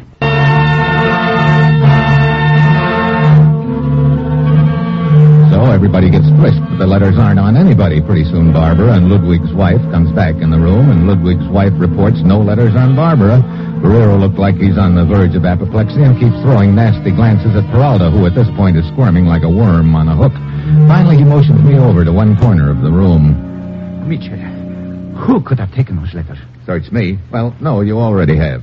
Oh, skip it. Oh, we must find out. This whole affair is playing right into Barrero's hands. My government is being dishonored. Look, let's go back over everything that happened. Very well. Barrero brought the envelope into the room. Yeah. As you remember, he opened it and glanced inside briefly as the conference started. Yeah, you were standing behind him. I saw you craning your neck over his shoulder. Yes, senor. At that moment, the letters definitely were in the envelope. I saw them. Then he closed the envelope again and put it on the table beside him. He started to talk and... Wait a minute. What is it? Barbara Dawson, remember? She started to the water cooler or something. And suddenly lurched into the table. Yeah, and knocked the envelope to the floor. I wonder if she... Talking about me, Steve? What? Oh, Barbara. Yeah, as a matter of fact, I was talking about you. No, I'm flattered. You shouldn't be. What I was thinking wasn't good. Why, Stephen, I didn't realize you knew me that well. Well, I was thinking that fainting spell of yours came at a very convenient time. Oh, that. I don't know what hit me, Steve. Well, whatever it was, you sure snapped out of it in a hurry, didn't you? Look, what are you trying to say? I'm trying to say that maybe it wasn't just an accident, you're knocking that envelope off the table when you did. What do you mean by that? You could have switched envelopes under the table when you reached down to pick it up. Mind telling me why I'd do a thing like that? I can think of one good reason. Those letters right now are worth a lot of money to both countries. I see. Play one against the other and sell to the highest bidder, huh? It's an interesting theory, isn't it? Oh, very interesting. But there are just a couple of little things wrong with it. For instance? In the first place, you're giving me credit for a lot more interest in this deal than I have. Exactly what is your interest in this matter, Senorita Dawson? I'm a reporter, pure and simple. Well, simple anyway. And you have no connection with any of the parties involved? Of course not. And here's the other little thing wrong with your theory, Steve. I was searched too, remember? No letters. Yeah. Well, Colonel, looks like we better go into a huddle again. Si, senor. Well, let me know if you round up another suspect. I'm still looking for a headline. Mitchell. You're probably thinking the same thing I am, Colonel Peralta. What do you mean? I can tell by your face you just remembered another incident that took place in this room before the letters turned up. Why, Now, wait a minute. General Avila's daughter came bouncing into the room. Oh, but surely, Senorita, Margarita is not... She could have staged the whole deal to give her an opportunity to switch envelopes. Oh, Senor Mitchell, you must realize I cannot go to the palace and make such an accusation. You don't have to go, I will. Just write me out a pass to get through your guards.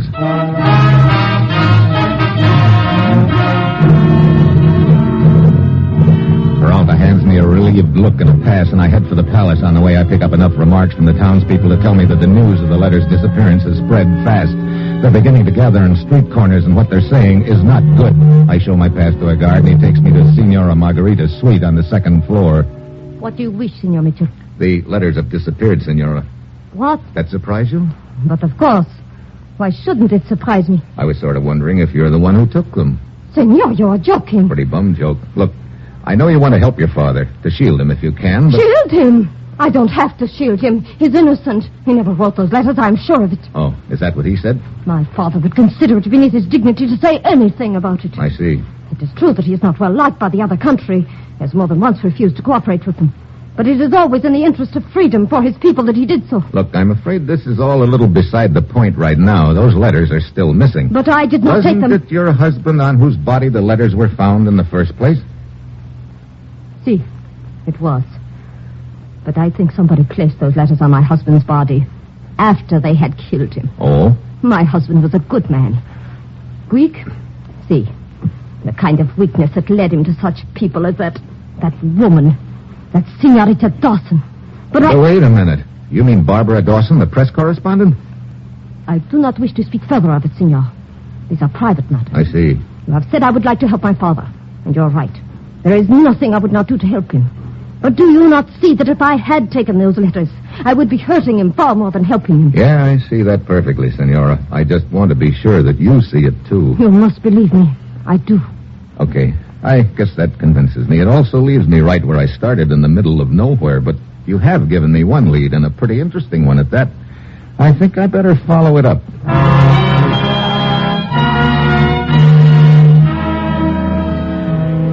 So I leave the palace, shove my way through the gathering crowd back to Ludwig's villa to have another little chat with Barbara Dawson. Then, as I'm walking along a dark street, I pass a car parked at the curb. I get down the sidewalk away when I realize that the car has started up and is following me slowly with the lights off. I speed up. The car does likewise. I scramble around the corner and hit the sidewalk. Slug hits the building behind me. By the time I get to my feet, the car is halfway down the block, so it looks like someone figures I'm getting warm anyway. I get back to the conference room at Ludwig's villa. The others are still there. I motion Colonel Peralta over to a corner. What did you find out, Mitchell? Senora Margarita says she didn't take the letters, and I believe her. Mitchell, quite frankly, I don't know what to do. I cannot hold Barrero in check much longer. He's getting uglier about this by the moment. There has always been a rift between General Avila and Barrero's country. If those letters are not recovered quickly, that rift may turn into war. Yeah. Have you no theory at all as to what might have happened to those letters? Matter of fact, there are a couple of theories pecking away at my brain, but they're pretty wild. Tell me what they are. Perhaps they are not as wild as you think. Well, one of them we'll let ride for the moment. Not the other. Barbara. Oh? Would you come here a moment? Sure, Steve. Not another suspect, Steve. Yep. You again. What? Now, look, we've been all over this before. You told me earlier that you didn't know any of the parties involved, but I just found out from Senora Margarita that you were pretty well acquainted with her husband. What? Look. You didn't tell me that. Why not? Are you kidding? You got a glimpse of that little Spitfire in action. I'm supposed to go around spreading the news that her husband bought me a drink or two? Well, it looks like somebody killed him and planted the letters on him. That somebody could have been you. Look, I was 100 miles away when he was killed, and I can prove it.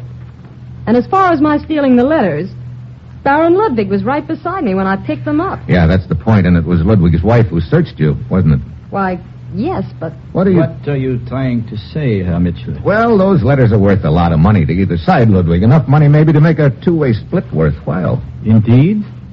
Ah, yes, I think I see your line of reasoning.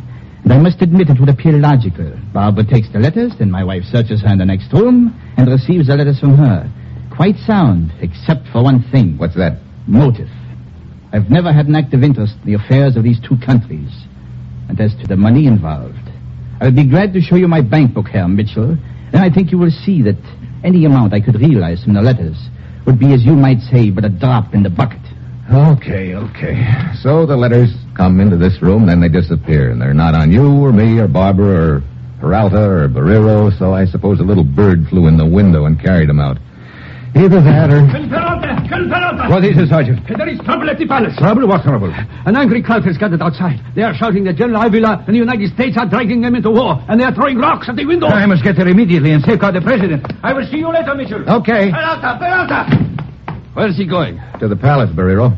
There's trouble there. Gentlemen, this whole affair has dragged on long enough. I can wait no longer. I must make full representation to my government of the entire matter. Oh, let's get this thing settled one way or another so we can go home. I'm sick of this joint. No sicker than I am, Barbara. Got a cigarette, Steve? Sure. Here's a match. Your matchbook's empty. Oh, yeah. Wait. I think I got another one. Yep, right here in the same pocket. What's the matter? Looks like Peralta was right when he said my theories might not be so wild after all. What are you talking about? I'll skip it. I'm going to my suite to dictate my report. That's a good idea. Come on, I'll go with you. Let me assure you I do not need your help, Mitchell. Come on, outside. Mitchell, what is the meaning of this? I've got to talk to you, Barrero, and your suite is a good place. Talk to me? What about? The time for talk is past. Here we are. Mitchell, will you be good enough to explain what this is all about? Sure. You see, I'm like you are, Barrero. I don't trust any of the others. Quite flattering that you should select me to trust, particularly when I do not trust you. But I still do not understand what you have... I've got an important piece of evidence in my pocket, evidence that'll unravel this whole deal. I want you to lock it up in your safe for me. Evidence? What is this evidence? Here, lock it up right away.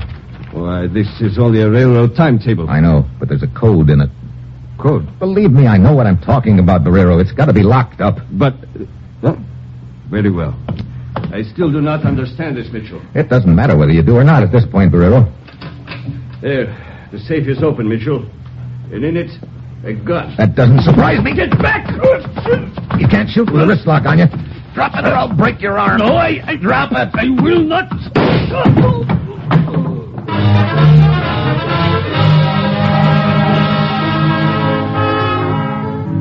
Barrero slumps to the floor, trying to plug me. He's done likewise to himself. I fish in the safe and pull out another envelope. This one's got the letters in it, right where they've been all the time. 5 will get 10 they're forgeries, but that can be checked later. Right now, I've got to get to the palace before the mob gets General Avila. I head there in a hurry and up the back stairs to General Avila's suite on the second floor. The general's sitting in his wheelchair with his daughter standing beside him. There's a large flag draped over the balcony rail, and behind it stands Colonel Peralta trying to quiet the angry, shouting mob below. Then I wait for Peralta to finish his speech. Listen to me! We want peace! This matter will be settled peacefully! I, Peralta, pledge to you that there will be no war!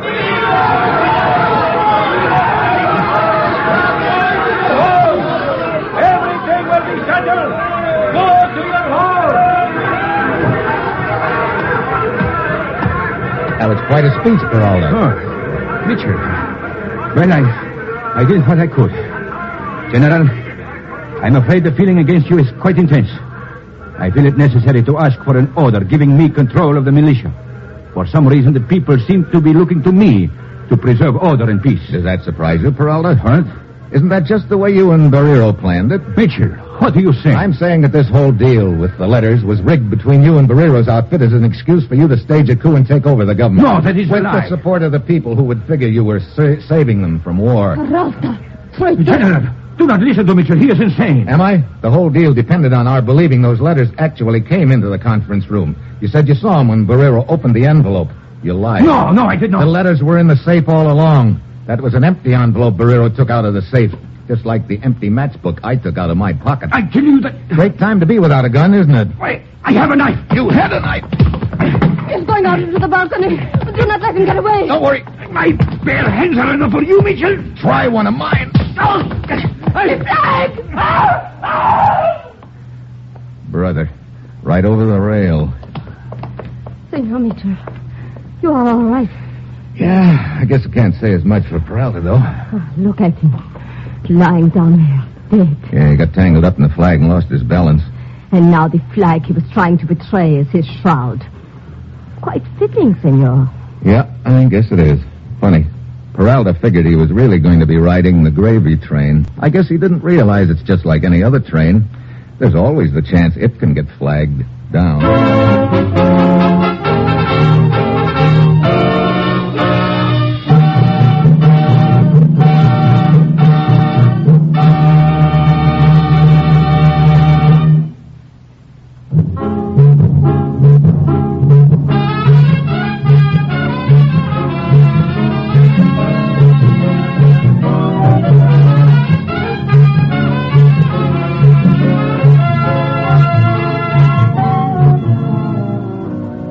Dangerous Assignment, starring Brian Donlevy as Steve Mitchell, is written by Bob Reif and Adrian Jandot, with music by Robert Armbruster, and is produced and directed by Bill Karn. Be with us next week at this time when Brian Donlevy, starring in the role of Steve Mitchell, will embark on another dangerous assignment.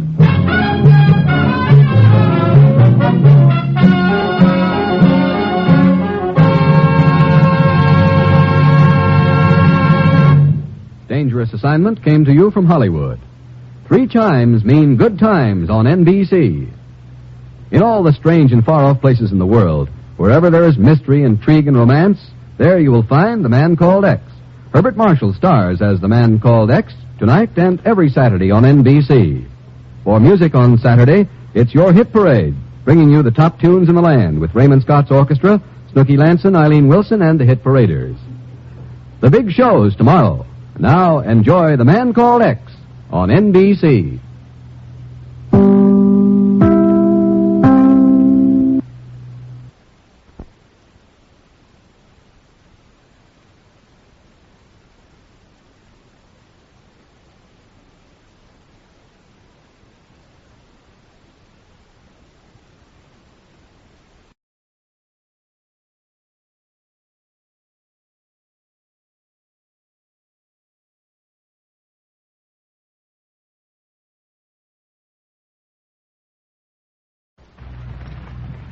Now, a full hour of mystery adventure. The Saturday night feature of NBC's All-Star Festival. In 30 minutes, it's The Man Called X. Right now...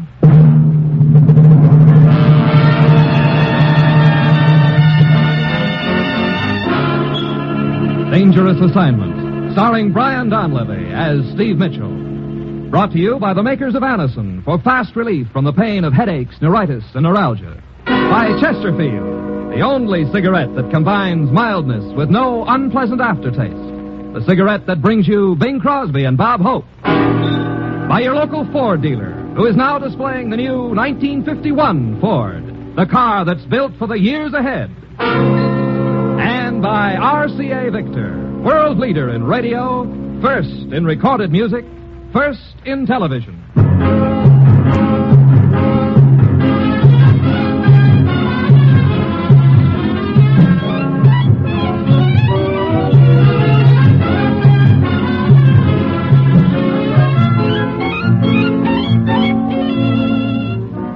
Yeah, danger is my assignment. I get sent to a lot of places I can't even pronounce. They all spell the same thing, though, trouble. But when I walk into the commissioner's office, I don't realize this assignment's going to end up with me trying my level best to shoot myself.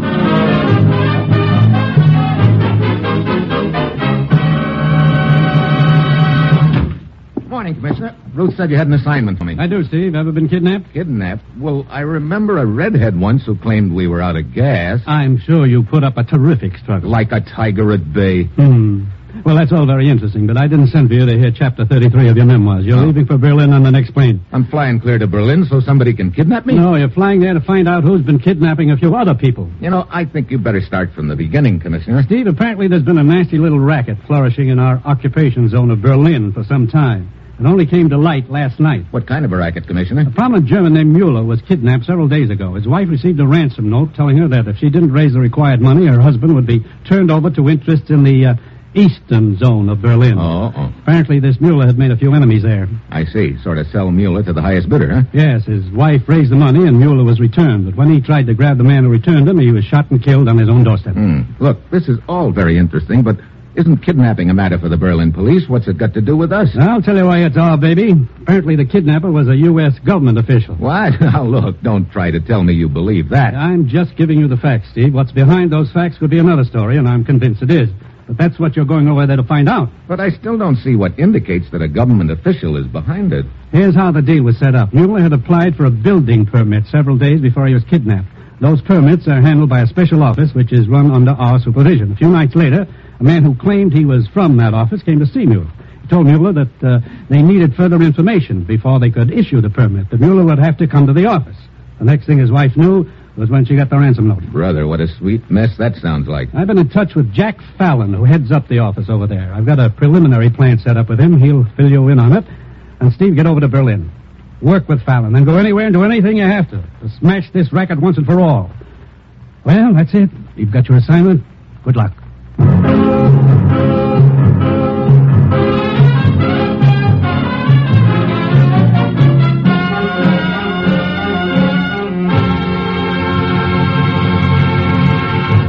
Dangerous Assignment, starring Brian Donlevy in the role of Steve Mitchell, will continue in just a moment. Here is something you should know if you ever suffer from the sudden pain of headaches, neuritis, or neuralgia. It's a way to ease the pain, often within a few minutes. A way that is incredibly fast and effective. It's Anacin. Anacin is like a doctor's prescription. That is, Anacin contains not just one, but a combination of medically proven active ingredients in easy-to-take tablet form. Thousands of people were first introduced to Anacin through their own physicians or dentists. But today, these tablets are in such widespread use that all drug counters have them, and anyone may enjoy their benefits. Next time you suffer from the pains of headache, neuritis, or neuralgia, by all means, try Anacin. You'll like the convenience of Anacin tablets, and you'll be delighted with Anacin's incredibly fast action. Anacin. Anacin. Ask for Anacin by name today at your druggist.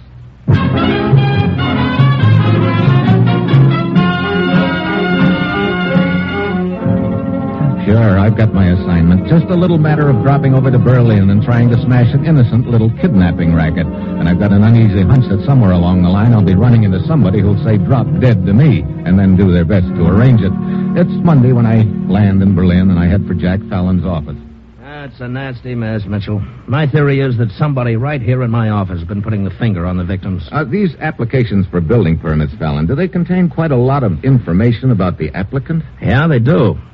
You see, to do any building in Berlin these days, you got to have a considerable amount of money. That has to be listed on the application. Now, that's the point, Steve.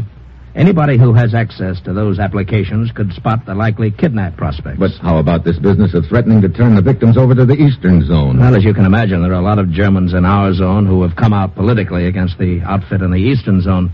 Now, you take any 10 Germans with money, and you're pretty sure to find 7 or 8 of them who've made enemies there. I see. Tell me, Fallon, just who in this office has access to those applications? Well, my office manager can give you a better answer to that than I can. Herr Wieczek, I was just going to call you. I was on my way to see you, Herr Fallon. Some reports for you to sign. Oh, come in. I want you to meet Steve Mitchell from the United States. Mr. Mitchell would like some information from you, Wieczek. But of course, Herr Mitchell. I'd like to know how many people in this office have access to the applications for building permits. The files are available to Herr Fallon, of course, and to myself. Yeah, who else? The 3 clerks. Who are they? Frau Gunther, a woman of about 60, Fräulein Gottlieb, a younger woman, and Herr Linder. What can you tell me about them? I mean, have any of them ever acted in such a way as to arouse your suspicions? That's a hard question to answer, Herr Mitchell. They're all hard-working people. Frau Gunther particularly. She keeps mostly to herself. Fräulein Gottlieb, I have no problem with her, other than to keep her boyfriend from calling for her too early in the afternoon. Boyfriend? She's quite friendly with an American sergeant. Sergeant? I see. What about the other one, Linder? Herr Linder has notified us he'll be resigning soon. It seems he just inherited some money from the death of his uncle. Okay. I guess that'll be all. Wieczek, thank you. Of course. If there's any other information I can supply him, Mitchell, do not hesitate to call on me. I won't. Well, you know any more than you did before, Steve? How long has Wieczek been your office manager, Fallon? Oh, about a year, I guess.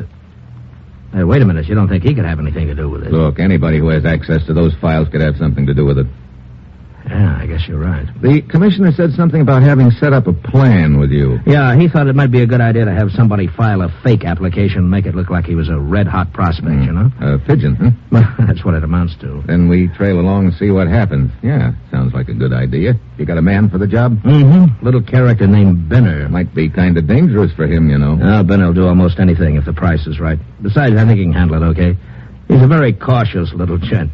Never takes an elevator if there's a stairway, you know, that sort of thing. Can we trust him? Oh, yeah. He's done a lot of jobs for us in the past. Oh, excuse me. Hello. Oh, yes, Benner. Mm-hmm. Right, yeah. You'll be contacted there by a man named Steve Mitchell. You're to work with him. Well, Benner's on his way to the Chromite Hotel. He's going to register there. Okay, I'll get on over there myself. See you later, Fallon.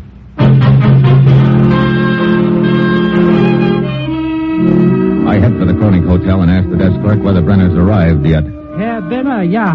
He just started up the stairs. He's registered in room 403. He's going to climb 4 flights of stairs? Brother, he really is a cautious guy. Huh? Skip it. I'm not quite that cautious. I'll take the elevator. I go up to the 4th floor and down the hall to 403. I start to knock on the door, but just then... The yell comes from the floor below me. I pound down to the 3rd floor landing. The window of the fire escape is open, and on the floor, sprawled against the door to a broom closet, is a little guy with a few assorted bruises on his face. Benner? Benner! You okay? Yeah, I'm all right. What happened? Somebody was waiting for me on the landing. Tried to kill me. But when I called for help, he went down the fire escape. Wait. Who are you? Hey, why the gun? I demand to know who you are. Relax, Benner. I'm Steve Mitchell, the guy who's supposed to contact you. I must have proof of that. Here, take a look at my credentials. Yeah. Brother, you don't believe in taking any chances, do you? In this business, to take chances might prove fatal. Yeah, matter of fact, this deal looks like it's a little too fatal for you already.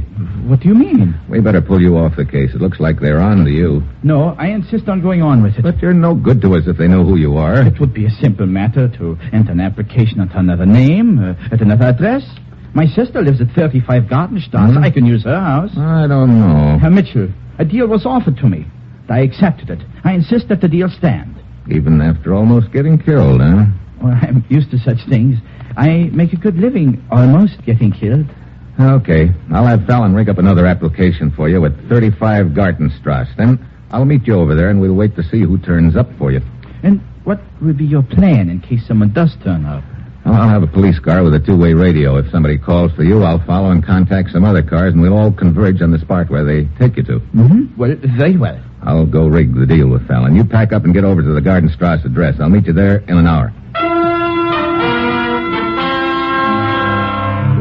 I go downstairs now to the hotel. Then, 3 blocks away as I'm heading for Fallon's office, I realize Benner forgot to tell me what name to use on the new application. I start back to the hotel. Then I spot the crowd on the sidewalk in front. I speed up. A couple of policemen are trying to push the crowd back. Then I see a body on the sidewalk covered up. Get back here now. Get back. What happened, officer? Man fell out of one of the hotel windows. What? You know who it was? Yeah. It's not much left of the body, but we found his papers. It was a little man named Benner.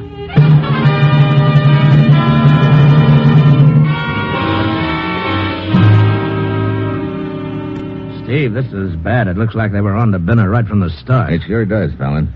He didn't just fall out of that window. He was probably slugged and pushed. Yeah. It must have happened right after I left him. Well, where does that leave us now? I don't know. I put in a call to the commissioner back in the States. As soon as it comes through... I suppose I could round up another man to take Benner's place. Yeah, same idea occurred to me. I'll take it. Hello. Dave? Commissioner? What's on your mind? Huh? Hey, this connection is lousy. Jiggle the phone, will you? That better? Yeah. I said, what's on your mind? I want to get married. What? You heard me. You're right in the middle of an assignment. You called me all the way from Berlin to tell me you want to get married? Well, a fella gets to thinking about those things once in a while, Commissioner. Now, look. I wanted you to be the first to know, Commissioner. All right. So you're going to get married. Who's the unlucky girl? I don't know. You don't know? I want you to pick her out for me. Steve, are you out of your mind? No more than usual. Hey, do we have any female-type agents running around in this neck of the woods? Agents? I get it now, Steve. Let's see. Yes, Marta Kane is just finishing up an assignment in Vienna. Martha? Hey, she speaks German, doesn't she? Yeah. Good. Okay, contact her and tell her to come here to Berlin and go to the Schaft apartment house. There's an apartment there under the name of Schiller. Martha is now Frau Schiller. All right, I'll contact her. What do you got to, Steve? Oh, just cooking up a little gag, Commissioner. If it works, I think we can bust this deal wide open. If it doesn't work. Well, if it doesn't work, I'll leave you my best hand-painted necktie. You know the one that lights up in the dark? I don't like that. Oh, you ought to be a whiz with it. Now, Steve. See you later, Commissioner. What are you going to do, Steve? We need another clay pigeon to take Benner's place, don't we? Yes, but... Okay, so I've got me the pigeon. You mean this woman, Agent? No, I mean me.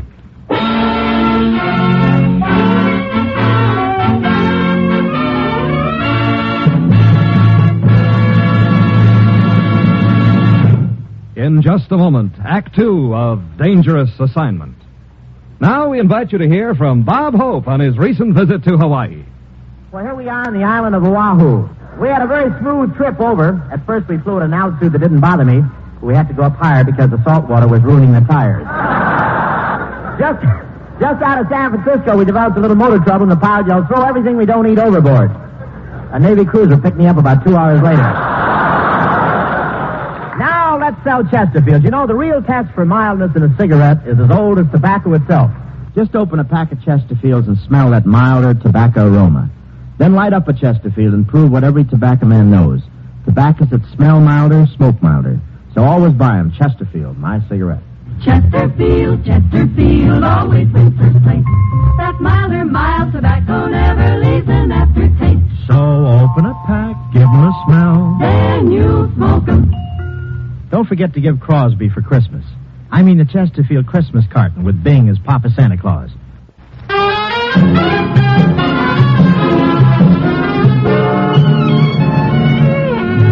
And now back to Dangerous Assignment and Brian Donlevy as Steve Mitchell.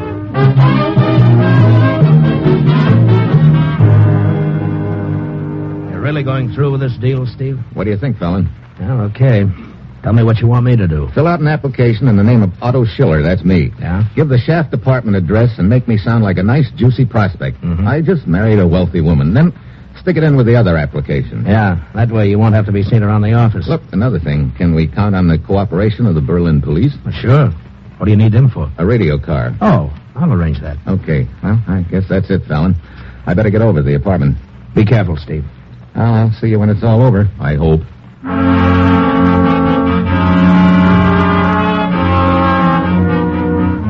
So I go over to the Shaft apartment house and settle down as Otto Schiller, wealthy German. I'm not kidding myself about the various assorted things that could happen to me, all of them bad, but I know it's our best chance of finding out who's running this racket. I understand you want to get married, Steve. Hi, Martha. Come on in. You sure got to Berlin in a hurry. I caught a plane from Vienna as soon as the commissioner contacted me. Well, make yourself at home. It's half yours. What's the deal all about, Steve? The commissioner didn't give me any details. Not that I mind being Mrs. Mitchell, but... You mean Frau Schiller. Yeah, Frau Schiller. Well, it goes together something like this, Martha. Somebody posing as a U.S. government official has been kidnapping wealthy Germans. If the relatives don't pay off, he threatens to turn the victims over to the Eastern Zone. Where do you fit in? I'm the next victim, I hope. So, well, you know, Steve, you haven't changed a bit. You always did manage to figure yourself into the sweetest spots. Well, if the deal works, somebody will come for me here. You slip out the side door and downstairs to the radio car, follow us, and contact the police. Okay, when are you expecting to call us? I don't know. Could be minutes or it could be days. Days? Any ideas on how Herr Schiller and wife are supposed to pass the time waiting? Well, as a matter of fact... Yeah, that's what I thought. Like I say, you haven't changed a bit. We'd better stick to my ideas. Oh? Well, what are your ideas? Canasta? Canasta? Now, look. Can't you think of any better way to pass the time than... Hey, wait a minute. Sorry, I just remembered we don't have any cards, so I guess we'll just have to... No. Hey, where'd that deck come from? My purse. Be prepared, I always say. Looks like you haven't changed a bit either. Okay, deal them up.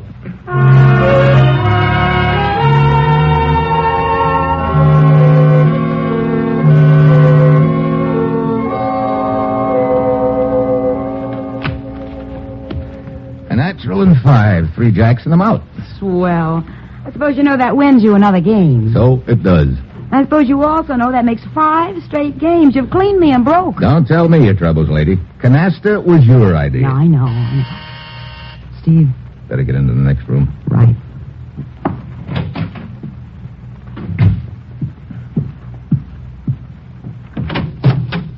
Otto Schiller? Yeah. I'm Mr. Brown from the office that issues building permits. Yeah? Regarding your recent application, Herr Schiller, we need some additional information. I'm afraid I'll have to ask you to come to the office with me. Yeah. 1 moment. I get my code. Well? This is it, Martha. Ever see the guy before? No, but he's probably just the leg man on the operation. Get out the side door and down to the radio car, Martha, and then follow us. Right. Herr Schiller. Coming, Herr Brown. Be careful, Steve. Remember, I'll be right behind you in that radio car.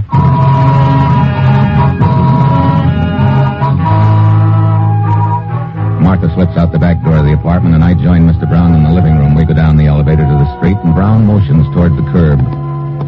Here's my car, Herr Schiller. I sent my driver on a little errand. He should be back in a moment. Here, you wait inside. Get in. Mitchell, huh? You heard me. You can cut out the Yar 9 routine. Inside, you get a slug. Little surprise party, huh, Brown? That's right.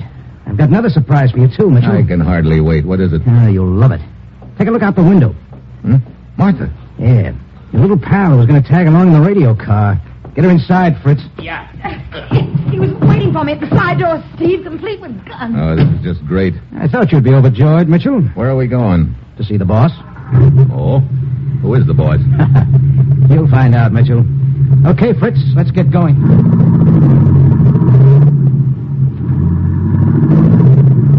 We take us through the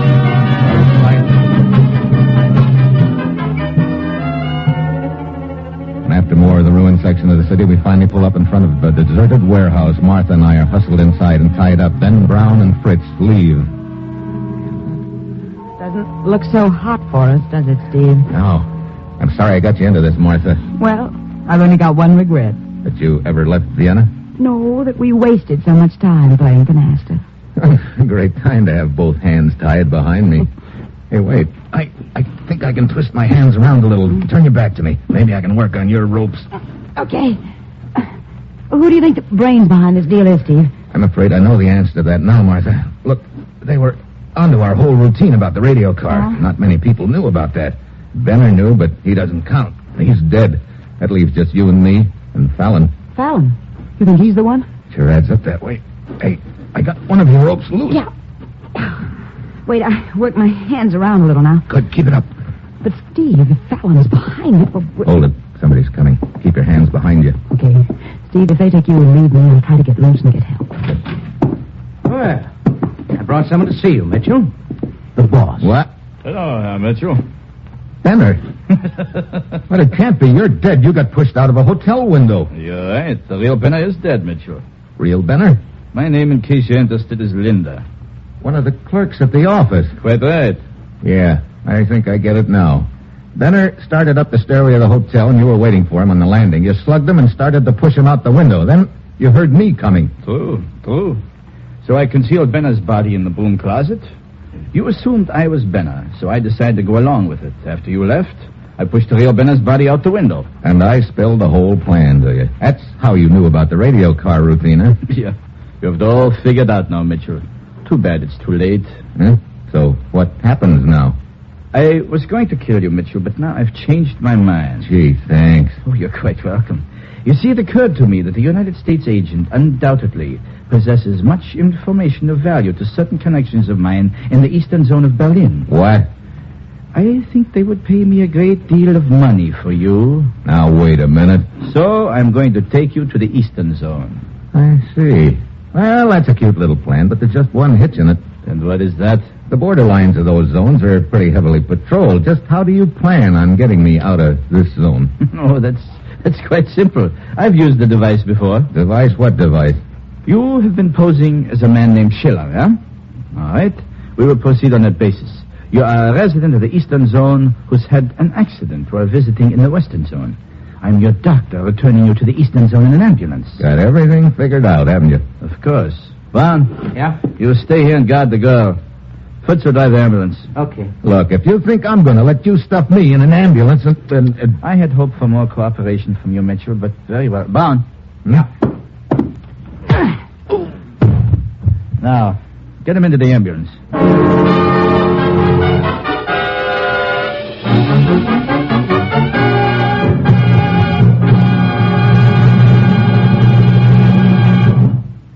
In just a moment, the conclusion of Dangerous Assignment. Ladies and gentlemen, the new 1951 Ford, the car which is setting a style trend for the future, is now at your Ford dealers. We want you to see this car and to check its 43 look-ahead features. The automatic ride control, for example, gives you added comfort by automatically adjusting the ride to the road. New key turn starting and a rear deck lid that pops up automatically are two of the features which give you new convenience. There's new style and beauty both inside and out. New luxury lounge interiors are upholstered with rich Ford craft fabrics in harmonizing shades to complement your choice of exterior color. And there's traditional Ford economy, for the automatic mileage maker matches timing to fuel charges with such accuracy that every drop of gasoline is used. None wasted. Visit your Ford dealer soon. Check all 43 look-ahead features. Then test drive the new 51 Ford. You'll agree you can pay more, but you can't buy better.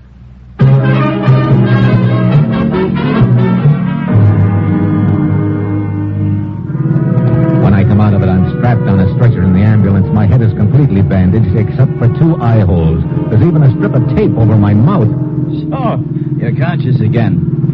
We're almost to the Eastern Zone, Mitchell. As you see, the setup is complete. I'm your worried doctor, crouching over you. Above you, the bottle of blood plasma, the rubber tube leading along your arm under the blanket. And in your ribs, do you feel this? I see you do. Needless to say, it's a gun. I'm holding it against your side under the blanket. And if you try to give any sign to the border guard, well, I'm sure you know what will happen. The American guard. He is waiting for us to stop. Of course, Fritz, the routine examination. An examination that we will pass with flying colors. He's coming around to the rear of the ambulance. We're ready for him. Aren't we, my friend? Okay. What do we got here?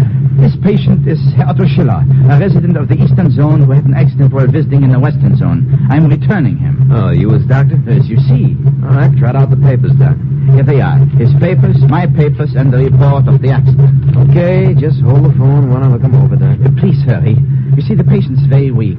I'm giving him a transfusion. His life depends on it. Yeah, I'll speed it up. Won't take a minute.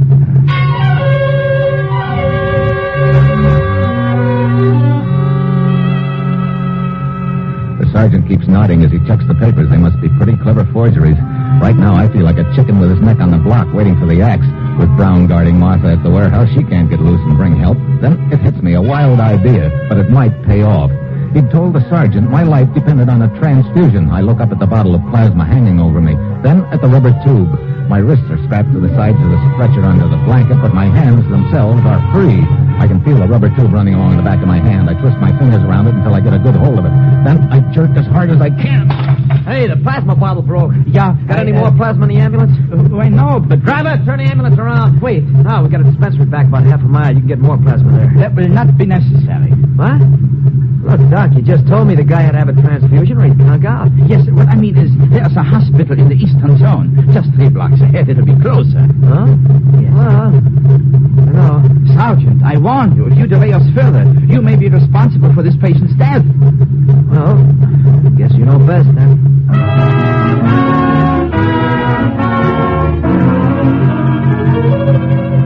So it didn't work after all. I can feel the gun jam harder into my ribs under the blanket, but I know he won't shoot now. Then another idea smacks me. I may be signing my own death warrant, but it's my only chance now. I twist my hand around and grab for his gun hand. He tries to jerk it away, but I hold on. What's the matter, Doc? You're getting kind of pale. It's the pain of this case. Sergeant, I demand you let us proceed, otherwise my patient will die. Okay, Doc. The sergeant stands back and starts to close the door. It's now or never. I hope I've bent the gun down enough so the slug will clear me, but I can't wait any longer. I jam my thumb against the trigger. Hey! The slug scorches along my back. Gun! Mitchell, you fool! Well, what do you know? A doctor holding a gun on his patient. I will... You'll do nothing, Jack. Go! Joe, grab the driver. That's loose. No, we'll just get this tape off your mouth, fella. You sure ain't acting like a sick guy to me. Thanks, Sergeant, but now give me back my mustache, will you? Why? Steve Mitchell, government agent. Yeah, getting taken with a well-known ride, huh? Yeah, how about getting me untied? Yeah, sure thing. Got a Jeep I can borrow? Yep. All right. Gonna take somebody else for a ride? I'm gonna pick up a guy named Brown and a girl named Marta at a warehouse. That makes 3 of you. 3's a crowd. We'll bump Brown real quick. Huh? Well, go on. It's getting interesting. What do you do after you dump this guy, Brown? Well, knowing Martha, we'll probably play canasta.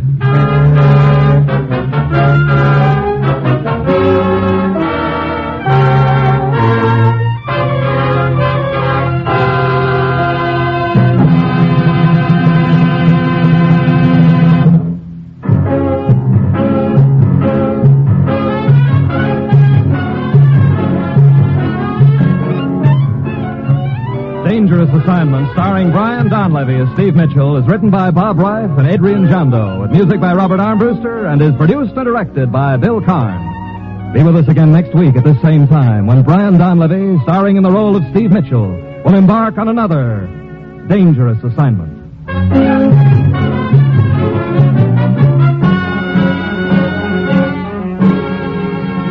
Now stay tuned for another big mystery program on NBC's All-Star Festival. Herbert Marshall as The Man Called X. This is NBC, the national broadcasting company.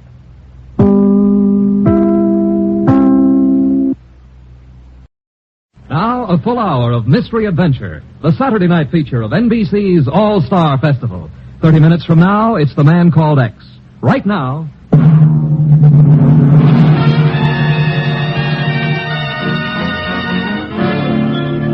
Dangerous Assignment, starring Brian Donlevy as Steve Mitchell.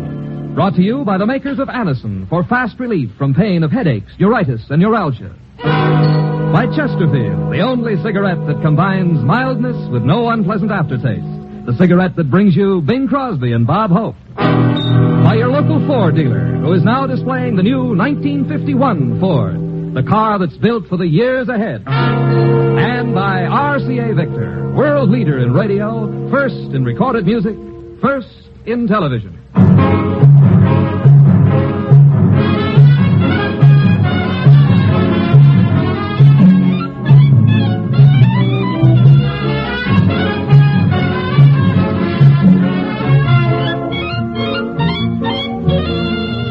Yeah, danger is my assignment. I get sent to a lot of places I can't even pronounce. They all spell the same thing, though, trouble. But when I walk into the commissioner's office, I don't realize this assignment's going to involve a worthless scrap of paper, which almost turns out to be my own death warrant.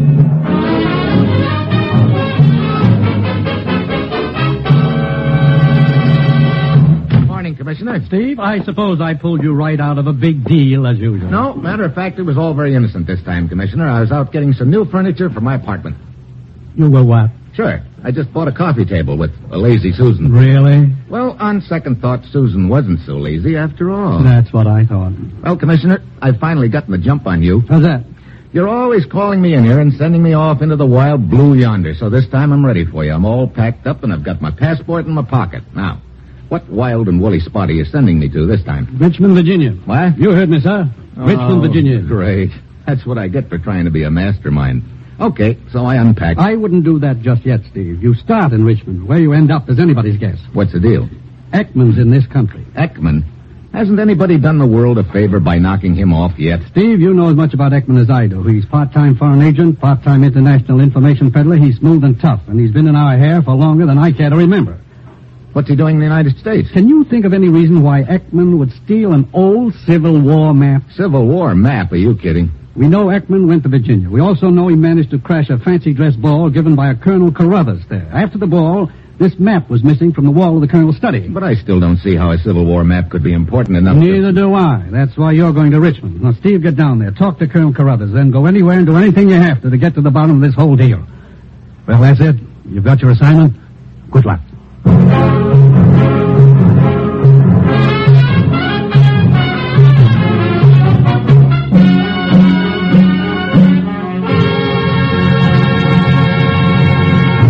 You're listening to Dangerous Assignment, starring Brian Donlevy in the role of Steve Mitchell, colorful, two-fisted government agent.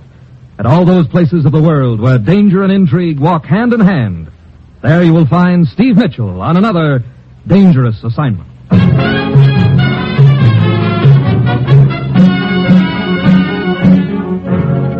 Well, I've had a lot of screwball assignments in my time, but this one takes the cake. A Civil War map yet.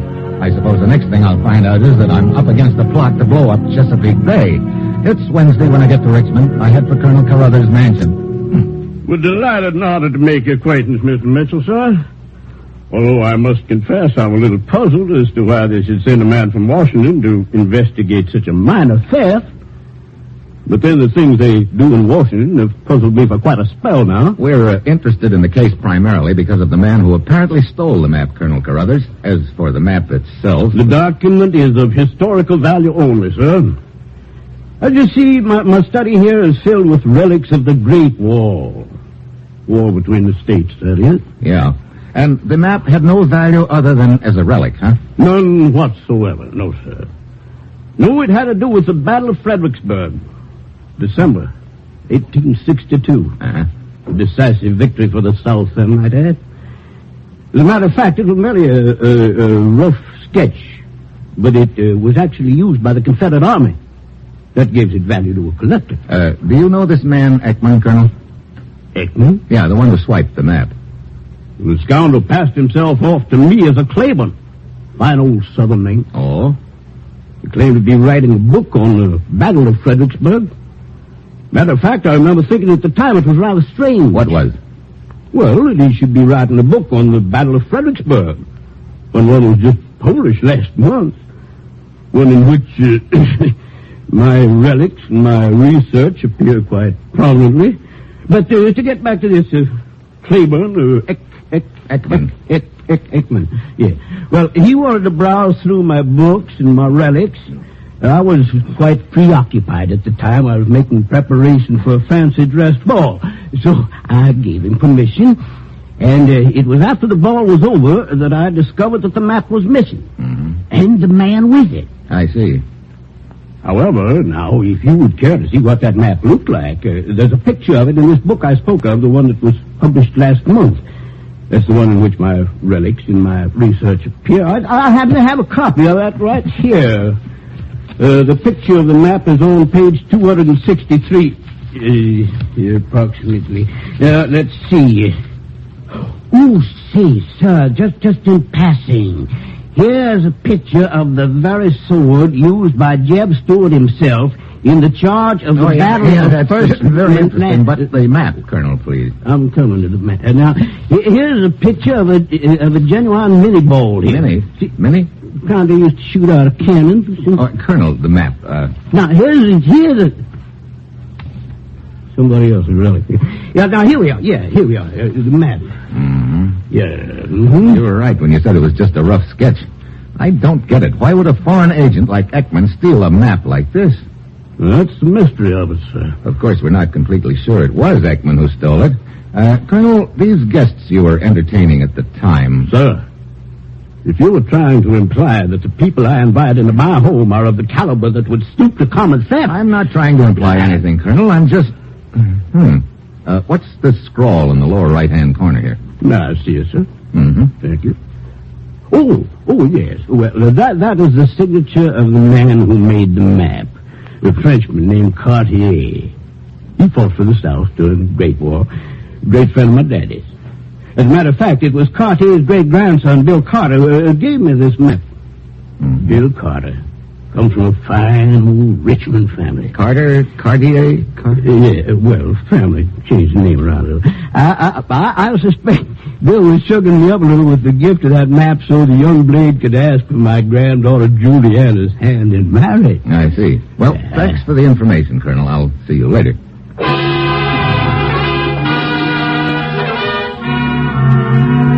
I leave Colonel Carruthers' house still as much in the dark as when I came. Why Ekman would steal a map 90 years old is a way beyond me, but there must be a reason. I've got to find out what it is, which means that first I've got to find Ekman, so I start checking.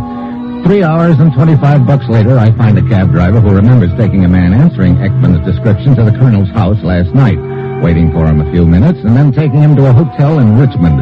I try the hotel, but Ekman's just checked out. The clerk remembers, however, hearing him inquire about the sailing time of a ship named the Southern Empress from Norfolk. I get there just as the ship is hauling in her gangplank, but I make it aboard the last second and head for the bridge and the captain. No, Mitchell, there's no Claiborne on my passenger list, and no Ekman either. That doesn't surprise me, Captain. Ekman used the name of Claiborne in Richmond, and he could be using another name now. You sure he's on this ship? Pretty sure. Well, you've written down his description for me. I'll pass it along to the rest of my officers. Okay, I'll nose around the ship and spread the word among the stewards. I think that would be your best chance. Incidentally, where are we heading? Lisbon, Portugal. Lisbon? Does that make sense to you? This man Ekman, I mean, is that where you figured he'd be heading? Lisbon, Coney Island, what's the difference does it make? Right now, nothing about this deal makes sense. Well, I'll check with you later.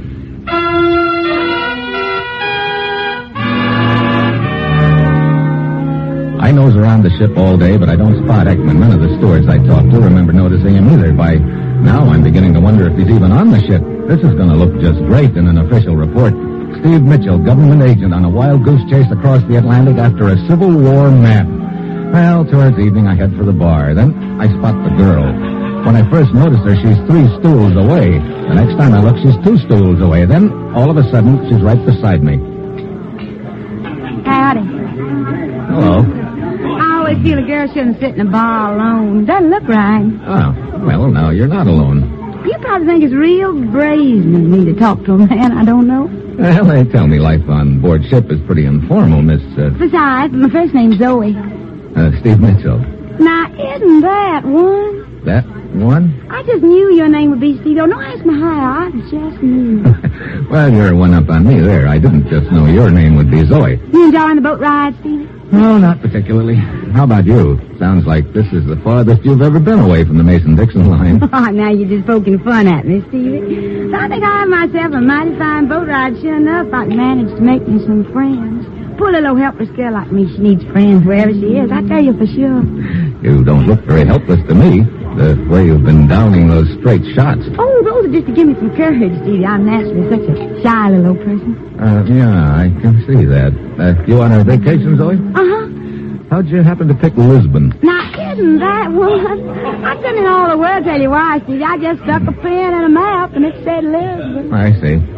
You know, this life aboard the boat, it's all so new to me. Sometimes I wish I'd stayed right at home. Body gets to feeling so helpless. So now we're back on that helpless routine? Oh, but I really am, Stevie. Why, you wouldn't believe it, but I can't even get that little old door on my stateroom lock. 35B, that is. That lock just won't seem to work right. Isn't that awful? Well... As a matter of fact, I think I ought to go try it again. I just know I won't be able to make it work right. Maybe sooner or later I'll find me some nice person who can help me. I don't doubt it. I'll see you later. You never can tell.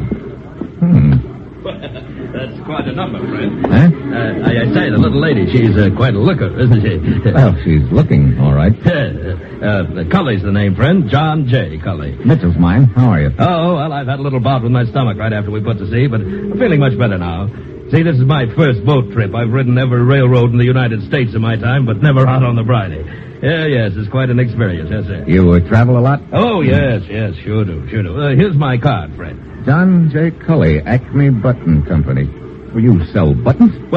Well, I don't give them away. Oh. Yes, I figure I've sold an average of 2/3 a button to every man, woman, and child of the United States. Quite a record. But what good's 2/3 a button? Oh, say, you're mighty quick on the uptake there. Yeah, I'm a car. You ought to be shuffled and cut. Oh, fine. You know, you and I speak the same language, friend. Thanks. Yes, I've sold buttons in every state there is. Now I'm going over to do the same thing in Europe. The zipper doesn't have you scared, huh? Well, sir, that used to be a dirty word to me. But the way I've got it figured out now is this is a big world, friend. There's room in it for the zipper and the button. Well, that's reassuring. You know, our president said to me not a week ago, he called me into his office, he did, flunked me down in the chair, and then old S.H. says, S.H., that's our president, says to me, J.J., that's you. Right, yes.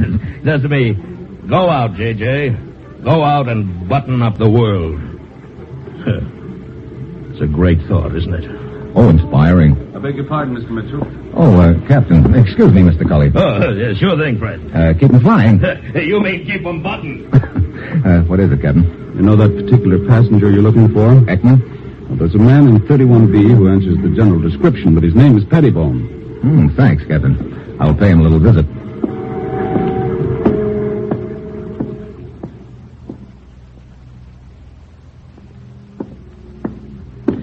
"31B.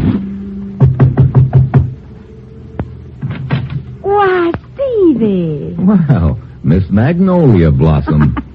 I thought your stateroom was 35B. Oh, it is, but I always feel that a person belongs to get acquainted with their neighbors. And when Mr. Pettibone was kind enough to ask me to step in for a teeny little old drink... Where is Mr. Pettibone? He just stepped out for me, and I'll be right back. You said you were just on a vacation, didn't you, Zoe? I sure enough did. You're sure that's all there is to it? You don't happen to be interested in any Civil War relics, do you? You mean the war between states?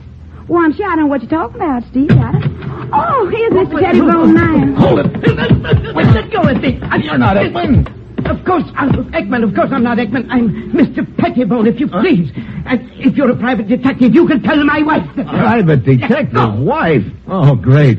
Thank you and good evening, Mr. Pettibone.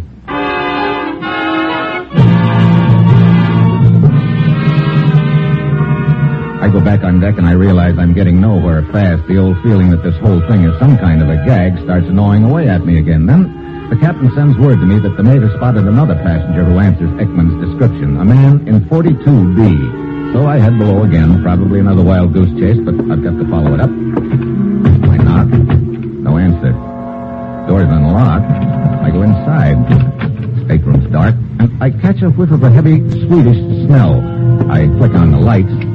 The room is all torn up. Then I hear a sound behind me. I start to whirl around, but too late. Something hard connects over my right ear, and I hit the deck.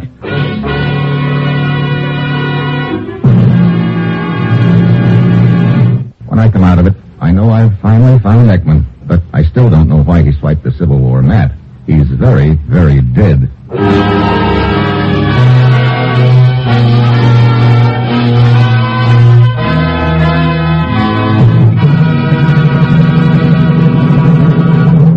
Have you ever wondered what Hope says to Crosby? Let's listen and find out.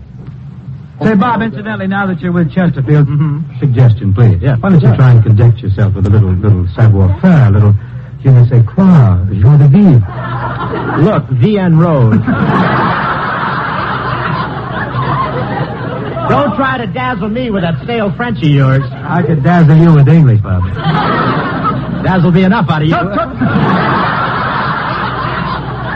Seriously, friends, Skinflint and I, we do agree 100% on this. Chesterfields are milder. And they leave no unpleasant aftertaste. So always buy our cigarette, Chesterfield. The best cigarette for you to smoke.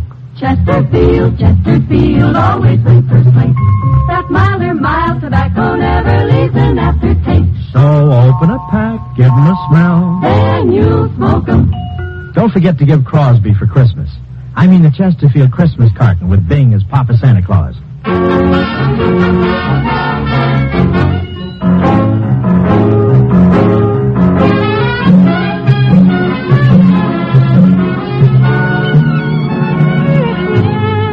Now back to Dangerous Assignment and Brian Donlevy as Steve Mitchell.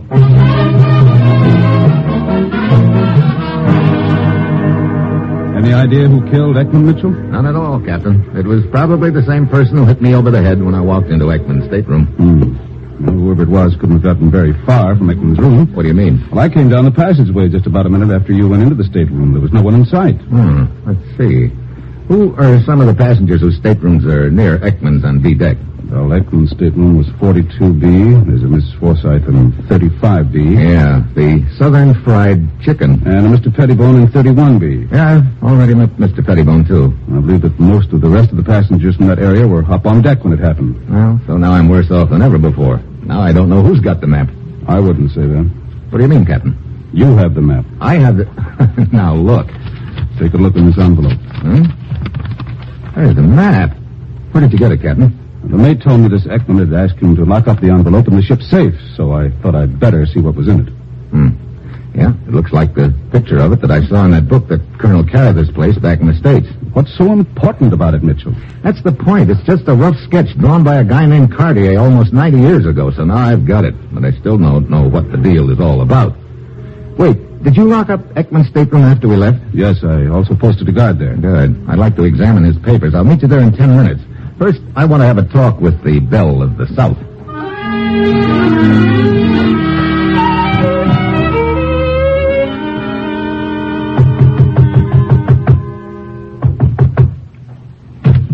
Well, I say. Hello, Zoe.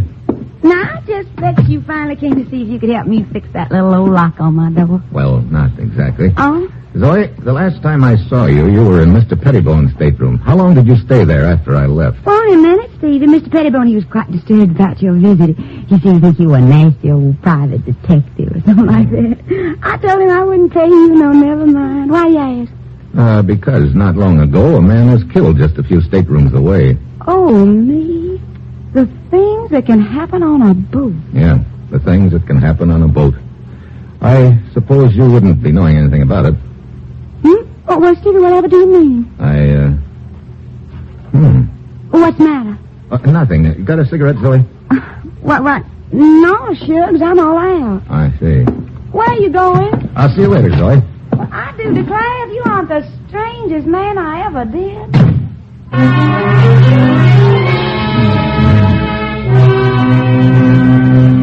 Zoe's stateroom, go up on deck for a smoke. Now I know the trail is heating up. I caught a whiff of the same aroma in Zoe's room that I'd noticed in Ekman's room, and now I've got the smell pegged. It's Turkish tobacco. So, at this point, it looks like Zoe's tied up in the deal. But before I do anything about her, I've got to find out what the deal is. I head for Ekman's stateroom to meet the captain. On the way, I pass the bar. Cully, the button king, flashes me a big grin and waves me to come over, but I've got no desire to talk buttons at this moment, so I keep walking. The captain and I go over all of Ekman's papers carefully, and finally, I find something. What is it, Mitchell? A letter, Captain. Written by a guy named Corelli in Lisbon, an address to Ekman. It refers to certain interests who are willing to pay for proof. Proof of what? It doesn't say. It also mentions an Ortigue family in Lisbon and says they're willing to add a big bundle of money, too. You think that the Civil War map is somehow connected with all of this? I think it is. It could be the proof this Corelli talks about in that letter, but proof of what? I don't even have a glimmer right now. When do we dock in Lisbon? Tomorrow morning. You know, I got a hunch that shortly after we dock, this Corelli's going to receive a visit from Ekman's partner. But Ekman's dead. I know. That's why his partner has to carry on with the deal. But do you know who this partner is? Yeah. Who? Me.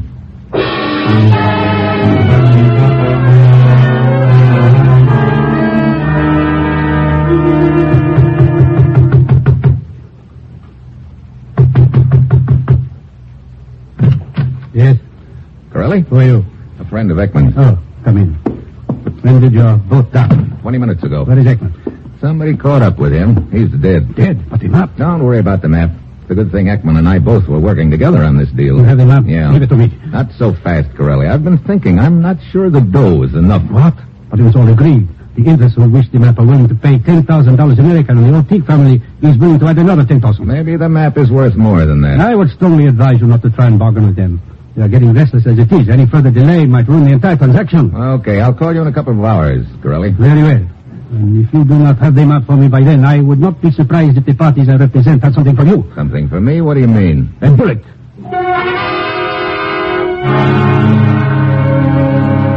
So, now I've made the contact, but I still don't know why the map's so valuable. But I do know I can't stall Corelli very long. I've got to get a line on the Ortigue family and how they figure in the deal, so I head for the American embassy. The Ortigue family? Well, sure, they've been a thorn in our side for quite a while, Mitchell. At least Mrs. Ortigue has. What about them? That's just what I'd like to know, Woods. What about them? Well, Mrs. Ortigue owns some land in the Middle East with a Chromite mine on it. You know, the stuff that's used in steel manufacturing. Yeah. She's leased the mine to the interests on the other side of the fence.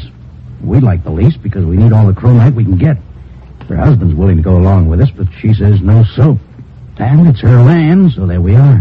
How'd this Mrs. Ortigue get the land in the first place? Well, we've got a pretty big file on it. She inherited the land from her grandfather. He was the only living relative of his uncle.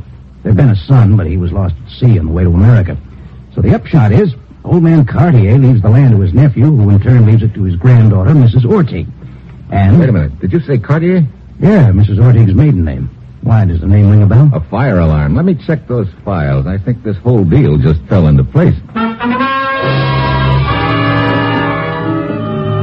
I go through the files, and 10 minutes later, I've got the answer. I go out and get into my car.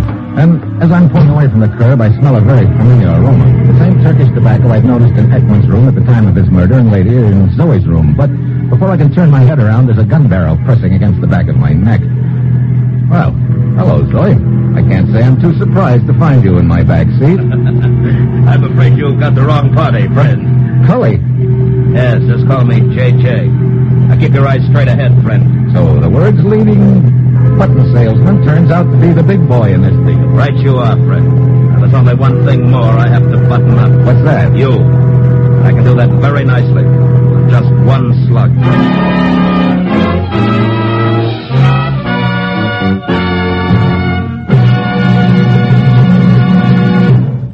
Here's a word from RCA Victor. Only 6 shopping days before Christmas. But that still gives you time to adopt the RCA Victor plan for 365 Christmases every year.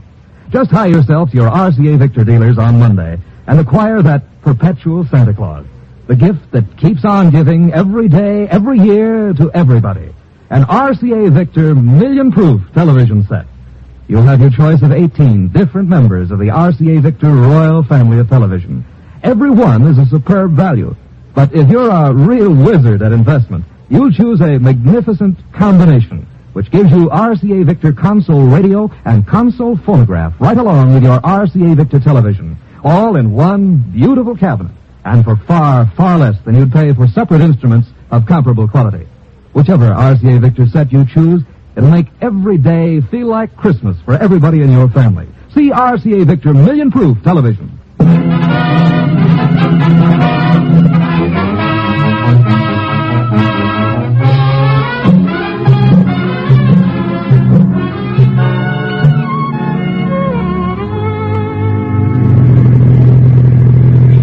Straight ahead, friend. And remember, I'm sitting right behind you with a gun. Okay, Cully. Now reach in your pocket real gentle-like and pull out that map and hand it over. You know, it took me quite a while to find out why that map was so valuable to Mrs. Ortig and the outfit she's leasing that Middle East mining land to. The map proves that she doesn't own the land. Quite an important little piece of paper, isn't it, friend? It sure is. Old man Carter owned the land years ago, and he thought his son was lost at sea on the way to America, so he left the land to his nephew, who in turn passed it on to Mrs. Ortig. But actually, that son wasn't lost at sea. He got to America, and among other things, he drew a map with his signature on it. He's got some direct descendants in Richmond, Virginia, who are the rightful owners of the mining land. Sure. That's why certain people who are anxious to keep the lease don't want the map floating around. Now, come on, hand it over. It was you who knocked off Ekman on the boat, huh? Merely increasing the profits, friend. Originally, it was going to be a three-way split, Guerilla, Ekman, and myself, but I figured J.J. That's you? Right, J.J. I said to myself, why a three-way split? So you knocked off Ekman to make it a two-way split? I'm a jump ahead of you, friend. I just took care of Corelli, too. Now it's a one-way split. You're a real go-getter, aren't you? That I am. Well, that explains the smell of Turkish tobacco. You just killed Ekman and knocked me on the head when you heard the captain coming down the passageway. You had to duck into another stateroom and you picked Zoe's. She was with Pettibone at the time, and that's why I smelled the smoke in her room later. Look, friend, stalling isn't going to do you any good. Now just trot out the map and give it to me. Okay, I guess I haven't got any choice. I got it here in my pocket. Hey, why did you speed up? I'm sorry, my foot slipped. Well, unslip it. Mitchell, that parked car ahead of us. I see it. You're heading right for it. That's the point, J.J. You can't shoot when you're draped over the front seat, J.J. Let go of me. Let go of the gun. No. That's better. Mitchell, maybe we can make a deal. Huh? Sorry. The deck just got stacked against you, Cully, and a little matter of murder charge staring you in the face, and I'm sure when the Carters back in the States find that they own the mining land, they'll be happy to turn the lease over to our government. You had it all figured out, Cully, but I guess you forgot that fine old Southern proverb. What are you talking about? A man who poses as a button salesman sometime ends up getting clipped right on the article of the same name.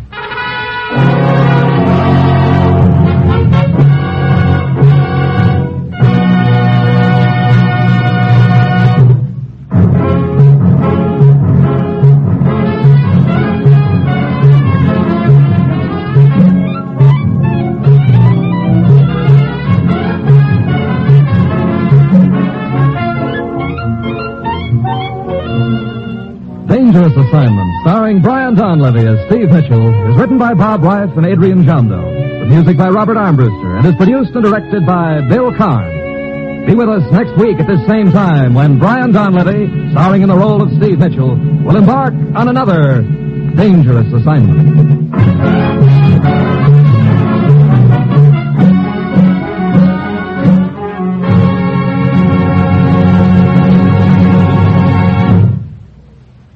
Dangerous Assignment came to you from Radio City in Hollywood. Now, more mystery on NBC's All-Star Festival. Stay tuned for Herbert Marshall as The Man Called X. This is NBC, the national broadcasting company.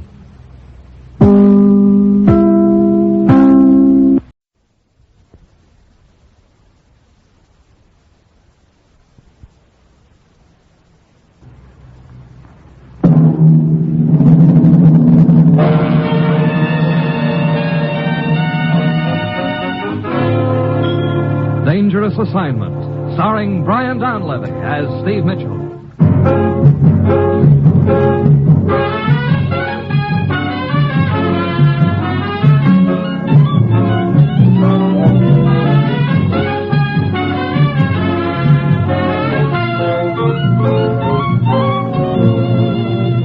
Yeah, danger is my assignment. I get sent to a lot of places I can't even pronounce. They all spell the same thing, though, trouble. But when I walk into the commissioner's office, I don't realize this assignment's going to have me asking, when is a friend not a friend? Answer, when he's tickling your ribs with a gun.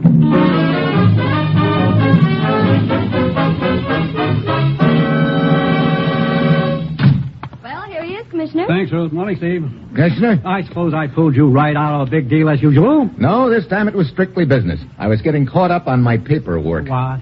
Honest, I was bringing my files up to date. Yeah? How many telephone numbers make up a file? That's what I thought. I have your papers at my desk when you're ready, Steve. Thanks, Rose. Well, what's the deal, Commissioner? Take a look at this map of Eastern Europe, Steve. This country right here. What about it?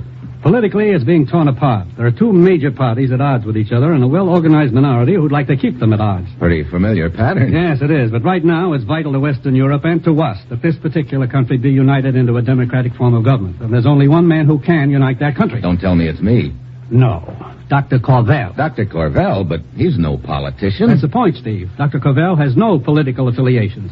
He's that country's leading citizen, a scholar, a scientist, a man of stature. Yeah, he could be just the man for the job. As you know, he's been living in this country since the war, but now he feels it's time to return to his own country. There's to be a vital meeting of the legislature over there in 3 days, a meeting that could determine which way the country goes. If Korvel could pop up at that meeting, it might turn the trick. So what do you want me to do, escort the good doctor over there? He's already left. What? Yeah, the day before yesterday. Well, then I don't get it. Why call me on the deal? What more is to be done? I'm coming to that, Steve. Dr. Korvel realized that the organized minority would try at all costs to prevent him from reaching his destination. So he's traveling incognito. Plans to reach and enter his country secretly. But I still don't see... His plan was to go directly to the house of a friend in the capital of his country. This morning we found out that this so-called friend is actually a member of the minority. What? Yes, it's a death trap for Dr. Korvel. Now, Steve, you've got to intercept Korvel before he reaches that man's house. Brother, have you any idea where Korvel is now? We know only that he was planning to contact a person named Dravik in the town of Rizma, across the border from his country. Now, Steve, get over to Rizma. Try to find Dravik. And above all, get to Korvel before the opposition does. And remember, from now on, every minute counts double. Well, that's it. You've got your assignment. Good luck.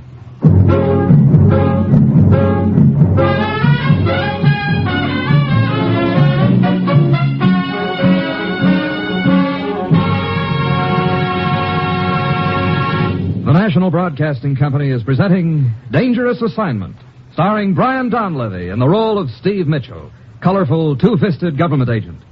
At all those places of the world where danger and intrigue walk hand in hand, there you'll find Steve Mitchell on another Dangerous Assignment.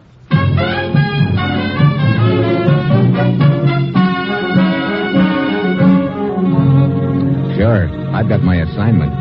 Just a simple matter of getting to Dr. Korvel before the opposition does, and incidentally trying to keep the opposition from getting to me. A real cinch. Well, it's Tuesday when I get to Rizma. I've got to find Dravik in a hurry, but I haven't any idea where he is. There's only one hotel in town, so I check in, and then I ask the desk clerk about Dravik. He says he's never even heard the name, but he does remember a distinguished-looking man with white hair staying at the hotel overnight a couple of days ago. Probably Dr. Korvel. I turn away from the desk and start across the lobby, and then I spot a very familiar face. It's a foreign agent named Marzak. I've tangled with him plenty in the past, and I've no desire to renew the acquaintance now, so I start to duck into the bar, but he sidles in front of me. Well, my old and dear friend, Mr. Mitchell. Hello, Marzak. My, such a cold greeting to give to a man who possesses such admiration for you. After all the times we have been together in the past, Mitchell, even though on opposite sides of the fence, I should think that you might be a little more cordial. Look, you mind getting out of my way?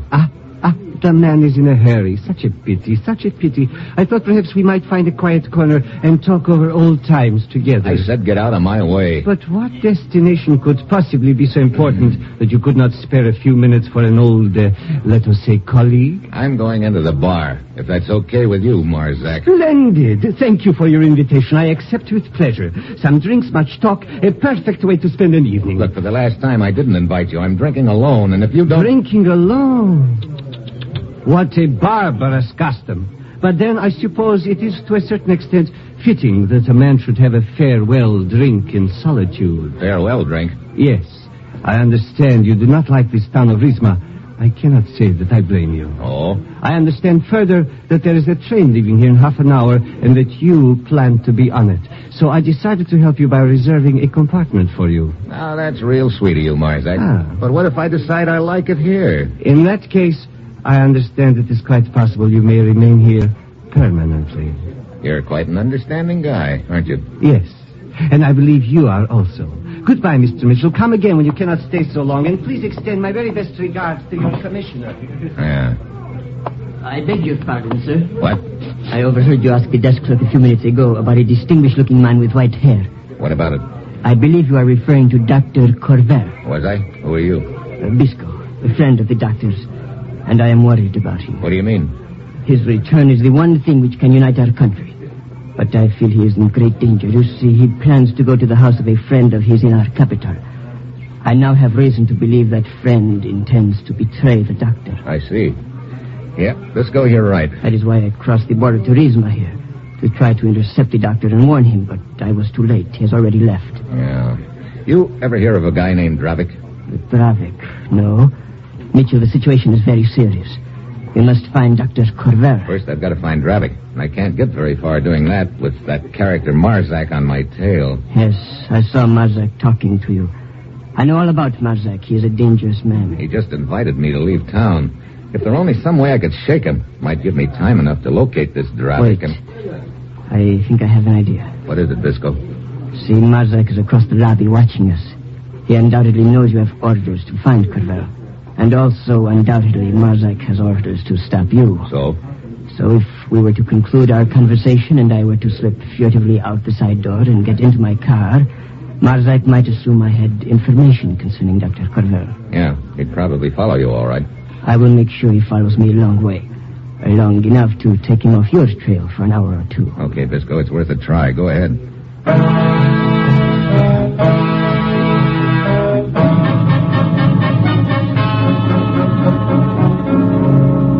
Bisco slips out the side door and Marzak starts after him. So far, so good, but I still don't have any leads on Dravik.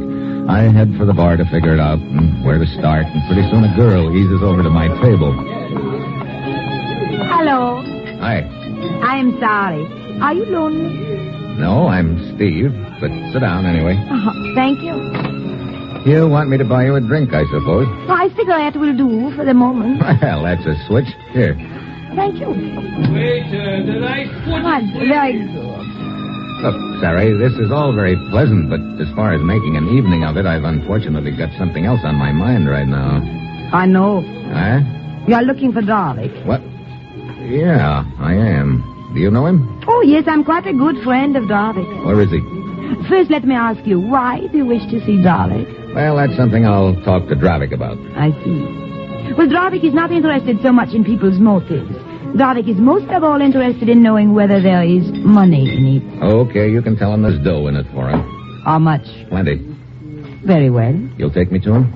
No, that is not possible. What? You mean we've just been making idle conversation? I would not call it that.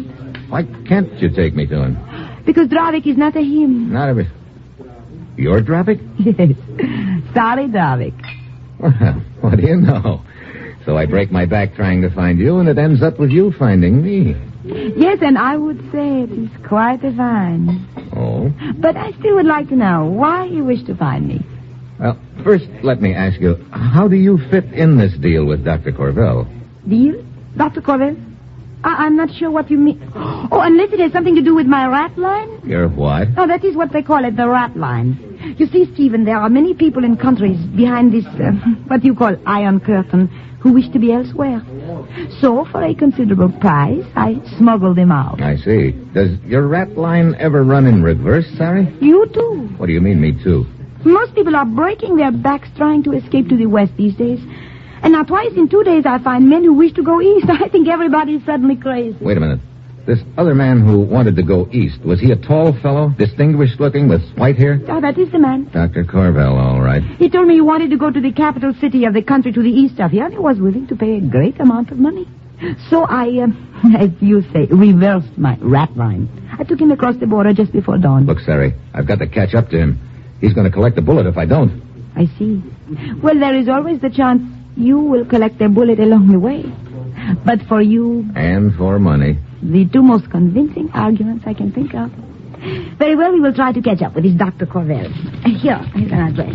You meet me on the corner in front of this place in 2 hours. We will start then.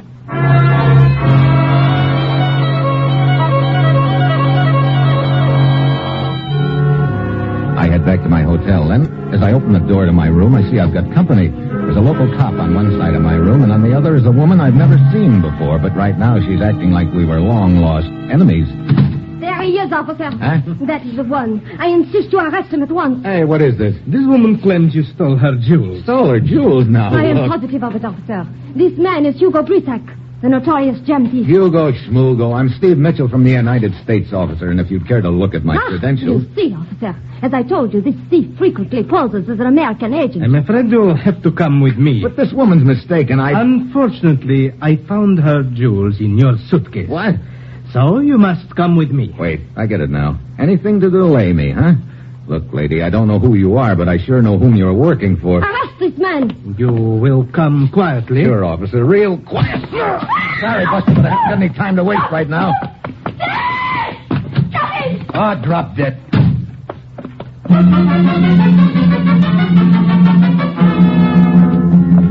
I run downstairs and duck out the side door. The opposition's gag had almost worked. By the time I could have talked my way out of the frame, it had been too late to catch up with Dr. Korvel, of course. Well, now there'll be the little matter of the cops on my tail. Great. I roost behind a few assorted ash cans in an alley for a couple of hours, and then I go to the address Sari gave me. She's waiting for me in the shadows. What? The notorious jewel thief? Yeah. I see the news travels fast, Sari. I believe the police are quite anxious to find him. I don't doubt it.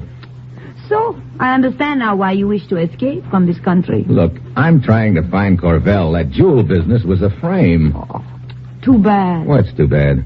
You would make such a nice jewel thief. It gives you color. Oh, color yet. I like you, Stephen. I think you're peachy, too. Now let's get going, huh? Oh, very well. Come on. Here is my car. We will drive as far as the border. Okay. What happens then? Well, when I get you across the border, one of my men will take you the rest of the way. Hey. What's the matter? A guy running across the street at us. Get going. It's Marzak. Oh? Who is Marzak? The guy who rigged the jewel frame on me. Hey, he's trying for the running board. You will not get away, Mitchell. Oh, yes, Marzak. Oh, very neat, Stephen. Listen. Sirens. Marzak must have tipped the cops I'd be around this neck of the woods. This is just wonderful. Oh, are you always in trouble? Look, I'm to trouble what honey is to a bear. Now, come on, keep that gas pedal down to the floor.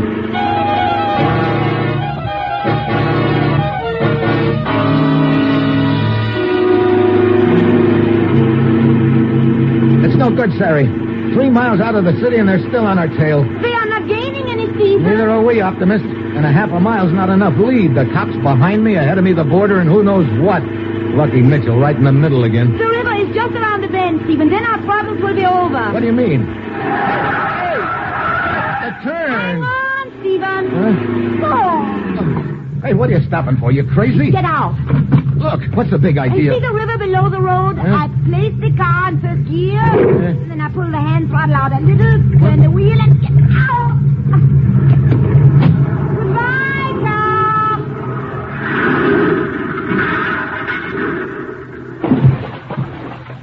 Quick. Now, into the bushes. Now, this is fine. Now, we just wait while they go by.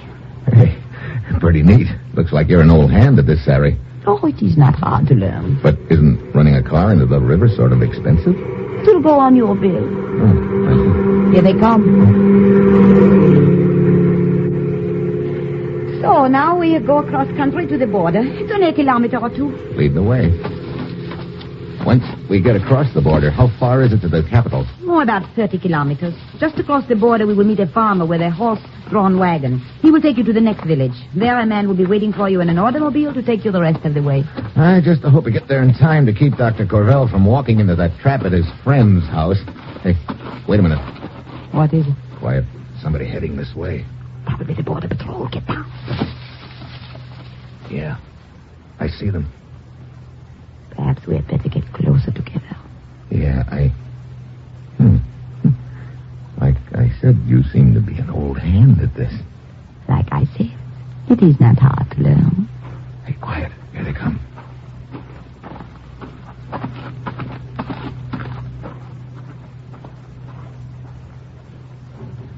Okay. I guess we can go now.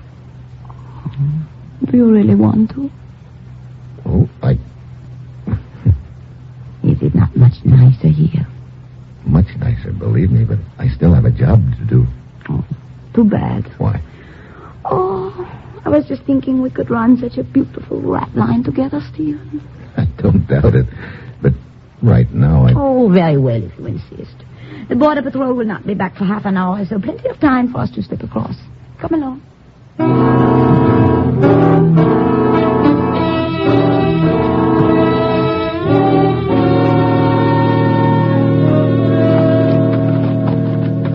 There's the farm and his wagon, Stephen, waiting in the shadow. Yeah, I see them. Dimitri? Yes, Holly. Well, this is goodbye, Stephen. I wish you were not leaving. I'll be back. I wonder. What do you mean? I have the strangest feeling I will not be seeing you again. Well, that's a cheerful thing to say. You had better hurry. Yeah. Wait. Hmm? No, go. After that, you think you won't be seeing me again? Oh, you can count on it. Goodbye, Steve. Okay, Dimitri. Shove Get up. up. Get up. Hey, where's this village we're heading for, Dimitri? 5 kilometers. Hey, why are you turning off the road? This is a shorter way. Oh. Many patrols in this area? Not for another hour or two. That will be plenty of time. Whoa! Hey, how come we're stopping? Very simple. We're stopping because for you it is the end of the trip. Look, Well, a machine gun. Quite right. Now get out of the wagon. Okay. Now I know why Sari figured she wouldn't be seeing me again. She was working with the opposition right from the start. It's a bad time for you to be talking about the stars, Mitchell. What do you mean? As soon as I press this trigger, for you it will be the finish.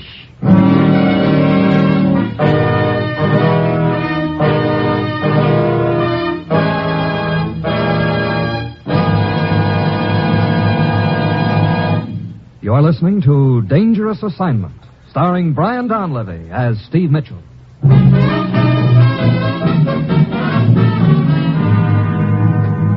Mitchell, turn around. Oh, in the back, huh? In the back. And right now. Hello, Stephen. What? Sari! In trouble again, I think. I sure was until you knocked off Dimitri here. Oh, this man is not Dimitri. What? Oh, I thought there was something strange about his voice. Then right after you started in the wagon, I found the real Dimitri's body in the ditch. So I followed. Well, you just got elected the girl I'd most like to have following me. Ah, thank you, darling. So, what happens now? Well, I seem to remember that... I mean, how do I go about getting to the capital? Business, always business. All right. I think I better take charge of you myself the rest of the way. Come along, we will go into the village and get a car.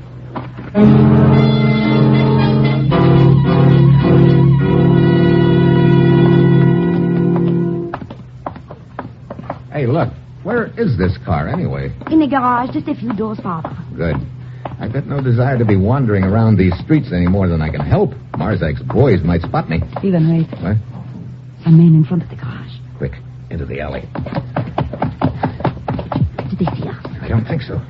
Who are they? I don't know. That's the garage where you keep the car, huh? Yes. They must have gotten tipped somehow. Great. What do we do now? It's too far to walk to the capital. Oh, Stephen, look. They've started this way. Must have seen us. Come on, down the alley. Quick, Stephen, stop. Stop. Are you kidding? That door, an empty warehouse. Okay. Hurry it up. Brother, dark in here. We should be safe here. Yeah, but it's not getting us any closer to Dr. Korvel. Steve. Yeah, steps outside in the alley. Quiet.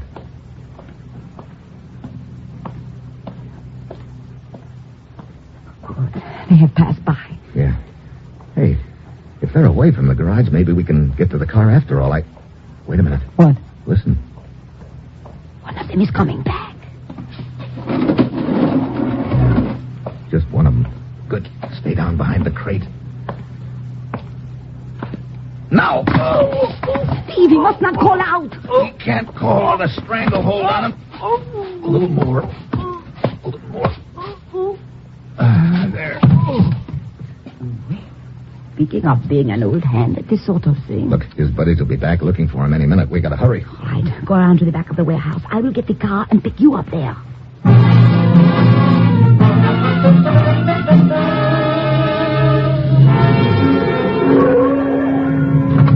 Hop in, Stephen. Okay. You sure didn't waste any time. No, of course not. We must get the business over with fast, no? Well... Stephen, I have good news for you. I could use some right now. What is it? I learned from my man in the garage this Dr. Korvel was delayed getting across the border. He is now less than an hour ahead of us, and he's riding in a truck. Think we can overtake him before he gets to the city? It will be fun trying, Stephen. Hey, there's a car coming up at us fast. Oh, I see it. It's Marzak. Brother, what a tough guy to shake. Watch out, he's pulling alongside. This is for you, Mitchell. Get down, Sarvich. Let us make Marzak get down instead. Hey! Just giving him a friendly little nudge. Oh, brother, right into the ditch. A friendly little nudge yet. Remind me never to get you mad at me. Now, let's see if we can catch up with that truck.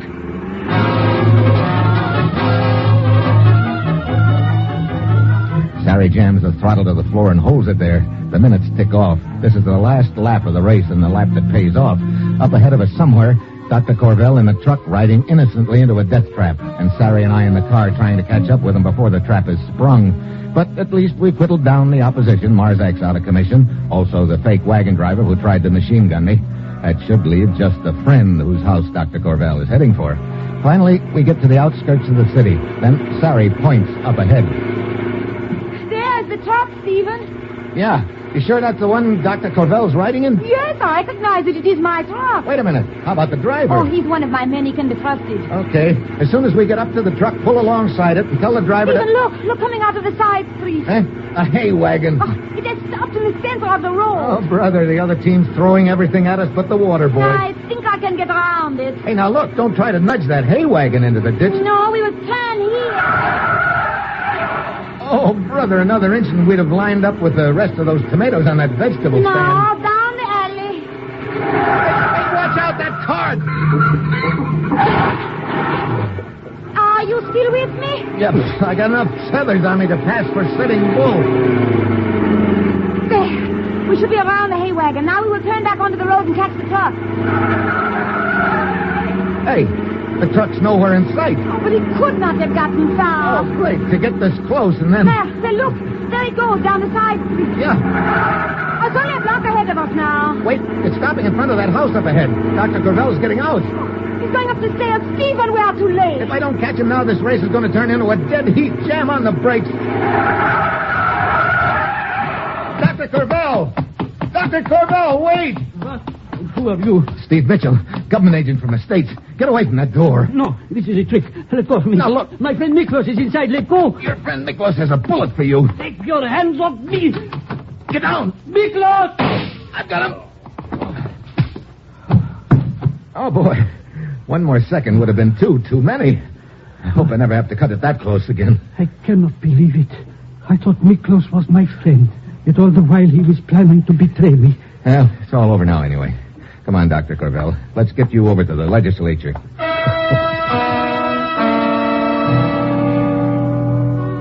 We pile into Sari's car and head for the Capitol building. On the front steps are two men. One of them looks like an American. The other is Bisco, the guy who tried to shake Marzak for me earlier. Mitchell? Yeah? Thompson from the legation. We just about given you up. Me too. Looks like you didn't have much luck in shaking Marzak for me, Bisco. I tried, but he was too clever for me. So I thought the best thing to do was come back here to the Capitol. There's been an all-night session of the legislature inside, Mitchell. The whole thing's hanging in the balance. Could go either way. Then I had better go inside immediately. Yeah. Good thing you weren't delayed any longer, Dr. Korvel. Might have been too late to do any good. Dr. Korvel, as an old friend, you must allow me the honor of escorting you inside personally. But I come, I will take your arm. Very well. I'll bet you're glad this deal's over, Mitchell. You can say that again. Rough go, hmm? Well, if it'll give you a clue, I was framed for a jewel thief, shot at 3 times, and given a ride that would put any self-respecting roller coaster to shame. Sounds like a real picnic. That's all over now. Hey. What's the matter? Funny. Dr. Korvel and Bisco walked right by the door to the assembly hall. What? Hey, looks like I spoke too soon, Thompson.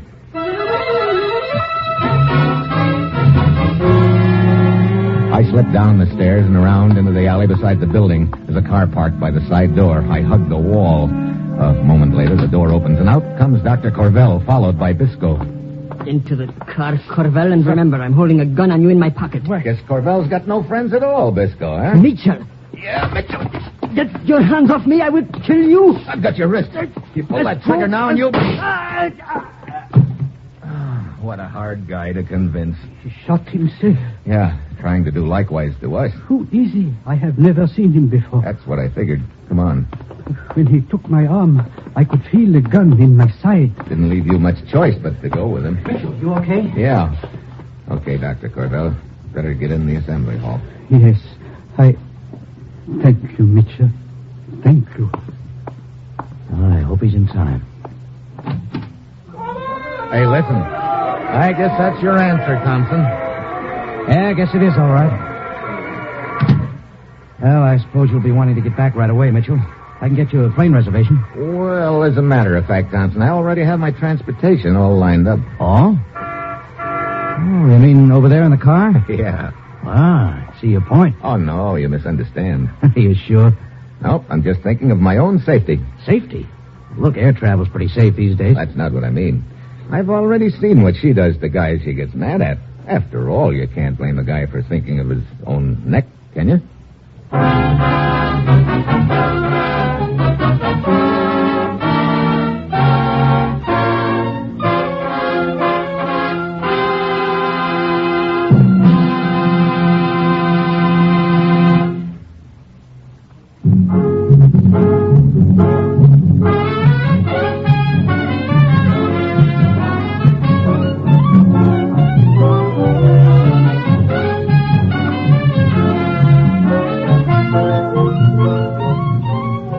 Assignment, starring Brian Donlevy as Steve Mitchell, is written by Bob Reif and Adrian Jondo. The music by Robert Armbruster, and is produced and directed by Bill Karn. Be with us again next week at this same time when Brian Donlevy, starring in the role of Steve Mitchell, will embark on another dangerous assignment.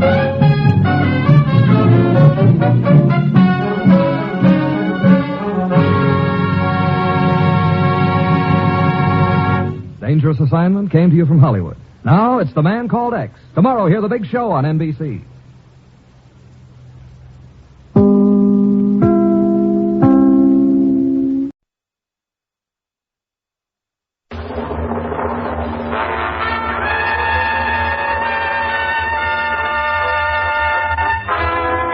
Dangerous Assignment. Transcribed, starring Brian Donlevy as Steve Mitchell.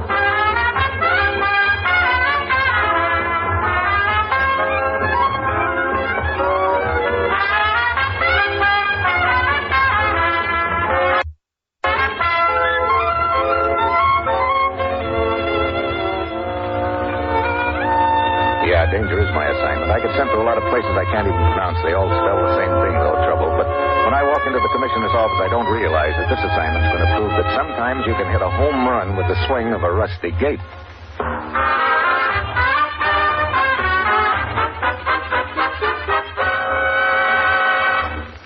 Morning, Commissioner. You sent for me? Steve, ever hear of Sabazai? Animal, vegetable, or mineral, or is it some songwriter's answer to Dig-a-Dig-a-Doo? It's a small village not far from Port Said, Egypt. An American, Tony Sherwin, was found there in an alley last night, more dead than alive. Tony Sherwin, that sounds familiar. Diplomatic courier. He was on his way to Port Said with a very important document, Steve. A signed treaty. Oh? As you probably know, we've been negotiating with certain Arab leaders for some time in the hope of preserving peace in the Near East. Yeah? How are we doing? Our mission has been in Damascus for months, conferring with the leader of the Arab group, a man named Ibn Khazir. 2 days ago, he signed a treaty with us. The one Sherwin was carrying? Right. Now, that's missing. Well, look, Commissioner, can't we contact this Khazir again? Unfortunately, no. Ibn Khazir was found murdered this morning in Damascus. Oh, probably by the same people who got the Sherwin, huh? No doubt. So what happens to our agreement? It's binding, provided we can recover the signed document. Check with the authorities in Port Said, Steve. They're bringing Sherwin to the hospital there. Port Said, right. Steve, the situation in the Near East is as dangerous as a grenade with a loose pin. We've got to get that document back, and get it back fast. The peace of the entire area may be at stake. Well, that's it. You've got your assignment. Good luck.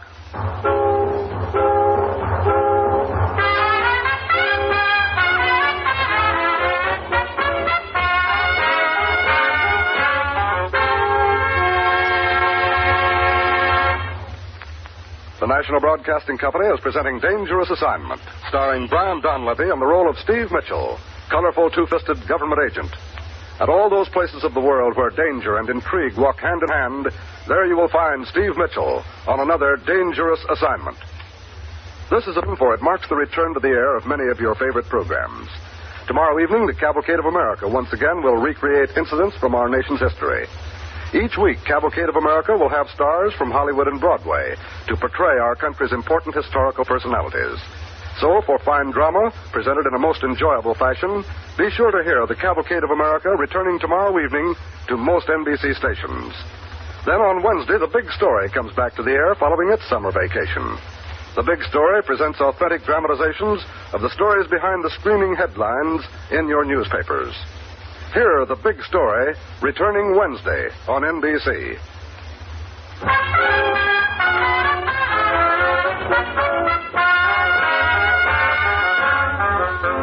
Sure, I've got my assignment. Get over to Egypt, and if a diplomatic courier named Tony Sherwin is still alive, find out what happened to a document he was carrying, a treaty signed by the Arab leader Ibn Khazir. It's late Friday afternoon when my plane lands in Port Said. I pick up my luggage and make my way across the airport to the waiting room. I beg your pardon. Yeah? Hannigan's the name. Chuck Hannigan, foreign correspondent. American, aren't you? That's right. I meet all the planes from the USA. Just checking on the home folks abroad. Here on business, Mr. Johnson. Johnson, Oil, maybe? Oil, maybe. You don't look like an oil man, really. Okay, you make the guess. U.S. government agent. Name Steve Mitchell. How's that? You seem pretty well informed. I have to be in my business. What paper do you work for?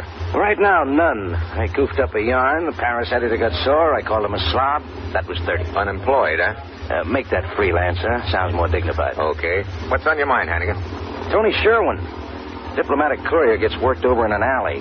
All of a sudden, a cop in front of a hospital door. Nobody can talk with Sherwin. Can you show it? Oh, just routine investigation, that's all, Hannigan.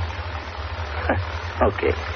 Well, if it's just routine, you mind if I tag along? Suppose I did mind. I'd tag along anyway. Well, that's what I figured. All right, Bub. No sense taking two cabs. We'll take one and split the fare. I like you, G-Man. I like it.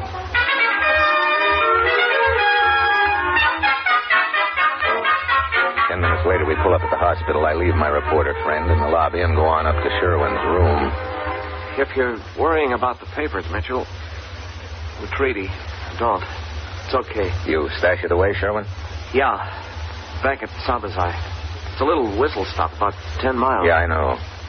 There's a narrow, crooked street not far from the depot. How far? 2 blocks, can't miss it. Dead end. There's a fountain. On the right, a courtyard, deserted. The stuff's in there, under one of the stepping stones. Third one in, I think. Okay, I'll take care of it. Better be careful. You might have company. Sure. Any idea who did this to you, Tony? No idea at all. Meet anybody on the train? Well, yeah, a girl, Italian. Yolanda Minetti. Met her through an American named Griswold. He was on the train, too. Friend of yours? Just an acquaintance. He's a tourist. Ran into him in Damascus. Anyone else? Yeah, Zoltan. Victor Zoltan. Perfume salesman. Quite a character. Yeah? He insisted we'd met in the States before. I didn't remember. I see. I think he was just trying to sell me some perfume. Okay, Tony, I'll take it from here. In the meantime, you... Yes? Oh, say there, buddy. Oh, hello, Mr. Griswold. Officer here says I can't come in. Told him we was old buddy. It's all right, officer. Yeah, thank you, sir.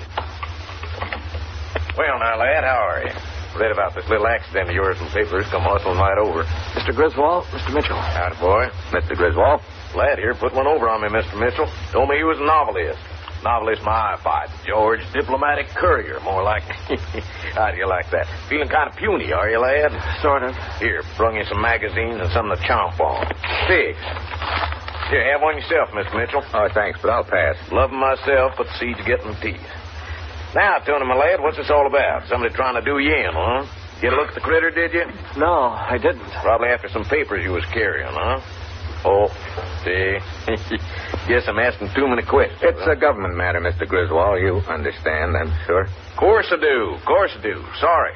I think I'll be running along, Tony. Hey, you do that, boy. I'll stay here and jaw with Tony for a spell. I'm afraid not, Mr. Griswold. Our patient here needs all the rest he can get. He's had a rough go of it. Oh. Well, you say so. Yeah. Well, chin up, my lad, stout heart and all that. I'll keep in touch. And, say. Yes? You mind? I think I'll try one of those figs after all.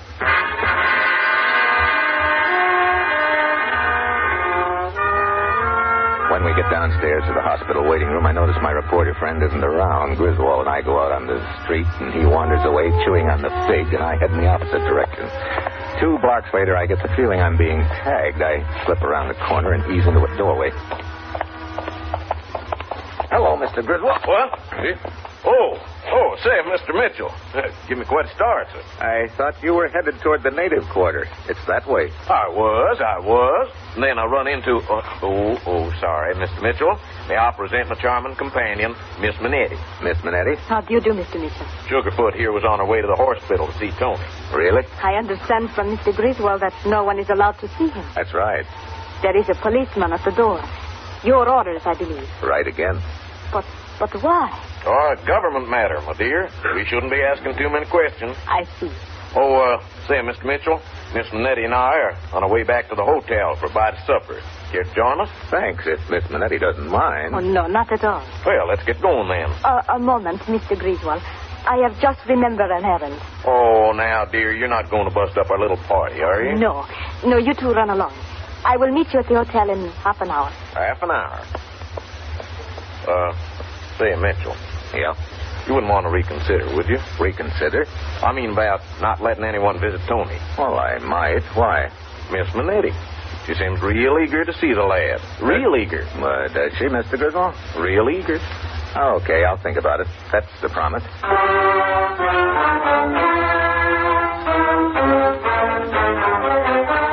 Yeah, I think about it all right, and I wonder why Miss Minetti is so eager to see Tony. It's night by the time we reach the hotel. I check in and go on up to my room after telling Griswold I'll meet him in the bar in 10 minutes. I'm grabbing a fast shave when the phone starts jangling. Hello. Hi, G-Man. This is Hannigan. Boy reporter, what's on your mind? Got a little info for you if you're interested. Okay, what is it? I'd like to work a little deal. Where are you? In the lobby. I'll be right down. No, look. This better be a private chat. I've got a car parked in the alley, back of the hotel. Meet you there.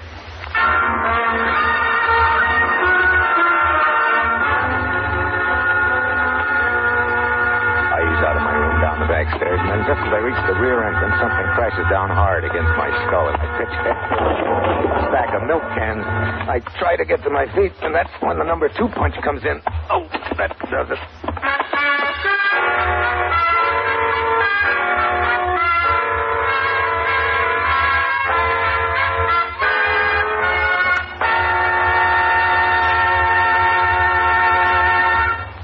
In just a moment, Steve Mitchell will continue his dangerous assignment. If you want your child to have the best elementary schooling you can give him, won't you get a pencil and paper to take down the address I'm going to give you at the end of this message? Unless we start preparing now, in a few years our public schools will be as behind the times as the Little Red Schoolhouse. Because of the high increase in our birth rate during and after the last war, it's estimated that by 1956 there will be some 7 million more children in elementary schools than there are now. We must start preparing at once. More equipment will be needed, textbooks, playgrounds, and above all, more elementary school teachers. To help assure your child a proper education, join and work with local groups and school boards. And for free information about how people in other communities are improving their schools, write to this address. National Citizens Commission for the Public Schools, 2 West 45th Street, New York 19, New York. That's National Citizens Commission for the Public Schools, 2 West 45th Street, New York 19, New York.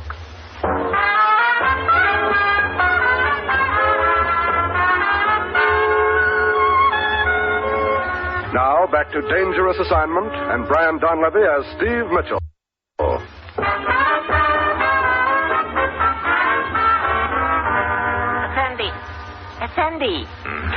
Effendi, please.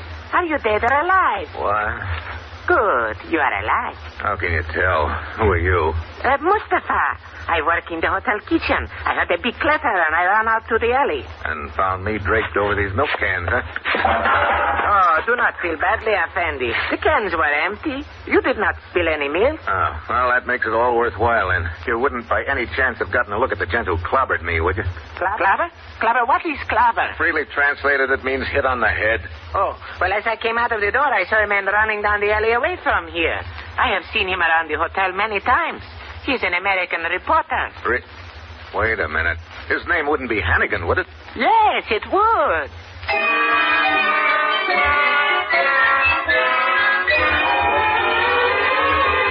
So all of a sudden, my friendly reporter friend Hannigan jumps to the top spot on my suspect list. At this point, it looks like the opposition knows that Sherwin has told me where the document's hidden. That means I've got to get to it, but fast. Back in the lobby, I call the depot and learn that the next train, which will take me anywhere near the village of Sabazay, doesn't leave for 2 hours. That could be 2 hours too many. I decide to rent a cab or a car and go outside on the sidewalk and see if I can drum up one. Mr. Mitchell. Huh? Well, Miss Minetti. One of the reasons I wished to have dinner with you tonight was to speak further about the possibility of my visiting Tony Sherwood at the hospital. I'm sorry, Miss Minetti, but I'm afraid that... Yolanda, my dear. Oh, Mr. Zoltan. Really, Mr. Mitchell, I do not see what... Won't you introduce me to your friend, my dear? Mr. Mitchell, Mr. Zoltan. How do you do, sir? Mr. Zoltan. A dealer in rare perfumes. At your service. Yes, it is very nice. Mr. Mitchell, I wish you would please reconsider about allowing me to visit Tony Sherwood. Well, they think it best if he doesn't have any visitors for the present. Very well. Such eagerness.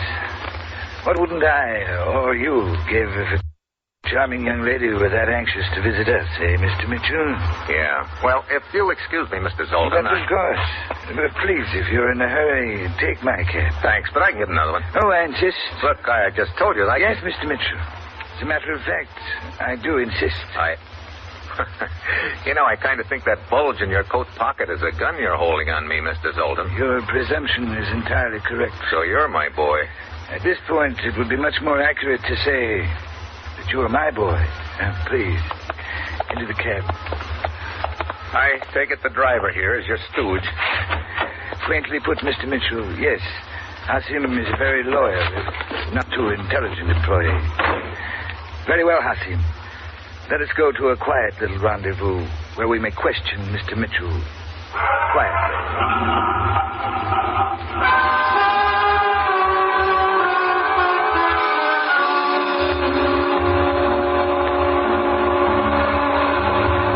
Here we are, Mr. Mitchell. After you. Oh, brother. Who lives in this flea circus? It is Hasim's room. I admit it is not perhaps in the best of taste or condition, yet it will serve our purpose. Hasim, you will please seat our honored guest. Yes, Effendi.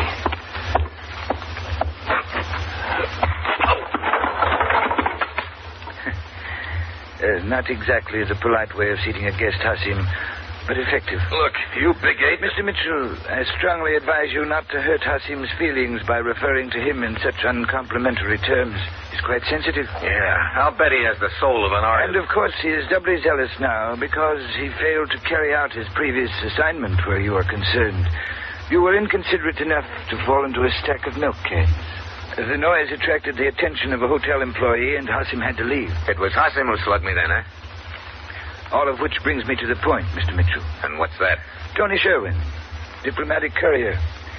As you know, he was carrying a very important document, one which, if it remains in existence, will create a situation in the Middle East which will not be favorable to those I represent. So your job is to destroy it, huh? Exactly. But, of course, first I must find it. And that is where you come in, Mr. Mitchell. Sherwin undoubtedly told you where he hid that document. Did he? Now, I'm sure you're intelligent enough to realize that the sooner you tell me where it is, the better it will be for everyone. Particularly you. I'm sorry, Zoltan, but I'm not very intelligent about things like that. I feared as much. Hasim. Oh, hey, look. That document isn't hidden behind my jaw. But perhaps your jaw may be loosened enough to tell us where it is hiding. Hasim. Hey, if you think I'm going to sit here and... Mr. Mitchell? Mr. Mitchell? My, Hasim. I'm afraid you overdid it.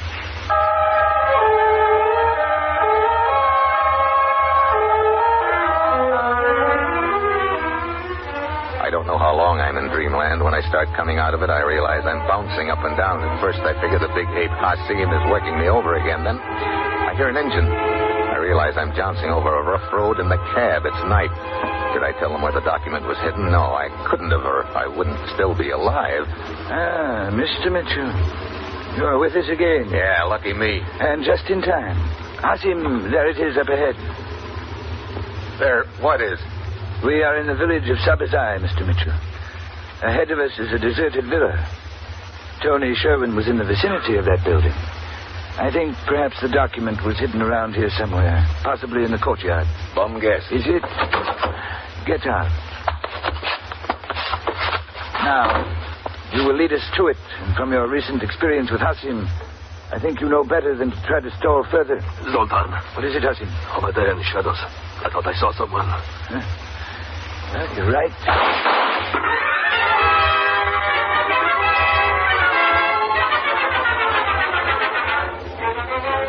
Zoltan throws a couple of shots into the shadows. His eyes run off me just long enough so I can tee off and has him. No! I dive into the walled courtyard and slam the heavy gate just in time. I'm not sticking around to find out just who that was in the shadows. I reach the other side of the courtyard, pull myself up over the wall, and drop down into a narrow alley. I start pounding along it. Then, all of a sudden, an arm shoots out of the darkness and hooks me into a doorway. Hey, what? Relax. Well, Hannigan, the boy reporter. Were you the one Zoltan shot at a couple of minutes ago? Yeah, I followed you here. Looks like I had a few wrong ideas about you. Yeah. You see, when you were talking to Sherwin at the hospital, I spotted Zoltan hanging around. I had him pegged for a long time as a foreign agent. That's what you wanted to see me about in the back of the hotel, huh? Yeah. I got there just in time to see Hasim slug you and beat it. I followed him, and eventually it led me here, right behind the three of you. So now what? So now I've got to figure a way back into that courtyard. The document's hidden under the third stepping stone in from the gate, but Zoltan and his steward are probably watching it like hawks, and... What is it? I just thought of something. You got a car? Sure, around the corner. Fast enough to leave their cab behind? I don't want to make a clay pigeon out of you. Oh, look, that crate of theirs is about ready to fall apart. There's no danger there. But what's the gang? Suppose you get in your car, gun down the street, and out of the village. They think we're together and follow me. That takes them off your tail long enough for you to grab the document, huh? I hope.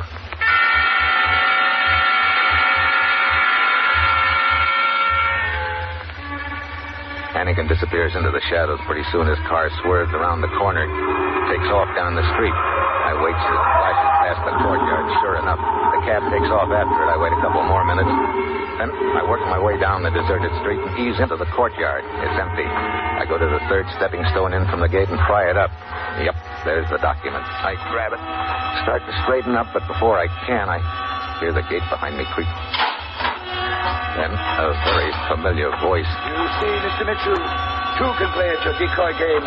I don't need a crystal ball to tell me Zoltan standing in the gateway behind me with a gun pointing at my back that he'd sent Hasim after Hannigan. And now, the document, please. I know as soon as I hand it over, I'm a dead duck. I've only one chance. The heavy gate opens in and to the left. If I can picture in my mind exactly where it is behind me, I crouch there a second, then suddenly whirl and swing my arm toward it. My hand hits the edge of it and sends it into Zoltan.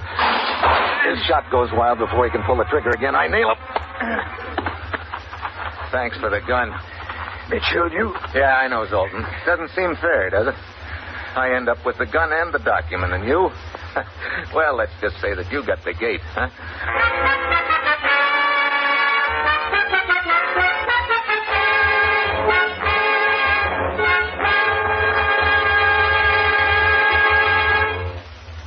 Our star, Brian Donlevy, will return in just a moment.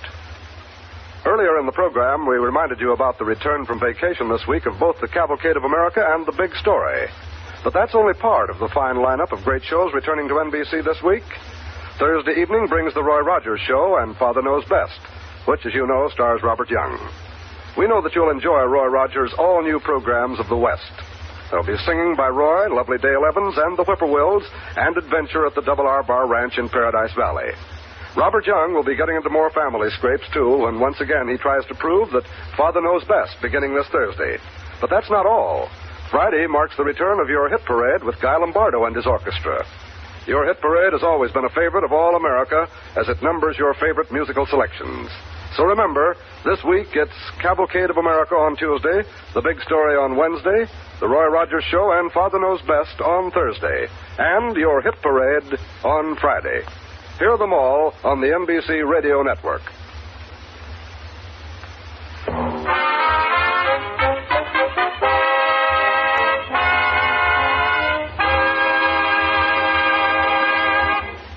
Next week, Lisbon. 2 guys gunning for each other with me in the middle. That will be Steve Mitchell's Dangerous Assignment next week.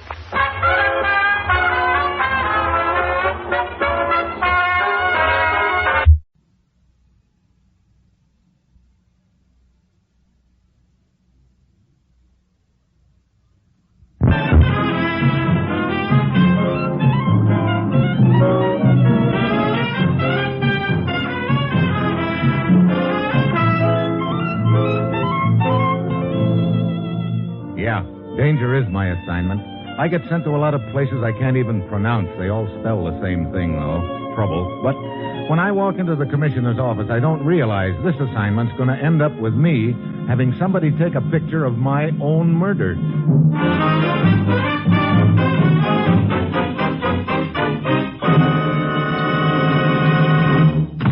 Morning, Commissioner. Ruth said you had an assignment for me. I do, Steve. Your plane leaves for Haiti in 1 hour. Haiti? Well, guess I'd better brush up on my voodoo before somebody puts the double whammy on me. Might be a good idea, Steve, because I'm sending you down there to put the whammy on somebody else. What's the deal, Commissioner? Have you seen the current issue of this picture magazine? No, what about it? They've got a spread on Haiti. Here, take a look at it. This picture in particular. Native jungle deep in interior of Haiti. So it's a native village. What am I supposed to do? Go down there and check the plumbing? Take a look at those natives in the background. Just a bunch of them standing around the huts and... Hey, wait. One of them looks like he's wearing a leather flight jacket. Right. We got a copy of that picture and had a section of it blown up. Can you read the name on that flight jacket now? F. Carlson. F. Carlson it is. Well, look, Commissioner, I still don't Remember Operation Fishhook? I heard the name a couple of months ago, but I never knew what it meant or anything. 2 months ago, a group of scientists left for the Caribbean to conduct research and tests. They were working on a revolutionary theory of anti-submarine warfare, a self-propelled depth charge with a proximity fuse. That was Operation Fishhook? Yes, I'll skip the technical details. But what it boils down to is the most effective weapon against a submarine that's ever been devised. How'd the tests work out? We don't know. They were conducted in secret over a small island in the Caribbean. The scientists completed their research and compiled all the data. Then they took off for the States in a plane. That's the last we ever heard of them. Wait a minute. I seem to remember reading about a group of scientists being lost at sea. The same group, Steve. We suspected their plane had crashed into the ocean, that it had been sabotaged. That is, we suspected it until this magazine came out. The magazine, you mean? I mean the pilot of that plane was a man named F. Carlson. The flight jacket. Steve, it's possible Carlson or some of the others are still alive, and it's also possible that data they compile is floating around in Haiti somewhere. I'm sending you down there to get it. Just like that, huh? It's quite possible, even probable, that other interests have seen this picture in the magazine, too. That means it's going to be a race. Sounds real jolly. Any contacts in Haiti who can help me? Only one. The photographer took the pictures. Her name is Virginia Collins, and we've learned she's still in Haiti at the Hotel Christophe in Port-au-Prince. Now, Steve, get down there, talk to Virginia Collins, and go anywhere and do anything that's necessary to recover that data. Well, that's it. You've got your assignment. Good luck.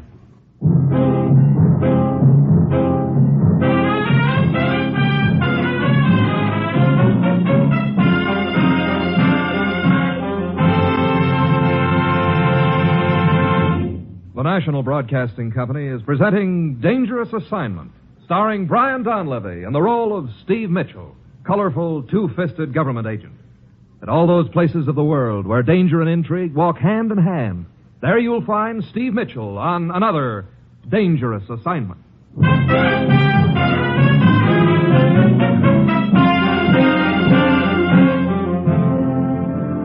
Sure, I've got my assignment. Just a little matter of poking my way through a jungle in Haiti to find a leather flying jacket, the pilot who used to own it, and some vital data on anti-submarine warfare. And according to the commissioner, I'm sure to have some competition on the deal, which gives me an uneasy hunch that sooner or later I'll run into an amateur voodoo artist who'll be trying his best to charm me to sleep with a slug. Well, it's Thursday when my plane lands at Port-au-Prince. The air's like a hot, wet blanket, and I check in at the Hotel Christoph, but the clerk tells me Virginia Collins has gone out for a while, so I get a drink and go out on the veranda to wait for her. I drop into a seat beside a neat-looking little gent in a Panama suit. Good afternoon, sir. Hi. I believe the proverbial question is it hot enough for you? I believe the proverbial answer is yes. Well, you'll be very much encouraged to hear that it gets much hotter than this sometime. Well, thanks for the good news. You seem to be enjoying the weather. No, quite to the contrary. I detest it. I wouldn't be here at all if it weren't for my infernal conscience. Conscience? Yes. Without that, I could be quite comfortable sitting in my New York apartment writing my books. But no, my conscience tells me I must make them authentic. So, here I am. You write novels? Hardly. Allow me to introduce myself. I am Professor Ernest A. Dalrymple. Mine's Steve Mitchell. I see my name doesn't mean anything to you, Mr. Mitchell. Well, it's quite a mouthful, Professor Dalrymple, but beyond that, You, apparently are not a student of folklore. Oh, not exactly. They tell me I am one of the foremost authorities on that subject. As a matter of fact, that's why I'm here now. My next book is to have a section devoted to voodoo. And I've learned that there's to be a very rare ceremony performed in the back country in a few days now. So I'm here to witness that if I can. I see. That stuff still goes on in the back country, huh? Oh, yes. Yes, indeed. And some of the things which happen are completely incredible to most people. For instance, there's one particular ceremony. Yeah? More properly, an initiation rite. The Mamaloi... Mama who? The Mamaloi, the native priestess. She takes a rooster. Excuse me, but do one of you men happen to be Steve Mitchell? Why, yeah, I am. Right now, it looks like a lucky name. Well, leave us not be coy. I have a hangover. Oh. The clerk said you were asking about me. Oh, you're Virginia Collins? Mm-hmm, the same. I'd like to talk to you. Could it be done over a Ramos fizz? It could. Well, lead the way. Excuse me, Professor. Maybe you can fill me in on the Mama Loy and her rooster some other time, huh? I should be delighted, sir.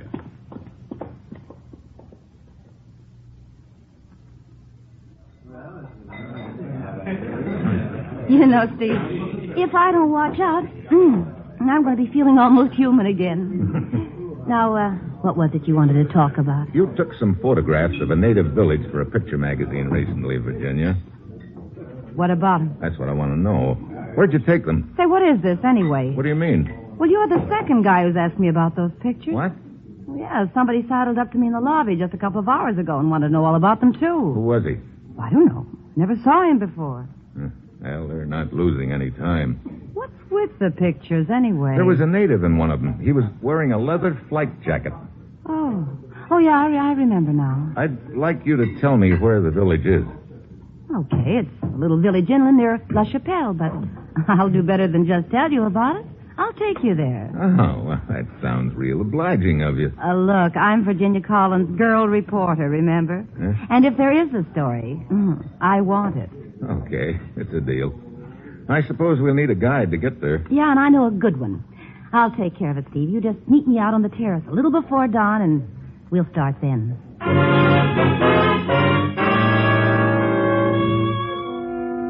It's just getting gray the next morning when I walk out onto the terrace. I start towards the other end where I'm supposed to meet Virginia, and then suddenly I hear a rustle in the bushes. I whirl around. There's a glint of metal, and I hit the ground. The slug whistles by my ear. I scramble to my feet and take off in the direction of the shot. There's no one in the bushes, but I spot a native running across the courtyard. I cut him off as he gets to the other side.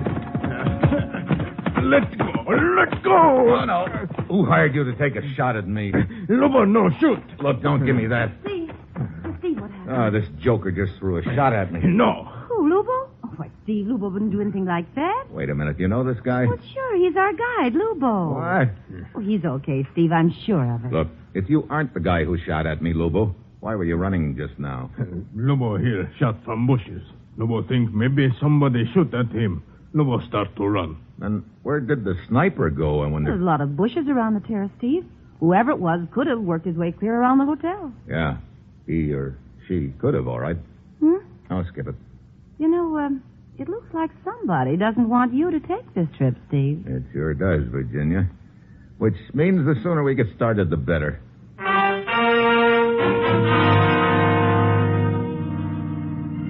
go as far as we can in a jeep, and then we take off through the jungle. It's hot and sticky, and after about 4 hours of thrashing around through the brush, Lubo motions up ahead. Village just ahead. That's good news. I've had enough of this jungle for a while. Ooh, what a girl would do for a story. Our people go to village, too. What do you mean, Lubo? Lubo see marks along trail. Somebody passed this way before us. Oh, you mean some natives? No, not natives. What? Here is village. Oh, brother. These villages are well hidden. You don't see them until you're right on top of them. Looks like the whole town's turned out to greet us. Yeah. This is the village where you took the picture of the native in the flight jacket, huh, Virginia? Huh? Oh, yeah, sure. Here, Lubo, take this picture and see if any of the people here know where this guy lives. Lubo, do. So what happens if you find the native with the flight jacket, Steve? Look, I thought you were just along to take some more pictures. Talk about the proverbial clam. Oh, you never heard of a clam who could keep his trap shut getting killed, did you? Maybe you've got a point. Wait a minute. Lubo's beckoning to it. Did you locate that native, Lubo? People say he lived with white plant man. White plant man? Yes, in house over there. I don't see any... Wait. There is a small house back behind those trees. Yeah, so there is. Funny, I didn't even notice it when I was here before. What did they mean by white plant man, Lubo? Lubo do not know, but they say native works for this man.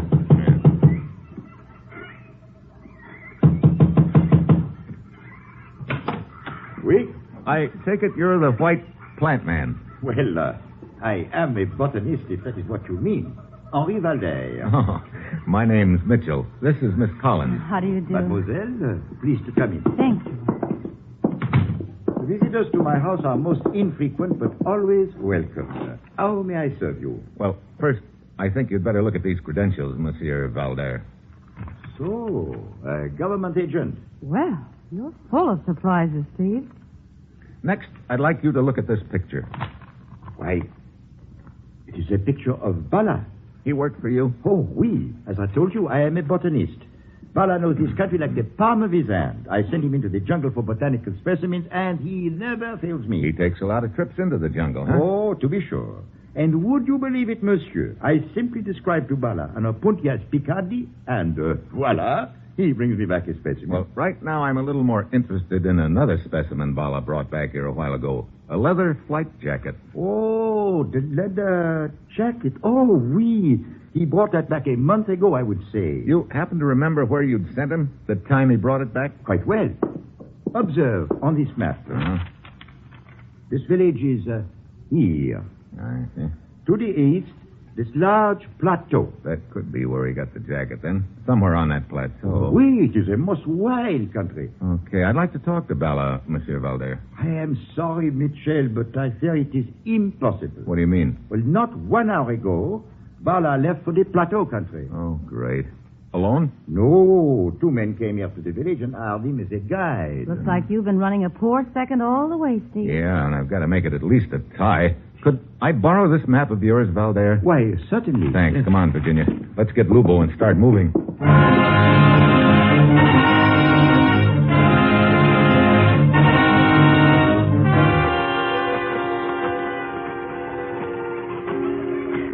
You think we're gaining any on Bala and the boys who hired him, Steve? I'm beginning to think we're not supposed to be gaining any on them, Virginia. What do you mean? Stop here. But Lubo will get too far ahead of us. Let him go for a moment. Well, what's the matter, Steve? Look at this map I borrowed from Valder. Well, what about it? There's the village where Valder lives, and over here, directly to the east of the village, is the river we're supposed to cross before we get to the plateau. Well, so what? So we should have been traveling east since we left the village 3 hours ago. Now take a look at the sun. Uh-huh. It's setting on our left. Unless they've changed things pretty recently, the sun sets in the west. Steve, that It means... means we're going north. North? Well, Steve, you think Lubo's trying to get us lost? I don't know. Here he comes. I guess I better have it out with him right now. Be careful, Steve. No, follow Lubo. Something is wrong? Yeah, Lubo, I think something is wrong. That surprise you?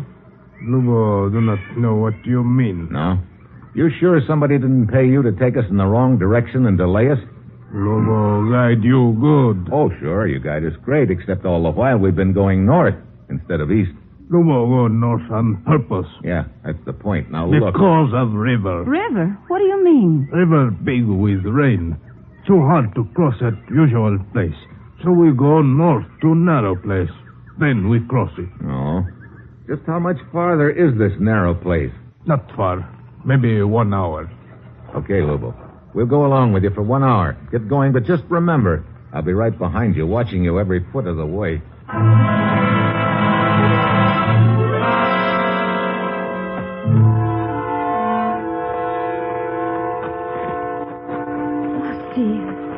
We've been going at least an hour, and there's no sign of a river. Yeah, it's starting to get dark, too.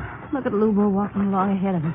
He's probably just waiting until it does get dark enough, and then he'll... I thought you were the one who told me Lubo could be trusted, Virginia. Well, I thought he could be, Steve. When he brought me to that village to get the pictures that time, he seemed all right. That's why I hired him for this trip. It's obvious he's just trying... Hold it, Virginia. Quiet. Well, what do you know? Steve, it sounds like a river. It sure does. River here. Okay, Lubo. Come on, Virginia. Looks like I had Lubo pegged all wrong. See, narrow crossing here. It sure is. Well, Wait. What's that? Voodoo drums. Voodoo? Oh, great. Oh, do not be afraid. Drums tell of ceremony in village tonight. How much farther to the village, Lubo? By sound of drums. He's not far. Well, we better get started. Oh, look, my feet are killing me. How about me just dunking them in the river a few minutes, huh? Oh, okay, but hurry it up. I'll just be a minute. We save much time by coming this way. Yeah. I gotta hand it to you, Lubo. I guess you know this country pretty well, all right. Of course, you made a trip as far as the last village only a couple of weeks ago, didn't you? Yes. Lubo guide the woman who take pictures to village. Yeah. Virginia. Lubo did not know her name. I mean Virginia Collins, the woman who's with us now. No, he's not the one. What? This woman with us, she's not the one who took the pictures. You sure about that? Lubo, sure. And who is she? Lubo do not know. She come last night in city, ask Lubo to guide her and you up here. Lubo never see her before in his life.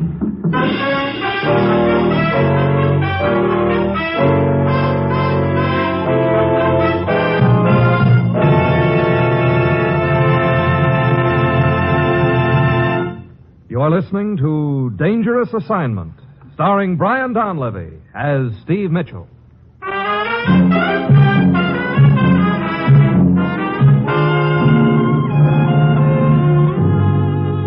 Well, at this point, the whole deal is turned into a game of who's who. First, I think that Lubo's in with the other team, but he turns out to be okay. Now, it looks like Virginia Collins, or whatever her name is my grade A suspect. Now, we cross the river and head for the village, and the drums keep getting louder. Village very close now. Oh, good. I don't have any desire to be wandering around this jungle in the dark. Think it's too dark to take a picture, Virginia? Picture? Yeah. Isn't that what you do for a living, take pictures? Well, sure, but Why don't you take a picture of me? You? Now? Why not? Well, it's pretty dark. Oh, don't you know how to use a flash bulb? Say, what is this anyway, Steve? Nothing. I just want to have my picture taken. But you... Okay. Wait till I put a bulb in. All right. Smile pretty. There.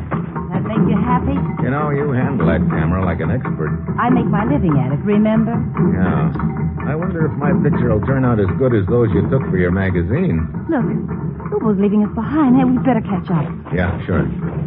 Those drums. Give me the creeps. Well, you better get used to them.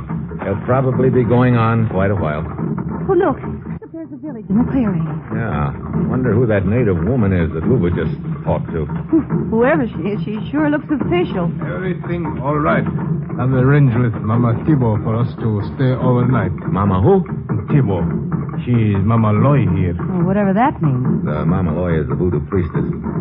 Funny, you wouldn't know that after all those pictures you've taken in Haiti. Mama Loy, Shmama Loy. Do you have to be a student of voodoo to take pictures? Mama Thibault said there are other guests in village. Yeah, I see them standing over there. 2 men. Hey, wait a minute. Isn't one of them... The man you were talking to back at the hotel when I first met you. Yeah, Professor Dalrymple, the folklore king. Yeah, but who's the other one? I don't know. I never saw him before. Who thinks they're the ones who hired the native boy in the leather jacket of... what's his name? That... Bala. Mm-hmm. I don't know. Mama Thibault say hut over there is for you, miss. Okay. Might as well go and take a look at it. See you later. Okay, Virginia. Lubo. Yes? Circulate around the village. See if you can locate Bala and tell him I want to see him secretly. Lubo, do. Mitchell! Oh, Mitchell! Hello, Professor Dalrymple. Well, I thought I recognized you and Miss Collins as you entered the village. This is my guide, Brissac. Hi. I am honored, Monsieur Mitchell. Well, I didn't realize you two were interested in voodoo, Mitchell. I'm interested in quite a few things, Professor. Well, you've certainly come to the right place. The ceremony in honor of Damballa is to start any moment. Who's Damballa? The principal voodoo god. It's quite a fascinating spectacle. Mama Thibault has kindly given me permission to witness it, which is quite a rare privilege, I might add. Would you care to be my guest? Sorry, I'm afraid that's a little out of my line. Perhaps it is just as well. Such ceremonies often have an undesirable effect on spectators. Oh? I'm going to get something to eat, Mr. Dalrymple. I will meet you later. Yes, very well, Brissac. Very strange fellow to be sure. Brissac? Yes. Yes, he's the one disappointment on an otherwise rewarding trip. What do you mean? Well, back in Port-au-Prince, I tried to hire the native guide I've had for these trips in the past, but he was unavailable. And this chap, Brissac, introduced himself to me and prevailed on me to hire him as my guide. Oh? But soon after we started, I realized he knew very little about this country. Then, when we reached the village where the French botanist lives, Brissac was quick to hire this Bala as another guide. He seized upon Bala as soon as he saw him. It was almost as if he recognized him. Well, that's very interesting, Professor. Monsieur Mitchell. Oh, excuse me, Professor. Sure. What is it, Lubo? Bala at voodoo ceremony. Okay, thanks. I've changed my mind, Professor Dalrymple. I'd like to witness that ceremony with you. Well, splendid, splendid. Come, it may have already started.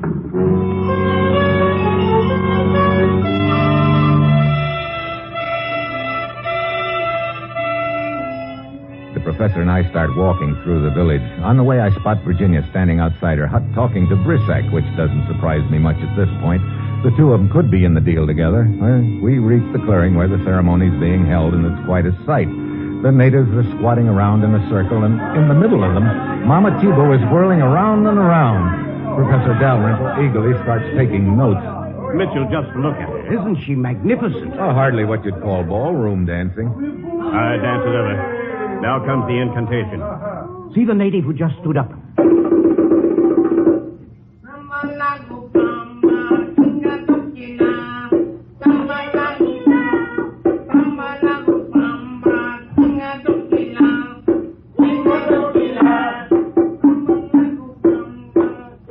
The chant drones on.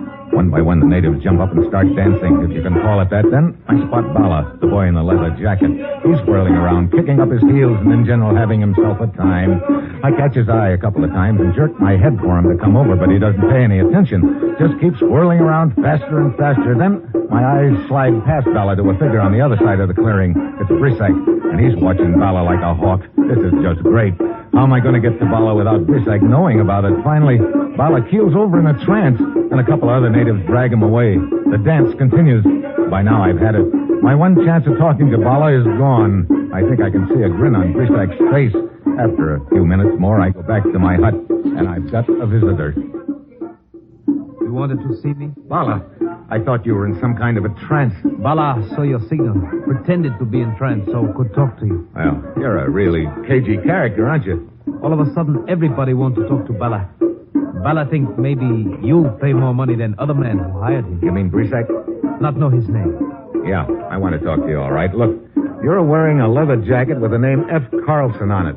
Where'd you get it? In small village, 2-3 hours from here. White man there with broken legs.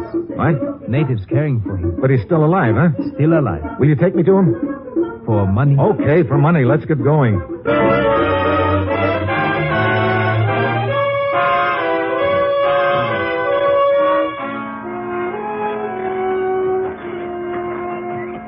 We've been going at least 2 hours, Bala. We should be getting close, huh? Not more than 1 hour or... What's the matter? Somebody follow us. You sure? Bala, sure. Could be Brisac in Virginia. Bala, fix. How? You follow river. Lead you straight to village and white flyer man. Bala go other direction. And lead them away, huh? Okay, go to it, Bala. I'll see you later.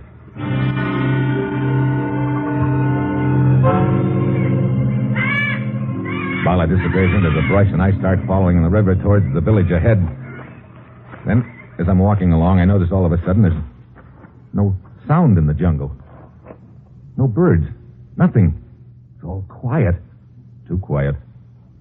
The scream comes from my left. I take off in that direction. I pound along, round a tree trunk, and then... There he is, on the ground in front of me. Bala. Now I know why he stopped screaming so suddenly. How can you scream when your throat's been cut?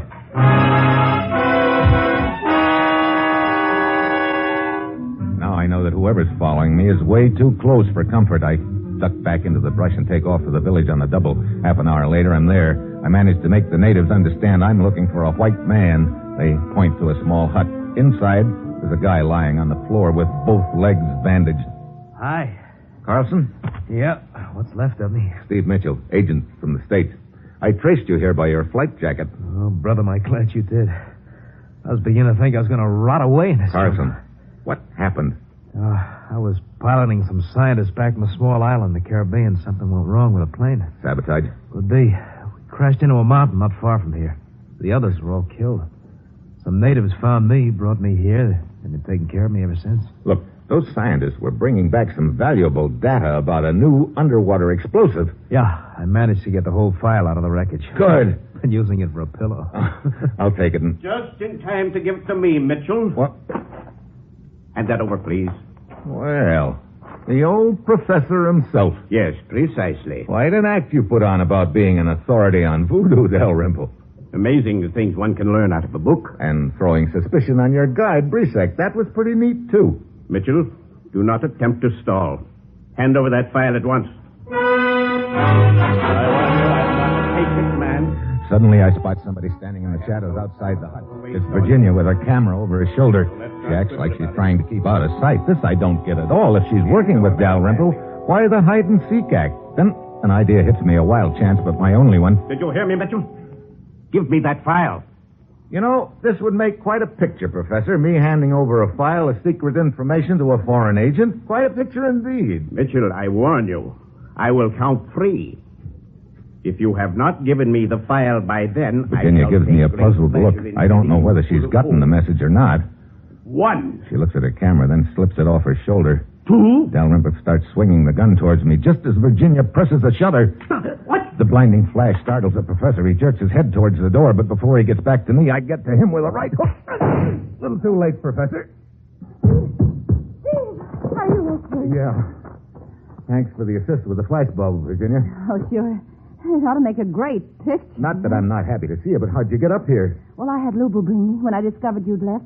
You know, you just can't shake a girl reporter that easy. Glad I couldn't. One thing still puzzled me. Are you really Virginia Collins? Well, certainly. But according to Lubo, you're not the one who took the pictures for the magazine. That, well, just between us two, Steve. I was in Cuba when I got the assignment to Haiti, but, well, there was a guy in Cuba. I ended up by missing the boat. So I wired ahead to my assistant, who was already in Haiti, to take the pictures for me. But don't you tell anyone about that. Okay. Now, how about giving me the whole story? First, we got to get Carlson back to civilization. But after that? Sure, I'll give you the story, but of course it'll take some time. What do you mean? You do somewhere else on another assignment? Well, yes, I should be on my way to Trinidad in the morning. Where's your assistant? Well, as a matter of fact, she's in Trinidad right now. You better send her a wire, Virginia. I got a strong hunch you're going to miss that boat again.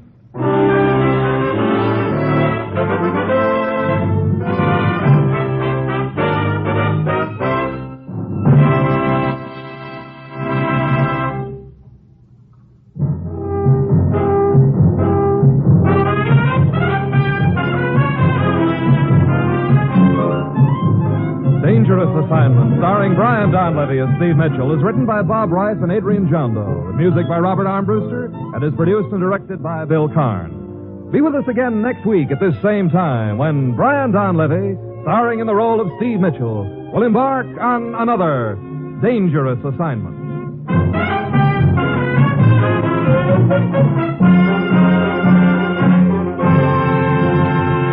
Next, The Man Called X on NBC.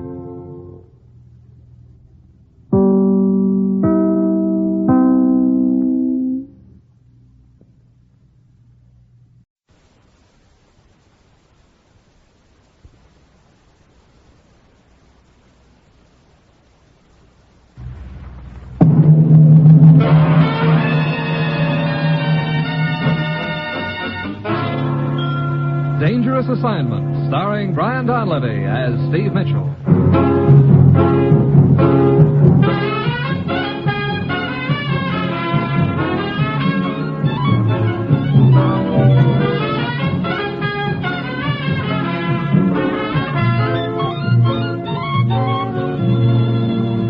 Yeah, danger is my assignment. I get sent to a lot of places I can't even pronounce. They all spell the same thing, though, trouble. But when I walk into the commissioner's office, I don't realize this assignment's going to give me a lesson in etiquette. I'd always thought it was rude to turn down a free drink. Now I know it can be fatal.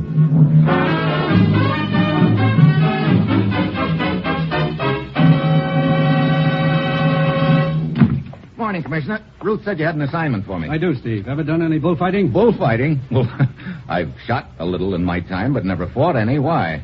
Your plane leaves for Madrid, Spain in 1 hour. I'm flying to Spain to do some bullfighting? And me without even a cape. Steve, ever hear of Dr. Wieczek? Wieczek? Sure. He's the greatest European scientist alive today. What about him? Right now, we're not so sure. That he's the greatest European scientist? No, that he's alive today. What? Steve, Dr. Wieczek's field, as you probably know, is electronics. He's developed a new theory that could result in a revolutionary type of radio tube. A tube which does the work of 3 ordinary tubes. You can see how important that would be in the manufacture of radar and all other electronic devices. Yeah, but what's this business about Wieczek not being alive? Dr. Wieczek agreed to come to this country and turn over his research to us, to work with us in the development of this tube. He and his assistant, a man named Minescu, were due 2 weeks ago, but he hasn't shown up. You said I was flying to Spain. You think Dr. Wieczek is there? We've traced him to a villa outside of Madrid, the home of La Avispa. La Avispa? Hey, that means the wasp. Yeah, that's what they call her in Spain. She's a lady bullfighter. You kidding? No, she's very famous. A friend of Dr. Wieczek's. But shortly after he arrived there, we lost track of him. We've sent several cables, and a man from our embassy in Madrid called on La Avispa, but she hasn't been very cooperative about giving us any information concerning Dr. Wieczek. You sure she's a friend of his? Right now, we're not sure of anything. So Steve, get over to Madrid. Talk to this La Avispa. Then go anywhere and do anything that's necessary to find Dr. Wieczek. Well, that's it. You've got your assignment. Good luck.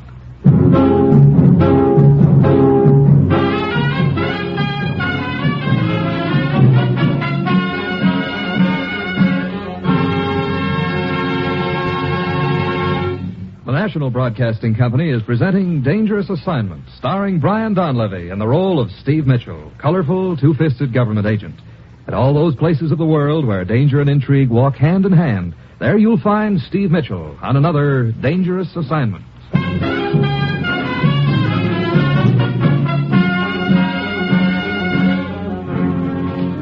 Sure, I've got my assignment. Fly to Spain and find Dr. Wieczek. On the surface, it sounds pretty easy, but there are just a couple of small details that could make it not so. First, I'm sure to run into some boys along the line who'll be all out to prevent me from finding Wieczek. And second, I'm slated to tangle with a lady bullfighter known as the Wasp. And knowing the equipment wasps usually carry, I've got an uneasy hunch that her sting is going to be reserved for me. It's Sunday afternoon when my plane lands in Madrid. As soon as I get off, a little guy scurries toward me. Mr. Mitchell. Huh? They told me you were coming. I have been waiting for your plane. Who are you? Minescu. Oh, yeah, the commissioner told me about you. You're Dr. Wieczek's assistant, aren't you? Yes. Look, what's the deal? Have you any idea where Dr. Wieczek is? No, none at all. And I'm quite worried about him. You see, Dr. Mitchell, when Dr. Wieczek and I decided to come to the United States, we realized there might be people who would try to prevent it, particularly in our own country. Yeah. So we decided to split up, to travel separately to Spain. We were to meet at the villa of this La Avispa. Dr. Wieczek left first. I followed a few days later. But when I arrived here in Madrid, I could not find Dr. Wieczek. And La Avispa could not give me any information about him. Couldn't or wouldn't? I'm not sure which. Was Dr. Wieczek carrying his research notes with him? Yes, but the papers themselves are worthless. What do you mean? The basic formula Dr. Wieczek did not write down. He kept it in his head. Well, that means we got to locate him. I think I'd better have a talk with this La Avispa. Where's her villa? Outside the city, but you will not find her there now. She is at the Plaza de Toros. The bullfight arena? Yes, the corrida or bullfight is in progress. Okay, let's go to the arena. I'd like to see the wasp in action. See just what kind of a sting she carries.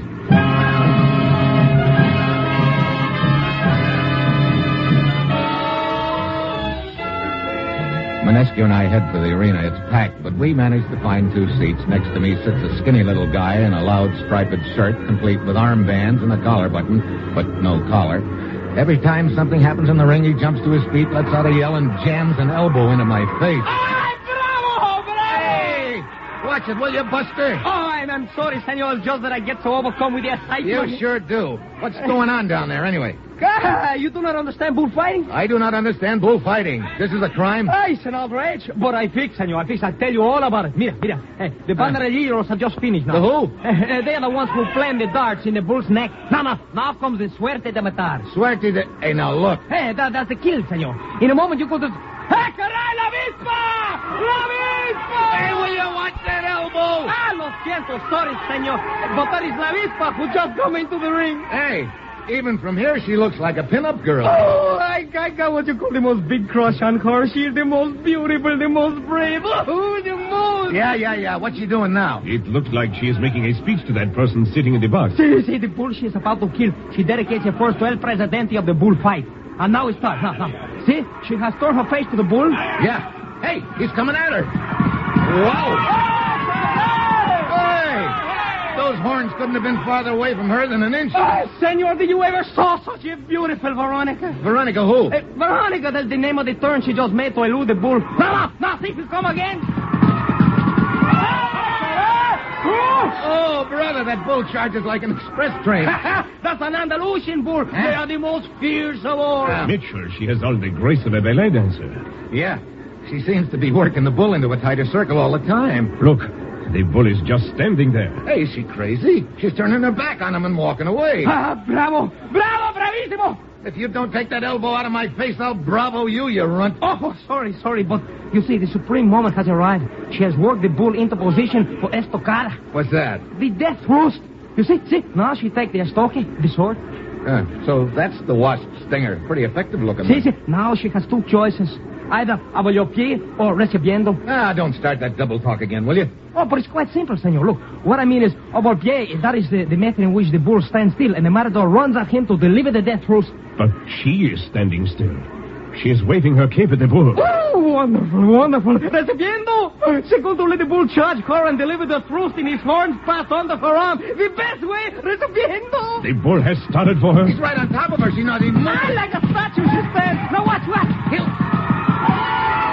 She fixed at the last moment and drove the sword home. Oh, bravissimo, la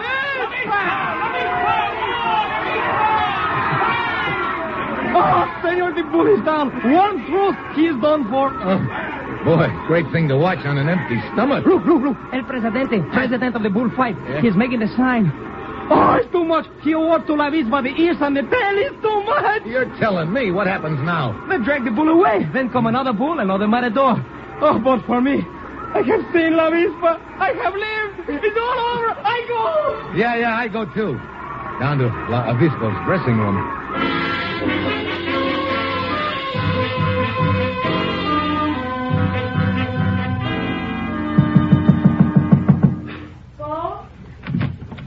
La Avispa? See? Who are you? Steve Mitchell from the United States. Oh? What do you wish of me? A little information. You see, I'm a newspaper correspondent. Oh, an interview. Yeah, sort of. Very well, but perhaps you will be kind enough to make it brief. I'm rather tired. I shouldn't wonder. That must be quite a workout. How'd you happen to get into this business, Lob? You may call me Consuela. And with me, this is not a business. It's much more than that. Oh? But you, as a reporter, had better write down that I do it for money or for publicity. These things people understand. My real reason, this they would perhaps not understand. What is the real reason, Consuela? We all of us look for reality. We find it in different ways. I find it in the arena. In that moment, the bull charges me. I'm alive. You, feel alive by killing something, huh? Well, that is one way of looking at it, I suppose. But what do you do between times? I mean, you can't be fighting bulls all the time. It's quite simple. When I finish fighting one bull, then I wait to fight another one. Oh, no social life, huh? To be a matador such as I, it is necessary to purify the mind, to purge it of all else. Oh. Ever occurred to you that you might be missing a few things in life that way? Oh, perhaps. If I ever found something, or someone who did for me what the charge of the bull does, well, then it might be a different matter. Well, sounds like it would be a pretty tough act to follow. Huh? I'll skip it. Another thing, Consuela, I'd sort of like an interview with your house guest, too. I have no house guest. I mean, Dr. Wieczek. I understood he was staying with you. No longer. Oh? He left my villa a week or more ago. Any idea where he went? I understand he was going to the United States. I do not know. I see. And you're sure he's not at your villa? I have just told you he is not, senor. Now, if you will pardon me, I'm quite tired. Yeah, sure. Thanks for the interview, Consuela. I'll see you around. What did you find out from Mitchell? No more than you did, Minescu. She said Dr. Wieczek had left for the States a week ago, but I think she's lying. Perhaps she is. Hold it. Sounds like she's on the phone. Mrs. Consuela, a man was just here. Steve Mitchell. He claimed to be a newspaper correspondent, but I do not believe him. He may be an agent. You must be careful. Who was she talking to? I don't know, but I do know she's involved in the deal some way. It is hard to believe. Dr. Wieczek considers her to be a good friend. I guess you never can tell. Well, I guess I'd better find me a hotel, Minescu. Then I think I'll pay another visit to La Avispa at her villa.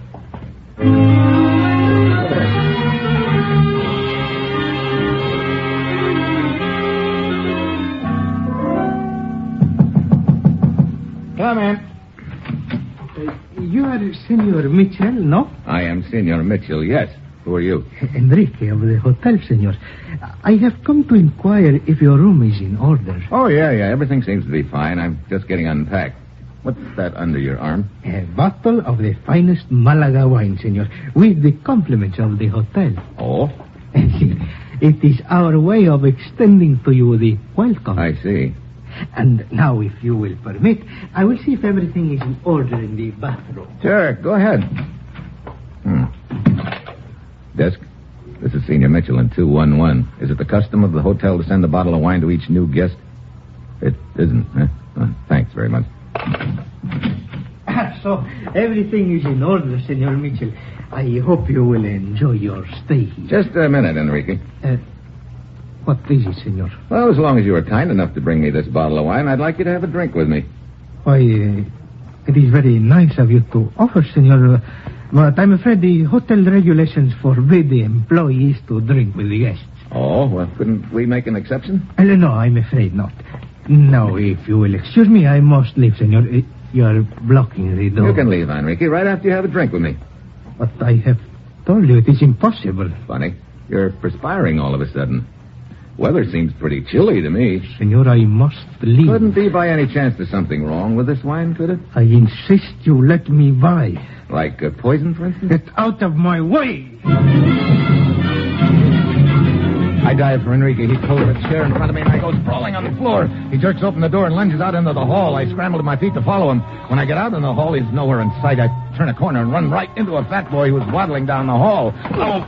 Oh, I beg your pardon, senor. I hope that I... It's okay. Just let me pass. But of course, senor. Not that way. Oh, forgive me. Look, let's quit dodging each other. But I am only trying to get out of your way, senor. Yeah, I'm beginning to wonder.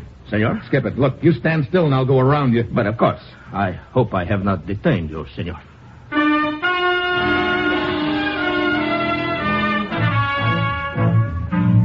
I pound along the rest of the hall and down to the lobby, but no Enrique. The fat boy delayed me just long enough, and maybe on purpose. I go back upstairs, but the fat boy's gone, too. Great. But somebody's trying to take me out of the ball game, and that somebody could be Consuela the Wasp girl. I rent a car and head out of the city to her villa. I park down the roadway and start walking toward the gate. Just as I get there, I hear a car winding down the long driveway, so I duck into the bushes. As the car passes me, I spot the driver. It's Enrique, the boy who slipped me the bottle of poisoned wine in the hotel. I run back, get into my car, and start following him. He's heading toward the city, traveling fast. I keep well back. Finally, he pulls up at a large house on the outskirts of town. I park my car, climb the garden wall, and ease up to a window. Inside, I can see Enrique talking to an old man with white hair, whose back is to me. The old gent half turns, and I get a look at his face and do a big take. To make sure, I fish a picture out of my pocket and take a look at it. Yep, there's no doubt about it. I've finally found Dr. Wieczek. There's a lot about the deal I don't understand yet, but I'll soon find out. I wait until Enrique leaves. Then I go to the front door. Why the gun? The gun is for you if you do not leave. I am not Dr. Wieczek. I've never heard of Dr. Wieczek. And if you do not get away from this house this instant, you will have to be carried away.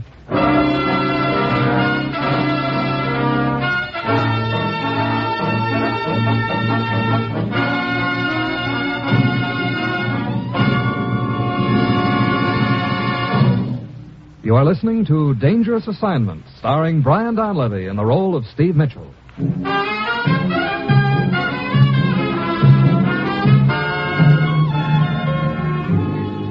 Well, this is just great. I hear I bust my back trying to find Dr. Wieczek, and now he tells me he isn't. Looks like he's maybe not quite as anxious to come over to the States as the commissioner figured. I don't know why he's lying, but I'm going to find out. I didn't fly all the way over here to Madrid for nothing. If you do not get out, I will shoot you. I doubt you. Not much of a marksman. No. Now drop the gun. No. Drop it. No. There. Who are you? Steve Mitchell from the States. I was sent over here to find you. Why did you lie to me just now about not being Dr. Wieczek? I have no choice. What do you mean? I have been waiting for my transportation. I have just learned it has been arranged. Tonight I leave for the East. The East? You mean back to your own country? Beyond my own country. Those are my instructions. Your instructions? Look, you'd better start at the beginning. You're leaving me way behind. Very well, Mitchell. But it will do no good. I am helpless. You see, my original intention was to come to your country and make available to your government the results of my research in electronics. Yeah, I know all that. You've developed a new kind of radio tube that we need in our radar equipment. Yes. When I told my assistant, Manescu, of my decision, he asked to accompany me. It was decided that we should travel separately. My daughter and I first, Manescu to follow. Your daughter? Maria, 20 years old. Oh, I wasn't told about your daughter. But that is what this is all about. Go on. Manescu was to meet us here in Madrid, at Consuela's villa. Well, what happened? When my daughter arrived at the villa, Consuela was not there. Instead, there was a man waiting with a gun. I see. I was brought here. My daughter was taken somewhere else. I do not know where. I was told that if I wanted to see her alive again, I must discontinue my journey and return to the East. You know, it's pretty strange that Consuela wouldn't be at her villa if she was expecting you and your daughter. I naturally suppose she had been called away at the time. Mm-hmm. Either that or she'd arranged to be away at the time. Arranged? Mitchell, you asked me earlier if you were sure I could trust Consuela. What did you have in mind? This boy, Enrique, the one who was just here to see you. Well, he is the one who took my daughter and forced me to come here. What about him? I followed him here from Consuela's villa. What? Yeah. What? I cannot believe Consuelo could be involved in this. Enrico's also the boy who posed at a bellhop earlier this evening and tried to kill me with a bottle of poisoned wine. Mitchell, I do not know what to say. Have you seen Consuela since you've been in hiding? No, but I have talked to her by telephone. I wish to explain my disappearance to her. I see. Look, what time are you supposed to leave for the East? Enrique is to call for me at midnight. Midnight. That gives us just 3 hours to find your daughter. Mitchell, I will not consent to anything that might place her in danger. Just give me 3 hours, Dr. Wieczek. You sit tight here. I'm going to pay another call on Consuela.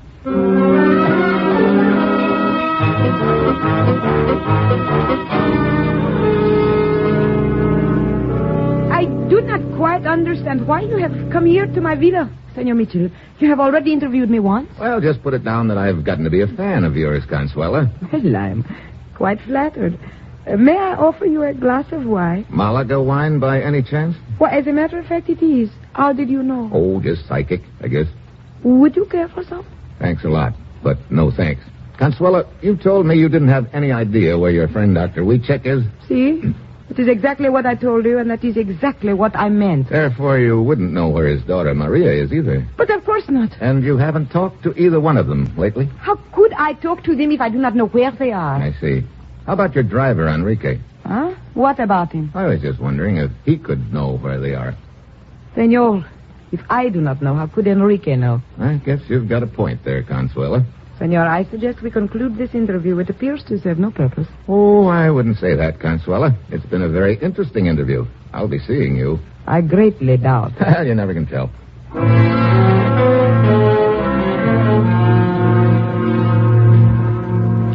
So I leave. At this point, it looks like Consuela is my grade A suspect. I don't think Enrique is the boss of the operation. I think he's taking orders, and Consuela is the logical one to be giving those orders. Of course, there's still the matter of the fat gent who detained me in the hall outside my hotel room when I was chasing Enrique. I don't know yet how he fits into the deal, but right now the important thing is to find Wieczek's daughter. I've got just 2 hours left, and I don't know where to start. Then a thought hits me. Why not start right where I am? I circle around through the grounds of the villa to the garage. Consuela's car is a large black sedan. I get in and crouch down on the floor of the rear seat. Then I wait. The minute ticks by. 11 o'clock, I start sweating. Maybe I'm barking up the wrong tree. Then somebody enters the garage, eases into the car, and we start up. I get a look at the back of the driver's head. It's Enrique. He heads for the city.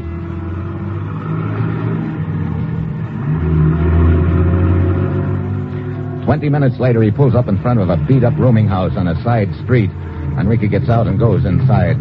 I wait a couple of minutes, then I get out of the back seat. Then I spot a guy across the street. It's the fat boy, and he stiffens when he sees me. I know I haven't got much time now, so I dive inside, but I don't know which room Enrique headed for. There's no one in sight on the first floor. I start up the stairs. Then I spot Enrique at the top looking down at me. I dive to one side. The knife plunks into the banister. I scramble up the rest of the stairs. Enrique is disappearing through the window onto the fire escape. I pound after him and dive on him just as he reaches the ground. Let go of me. Oh, no, Enrique. You're going to tell me where you're holding Maria Wieczek a prisoner. No, I do not know what you are talking about. Okay, see if that wall behind you changes your mind. Which room is it, Enrique? I will not tell. Okay, this could go on all night. No, stop. I will tell you. Let's have it. The girl Maria Wieczek. Enrique! Enrique slumps to the ground. The shots came from the end of the alley. I take off after them. Then, around the corner, and there in front of me is the fat boy with a gun in his hand. I grab for it. Let go of my gun. Oh, no. I'll take it, Buster. You've already killed once with it. I'm not going to give you a second chance. But you are mistaken, senor. Save it. You killed Enrique just now to keep him from telling me where Maria Wieczek is. Why would I do that when I, too, am looking for Maria Wieczek? What? Now, look, Buster. Gomez, if you please. If you would care to examine my gun, you will see that it has not been fired recently. But... You're right, it hasn't. But who killed Enrique, then? The shots were fired in the dark. I could not see. Perhaps it was you, senor. Me? Now, look. I believe it is time I inquired as to your interest in this matter. Who are you? I'll answer then when I know who's talking. Of course. I am Alberto Gomez of the Madrid police. Police? Si. And you? Well, here are my credentials. So. It would appear, then, that we are both concerned with the same matter.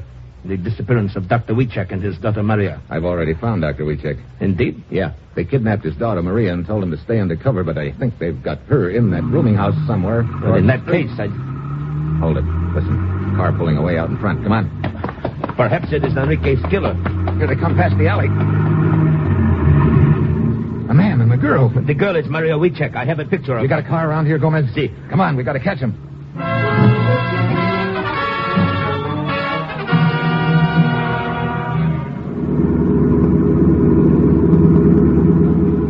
We are almost up to them, Mitchell. Yeah, but how are we going to stop them? I don't want to shoot the tires out. No, the senorita might be injured. Wait, I got it. Mitchell, what are you doing? Just getting out on the running board. Now come up alongside the other car. What? Come on, step on the gas. Very well. Okay, that's close enough. You can't drive and shoot at the same time, Mister. Maria, slam on the brakes. All right. Drop that gun, chum. I've got it bent towards you. Pull that trigger now. Some guys are so hard to convince. Oh, he shot himself. He sure did. Who is he, anyway? I do not know. He has been guarding me. Mitchell, are you all right? Yeah, but we're not much farther along than before, Gomez. We've got Maria, but we still don't know what's been masterminding this operation.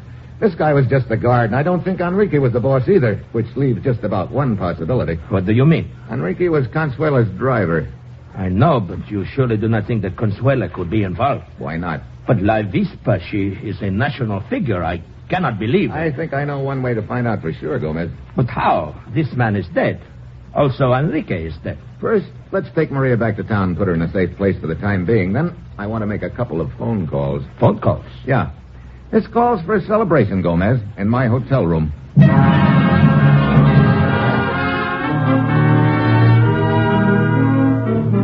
I make my calls. Gomez and I wait in my room. Dr. Wieczek is the first to show up. Then comes Manescu, and when he spots Dr. Wieczek, his face lights up like a neon sign. Dr. Wieczek! Oh, what a relief to see you. I felt badly about not communicating with you, Manescu, but I had no choice. Oh, that is no matter. Now the important thing is that you are safe. And Maria. She's safe, too. Wonderful. Then we may continue our journey as planned. Mitchell, I still do not see why you have arranged this meeting. That should be our other guest, Gomez. Come on in, Consuela. Senor Mitchell, may I ask, what is the meaning... Dr. Wieczek? Good evening, Consuela. Does it surprise you to see him here, Consuela? Why, indeed it does. But naturally I am delighted. Are you? What do you mean? Skip it. Well, now that we're all here, I'd like to celebrate. The hotel sent me up this bottle of Malaga wine right after I arrived. I haven't had a chance to sample it yet, but now's a very fitting time, I'd say. Consuela, here's your glass. Manescu. Thank you. Consuela, don't you want your glass? I am sorry, but I do not drink. Oh, I'm told this is a pretty special wine, Consuela. Oh, but I have just told you. I do not drink. But this is a special occasion. I'd like to propose a toast to a safe journey to the States for Dr. Wieczek and Manescu. Surely you'll drink to that. Mitchell, if she does not want to, perhaps we should observe the toast with water. No, I do not wish to cause trouble. Give me the glass, Senor Mitchell. That's better. Okay. Glasses up, everybody. Here's to... What's the matter, Manescu? Aren't you drinking with us? It is not proper etiquette for those who are being toasted to drink the toast. Oh, yeah, that's right. Okay. Well, we'll just toast Dr. Wieczek. Now you can drink to it, Manescu. Go ahead. What's the matter, Manescu? I feel faint suddenly. The wine will snap you out of it. Come on. No, I... Drink it. Manescu. He has a gun. He had a gun. Yeah, I have it. Mitchell, I do not understand. It's pretty simple, Dr. Wieczek. Right after I arrived here, Enrique bought me a bottle of poisoned wine, and the only other person who knew it was poisoned was the one who told him to bring it to me, the brains of the operation. Your trusty assistant, Manescu. Mitchell, you... Stand quiet, Manescu. Manescu. All this time it was Manescu. Yeah, looks like he didn't want you to bring your research to the States. I guess he had other plans for it. Then it was Manescu who shot Enrique in the alley, huh? Sure, to shut his mouth. But it's all over now, and I could use a drink. Mitchell, you drank the poisoned wine. Yeah, not bad, either. The wine is not poisoned. You switched the bottles. It was a trick. Yeah, sort of worked, too, didn't it? I guess it disproves the old saying, doesn't it, Manescu? What are you talking about? They say that what you don't know won't hurt you, but in your case, it looks like what you didn't know is going to kill you.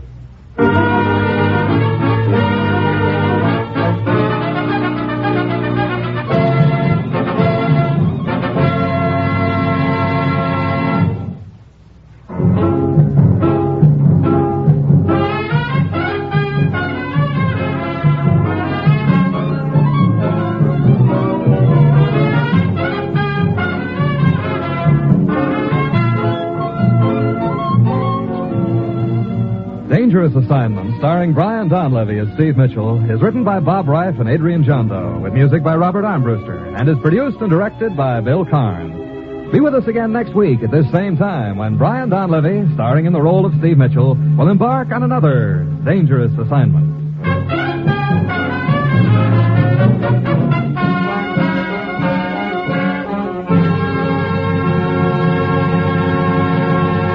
Dangerous Assignment came to you from Hollywood. Now it's The Man Called X. Tomorrow, hear The Big Show on NBC.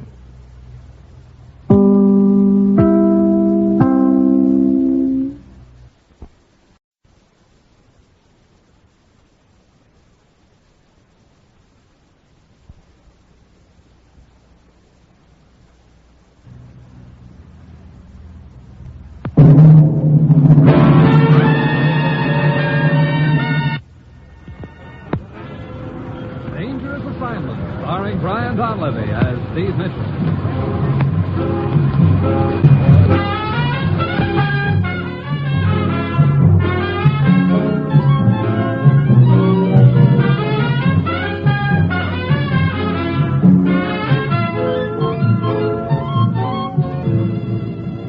Yeah, danger is my assignment. I get sent to a lot of places I can't even pronounce. They all spell the same thing, though, trouble. But when I walk into the commissioner's office, I don't realize this assignment's going to wind up with me depending for my life on the only weapon I've got, a mighty powder puff.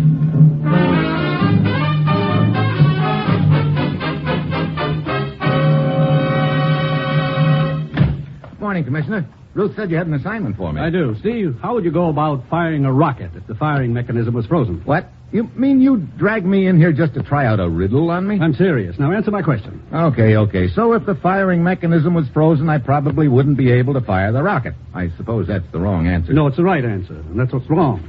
Right? Wrong? Hey, look, before we get into a vaudeville routine, I think you'd better start at the beginning. Steve, as you know, the entire Arctic area is a potential battleground. But sub-zero temperatures do a lot of strange things to weapons of war, all the way from impairing their accuracy to rendering them completely useless.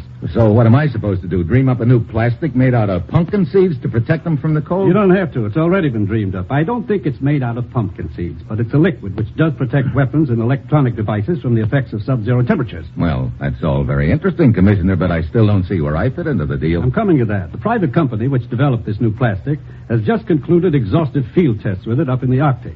They learned under actual conditions just how much of this liquid is to be used, how it's applied, and how it affects the accuracy of the weapons. In short, they found out a lot of pretty important information. Vital information, Steve. Their field representative, a man named Holcomb, wrote up a complete report on it for the Western Hemisphere Defense Meeting, which is slated to be held in Quebec, Canada, tomorrow. Oh, I get it. You want me to go up to Quebec and bodyguard this guy Holcomb? I'm afraid it's a little too late for that. Last night, on a side street in Quebec, they found Holcomb's body. He was quite dead. What? And the report was missing. It's vital we get it back. Any contacts in Quebec who might be able to help me? One, Jack Manville, head of research for the plastic company. He's waiting for you in Quebec right now. Now, Steve, get up there, talk to Manville, and go anywhere and do anything that's necessary to find that report. Well, that's it. You've got your assignment. Good luck.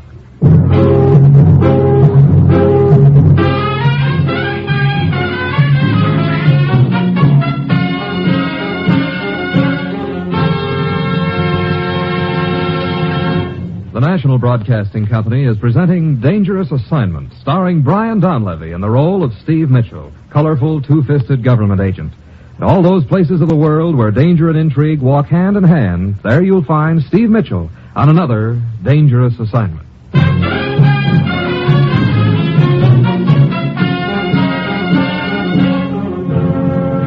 Sure, I've got my assignment. Just a simple matter of flying to Canada to find a missing report containing secret information about Arctic warfare.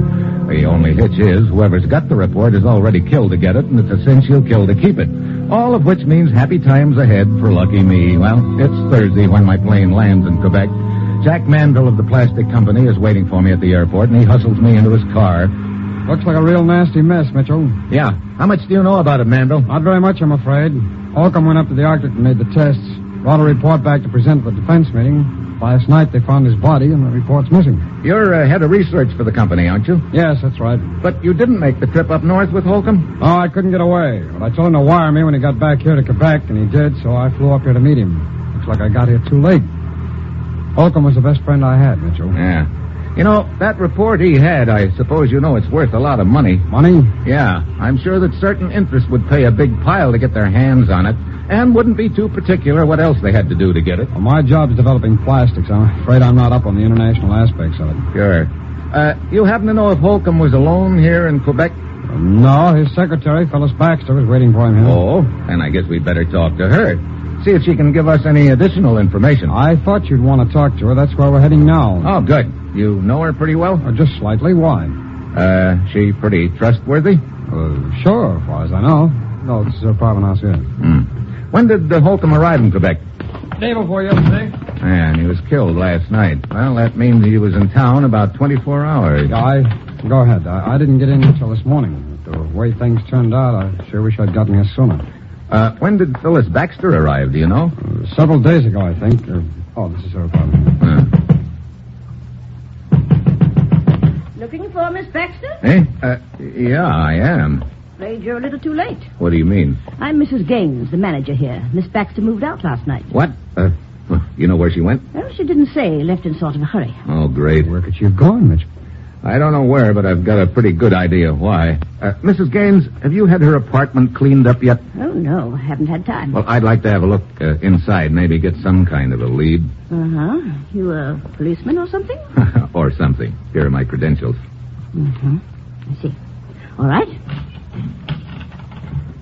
Well, there you are. Help yourself. I'll be down the hall if you need me. Thanks. Come on, Manville. Right. Mitchell, I can't believe Phyllis could be involved in this thing. Oh? Why can't you, Manville? Well, it just doesn't seem like her. She's always been... Wait a minute. What is it? Some ashes here in the fireplace. Yeah. A couple of pieces of charred paper. You think that could be the missing report? It might be. I don't understand. If Phyllis did steal the report, why should she destroy it? Because she was through with it. Through with it? Well, look, man, she couldn't memorize a report like that. That's not what I mean. Let's see. Not in the room anywhere. Let's try the closet. No, nothing but a few empty hat boxes and... Hey, wait a minute. Yeah, here we are. A couple of white enamel pans, a bottle of hypo solution. Oh, that's photographic equipment. Yeah, there's your answer, Manville.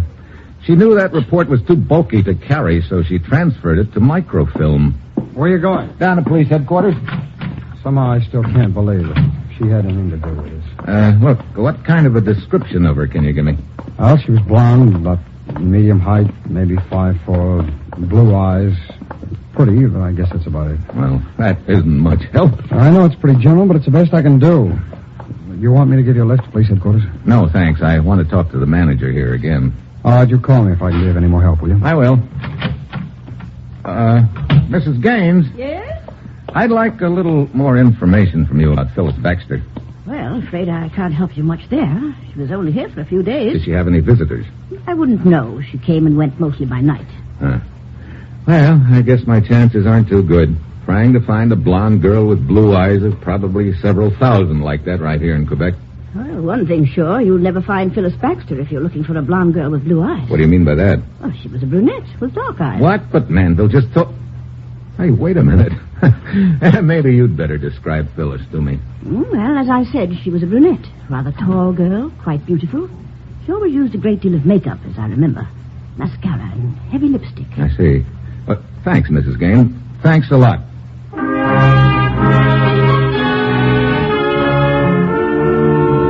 So, Manville was lying to me, and at this point he looks like number one on my suspect list. I start checking on him, and what I find out makes him sound even more interesting. Then I go to police headquarters and talk to a Lieutenant Billings. Well, Mitchell, I'll put out the description of Miss Baxter you've given me. See if any of my men can spot her. Okay. Of course, she's had a 24-hour head start. She could be long gone by this time. I know. You think Manville is behind the scheme, eh? I don't know exactly where he fits in, Billings, but it sure looks like he's involved somehow. In the first place, he gives me a phony description of Phyllis. In the second place, he said he'd only know her slightly, and yet he took me right to her apartment. So after I got the real description of her from the manager, I started checking up on Manville, and I caught him in another lie. Oh? He told me that he didn't arrive here in Quebec until this morning, but I found out by checking the airport that his plane landed last evening. I see. Well, want to make an arrest? Not yet. It's more important that I find out where that report is, and to do that... Come in. Well, Manville. Hello, Mitchell. I knew you'd be here. I want to talk to you. Well, that's sort of a surprise, Manville. I thought you'd already done your talking. I lied to you about Phyllis's description. Yeah, I know. Why'd you lie? Well, because Phyllis and I were, well, let's just say I had it pretty bad for her. Oh? I just couldn't believe, and I still don't believe she's involved in this, but, well, I guess I was trying to protect her. Well, that wasn't very smart, Manville. Yes, I know that now. You also lied about when you arrived here in Quebec. Yes. Why? I came here earlier than I said so I could be with Phyllis, but for several reasons I can't afford to have it known that I was involved with her. I see. Well, so far you haven't been what I'd call helpful in this deal, Manville. Well, maybe I can make up for it with this. Here. A snapshot. That's right. A snapshot of Phyllis. Mrs. Gaines was right. She does wear pretty heavy makeup. Okay, this is more like it, Manville. Lieutenant, I'd like you to have a lot of copies made of this picture. Right. We'll put them out at the railroad depots, the airports, and all bus stations. Could be we're not too late after all. Summers, Lieutenant Billings. I'm sending a picture down to you. I want 100 copies right away. Send some to the airport, some to the railway depot. The rest all... 2 hours. We ought to be hearing something soon. She could still be hiding somewhere here in Quebec. Yeah, but I doubt it. Her job probably is to get that microfilm somewhere in a hurry. Lieutenant Billings speaking. What's that? You're certain? I see. Right. I'm afraid we are too late after all, Mitchell. What do you mean? A girl answering Phyllis Baxter's description boarded a plane for Paris 3 hours ago. Paris? Huh. Well, we've got an agent in Paris, Slater. Okay. I'll cable him to meet her plane, and I'll be on the next one.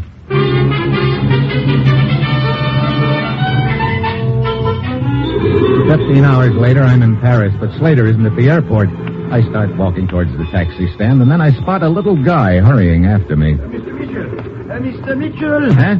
Mr. Slater asked me to meet your plane. I recognize you from the description he gave me. I am Jacques Duval, European representative for the plastic company. Oh, where is Slater? At the railroad depot. He wants you to come there immediately. What's he doing at the railroad depot? Didn't he grab Phyllis here at the airport? She was not on the plane. What? Oh, great. Don't tell me they made a mistake back in Quebec. Come, I will take you to Slater.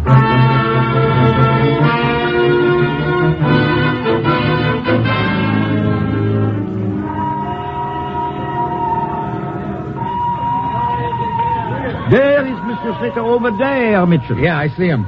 Steve. Hi, Slater. Well, what's the deal? Merry-go-round, you mean? I got your cable and met the plane all right, but when it landed, no Phyllis. I don't get it. Neither did I. So I made a quick check and found out the plane landed in Ireland first. She must have gotten off there. She did get off there, Steve. I found that out, too. But from there, according to what I could piece together, she grabbed a plane for London, then a boat across the channel, and the boat train here to Paris. That is the boat train just arriving over there now. Boy, she's sure trying to cover her tracks. That was good work, Slater. Hey, wait, look. That's Phyllis who just got off. Come on. Hey, she looks like she's trying for that other train standing there. Yeah, what train is that, Duval? The Orient Express. Its final destination is Istanbul. Hey, wait a minute. Where'd she go? Must have popped into one of those compartments. No. Oh, there she is. She came out again. Hey, not so loud. Look, she heard us. She's taking off through the crowd. Oh, I'm sorry, Mitchell. I did not realize how... Okay. Hey, Steve, there's a train coming along on that other track. Maybe she's trying for it. No. She could not be. That is a through express train. It does not stop at the station. Hey, wait. She doesn't even see that train. Steve, she's right in front of it.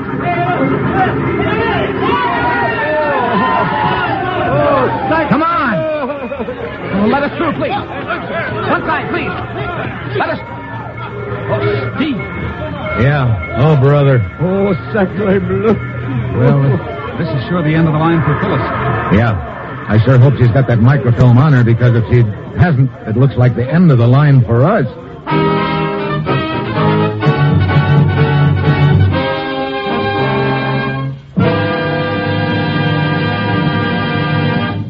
You are listening to Dangerous Assignment, starring Brian Donlevy as Steve Mitchell.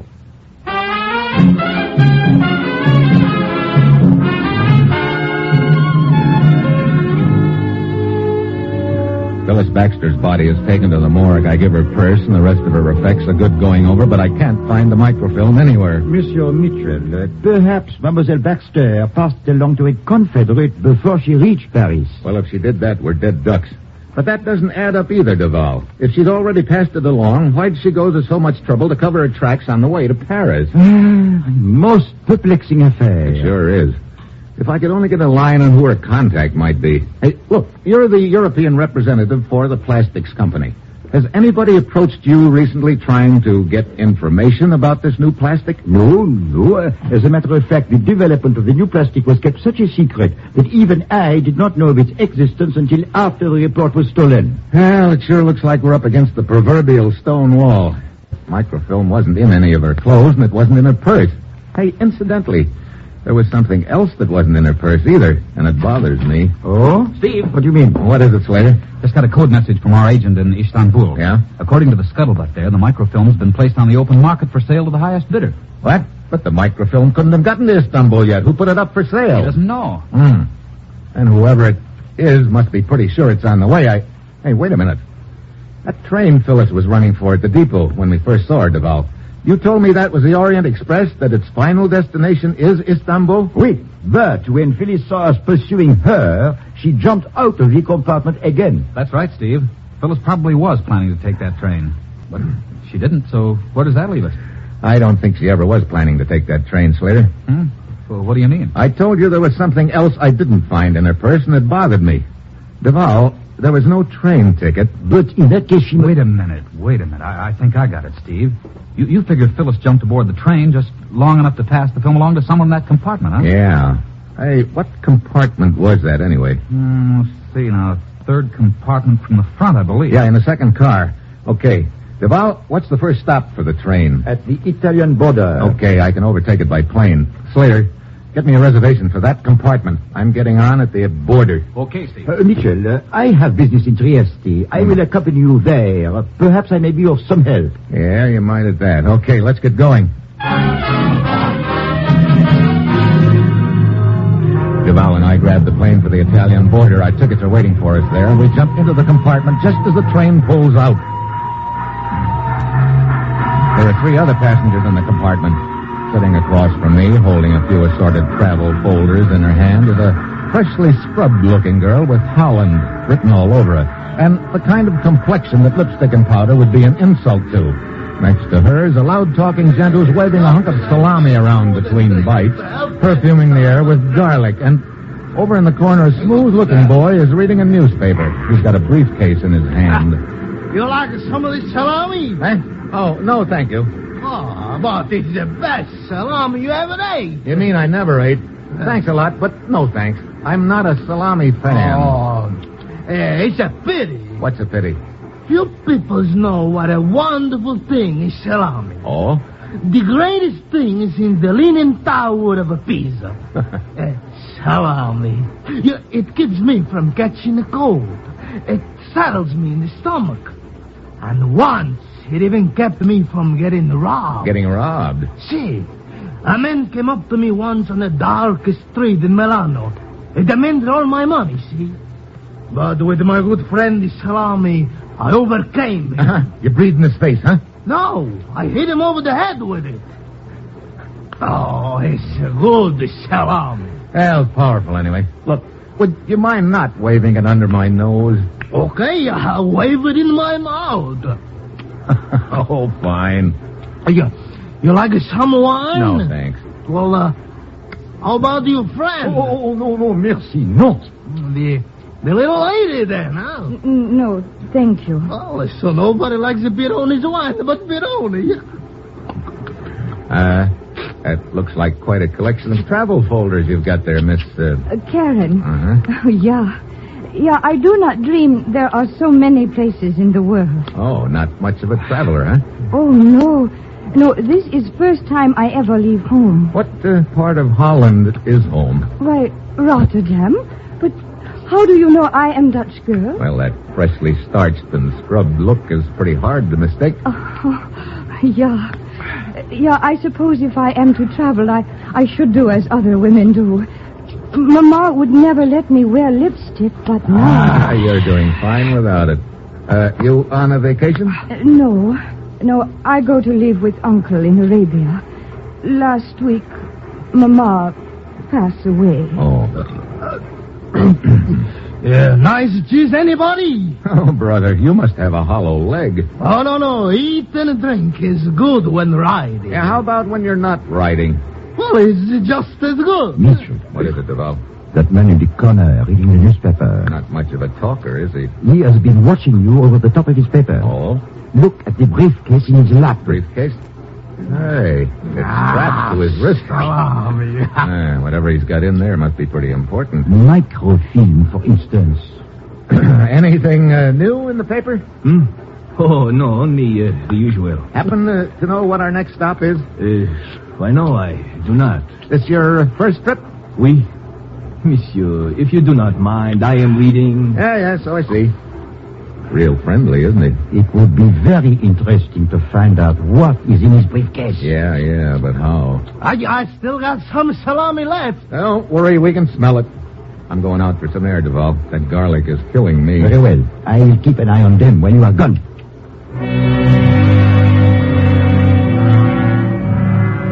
I go out on the platform between the cars. It's dark. I light up a cigarette, and then I hear the door open behind me. I start to turn around, but just then something hard connects with the back of my head. I hit the floor, stunned. I fight my way to my hands and knees, and then I feel a rush of air. The outside door has been opened.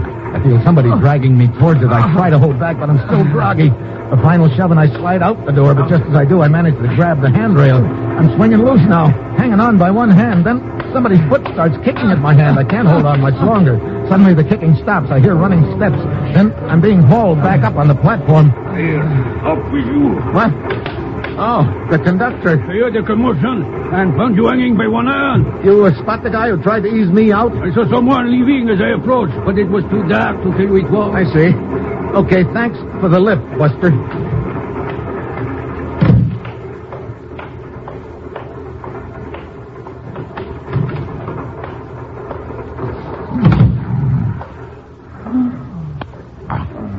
Oh, great. My watchdog. Duval. Duval. Mitchell. Yeah, Mitchell.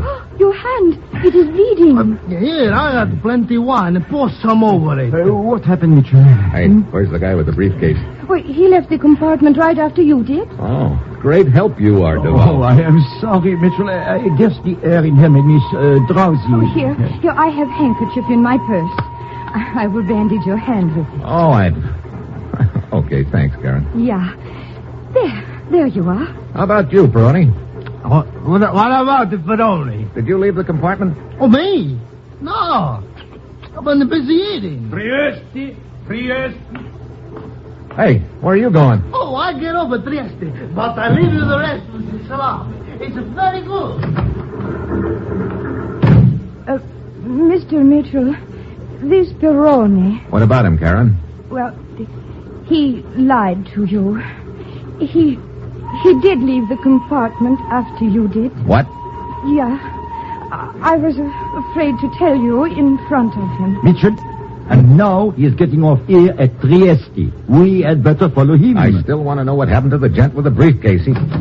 Well, speak of the devil. Are you referring to me, monsieur? I sure am, Buster. Where have you been? Why, I do not see that it's your affair. You could be wrong. I said, where have you been? I was getting a drink of water, if that meets with your approval. You sure you weren't out on the platform a few minutes ago slugging me over the head? I do not know what you are talking about. I tell you I was getting a drink of water. Pretty long drink of water. Monsieur, I am certain these things are none of your business. You were getting off here at Trieste? Do I look as if I'm getting off the train? Then where are you heading? Istanbul. Now see here, monsieur. I have had enough of these impertinent questions. What is the meaning of this? Skip it. Come on, Duval. We must hurry. The train will be starting up at any moment. I'm staying. What? But the girl has just told us it is Peroni lied about... Call it a hunch if you want, but I'm going on to Istanbul. But if this hunch of yours That's is a wrong... chance I'll have to take. But we'll be covered one way or the other. How do you mean? You're getting off here at Trieste anyway. But of course. Oh, oui. I can follow this Peroni. Okay, go to it. But just one thing, though. And what is it? Try to stay awake, will you?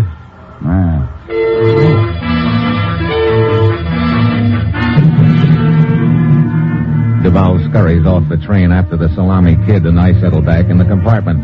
The rest of the way to Istanbul, I keep my eye on the gent with the briefcase. He divides his time between reading his newspaper, taking a few naps, giving me an occasional nasty glance, and making a few mild pitches at Karen, who, in her wide-eyed way, seems thoroughly flattered by the attention.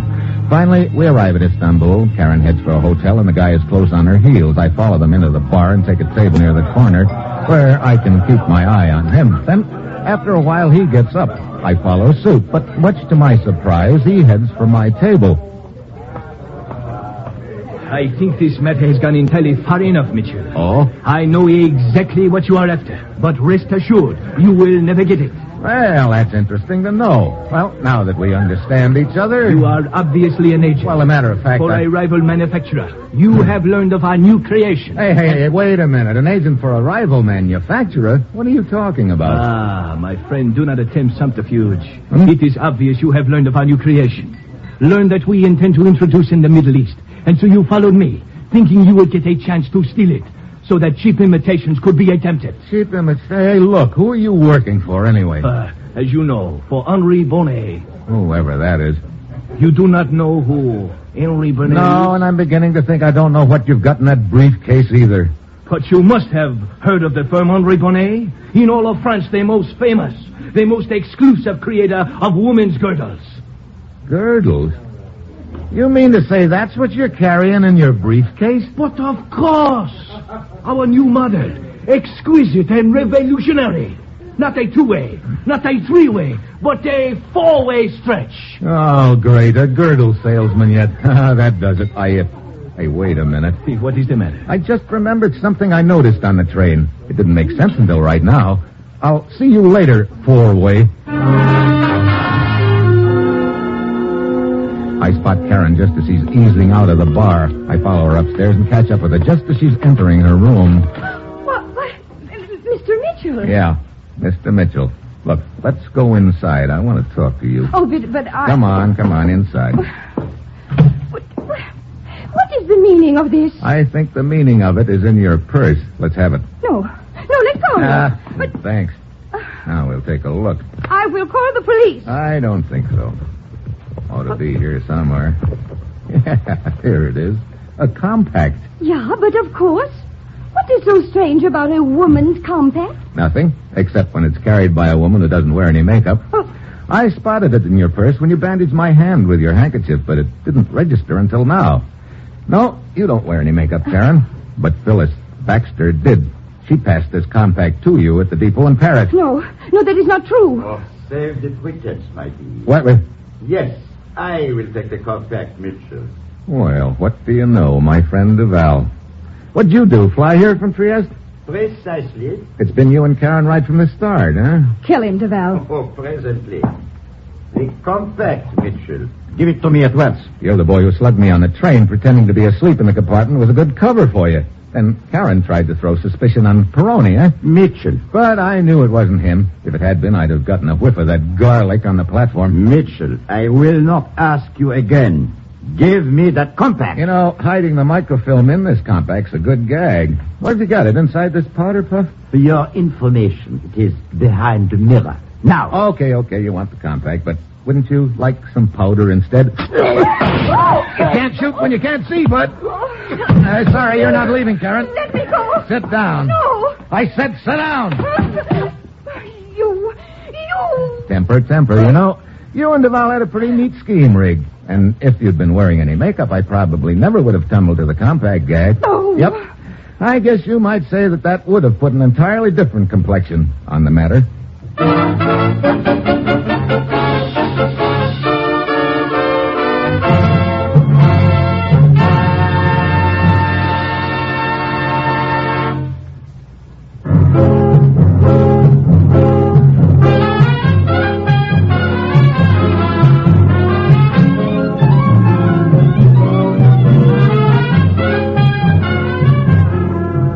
Dangerous Assignment, starring Brian Donlevy as Steve Mitchell, is written by Bob Reif and Adrian Jondo, with music by Robert Armbruster, and is produced and directed by Bill Karn. Be with us again next week at this same time when Brian Donlevy, starring in the role of Steve Mitchell, will embark on another dangerous assignment.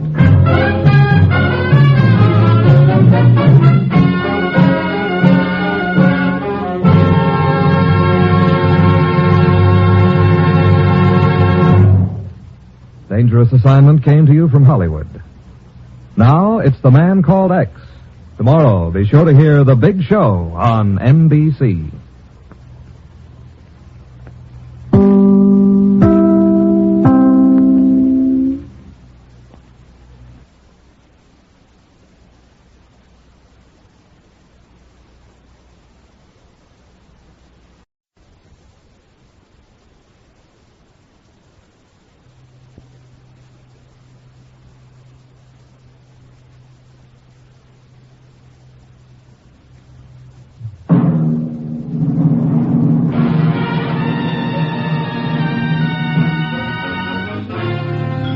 Dangerous Assignment, starring Brian Donlevy as Steve Mitchell.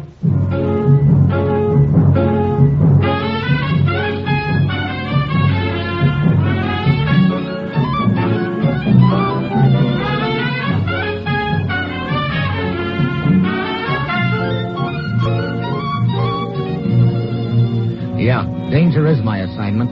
I get sent to a lot of places I can't even pronounce. They all spell the same thing, though. Trouble. But when I walk into the commissioner's office, I don't realize that this assignment's going to involve my trying to prevent a revolution with just one weapon, a box of busted bells.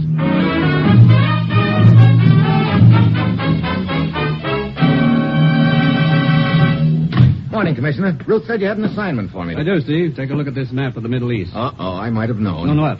I read the newspapers, too. So they're having a little trouble in one of the countries over there. Right away I get elected, I suppose. You do, and it's more than a little trouble. How much do you know about it? Only that it's some kind of a scandal involving one of the bright young boys in their government, an ex-lawyer named Katouf. Yeah, Katouf is the leader of the majority party there, and as such, he is, in effect, the strongest voice in the government. Wait a minute. Seems to me I remember. He was accused of treason. Yes, by a minor official named Matala.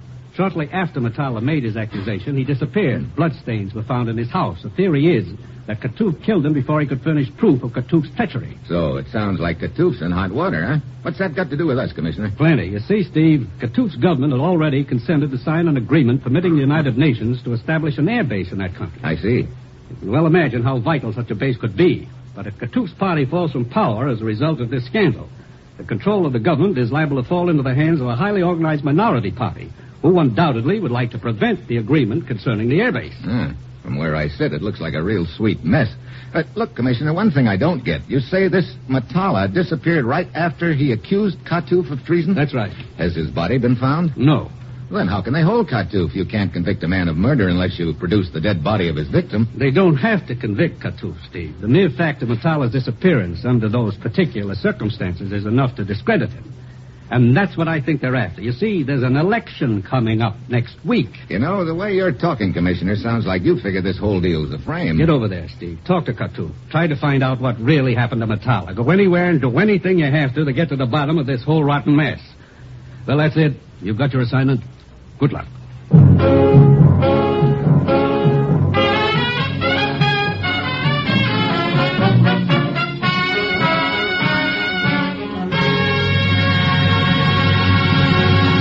The National Broadcasting Company is presenting Dangerous Assignment, starring Brian Donlevy as Steve Mitchell, colorful, two-fisted government agent.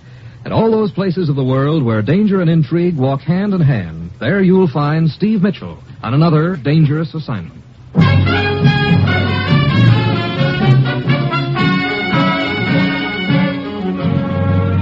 Sure, I've got my assignment. Just a simple matter of sticking my nose into a nasty political mess in the Middle East to try to prove that Katouf's been framed. All of which gives me an uneasy hunch that if he has, the same person who's out to kill him off politically will be trying his best to do likewise to me, literally. Well, it's Tuesday when my plane lands in the capital of the Middle Eastern country. I learn that Katouf is in a session of the legislature, so I wait outside in the hall, and from the sound of it, it's a pretty stormy session. Finally, it breaks up, and they start straggling out. It looks bad, General. Our entire party is being discredited because of this lie about me. We must not give up hope, Katouf. We will go on fighting it as we have done. Excuse me, are you Katouf? Yes. Who are you? I'm Steve Mitchell from the States. Oh, yes, I have been expecting you, Mitchell. Allow me to introduce General Abba. General? I am honored, Mr. Mitchell. And are you not going to introduce me to your friend, Katouf? This is Hassan, leader of the minority party, Mr. Mitchell. Oh? The minority today. Next week, who can say? That is a matter to be decided by a popular election, Hassan. You're quite right, General Abba. But there is little doubt of the outcome when the leader of the majority party is obviously guilty of treason. That is a lie, Hassan. My record is completely clear. On the contrary, my dear Katouf. I would say that at this point your record looks extremely dubious. And no amount of meddling by your friend from the United States will clear it. Look, Hassan, I'm just here to... it is quite clear why you are here, Mr. Mitchell. To whitewash Katouf. But unfortunately, your mission is doomed to failure. Hassan, you are... General, please. You really should watch your temper. And now, if you'll excuse me, gentlemen... Now, there's a real keen kid. Unfortunately, he is making political capital of this situation, Mitchell. Yeah, I can see that. Look, Katouf, you better give me all the background you can on this deal. The background is one of 6 years of dreams, hopes, and ideals going up in smoke, Mitchell. How do you mean? It was General Abba here who sponsored my career in politics, Mitchell. Remember how ignorant I was, General? But you have made great progress. Yes. With the support of our party, I have brought our country a long way toward democracy. And now, to see all of that go by the board is a bitter thing. Yeah. Now, look, as I get it, Katouf, you were accused of treason by a minor government official named Matala. Yes. And it is very ironic that I should be accused of treason after all the overtures that have been made to me in the past year. Overtures which I always immediately refuse. What kind of overtures do you mean? Veiled proposals made undercover, proposals that I would find it extremely beneficial financially to sell out my party. Who was making these proposals? I could never find out who was behind them. Naturally, I would not listen to any of them. And then when this Matala brought his absurd charge of treason against me, I concluded this was the next step in their plan. If they could not buy me out, they would discredit me. It could figure that way, all right. But it's going to be pretty tough to prove the whole deal is a frame. I do not think so, Wieczek. What do you mean? I am not completely without friends both in my own and other countries. It was reported to me this morning that a man answering Matala's general description was seen in Cairo, Egypt, 2 days ago. What? Katouf, I did not know this. No, General. I did not wish to arouse your hopes until the rumor could be investigated. Well, I guess I'm the boy to investigate it. Cairo, huh? Yes. Mitchell, if you can find this man, perhaps if you were to offer him money, he would return and clear Katouf. I personally am willing to pledge any necessary amount. Yeah, if he sold out once, he probably could be talked into selling out again. But that's the trouble right now. How do you mean? Sooner or later, whoever hired him is going to realize that. They'll figure out that they don't want him running around loose. Yes. That means they will be trying to find him also. To kill him. Yeah, it also means I better be heading for Cairo in a hurry.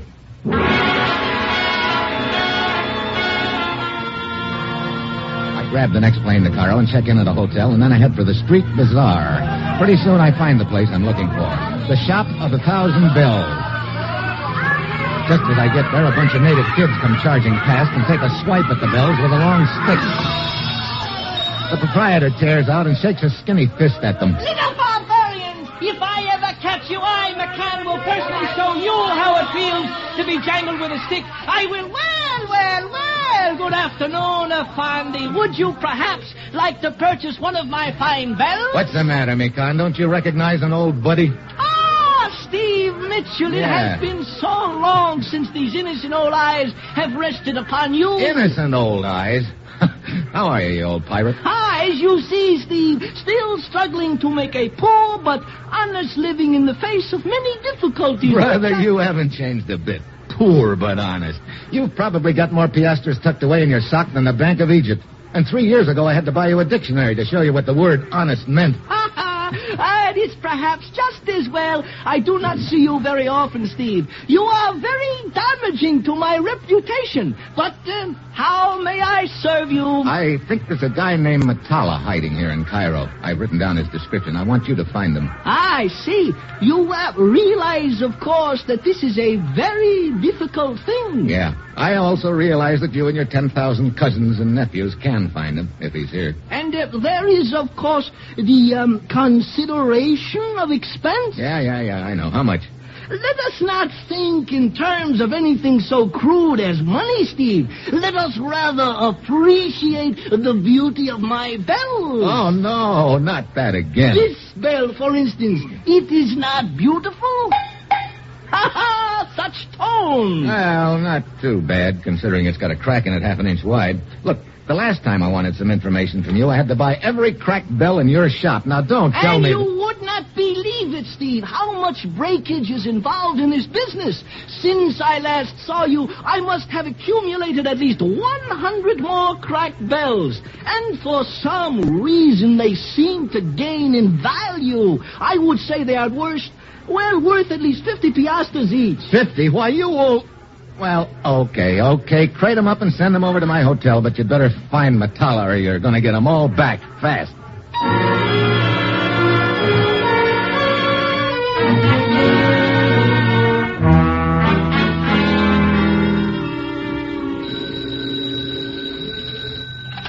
Yeah. McCann here. Yeah, McCann. You would not believe it, Steve, but since you left my humble shop 3 hours ago, I have found at least 20 more crack bells, which I neglected to include in your first order. Now, look, I'm not buying any more busted bells until you... Oh, Steve, I forgot to add that I have also found this Matala. What?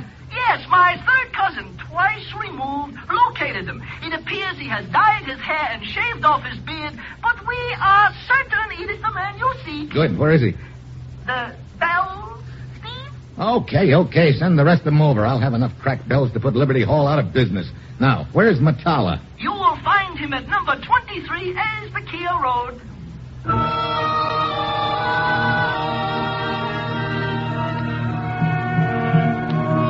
It's after dark when I get to the address McCann has given me. It's a large house in the foreign residential district. I go up to the front door, but just as I'm about to ring the bell, the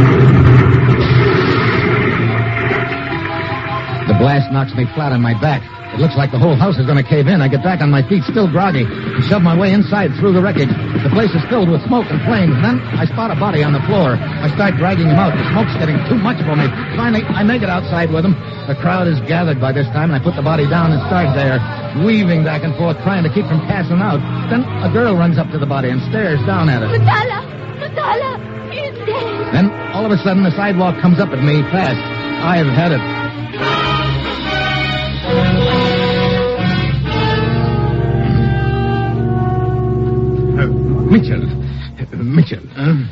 Mitchell, Who are you? Lieutenant Gallifa of the Cairo Police. How did you know my name? I examined your credentials while you were unconscious. What happened? Well, looks like somebody beat me to Matala. Must have been a time bomb. Matala? Yeah, the boy I'm after, or I should say was after. He's lying right over there. I'm afraid you have made a mistake, Mitchell. Mistake? What do you mean? The dead man, he is not this Matala you seek. What? Well, then who is he? He was well known to the Cairo Police. A common house thief named Vardisian.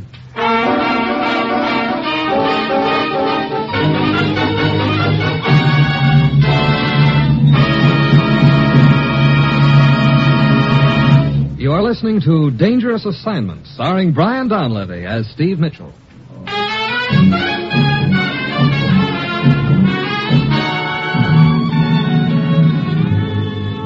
Well, this is just great.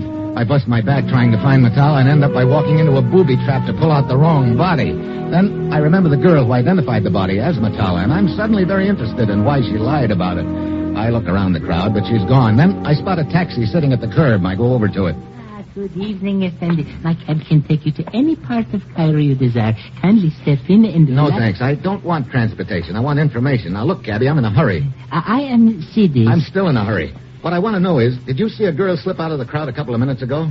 Liana? You know her? Almost everyone in Cairo knows Liana, Effendi. Such a dance she does, you would not believe it. Do you happen to know where she does this dance? But of course. Okay, Sidis, you just bought yourself a passenger. Let's go.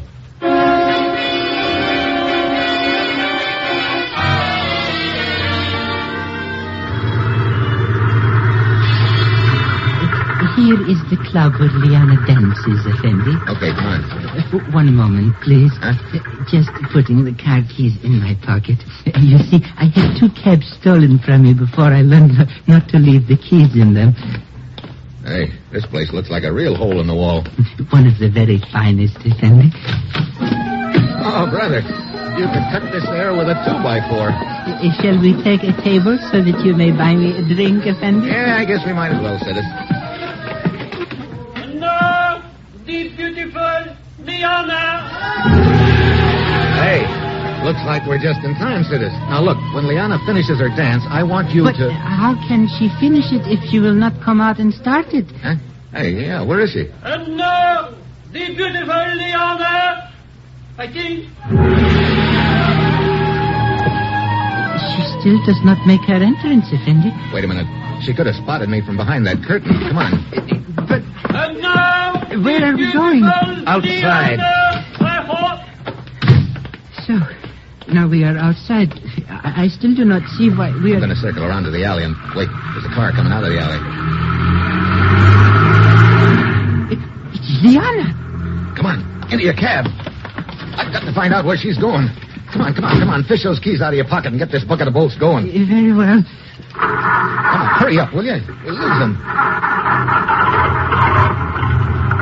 Effendi, may I observe that all this fast driving will put a great strain on my ancient cab, much more so than the regular fare will take care of. Okay, so you're on salary. Looks like I'm going to need a steady driver for a while anyway.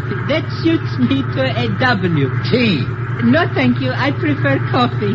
Oh, fine. That is a joke I always say for the tourists. It works every time. Yeah, I'll bet. Now quit making with the jokes and start making with that gas pedal.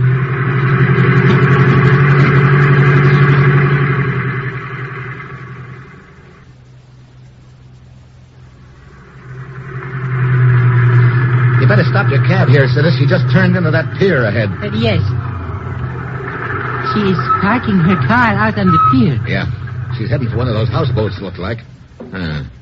What is it? It's funny. She didn't seem to be trying to shake us. Maybe she did not realize you were following her. Maybe not, but I think I'll make sure she doesn't give me the slip again. You wait here for me.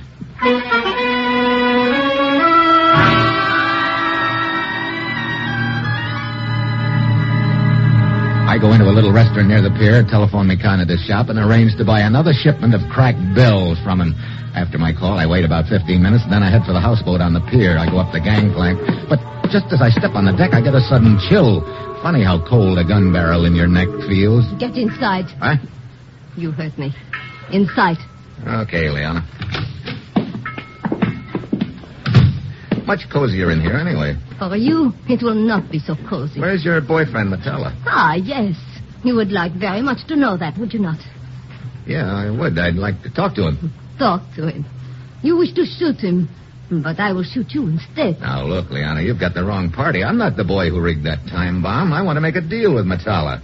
And because of that attempt on his life, I think he's probably ready to talk turkey right now. Where is he? That is something you will never know. Because right now, you are going to die. I'll take that gun now, Liana. Give it back to me. Sorry. Thanks for the timely entrance, citizen. When I observed her forcing you into the cabin at the point of the gun, it occurred to me that here was an opportunity to increase my value to you. And, of course, my prize. Of course. Now, look, Liana. Your boyfriend, Metella, was hired to bring a phony charge of treason against a political figure named Katuf in a country east of here. He was also hired to disappear and make it look like Katuf killed him. No, that is not true. Save the innocent routine. I want to talk to Metella and find out who hired him. He will never tell you. I think he will, because whoever did hire him realizes now that he doesn't want Metella alive anymore. He tried to get him with that time bomb. Next time, he probably won't miss. But Metella... Metella's liable to wind up dead unless he makes a deal with me.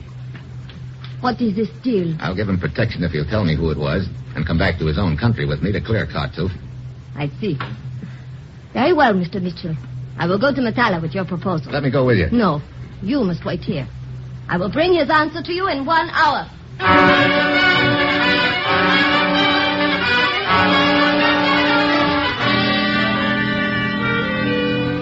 Might I make an observation, Effendi? What is it, citizen?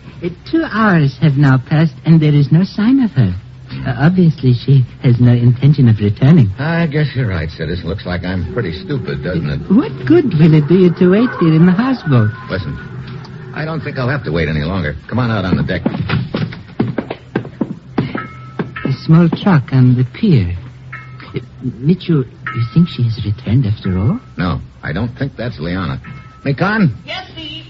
Mekan, where'd Liana go when she left this houseboat? I followed her to a small hotel out of the city away.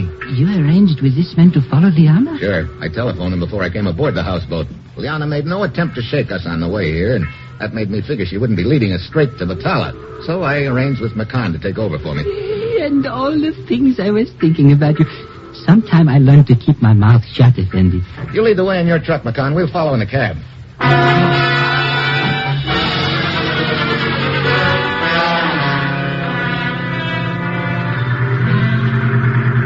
That must be the hotel Mekan meant, Effendi. He stopped his truck in front of it. Yeah. This the place, Mekan? Yes. You wait here in the cab for me, citizen. Will there be violence? Could be. Then I will be happy to wait here in the cab. It suits me to... W. Come on, Mekan. You find out which room she went to? No, but as you see, it is a small hotel. You should not have much difficulty in locating the room. It really is a small hotel, not even a desk clerk. Well, we'll check the rooms downstairs first. Steve, look! At the head of the stairs! Liana and Metella. Who's Metella? Darling, hold. Come on, Mekan. We pound up the stairs. Liana tries to block our way, but we shove past her. Metella makes the fire escape and heads for the roof. We follow. Halfway across the roof, he turns and throws a shot at us. Watch out, Steve! Yeah, I can't shoot back. I want to take him alive. Look, he's heading for the fire escape on the other side of the roof. We pound after him, but just as we get to the fire escape... Oh, he is shooting at us again. No, that shot wasn't at us. Look, down there. Oh, it is Metella, lying in the alley. We climb down the fire escape to the ground, but Metella's dead. We grab his body and start carrying it out in front. Oh, it is very heavy, Steve. Hurry it up, Mekan. I want to get his body out of sight. Oh, Steve, I do not understand. I did not shoot Metella. You did not shoot him, but he is dead. Well, Liana could have done it. But if she was about to double-cross Matala, I don't know why she should have waited until now. Here's the cab. Let's get the body in. Wait a minute. Where's Sidis? Well, he is not behind the wheel. Here I am, Effendi. Huh? Hey, what are you doing down there on the floor? When I heard all the shooting, I decided that down on the floor would be the best place for little Sidis. Okay, dump the body in the back, McCann. Very well. There. Look, we got to get out of sight for a little while. Well, there's a deserted warehouse around the corner. I will lead the way in my truck. Okay, go to it. Come on, Sidis. Get this baby cranked up and follow McCann. Very well. Here are the keys. Hurry it up, will you? Start it. Yes, Effendi.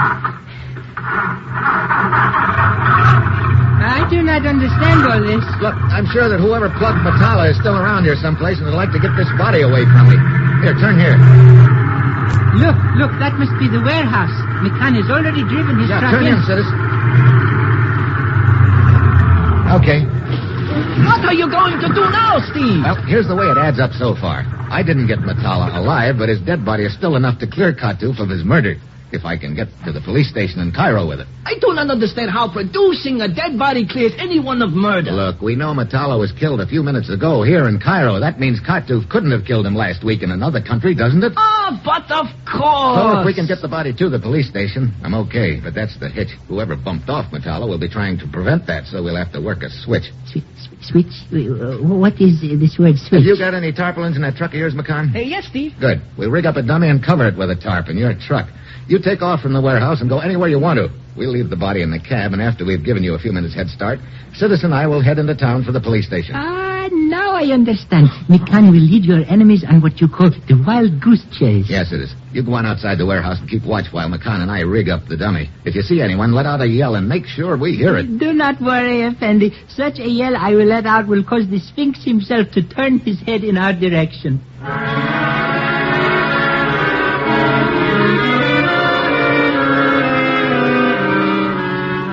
Sidis goes outside, and McCann and I make the necessary arrangements with the dummy. I fill him in on exactly what he's to do, and he takes off. Sidis comes back inside. He and I wait a few minutes, and then pull out of the warehouse in the cab and start heading to the city. Effendi, I cannot say I care to be carrying a dead man in the back seat of my cab. Don't let it bother you, Sidis. You don't even have to look at him. McCann and I pulled a tarp over him. Even so, Let's see. We're on the outskirts of the city now. Nobody's following us either. Well, so far, so good. Hey, why'd you turn off the main road? It is shorter this way, Effendi.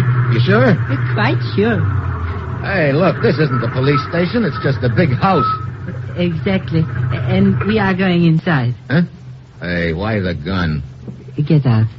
So you're my boy, Sidis. Out? Okay. Guess I should have figured it. You're the boy who planted that time bomb. Exactly. I waited in my cab outside to see whether I would be successful. Then, when you realized that you'd missed and I was after Matala, too, you figured you'd string along with me and let me lead you to him, huh? Which you did, Effendi. Inside. Well, what happens now? That is not for me to say. It is up to my superior. You ever... General Abba! Sidis, you fool, to bring Mitchell here. Well, Katouf's closest friend and political sponsor turns out to be the big boy in this deal. Sidis? I had no choice, General. Well, I guess it all figures. I remember Katouf telling me how ignorant he was when you gave him his start in politics. You were figuring on making a puppet out of him, but he started getting ideas of his own, didn't he?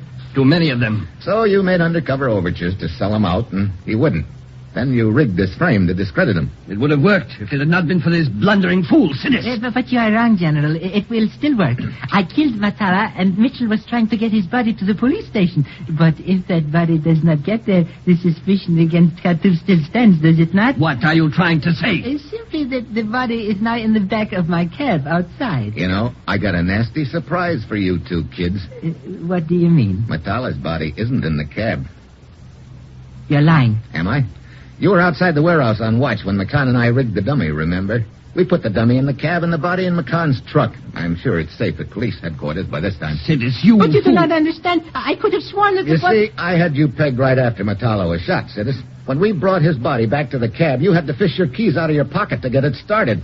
That meant to me that you had been out of your cab. I remembered you telling me earlier that you always took your keys with you. I will deal with you later, Sidis. Right now we must kill Mitchell and get out of here. You're a little too late, General Abba. This place is surrounded right now by the Cairo police. You are bluffing. Wait. I heard a car outside. He must be telling the truth. I'm getting out of here. Stay where you are. You are the one who killed Marta. I am in the clear. Let go of me. I am getting out of here. Sidis pulls away from the General Abba and dives for the window. Abba jerks a gun out of his pocket and lets Sidis have it in the back. I dive for Abba. He swings his gun towards me, but it's too late. Oh,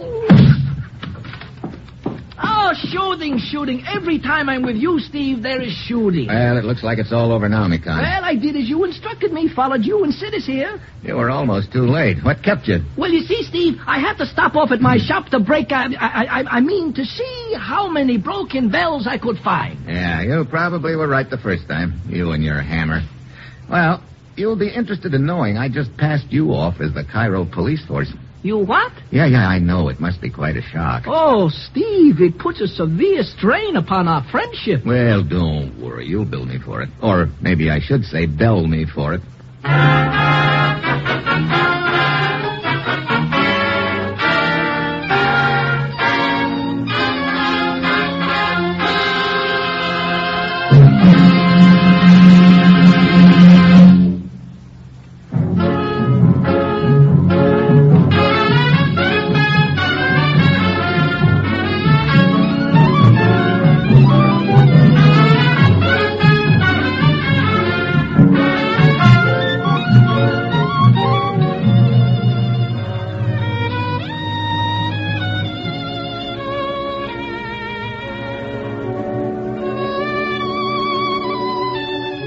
Dangerous Assignment, starring Brian Donlevy as Steve Mitchell, is written by Bob Reif and Adrian Jondo, with music by Robert Armbruster, and is produced and directed by Bill Karn. Be with us next week at this same time when Brian Donlevy, starring in the role of Steve Mitchell, will embark on another dangerous assignment.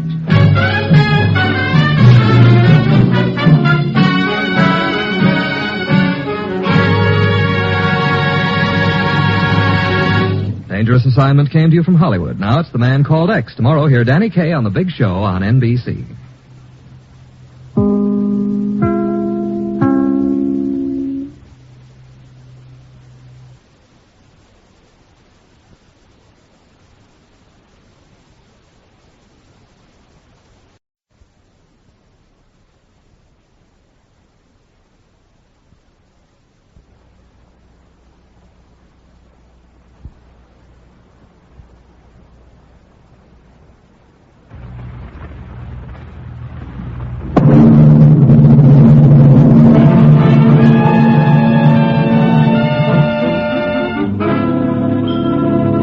Assignment, starring Brian Donlevy as Steve Mitchell.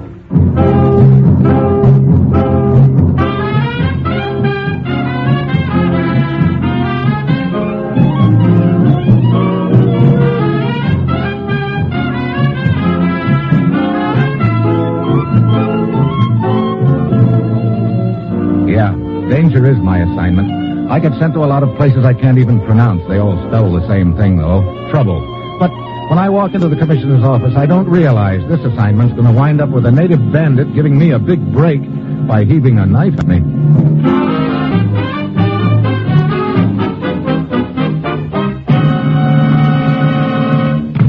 Morning, Commissioner. Ruth said you wanted to see me. I do, Steve, and don't bother to sit down. Your plane leaves for Malaya in 1 hour. Malaya? Look, I just got out of one jungle. Don't tell me you're sending me back into another one. That's just what I am telling you, Steve. Aren't you sort of stretching my luck a little? That's the right word for it, all right. Stretching? Yeah. What do you mean? Rubber. A jokester yet? Okay, what's the deal? Steve, take any list of vital war materials. Rubber's near the top. So, what am I supposed to do? Go over to Malaya and tap a few rubber trees? You don't have to. They've quite a few thousand natives on the job already over there. No, it's what's happening after the rubber is harvested that we're interested in. Just what is happening? A gang of so-called bandits has been raiding the various plantations, Steve. They're organized and equipped like a small army. They've been setting fire to buildings, terrorizing the natives, and in general interfering seriously with the entire operation over there. I see. Look, isn't this a matter for the British? Well, they've asked our cooperation in the matter, Steve, and I think the main reason is there's a rumor that the leader of these bandits is an American. What? To our knowledge, nobody's ever gotten a good look at this leader, or at least lived to tell about it. Steve, it's vital to both countries that we smash this gang. Whom do I work with? A British intelligence agent named Willoughby. He's waiting for you in Singapore right now. Steve, get over there. Work with Willoughby, and then go anywhere and do anything that's necessary to put these bandits out of business for keeps. Well, that's it. You've got your assignment. Good luck.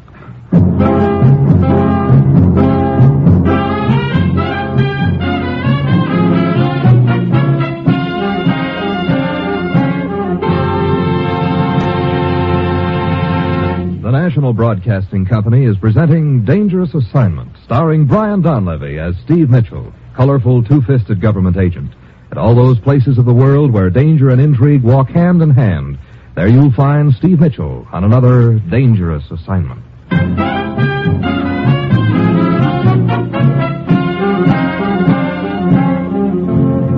Sure, I've got my assignment. Just a simple matter of scouring the Malayan jungle to find out who's been burning up a few assorted rubber plantations.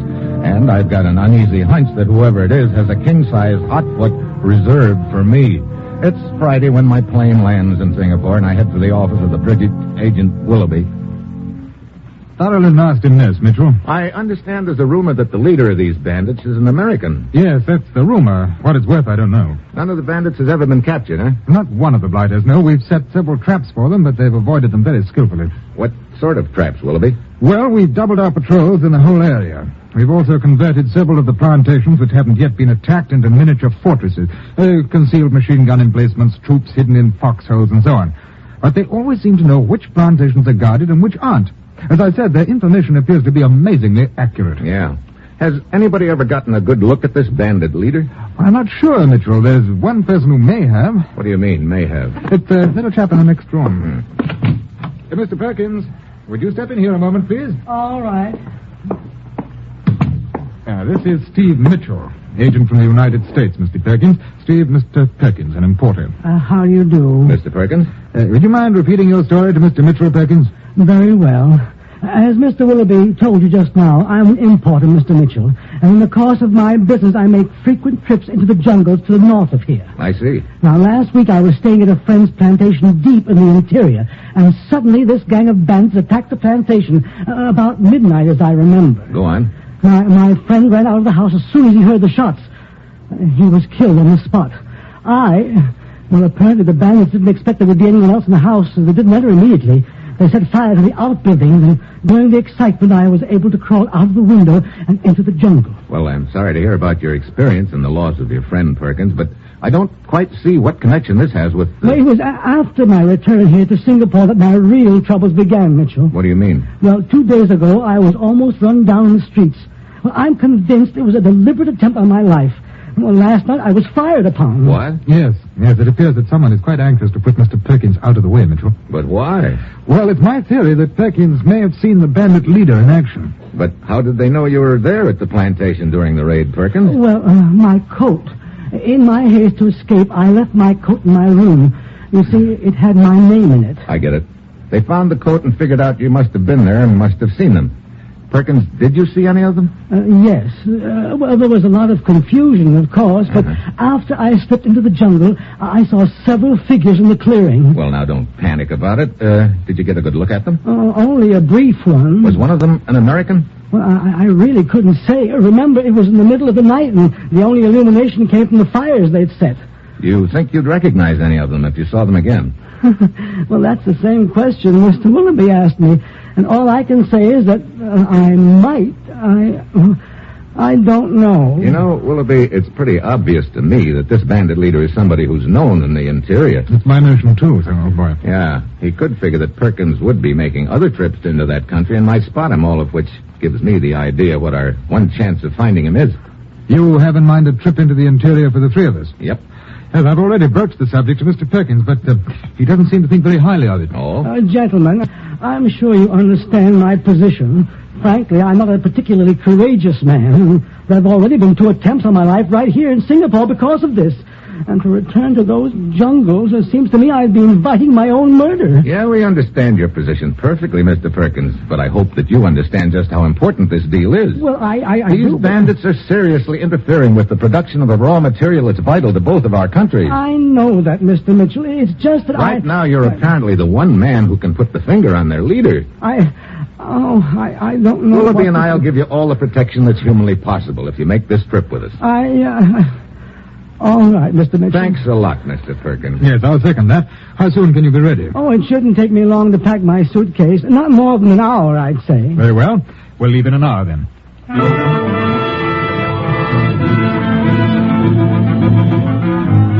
We go part way by train, take a jeep as far as we can, and then start out on foot through the jungle. It's hot and damp, and Willoughby's in front, Perkins in the middle, and I'm bringing up in the rear, and all three of us are trying to look in every direction at once. These bandits could be hiding anywhere around us. That's a possibility, of course, but I rather doubt it. It seems more likely that their main camp is farther in the interior. But they may have scouts watching this very trail.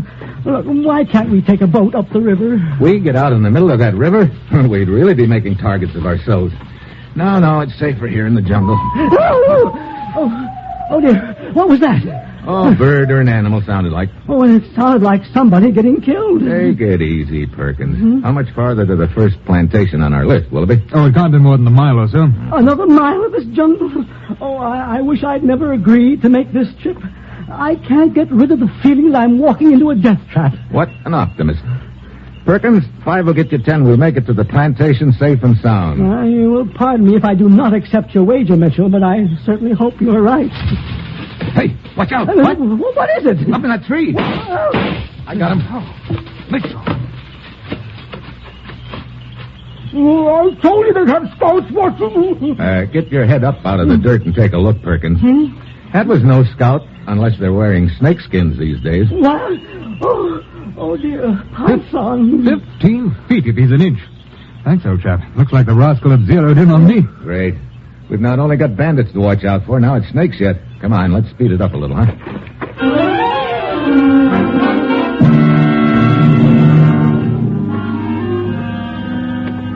Well, here's our first plantation. Well, we made it after all. Yeah. Hey, quite a spread. Who owns it? Absentee Corporation, old boy. The resident manager's a chap named Hartford. He's standing there by the trekking shed. British? No, American. Oh? Hello, Willoughby. Afternoon, Hartford. Still poking around the bushes looking for the bandits? Quite. Hartford, I'd like you to meet Mr. Mitchell, a newspaper correspondent. Pleased to meet you, Hartford.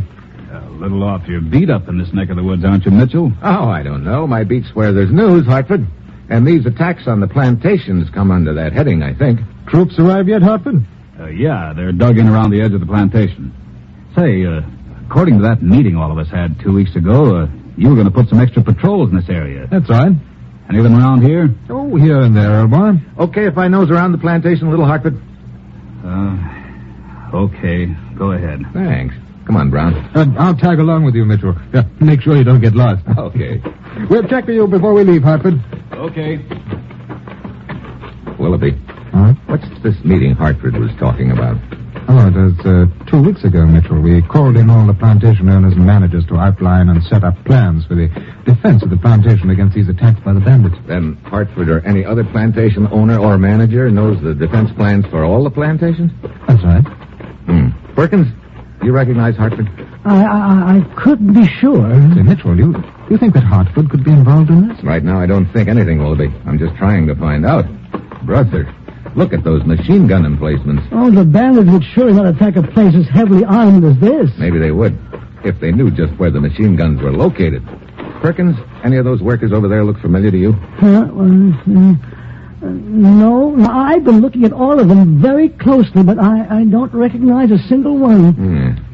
How far to the next plantation, Willoughby? Oh, it's 2 hours easy travel. There's a native village between here and there and a well-marked trail. Who owns it? A Dutchman, Van Voorhees. Okay, we better get started. I've got no hankering to be caught in the jungle after dark.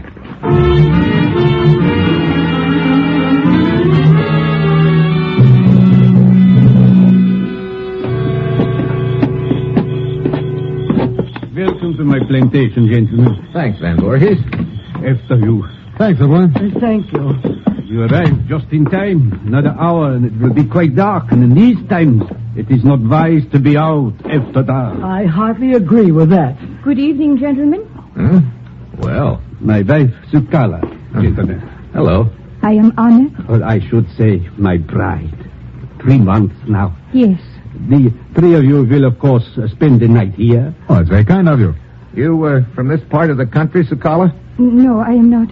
If you excuse me, gentlemen, I will give the necessary orders to our cook. Would you care for a drink, gentlemen? Oh, a little later, maybe. Right now, I'd like to take a look around your plantation, if I might. But of course, I will be glad to show you around. I will tell Sukala that we will be back shortly. Willoughby. She must be at least 20 years younger than he is. The wife? Yeah, and she's not from this part of the country either. How long ago did these raids start? Oh, they've been going on for between 2 and 3 months now. Uh-huh. And 3 months ago she married Van Voorhees and moved into this area. Interesting thought, isn't it?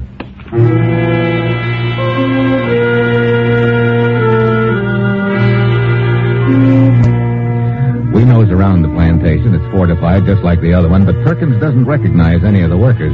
We have a late dinner and turn in. Perkins' room is between Willoughby's and mine. I don't know how long I've been asleep when all of a sudden... The racket jerks me out of bed to the window. Tongues of flame are licking at the outbuildings. In the light of the fires, I can see guys running around shooting up the place. So here we've been breaking our backs to find the bandits. But the way it's turned out, the bandits have found us.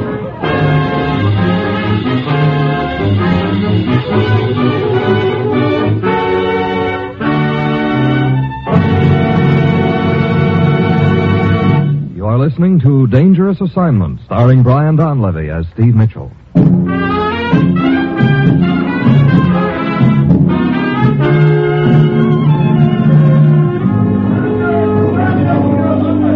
I run to Perkins' room and jerk open the door. The bandits, Mitchell, they'll kill me. Not if you stay under cover, Perkins. Oh. I'm going outside and see if I can lend a hand.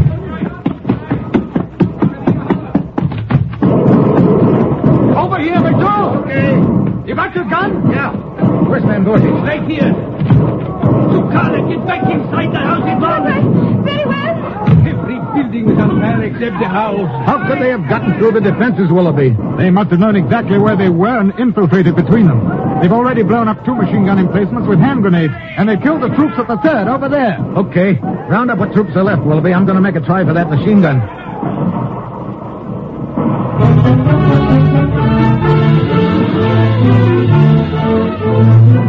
I start circling towards the machine gun. Suddenly a native looms up in front of me, an ugly scar on his cheek, and in his hand, a long knife that's even uglier. I drop to one knee. The knife whistled over my head. I dive for him, but he scrambles into the bushes. I throw a shot at him. I don't know whether it takes effect. Then I spot another bandit drawing a bead on me. This time I don't miss. I finally get to the machine gun and I swing it around. The rest of the bandits melt away into the jungle, but by now the damage has been done. I join Willoughby and Van Voorhees on the front porch of the house. The house itself is untouched, but that is the only thing there is. The plantation itself is a complete loss. Well, it was an infernally well-organized attack, Mitchell. They got right into the machine. Hey, wait a minute. What's the matter? Perkins, come on. I want to make sure he's okay. Well, where was he during the shooting? I went in his room, told him to stay undercover, but those bandits seem to know everything else. They could have known he was on the plantation, too. Well, here we are.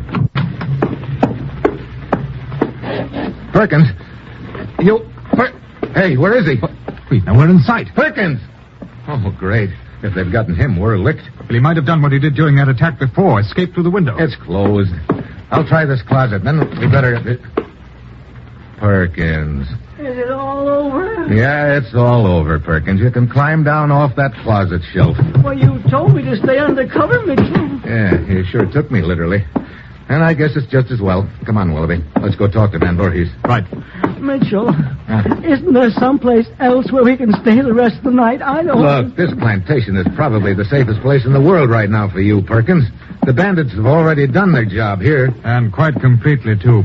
I'd give a year's pay to know how those blighters are getting their information. Yeah. There, my dear. The plantation is a complete loss, but we are still unharmed, and that is the important thing. Oh, gentlemen, my wife is quite upset over this. I've been trying to tell her that... Gentlemen, if you will excuse me, please. What are you going to do, Van Voorhees? I think the only thing to do is to get out of here. I've been trying to talk my wife into leaving, but she thinks we should stay and try to rebuild. Oh?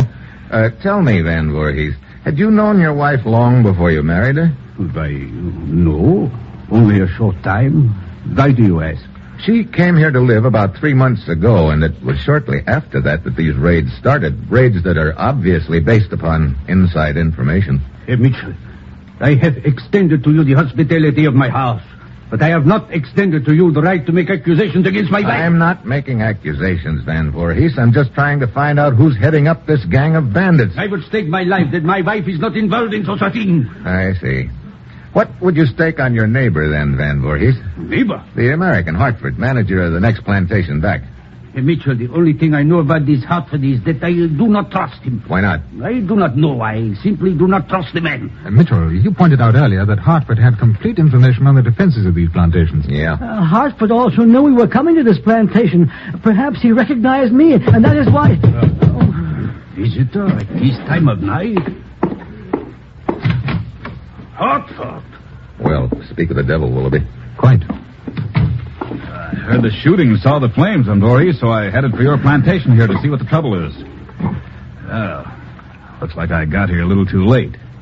Sure made a mess of the plantation, didn't they? Yeah, they sure did, Hartford. Amazing how they knew just where the defenses were located, isn't it? Sure is. It must be pretty smart, all right. Either that or somebody's giving them pretty smart information. Yeah, could be. Got anybody in mind, Mitchell? Yeah, could be. You know, you seem to be taking quite an interest in this deal for a newspaper correspondent. Funny thing about a newspaper correspondent, they do a lot of traveling around, visiting plantations. Sometimes it's a pretty neat cover to accuse somebody else, isn't it?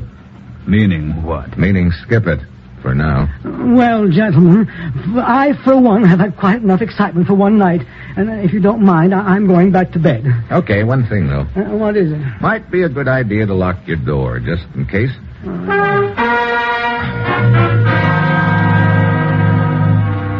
Perkins heads for his room, and I go to mine next door. I stretch out on the bed and light a cigarette. At this point, Hartford is high up on my suspect list.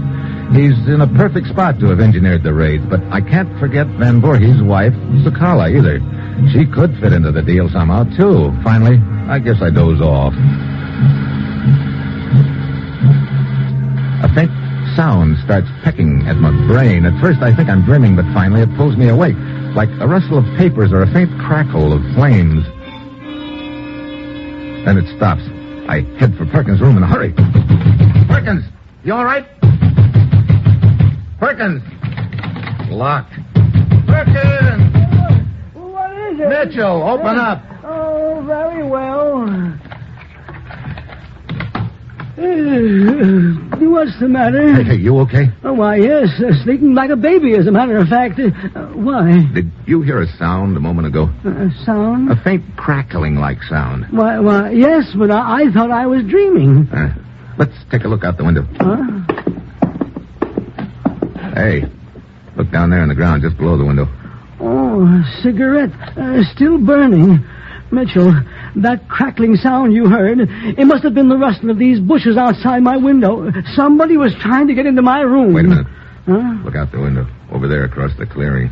Oh, two people.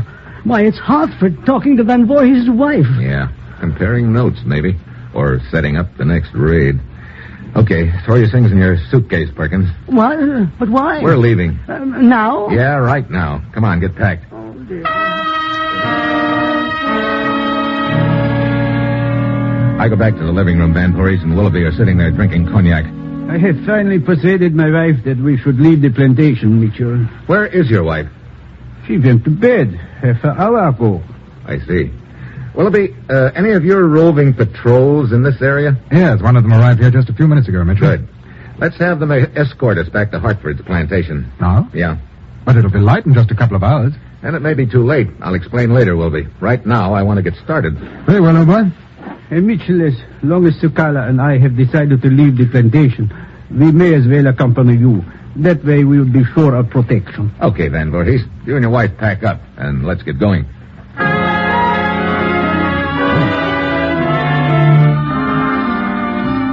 Half an hour later, we shove off. Van Voorhees and his wife, Hartford, Perkins, Willoughby, the patrol, and myself. A little after dawn, we reach the native village that's halfway between the two plantations and start walking through it. Mitchell.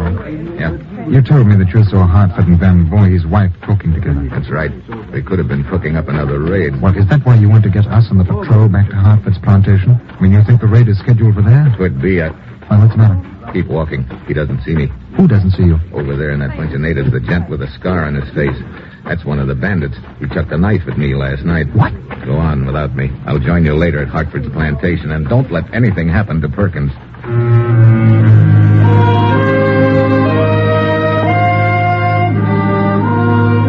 The rest of the party moves on. I drop out of sight in the bushes where I can keep my eye on the village and the native with the scar on his cheek. After a while, he eases away from the village. I tail him through the jungle, keeping well back so he won't spot me. An hour later, he reaches a small clearing, and I know I found the bandits' main camp.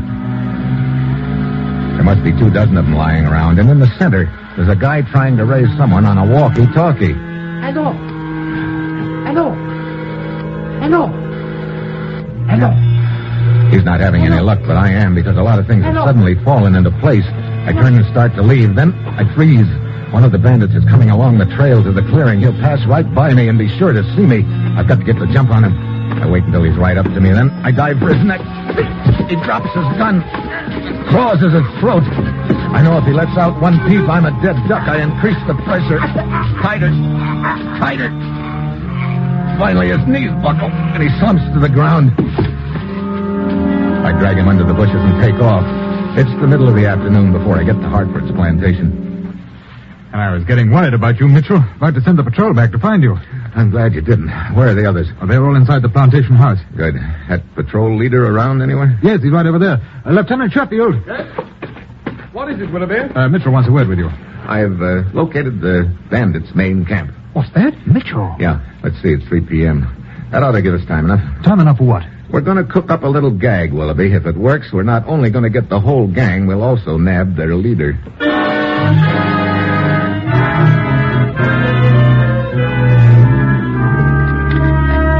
Not that I find mine furnishing the liquor, Mitchell, but I don't quite see the reason for suddenly having a cocktail party. Oh, just felt like a little celebration, Hartford. I do not think there is cause for any of us to be celebrating right now. My husband and I have just lost our plantation. My dear, you must reconcile yourself. I, for one, will feel more like celebrating when I'm safely back in Singapore, Mitchell. Oh, cheer up, Perkins. The worst is over. That's why I want to celebrate. But celebrate what? Let's see, it's exactly 5:30 p.m. right now. In just 10 minutes, those bandits will all be captured. What are you talking about? It's very simple. You see, I located their main camp. You found their camp? That's right, Mrs. Van Voorhees. Lieutenant Sheffield and his patrol are closing in on them right now. Mitchell, my heartiest congratulations. Thanks, Van Voorhees. Well, come on, Willoughby. Let's go outside and tell the rest of the troops they can knock off. Right. Okay, Willoughby. Around to the back. Yes.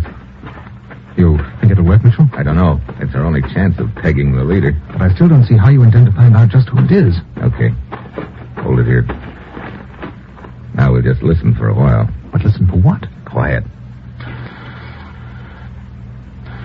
There it is. Coming from that corner room. Come on, in the back door.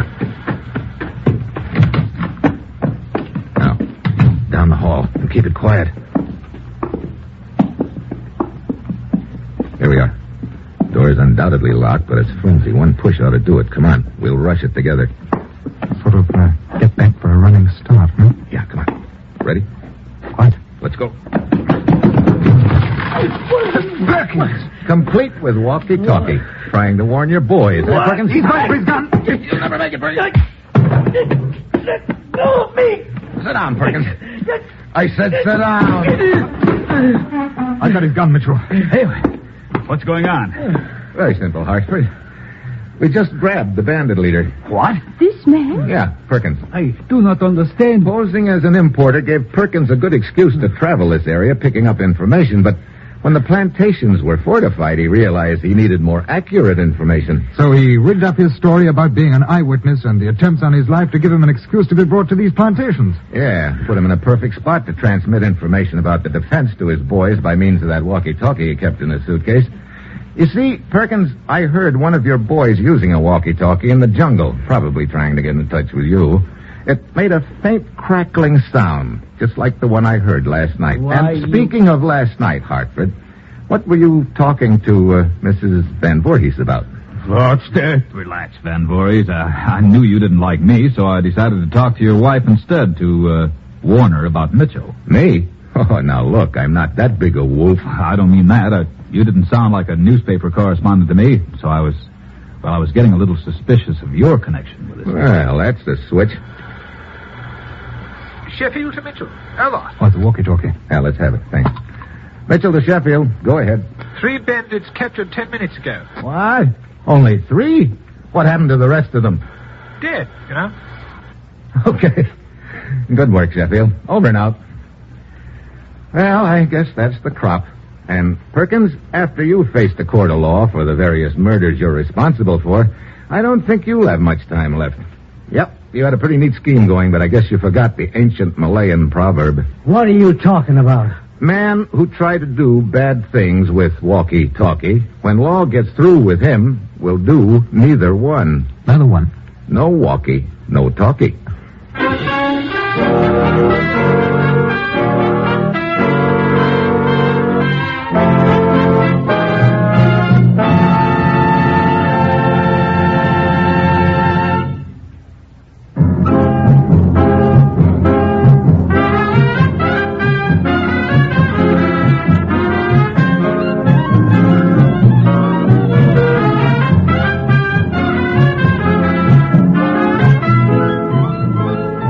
Dangerous Assignment, starring Brian Donlevy as Steve Mitchell, is written by Bob Reif and Adrian Jondo, with music by Robert Armbruster, and is produced and directed by Bill Karn. Be with us next week at this same time when Brian Donlevy, starring in the role of Steve Mitchell, will embark on another Dangerous Assignment.